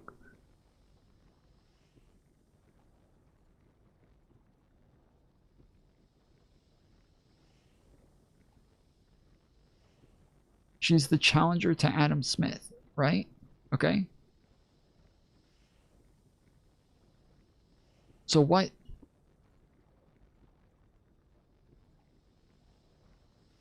So if I talk to Joe Biden and Donald Trump while they're running against each other, I have to go just as hard on Joe Biden as I go on Donald Trump. That's what you guys are saying. That's your, like, you have to be consistent, right? I need to go just as hard and grill Joe Biden just as much as I grill Trump. Yes, that's fucking stupid. That is absolutely fucking stupid and retarded, and I would never do that. Nobody does that. Destiny doesn't do that. Literally nobody does this. That would make you a good journalist. Yes. Not if like Joe Biden is actually answering the fucking questions and engaging in good faith, and Donald Trump is evading the entire time and lying the entire time and making shit up, right? The lady who who she was talking to the other day, she just had crazy beliefs, but she wasn't like being avoidant. There wasn't like major disagreements with Crystal. Obviously, Crystal is a lot closer to that lady than she is to Adam. Like, that lady wants to do like all the same things as Crystal. She just wants to do it a lot faster. Like, that's the main difference. So she just wants to do the shit a lot faster. She wants to be a lot more extreme on all of these things. She's more of an accelerationist. And you're saying, like, hey, go just as hard on the person that you agree with on all this shit, and make a big deal about things that you don't think are a big deal. So slotting was not answering questions. Slacking? Yeah, correct. Well, slacking at points was not answering questions. 1. 2, she was giving like some really bad answers at points.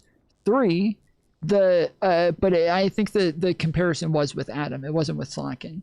But it, like, obviously the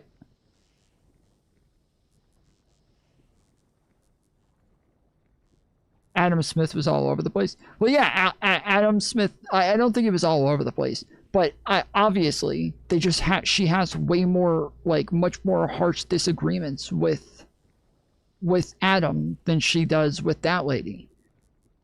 And you guys are saying, like, hey, just go hard on things you don't even disagree with and make a big deal about shit you agree with.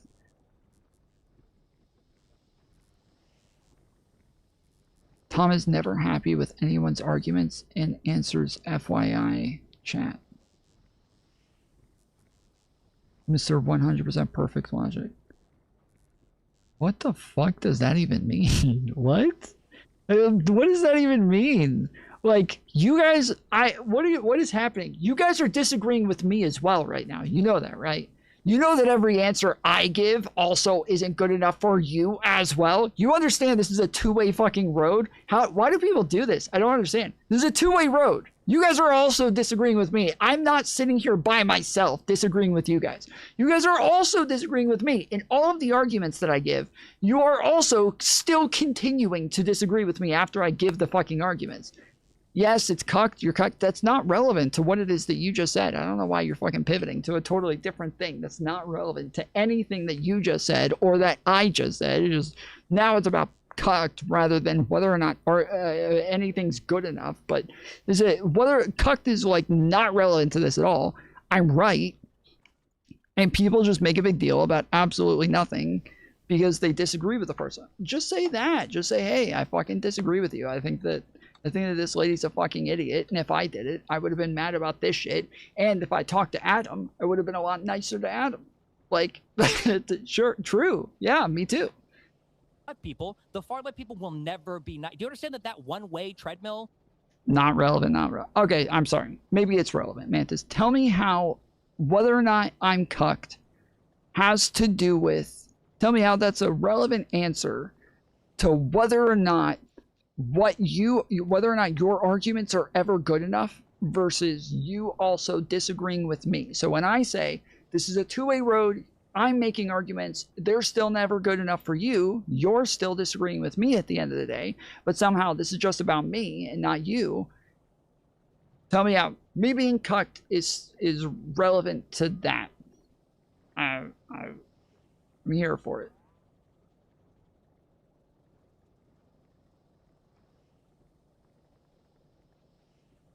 How about you rephrase the question because you just fumbled. Massive fumble, yeah. How is it relevant when you say that I'm cucked? How is that relevant to whether or not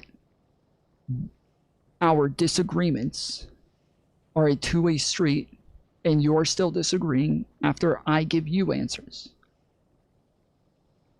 How is that a response to anything that I just said?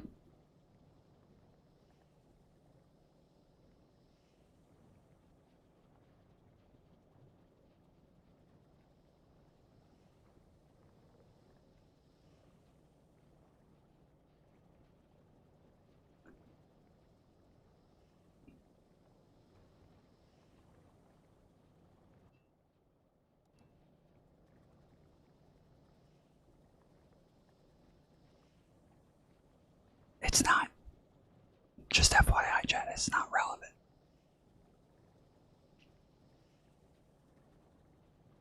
Like only moves to rot the party, moves people further Yeah, left. yeah, yeah. So, Or do you not so acknowledge I acknowledge that that is true, and I think that that's bad, and that they grade on a curve, and that they will never, I think, treat with respect the liberal.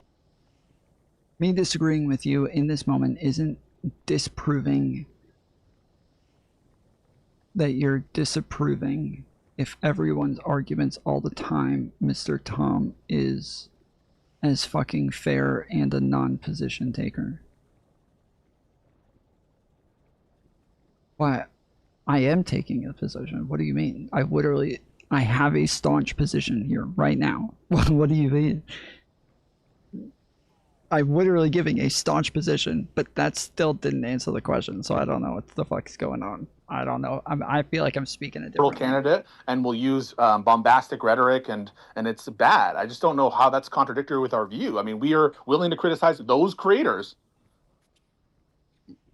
And Hutch, no, I mean, not you sorry, don't ever Josiah. criticize. Okay. Josiah, real quick. Wait. I looked at your channel from around the time that Hassan said that he wouldn't vote for Gavin Newsom over JD Vance, and I don't see a single video. I didn't do a video on it. I did it on Twitter. Oh, okay, sorry. Largest left-leaning streamer, Hassan Piker, by the way, but We both criticized. I mean, Josiah made a big tweet about it. I did a review of it. I thought Mockler did a really good job when he got confessions there, and yeah. So we've covered that. We've criticized Hassan. It just seems like it's not enough. That we're not doing it enough. what happened to Massey when he showed skepticism of Donald Trump? What happened to Marjorie Taylor Greene? You see how it's not the same? Do you see how the right knows how to keep like their own in line, and they don't like host their own like cancerous? Yeah. We don't have the power. We don't have the power to do what Trump does vis-a-vis Massey and Marjorie Taylor Greene. Doesn't exist. Yeah, because you're not even willing to exercise the smallest amount of it. You get bullied by, admittedly, a small faction of the party. Like, legislatively, these guys are like fucking, what, 4 seats maybe? I guess if you count all 4 justice Dems, and then whatever the 3 incoming DSA seats are. Welcome to the Tom Show, where he just disagrees with everyone because he has ODD. I'm sorry, I'm the one who made an argument. You're the one who just literally went off onto a completely different topic and started making personal attacks because you didn't actually have an argument. That's literally been like the Welcome to the Tom Show, where we can't just like constantly move topics and pivot and make non-arguments and then start talking about cucking instead of having anything to do with what we're talking about, and then just say that like he's ODD and then just keep fucking moving the goalpost to something totally irrelevant to what the fucking topic was, having to do with DSA and the Slotkin interview with Crystal Ball. Was just move topics over and over and over because we don't actually have any arguments. And it's so weird that he won't accept the fact that we're refusing to give him arguments on anything that he's saying. Why won't he just accept? Why won't he just agree with us when we can't make an argument in favor of what we think? It's so weird. But like, it's not like they just have a lot of media power, but because nobody is willing to say anything further left, not only does it hurt our own party on the inside, it makes the Republicans attack. Let's criticize the left. Yes, that. I've seen Soyko. That's what I'm talking about. Yes, that. Irrelevant, OMG, you're not engaging this relevant. Yeah, yes, that. Thank you. Yes. That is the perfect example of what I'm talking about. Say that he hates Hassan or something, and he's been critical, even though he doesn't agree with you guys on everything, in terms of your conclusions on socialists and left wingers or whatever. Josiah, I have seen him criticize far left people on his Twitter account. Maybe it's just a prescription that Josiah should be using his platform to make videos about it. And I heard that from, I forget who it was. Somebody even brought up this tweet. This is like the nicest, gentlest fucking tweet ever in terms of Josiah criticizing Hassan. He doesn't even name him. In terms of like criticizing Hassan, like the very worst Democrat is objectively better than any MAGA candidate. He could have said something like, "I can't say because Newsom needs to earn my vote if he wants to apply leverage." If I watched the video, I think I did watch your video on Bill Maher, who I agree is a fucking piece of shit. It was 1,000,000 times more brutal than Hassan, who's supposed to be on our team, right? Maher's supposed to be on our team, not Hassan. Bill Maher is supposed to be on our team more than Hassan is. Okay, my brain is fried on that comment. I don't even know, but okay. Wait, what do you mean you don't know? What do you mean you don't know, Stephen? Which of the two self-identifies as a Democrat? Which of the two self-identifies as a Democrat? Which of the two self-identifies as a Democrat? I feel like Bill Maher is like, Correct. Bill Maher. Bill Maher says he's a Democrat. Bill Maher says he votes for Democrats. Bill Maher is supposed to be on the team much more than Hassan. So by your own logic, I should be holding him to a higher standard than Hassan Piker. And by the way, so you're telling me that. Go ahead. Wait, so you're telling me that this ultra gentle tweet of like, we should hold his hand and help him be making better decisions is about somebody who's adversarial to the party? Because it looked like it was phrased to like a fellow Democrat who's almost completely aligned with us, and he's just like a little bit off on some things.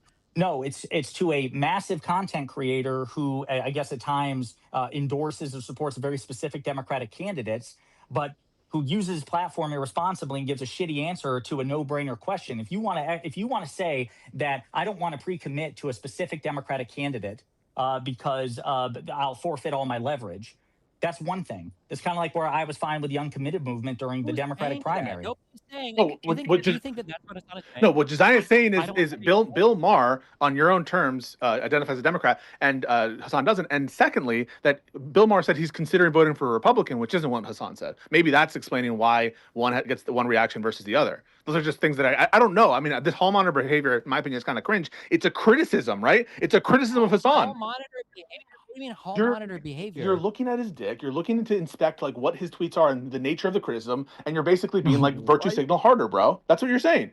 Yeah. Notice. Yeah. Yes. Yes. What the fuck? Yes. Of course. Yeah. What do you mean? That's not. Again, we're talking about influencers influencing people. Like, why? I don't understand why this is hard for people. Like, this isn't, we're talking about being a fucking influencer, right? That's what we're talking about.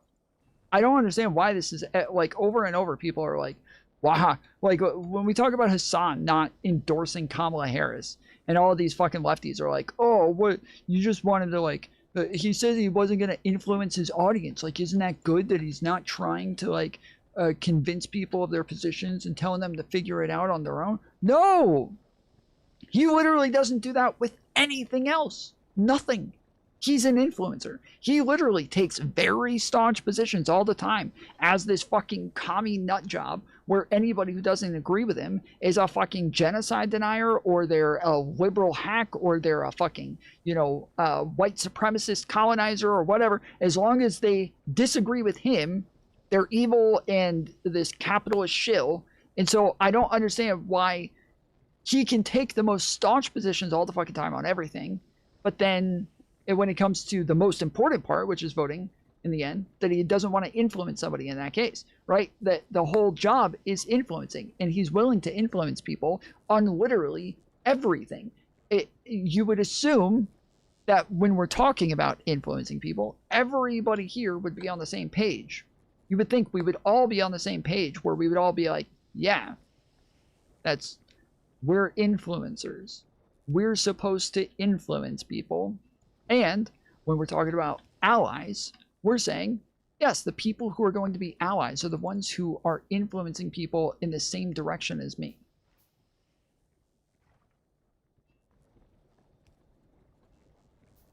How all the lefties do this to their own, and how all of MAGA does this? Why are we the only people that can't, like, show support for their party? You see the problem? You think Josiah doesn't show support for his party? Really? Oh my goodness. What? I don't support the party. That's not what I said. You said we don't expect people to show support. Oh my fucking goodness. When he's talking about virtue signaling, you said this is virtue signaling. He's saying, yeah, virtue signaling is like showing support for your party. You are signaling the virtues. Yes. That's what he's fucking saying. Yes, of course. But he's saying you do that by showing support for the party. He's not saying that like you never show support for the party, but he's saying that like by showing support for the party, you should be virtue signaling those sorts of things. Not that, yeah, Josiah never shows any support for the party. Support for our party. Are you talking about me or are you talking about Hassan? I'm talking about enforcing standards amongst people that are supposed to be Democrats. It seems like the right can do this, MAGA can do this, and the far left tankies absolutely do this. So why can't the center left do this? Why can't we ever enforce a standard anywhere? In terms of calling it out, we do. You do. We all do, to one extent or another.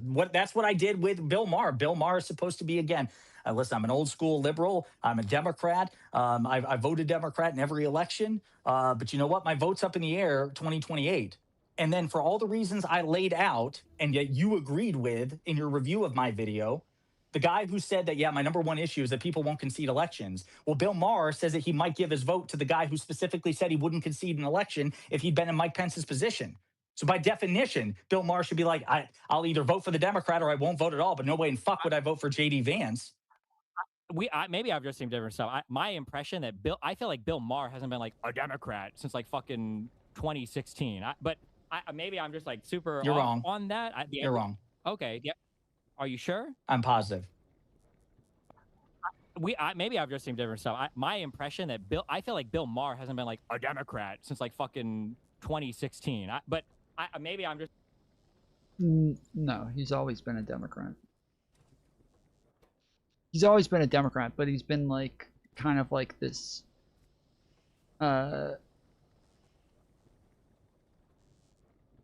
like fence sitter on too many things, like the border and vaccines and cancel culture, and like he's one of those like woke. His brain is broken on wokeness. Like he's fucked. His brain broke on wokeness, and now he's stuck on that, and now everything is fucking wokeness to him. But he's been a Democrat the whole fucking time. Just like super. You're wrong. On that. You're wrong. Okay. Yeah. Are you sure? I'm positive. Okay, somebody linked a New York Post article from 2025 with Bill Maher drops bomb about his political affiliation. Quote, I was never a Democrat, end quote. Oh. What do you mean, never what? You might say he's never like left an the Democratic Party independent. because he was never there to begin with. Quote, I never was a Democrat to begin with, end quote. Bill Maher said during his Club Random podcast released on Saturday with his guest actor, Esai Morales. Quote, I always like caucus with the Democrats, and I generally vote for them, end quote, the comedian said. Bill Maher said that he's anticipating a day when the Democratic Party will be, quote, as insane, end quote, as the Republican Party. It was Bill Maher. I feel like he's like one of the guys who's like, I like weed and shit, but like I feel like the woke stuff is too much. That's always been my impression. I feel like he's called himself a Democrat a million times. So, or at least a liberal. But Yes, he's a guy who's always complained about the Democratic Party, but he just said in that, and I'm glad you provided the rest of that quote, that he caucuses with the Democrats and votes for Democrats. He's a Democrat. He's more of a Democrat than Hassan is. I think you'd grant that. I would have considered Joe Rogan like 2018 to be more of a Democrat than Bill Maher. Would you agree with that or disagree? I think I disagree. Beg your pardon? I would have considered Joe Rogan in like 2016 to 2018, like that time frame. I would have. Well, Joe Rogan has pretty much always said he's not a Democrat. He's pretty much always like done this like, I'm an independent, I'll vote for anybody sort of thing. Consider Joe Rogan to be more of like a Democrat than Bill Maher. I disagree with that. Like, I was shocked. No, I was shocked with what you just said with Bill Maher. I always viewed him as a Democrat guy, and I never viewed him other than that. Like I feel like he's always. I mean, he had an HBO show, and before that, like where he's always glazing Democrats. So I mean, whether he Yeah, but his HBO show, like his original HBO show, was literally like anti-left. It was literally him. What was his first show called? It was some play on words against like cancel culture or SJWs or some sort of shit, but it was some sort of like politically incorrect. Yeah, that was it. Yes, his show was called Politically Incorrect. And so that his whole thing was like pushing back against the fucking political correctness and fighting the SJWs and shit like that. That was he was like Sargon of Akkad, saying, I'm a liberal, but I'm not one of those liberals the whole fucking time. Just on HBO. Identifies as that, I think you would consider him as more of a Democrat than Hassan. For his highest point. From through Obama, sure, but after that, I don't know. He voted for Obama. He voted for Clinton. He voted for Biden. Supported Kamala. Okay, here's my final question. Do you think that in the upcoming primaries, if you look at like Stevens and I'll say it. I don't even know. Do you think that? Yeah. Do you think that these guys are really gonna like full-throatedly endorse Stevens if El Sayed? By full-throatedly, you mean enthusiastic? No, I don't think so. In any world. No. And you guys are. I'm not okay with that. Why do you think we're okay with that? You are okay with it. Your actions speak. Wait. How are we okay with that? I don't want. That's so insane to me. I'm gonna buy a Haley Stevens T-shirt if. The Republican Party is so much more lit than this. It's so cocked. Like, yeah, if their candidate they want to win loses, the fake doctor guy with fucking real estate in Dubai, yeah, then I probably, but there are allies. It's just so insanely cucked to me. I actually can't. But then don't say we're okay with it. Just say that we're cucks and we're not loud enough about it. But like we. What does it mean to be? What's the difference? Just the difference is we do have a dispositional attitude against them not being enthusiastic in supporting the Democrat, and I would wear a Haley Stevens. Punishment. They're not even here participating in the Democratic primary. They're just here using El Sayed as a vector to attack Democrats. And if he wins, they'll use it as a bigger vector to attack Democrats. And if he loses, then they'll still so you think Democrats. that Say, you don't think that they're genuinely ladies and supportive gentlemen, of El Sayed? You think they're lying about Today that? I'm It's gonna just be a doing a means to an end fact to like shut them check down. of Professor Dave's Well, new also, viral wait a video second. that he dropped. Hutch, you think That's why they hated Hutch, him. you- Why they How do we want to say this? hated soldiers until fucking four-term fucking dark what was it, Blackwater fucking Iraqi deployed Totenkopf fucking Plattner the rapist showed up and they were okay with him. So Yeah, were they have no fucking you, values and at so all. were you for the general. And just to be Because I legitimately support the Democratic Party, Oh, not just okay. somebody to support. But somebody I want support the to ask. Democratic Party. That's the difference. Wait. Why did you just say so do you? Do you think that my support came from the same place as the? I didn't lefties? claim As it the did. I didn't claim it did. I didn't claim it. If Chuck Schumer, if No, Chuck you- Schumer came out with a Totenkopf tattoo tomorrow, they wouldn't be defending it. Oh my God! I never claimed that they would be defending it. I never claimed that they're not don't have double standards. I'm just saying you were willing to look past those things too. Now they're probably hypocritical on that, but that's listen. And you don't even have to look at that. You can just look at how they dealt with like Azov or whatever, and saying that we're just funding Nazis. I hear you on all that stuff. I agree. But Hutch just said, oh, they would use them as tools. They're using El Sayed as tools. Isn't there a quote from you, Hutch, where you're like the Democratic Party is just a tool? Isn't that like a benign opinion? Tools to what end? No, wait, hang on. The tools to what end? That's the question. The tool that they want to use him for is to basically destroy the Democratic Party that they claim is like a fundamentally evil institution. Oh.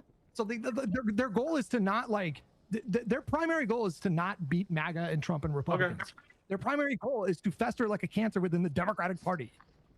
Yeah, I feel like you guys don't understand. When they say we want to defeat fascism, they're talking about the Republicans and the Democrats. That's who they're talking about. Talk about you. I don't know. What about what? They're talking about you and Pisco and us and all of us. They're talking about us, not just Republicans. I mean, I just want to go put this out there because I found this article here. So, quote, I was never a Democrat to begin with. I always like caucus with the Democrats. I generally vote for them. I always vote for them, but I always look at it like, no, I'm actually going to make up my mind. They're just always less scary and less insane than the Republicans, but I wait for the day when it evens out. Yeah, I would say that like that generally he is a Democrat. I would say he's a Democrat in that case. Like I would say that like he is somebody who's always been like this, you know, anti-woke sort of Democrat that's a little fence city, but I would definitely say he is a Democrat by the fucking meaning of what you mean when you say like, what is a Democrat? Democrat is somebody who consistently votes for Democrats. Like that's a Democrat. If you say, oh, I'm not registered as a Democrat, But I've been voting for them for the past 25 years. Top down, ballots. I've just been voting for them. You're a fucking Democrat. Shut the fuck up. And also the title of it, Bill Maher drops bomb about his political affiliation. The reason it's a bomb is because everyone considers him a Democrat. Otherwise, it wouldn't be a bomb. And he says in there, he's a Democrat. When it comes to his vote and his support, he always votes Democrat. No, I mean, again, I He feel endorsed like Bernie Sanders in 2016. Then he endorsed Hillary Clinton when she won the primary. certainly He more backed than Joe Hassan. I think Biden. you guys can grant that more than Hassan. Yeah. Well, yeah, but I would expect Hassan to be more of a Democratic player than Bill Maher if he was truly on the left. I just don't consider Bill Maher to be like the Democrat guy. I was surprised that he said he's not a Democrat. I'm going to be honest with you, and So was I. Yeah. So was I. I was genuinely stunned there, and then I saw the full clip where he's one of those. He's one of the biggest people who was like, the woke shit has gone too far. Bill Maher complained about woke as much as any fucking comedian dude. He fucking hates the Yes, woke he shit. bitches about the left, Stephen. He hates the left. And you said that you identify with Bill Maher a lot too. You say that in the past. So this shouldn't be a surprise. He's an establishment, old school liberal who votes Democrat over Republican. But he hates. When I say I identify with him, I mean I get the woke cringe shit, but on magnitude, the reason why I agreed with your video is because the wokies are annoying as fuck. But JD Vance saying that he couldn't even give that the election he would certify the results Right. is so much worse. But I'm just saying that's why I flipped out on Maher is because it's just like this is a betrayal of everything that you said you valued. And even when it was articulated to him, like, well, you say you care about elections and the Republicans, including Vance, don't support elections and don't accept the outcome. And then Maher's like, well, that's just shit that, they have to say, it's just like, come on, you know better than this. Well, I think I have a clear prescription now. The next time this happens, I hope that I'm wrong. I hope that in 3 months I'll be salty on stream, okay? But I'll be happy if all these lefty people are legitimately super fucking gung ho. they're not going to be gung ho for Haley Stevens. We told you we're not predicting that. That's not the prediction. Fuck me. Wait. Why do you say fuck me? We never said that they're going to be gun ho. Are you okay then? Are you okay having a coalition inside the party that's only here to advocate for radical leftists to rot the party out, but they're never going to run anything against other Republicans? No, I'm not okay with people with that intent. I'm not okay with that. And by okay here, I mean I don't like it. But how do you deal with it? Yeah, criticize them as needed. Criticize them as appropriate. What else do you suggest? Kill them? Kill them. Or do what? What do we do? Is that it? It's do nothing? Is that it? No, no. Tell us what to do. What do we do? I already did. I already listed. I said if there is infighting between DSA people and moderate Dems, would anybody make a video on it? Kill him. Or at least murder him. Josiah said no, he wouldn't. If there was a far lefty that gave a really fucking retarded take when Vosh or Hassan, as much as they're irrelevant or whatever, they're the two largest lefty streamers. When they say things like I wouldn't support Gavin Newsom over fucking JD Vance. I did a whole fucking stream on that, and Josiah had a tweet about it. Insane amount of anti-Semitism, but I understand that. Fuck Jews base. Okay, who cares? And the fact that you guys think that Ossoff would be anywhere near the good boy list on either of these two people is fucking insane. They will all fucking dogpile the Jew dude if he gets anywhere fucking near an actual big office. Same with Shapiro. But I just don't think that the amount of criticism, well, in a live stream once, and I made a big So we criticize. You acknowledge we criticize. You just think the criticism is insufficient. It should be more prominent. It should be more. It should be louder, and it should be more vituperative. Oh my goodness! There's no way he's just figuring this out. There's no fucking way. There's no shot. It's that absolutely no fucking way. He's just now we were just talking about the virtue signaling shit just a minute ago. We were just talking about it.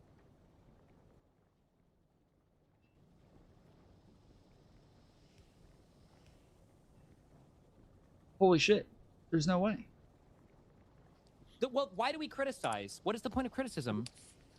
There's many different purposes that one can have for criticism: to change opinions, to make content, to push a change. I criticize a thing because I want that thing to change. If it's a small light tweet that isn't really even seen by the other person and there's no social pressure attached to it, there's no change there. It's just that thing that was dropping into the atmosphere. It means nothing. I mean, there are multiple purposes to criticism. Another is to make a name for yourself, to get your audience to understand how you think, and to spread your opinions among other individuals who your audience is. It doesn't necessarily mean changing the specific position of whoever it is that you're interacting with. But yeah, I mean, I think that I'm vocal when I disagree with lefties. I mean, I've had screaming matches with lefties. I reviewed content of Hassan. I've reviewed the debate with Mockler, and I thought Mockler did a good job. Okay. All right. Listen, Hutch and Usurp, I love you. I didn't think Mockler did a good job with Hassan. I literally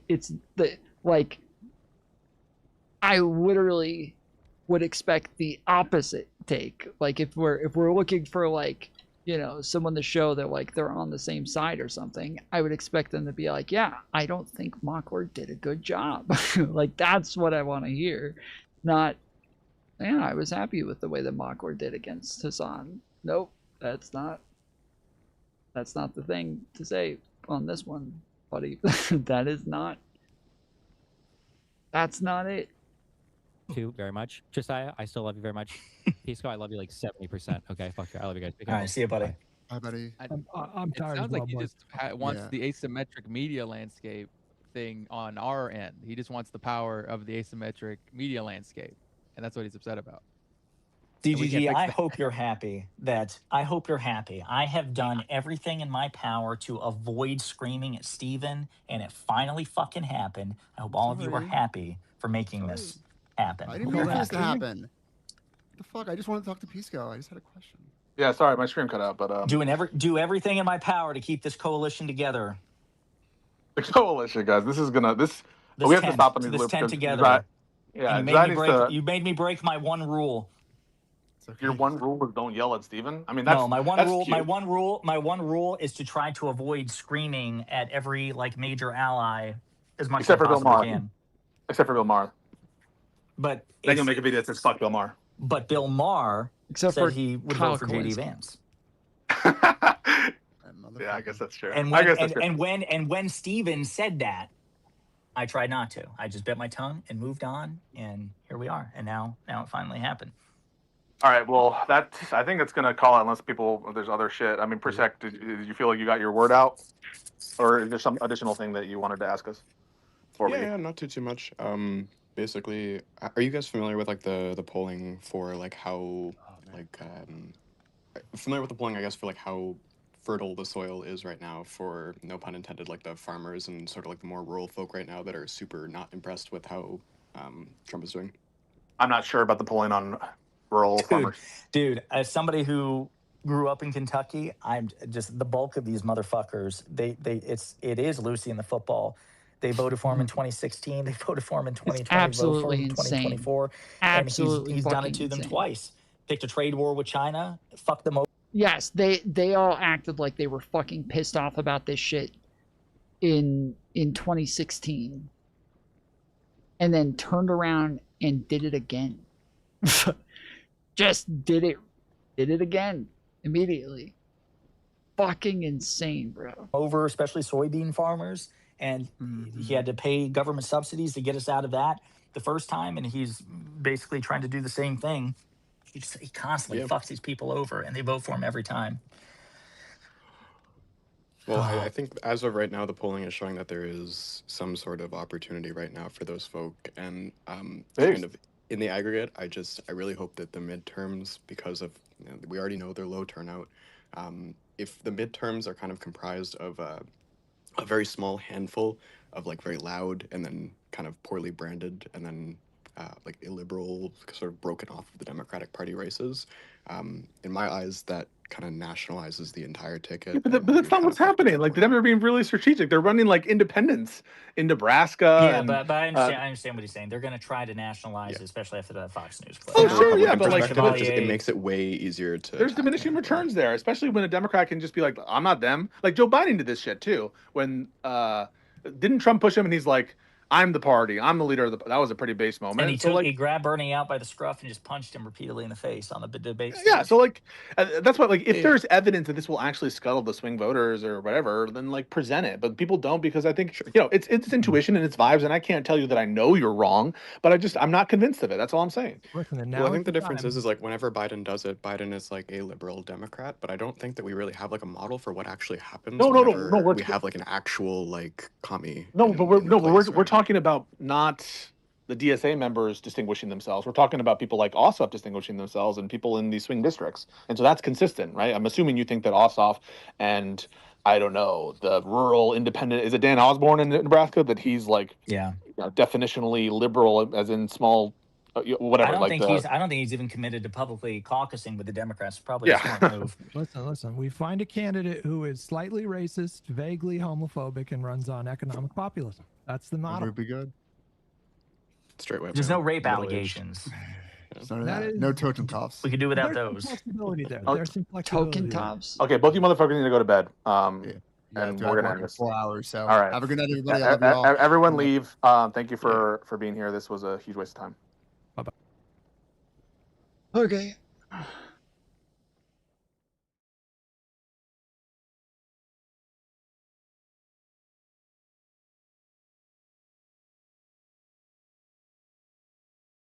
Just a worthless strategy to, instead of just saying what you are for and who you support, to spend all your time crying about some creators not being mean enough to Kyle or Sam or Hassan. I'm sorry, but like, the leftists do this shit. They'll bully other leftists for being too friendly with people like Soypill or Pisco, or like just recently we went over some tweets from Hassan crying about the fact that a bunch of people were saying that they liked Hassan, or saying that they liked Soypill and that he was one of the good ones, and he's like, dude, this is a fucking liberal. Like, he was and then he threw a fit about it on stream for hours and hours afterwards. Like, this is, I understand like how generally you look at stuff like that and you think, well, why aren't we just like advocating for things that we like instead of constantly talking about the things that we don't like? And it's because we've watched MAGA and the leftists do this incessantly, and it's worked. And we're looking around now saying, yeah, we've literally done the opposite. We've literally done the opposite, where all we keep doing is saying, is them going after Pac-Man good? But for them, yes. Wait, you're talking about the leftists? Is it good for leftists to go after Pac-Man? Is that your question?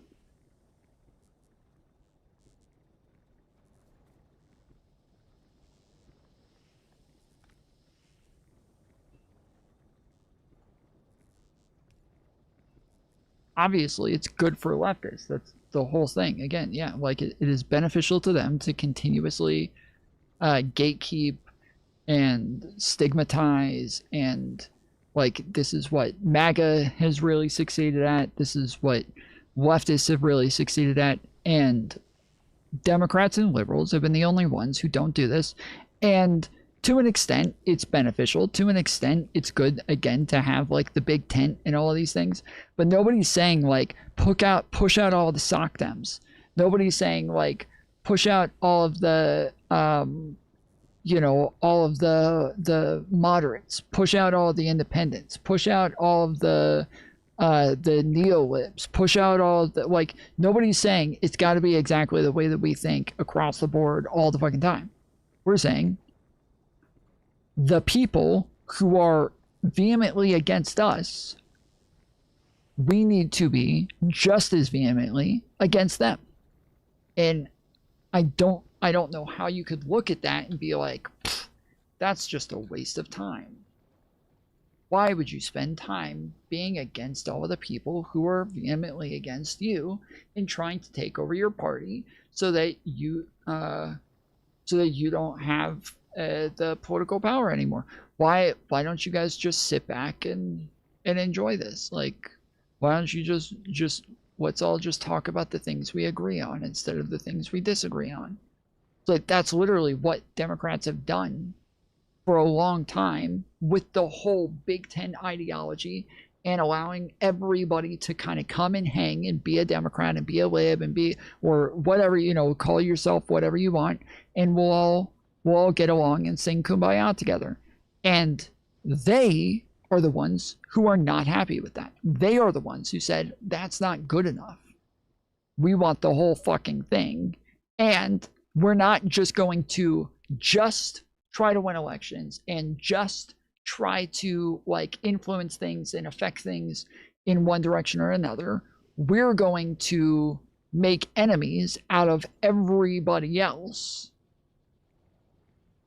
and then demolish them and get rid of them. And I mean, if you think about it, it's literally a genocide.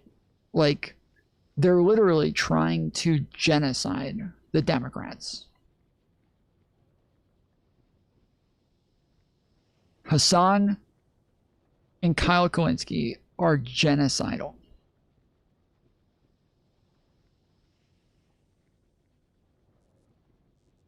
They have genocidal intent.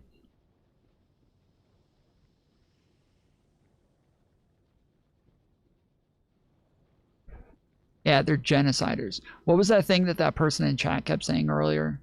They need to molecular themselves or whatever the fuck. what did they keep saying? You need to molecular yourself. You need to go molecular. Amalek, yeah. I like molecular. I like molecular better. You need to go molecular yourself.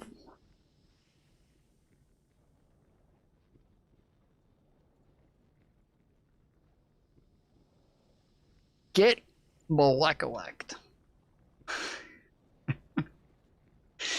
What the fuck? What is that? I don't know what that is. I've literally no idea what the fuck Amalek is.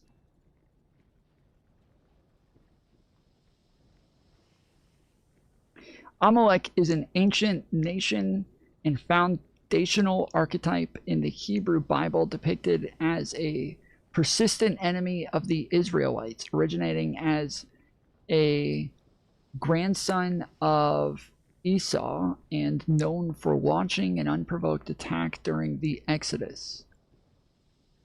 Oh, the Amaleks. Okay. All right. I know who they are. Never mind.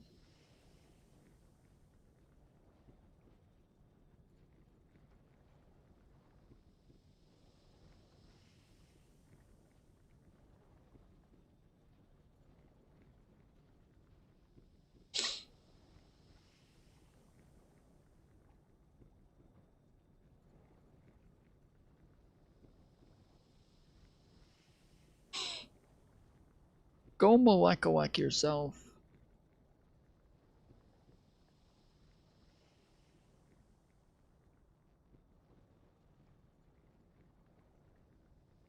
So I the first time I played this game, I didn't realize, and I kept thinking it was true, but I wasn't sure. But I kept feeling like, I was like, dude, my oil rigs always slow down. I don't understand. Why does this always happen? And I didn't realize that, like, yes, the yield like actually lowers as you use it. And as you pump it, like the yield goes down. But I don't think I don't remember. I played it like 2-3 years ago, so I'm not positive, but I don't think I knew that. Or noticed it well enough. But yeah, like all of the ones that I originally had that were like 300%, all of those are gone. All of those are gone. So I just had to, like, they started off at like 300. I think I had two at 300%, one here and one here. Now this one's at 92%. This one's at 50%. So that's done. That's done.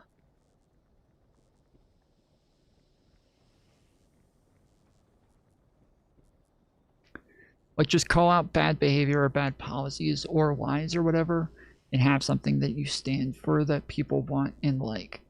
I'm sorry, but that is literally part of it. Like, when we have conversations about like responsible platforming, when we talk about people like Nick Fuentes, or we talk about people like even like Rob Noor or Andrew Wilson or whatever, like when we have these conversations, we're talking about making their positions amenable to normal people.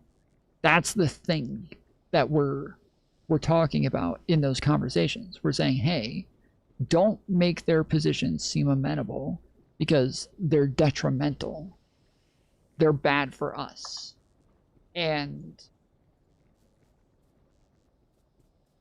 that's just we're doing the same thing here. We're just saying, hey, like, don't make these people's positions seem amenable. Make sure that people understand that there is a big distinction between us and them.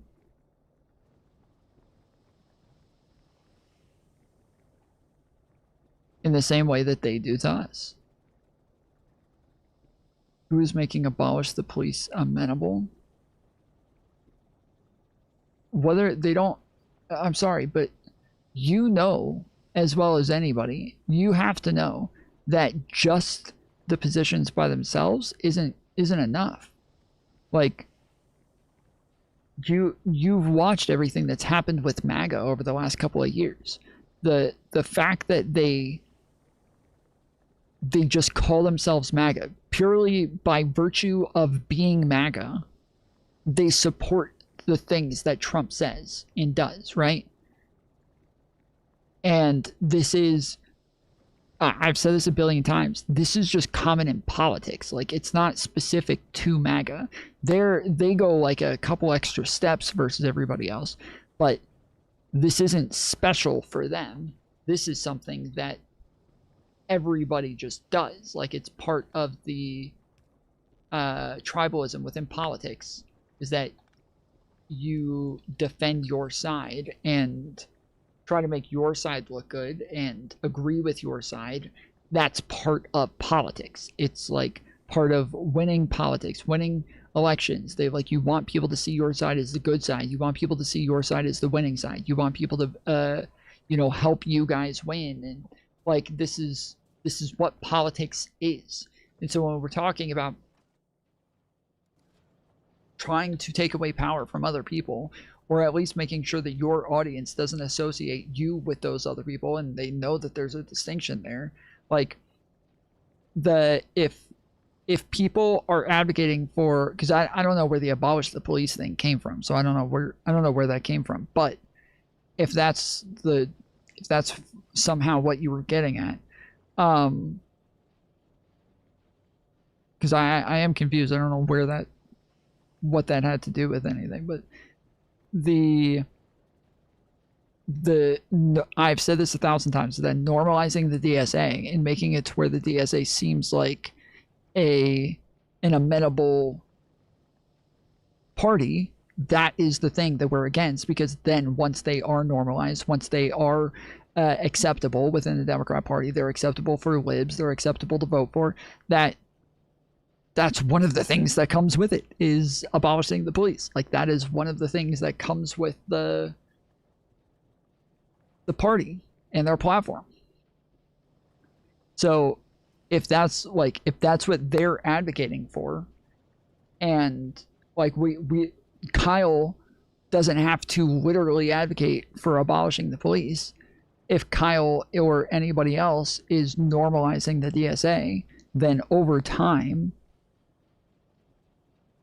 abolishing the police is what happens, because they get enough people in to continue pushing their policies. Like, that's how that works.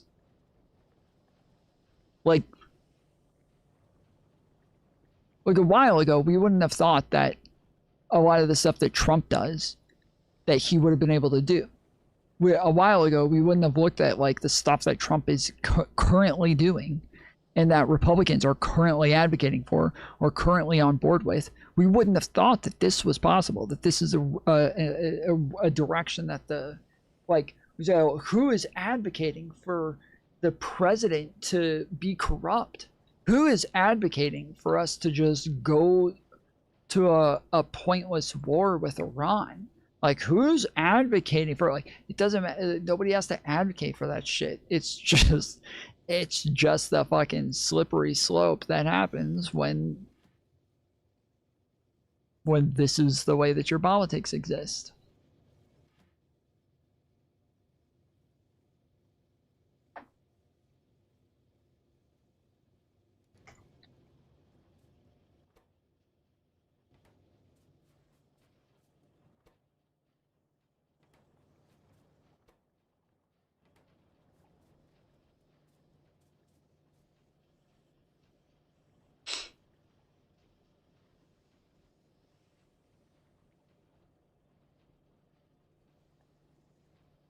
And currently, it is the way that our politics exist. Like, unfortunately, our left and our right are both getting pushed farther to the left and the right.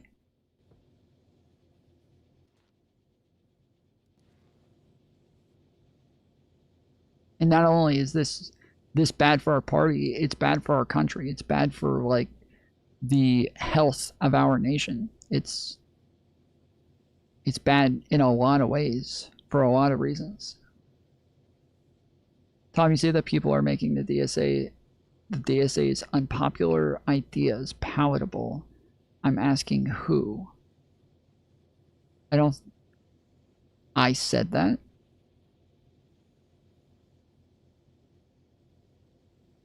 I didn't say the DSA. I don't know. I'm so lost. I said Kyle Kalinske. I was talking about Kyle Kalinske. But then you jumped to abolishing the police or some shit, and I don't know where that came from. I'm talking about Kyle Kalinske and like people who advocate against voting for Democrats, like or somebody like Hassan or people like this, like people who are not going to be influencing people to vote Democrat. For some reason, a lot of people think of this as like very different from a PF Young type or a Joe Rogan type or others who call themselves Democrats but don't advocate for people to vote Democrat. Like, or I mean, not that PF Young calls himself a Democrat, but you understand what I'm saying. Like,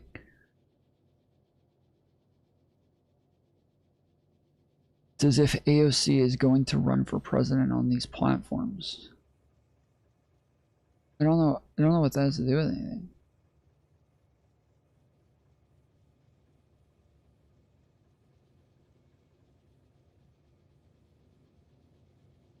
She doesn't have to run for president on those platforms.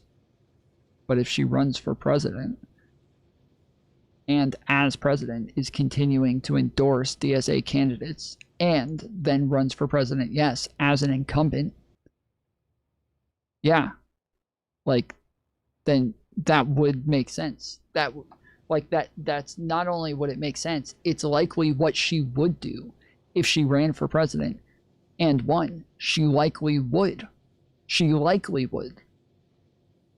run on the DSA platform as an incumbent. Likely. It's not just hyperbole. That is likely.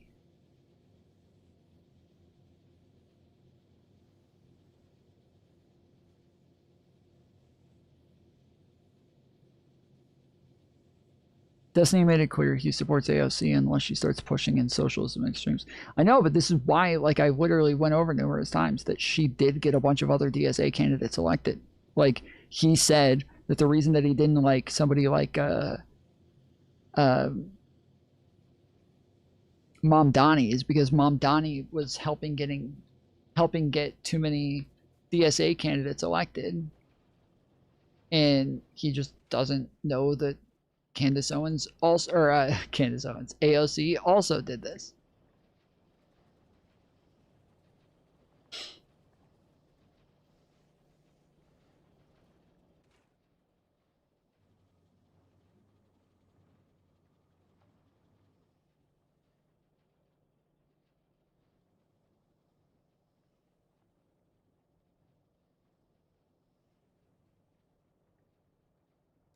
I didn't think you were talking to me, Abaddon.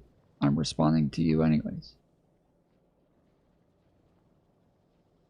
She likely would run on Abolish the Police. Oh no, I thought you meant the DSA platform, like as a DSA candidate.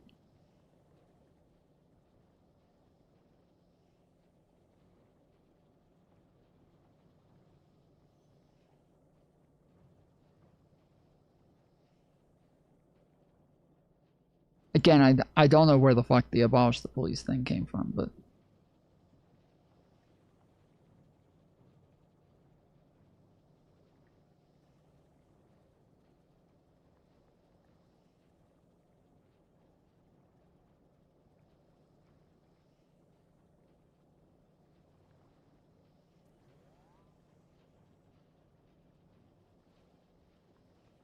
Why do people think of the Overton window as just one window?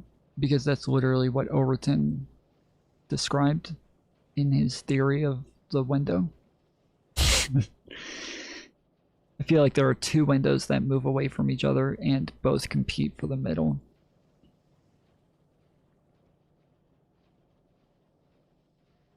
I don't think you know what the Overton window is. The Overton window is like a spectrum that exists based on who gets elected, and that the people who get elected set what the norm is for the parties. And so the Overton windows generally will, for the Democrats and for the Republicans, it will generally find somebody who is in the middle of that side. So like for right wingers, there will be somebody who's generally in the middle of the right. And for the left, it'll find somebody who's generally in the middle of the left. And so if the group of the left is moving farther left, then their middle moves with them.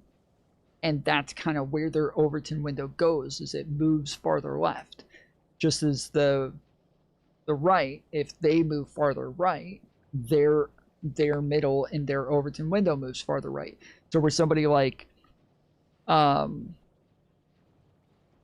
somebody like Trump, when he got elected, he moved the Overton window farther right for Republicans.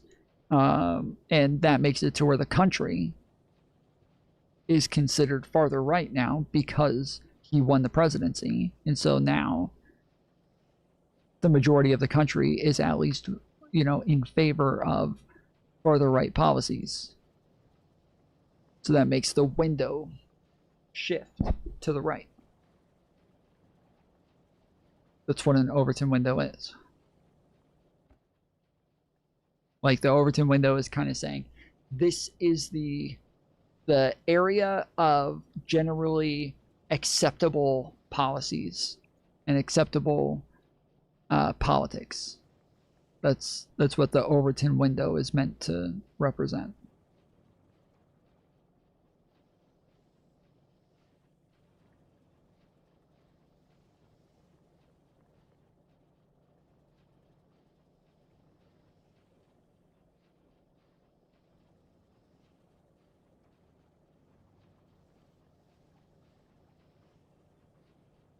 The Overton window is when you have a window that is half open and you can hear only some of your neighbor's music.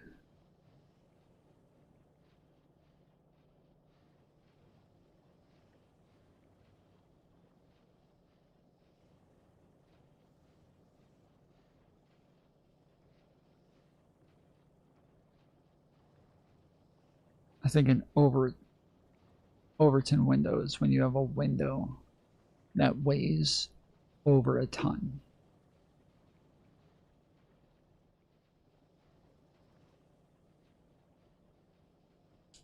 Look at all that green. Red, blue, and green. Look at all that.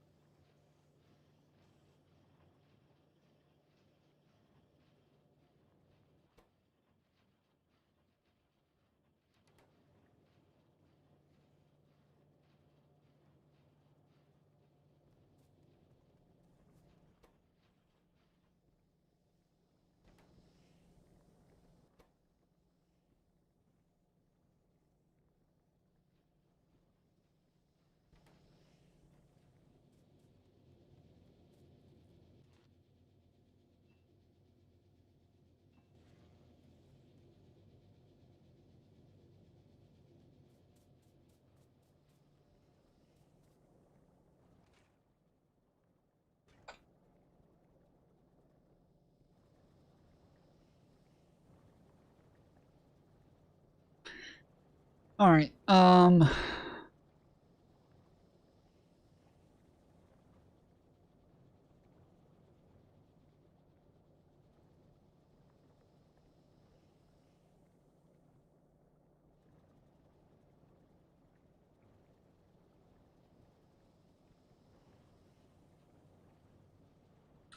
Destiny justifies a far-right Israeli politician's quote claiming there are no innocent children in the West Bank while reacting to Professor Dave's video. Wait, seriously? This fucking bullshit. Defense killing of Palestinian family. A lawmaker from the far-right Otzma Yehudit party told the Knesset on Wednesday that there are no innocent civilians, no innocent children in Jenin, I think they might call this. Okay, so this is there's a fairly unhinged quote, but like this is like this Jenin is known as a place that you shouldn't go because you'll probably get fucking killed. Like even our Palestinian tour guide that was willing to take us to Nablus wouldn't take us to Jenin. That's like, I'm not saying that that's a that it's an acceptable quote, but that's like I think a seat is like one of the most like you're gonna get fucking rocked if you go to this place. So it's probably more specific to this area. Again, still like not the best quote, but a little bit different than saying all children in the West Bank are defense killing of Palestinian family. A lawmaker from the far-right Otzma Yehudit party told the Knesset on Wednesday that there are no innocent civilians, no innocent children in Jenin, I think they might call this. Okay, so this is there's a fairly unhinged quote, but like this is like this Jenin is known as a place that you shouldn't go because you'll probably get fucking killed. Like even our Palestinian tour guide that was willing to take us to Nablus wouldn't take us to Jenin. That's like, I'm not saying that that's a that it's an acceptable quote, but Okay. I guess. Not really, but whatever.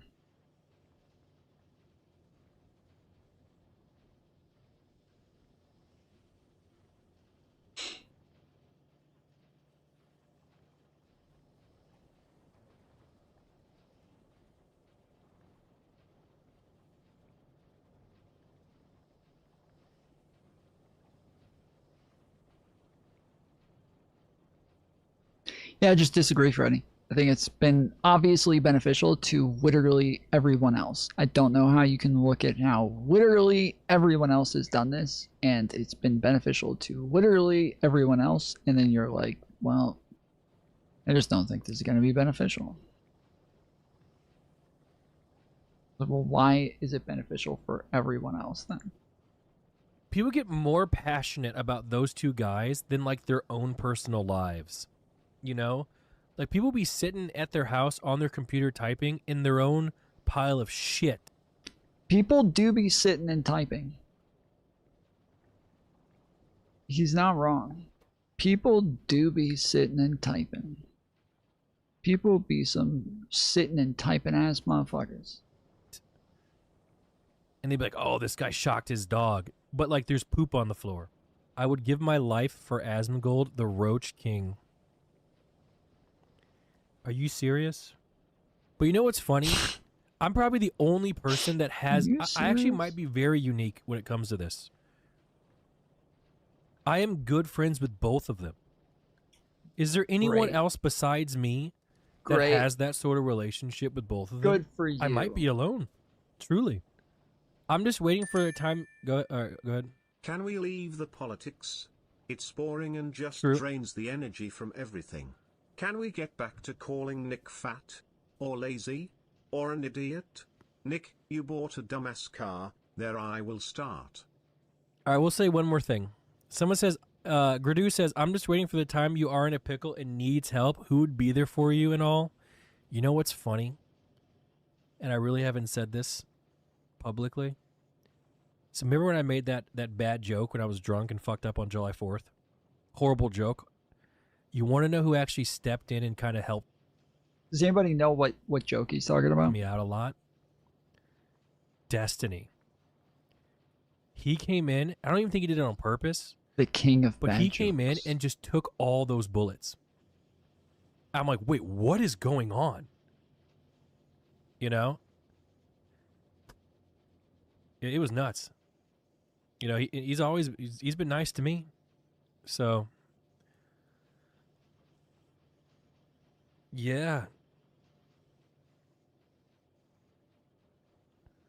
What a weird life I have, isn't it?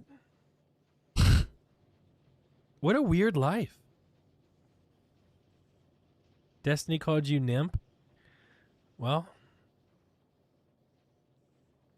I've heard that one before. Do they pay me to mention them every stream?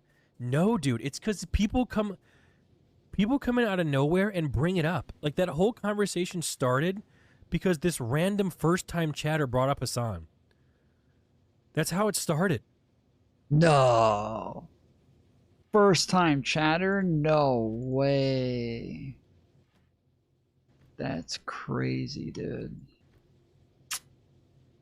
Explain your brain. How can you, as a black man, be friends with someone who speaks bad about black people?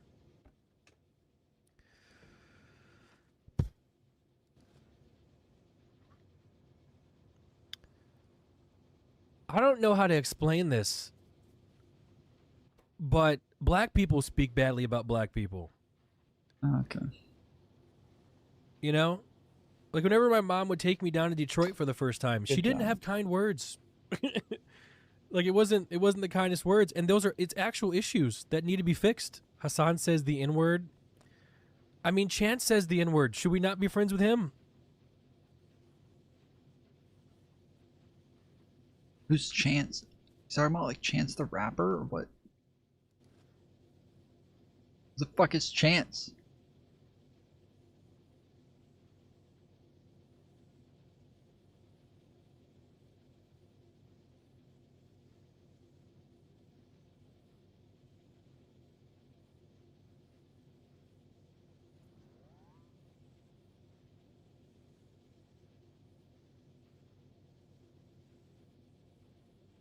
Oh my god. So he tried to send it to me. I never got the text. I was like, that's weird. I didn't get it. We said, oh, well, we walk in. He accidentally sent all this intel to a lawyer that Trump actually. Cutting off the far left is not going to be beneficial in winning elections. What is the strategy to win over disaffected young voters? Again, I feel like you already know all the answers to this. Again, I don't think that people are just these like free thinkers that are going and doing their own research and coming to their own conclusions. I think that most people are being influenced in one direction or the other, and I think that that's where all of this dissatisfaction comes from. And so I think that the influencers, if they are, if it's stigmatized to be a fan of them and to be one of them or to be in their groups and part of their coalitions and X, Y, and Z, then less people listen to them. And the less influence they have, that's how that works. So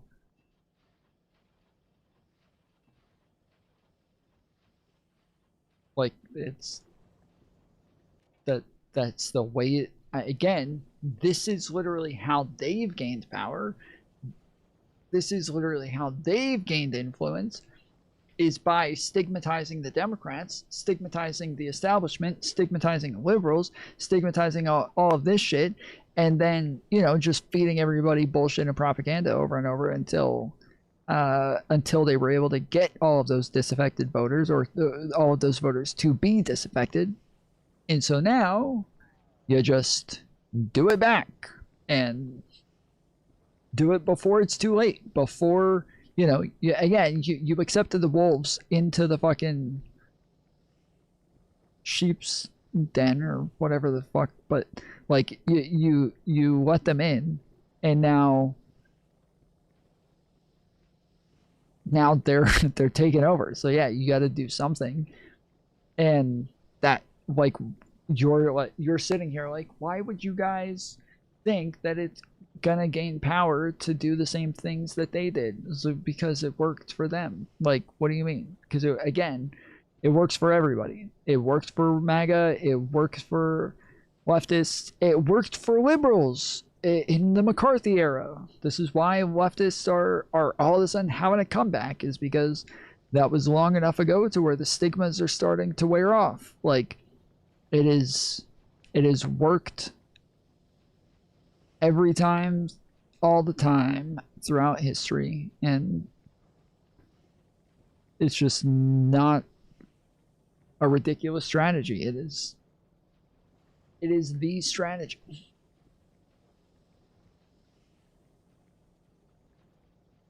Oh my god. So he tried to send it to me. I never got the text. I was like, that's weird. I didn't get it. We said, oh, well, we walk in. He accidentally sent all this intel to a lawyer that Trump actually uses.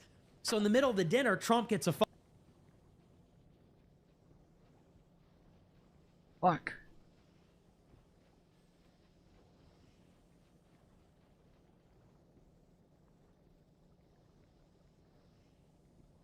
phone call. He goes, just 1 second. It was this guy. Holy shit. It was this lawyer. And the guy. It's like there's something in my ear that's blocking the earbud. Like, I can hear it if I hold it out here. I hear it's loud. And then as soon as I put it in my ear, it's clogged. He says, like, hey, Trump, this is a hit job. They are here to take you out. Like, they sent me this intel by accident. They must.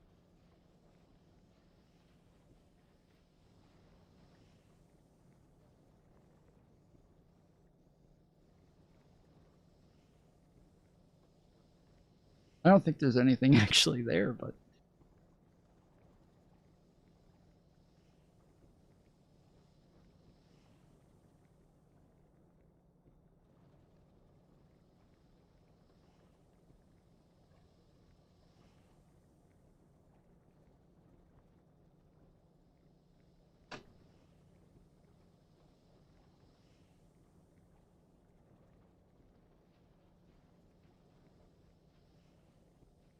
must have told them that this was a setup. So Trump hangs up the phone and his demeanor instantly changes. Holy shit. And he starts, and my right hand of God, he immediately starts dropping the F-bomb. Motherfucking this and that, just like, I've never seen him that angry. Damn, so yeah. furious. But it was also very subtle. you guys remember when this happened? Nick Fuentes and Kanye West went and met with Donald Trump for lunch at, I think it was at Mar-a-Lago. And they sat down and had lunch with him. And then, like, the next day, the Trump administration put out statements saying, we didn't know who he was, and we totally disavow him, and, don't want anything to do with him, and even, like, condemned Kanye West and his anti-Semitic rhetoric. And so this kind of makes sense to an extent about what happened there. He starts telling Ye, because the idea was Ye was going to run. I don't understand it. It's blasting. Like, it's so fucking loud until I put it in my ear.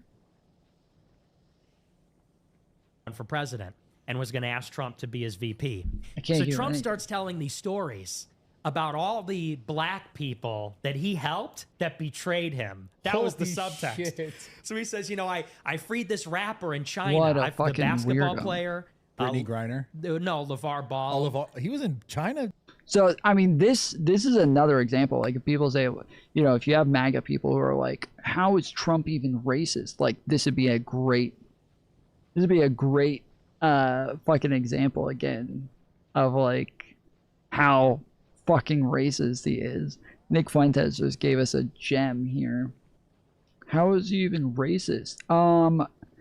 When he got mad at Kanye West one time, he started listing off every black person who has ever betrayed him.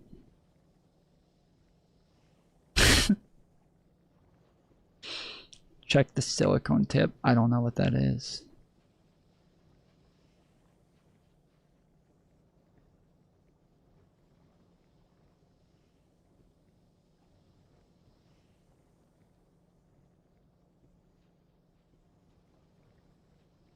Yeah. I didn't know that. Yeah, he got like arrested or There we something. go. It was like an international incident. Okay. And so Trump was a ball player. Brittany Griner. No, LeVar Ball. Oh, LeVar. He was in China. Yeah. I didn't know that. Yeah, he got like arrested or something. It was like an international incident. Okay. And so Trump was telling the story about how he freed this guy. And he says, so this basketball player, he's on the tarmac, he said, and the Chinese soldier slapped him across the face, the basketball player, and said, that's for disrespecting President Trump. That was the first story. The second story was about the rapper in, I think it was Norway or Sweden. I forget who. I think it was A$AP Rocky. Yeah. Got arrested up there. And he says, and I called up the president of Sweden and I said, listen, you you better release him right now. And the moral of the story was these were all ingrates. These are all black celebrities that he helped that betrayed him. And then he goes to Ye, and I hosted your wife, Kim Kardashian, and I released these or commuted the sentence of these people on her behalf. Yeah. He goes, and she is a disgusting human being, he said.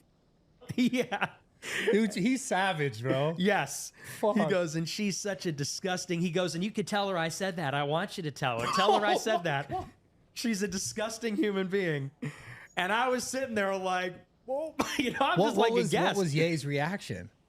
He had the same reaction that I did. He was totally taken aback by it, but he goes, that's still my wife. He goes, that's my wife you're talking about.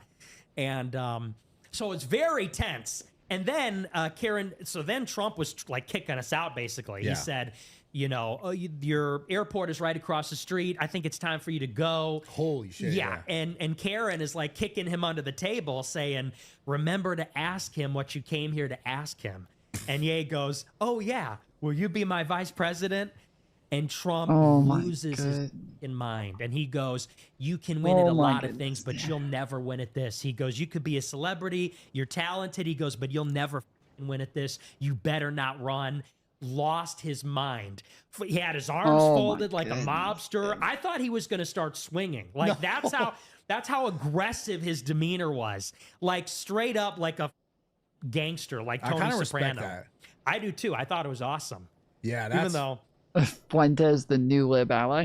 I mean, I use Fuentes as an example all the fucking time to say, like, he's somebody that obviously we would never consider him as a character an ally, or we would never consider his platform as an ally. Like, we would never say Nick Fuentes is an ally, but we would promote the things that he says, because he says things that are very critical of Donald Trump and things that are beneficial to our movement. Just the same as Hassan. When Hassan does things that are beneficial, we've promoted those things as well. Like, think about when Hassan debated Andrew Tate, right?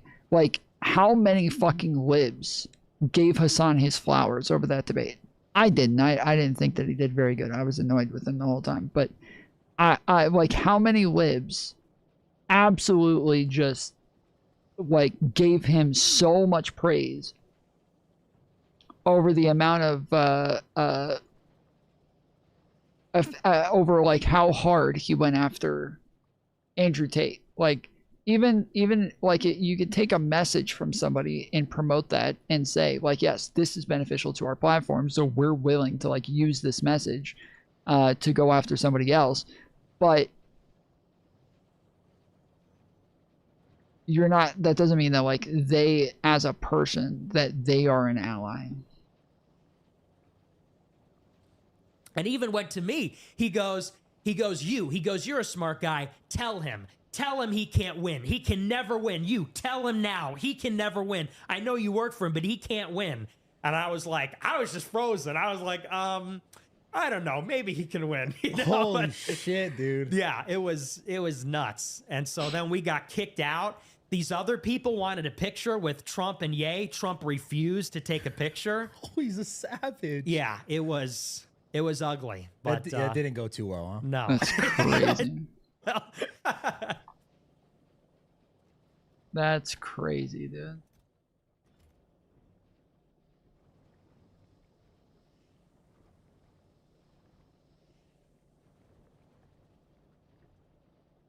That's fucking wild.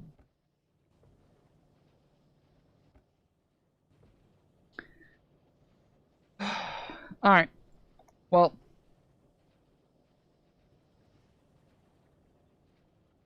I'm heading out. I should be back on tomorrow. Everybody do me a favor, hit the thumbs up button. I didn't put up the poll today. Telling everybody to hit the thumbs up button, and we're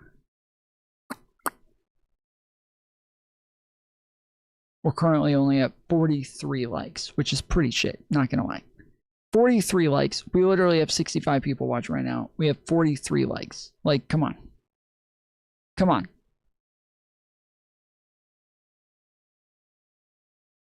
What the fuck? 44 likes. That's alright. That's okay. Also, appreciate the people who joined the membership today. We got somebody who joined the top membership.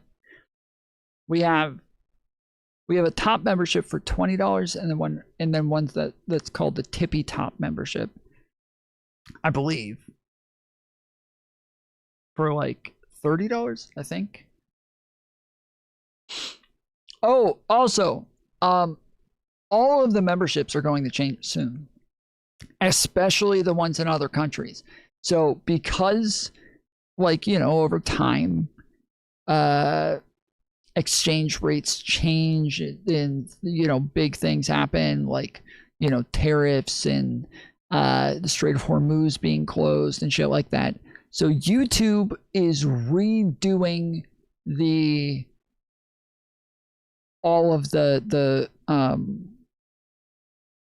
YouTube is redoing all of the memberships and all of the pricing around it, especially when it comes to exchange rates, okay? So I think most countries are changing, except I honestly, I think New Zealand and Australia aren't changing. And that's like the majority of foreigners in this chat are from New Zealand and Australia. I think those are the ones that are not changing, but the majority of others are changing. Now, with inflation, some of even American ones will change as well. I think almost everything will go up $1. So if you guys are getting the $2 one, I think it'll go to $3. I believe that's as big of a change as it'll get, but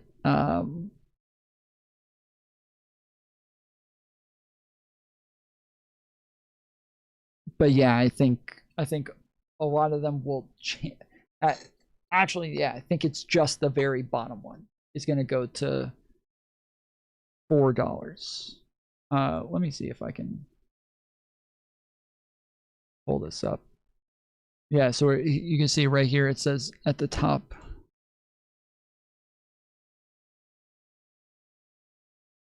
There we go. We're updating your pricing for new members to reflect latest exchange rates. Review before it adjusts August 17th. You also have the option to update pricing for new members once every 12 months. So the United States, not changing. Germany, not changing. Australia, oh, okay. So the $2.90.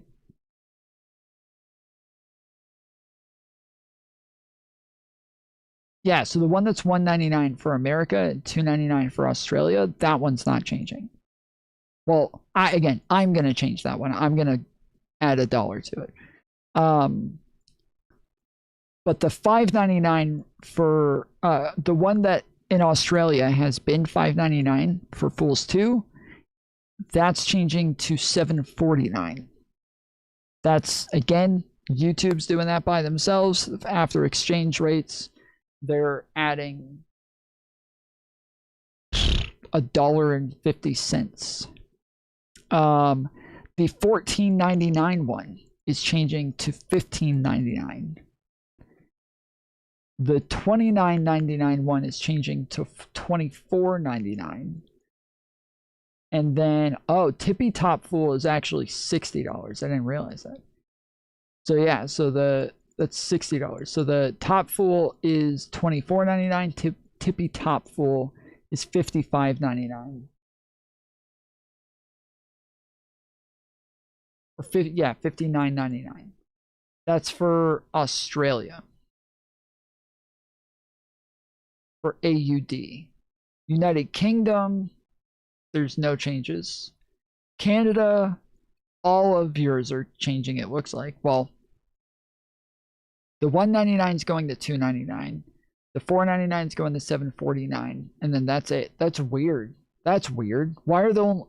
That's fucking weird. What the fuck? Normally, the bottom ones wouldn't change and the top ones would. But here... they only have the bottom ones changing and not the top ones. What the fuck?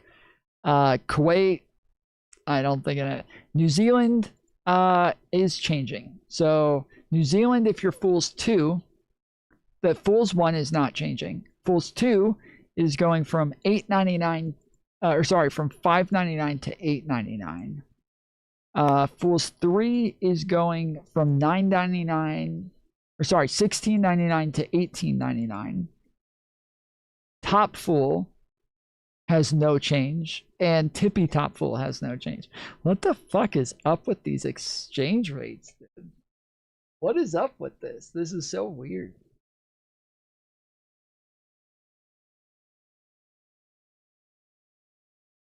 What if you never confirm it? It confirms by itself on August 17th. As I read. Review before it adjusts August 17th. So I'm just reviewing it right now, but I haven't changed anything. But the main thing is that like the price, the exchange rate has changed so much that I'm making a lot less money from it. And so they're showing that like with Australia, I'll get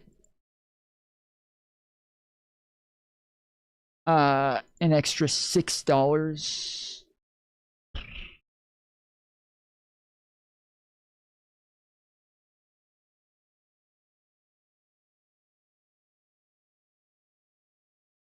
I don't know what this. I'm honestly I'm a little lost on what the revenue part means, because I thought that was like how much more I was gonna make from it, but there's no change across all of the United States, yet it still says 94.35. So I don't know what the revenue means.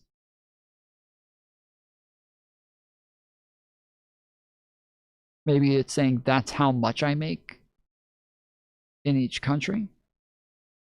Maybe that's what it's saying.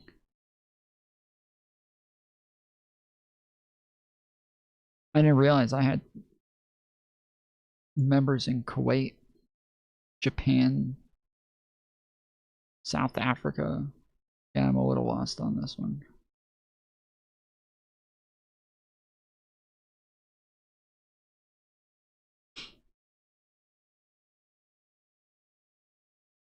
Just sub through a VPN. I don't think that changes anything, because when you use your debit card, it'll still have AUSD, right? So that's not going to change anything.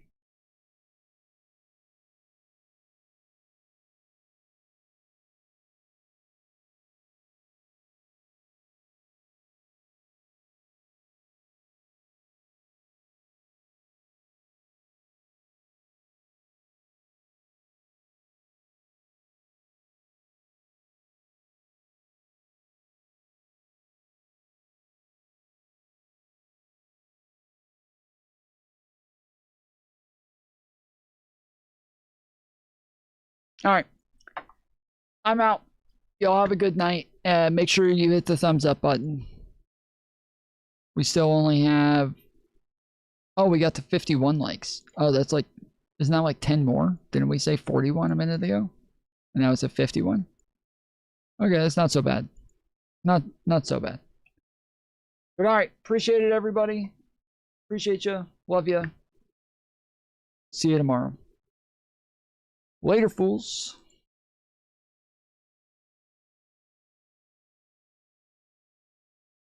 The wind is bullshit.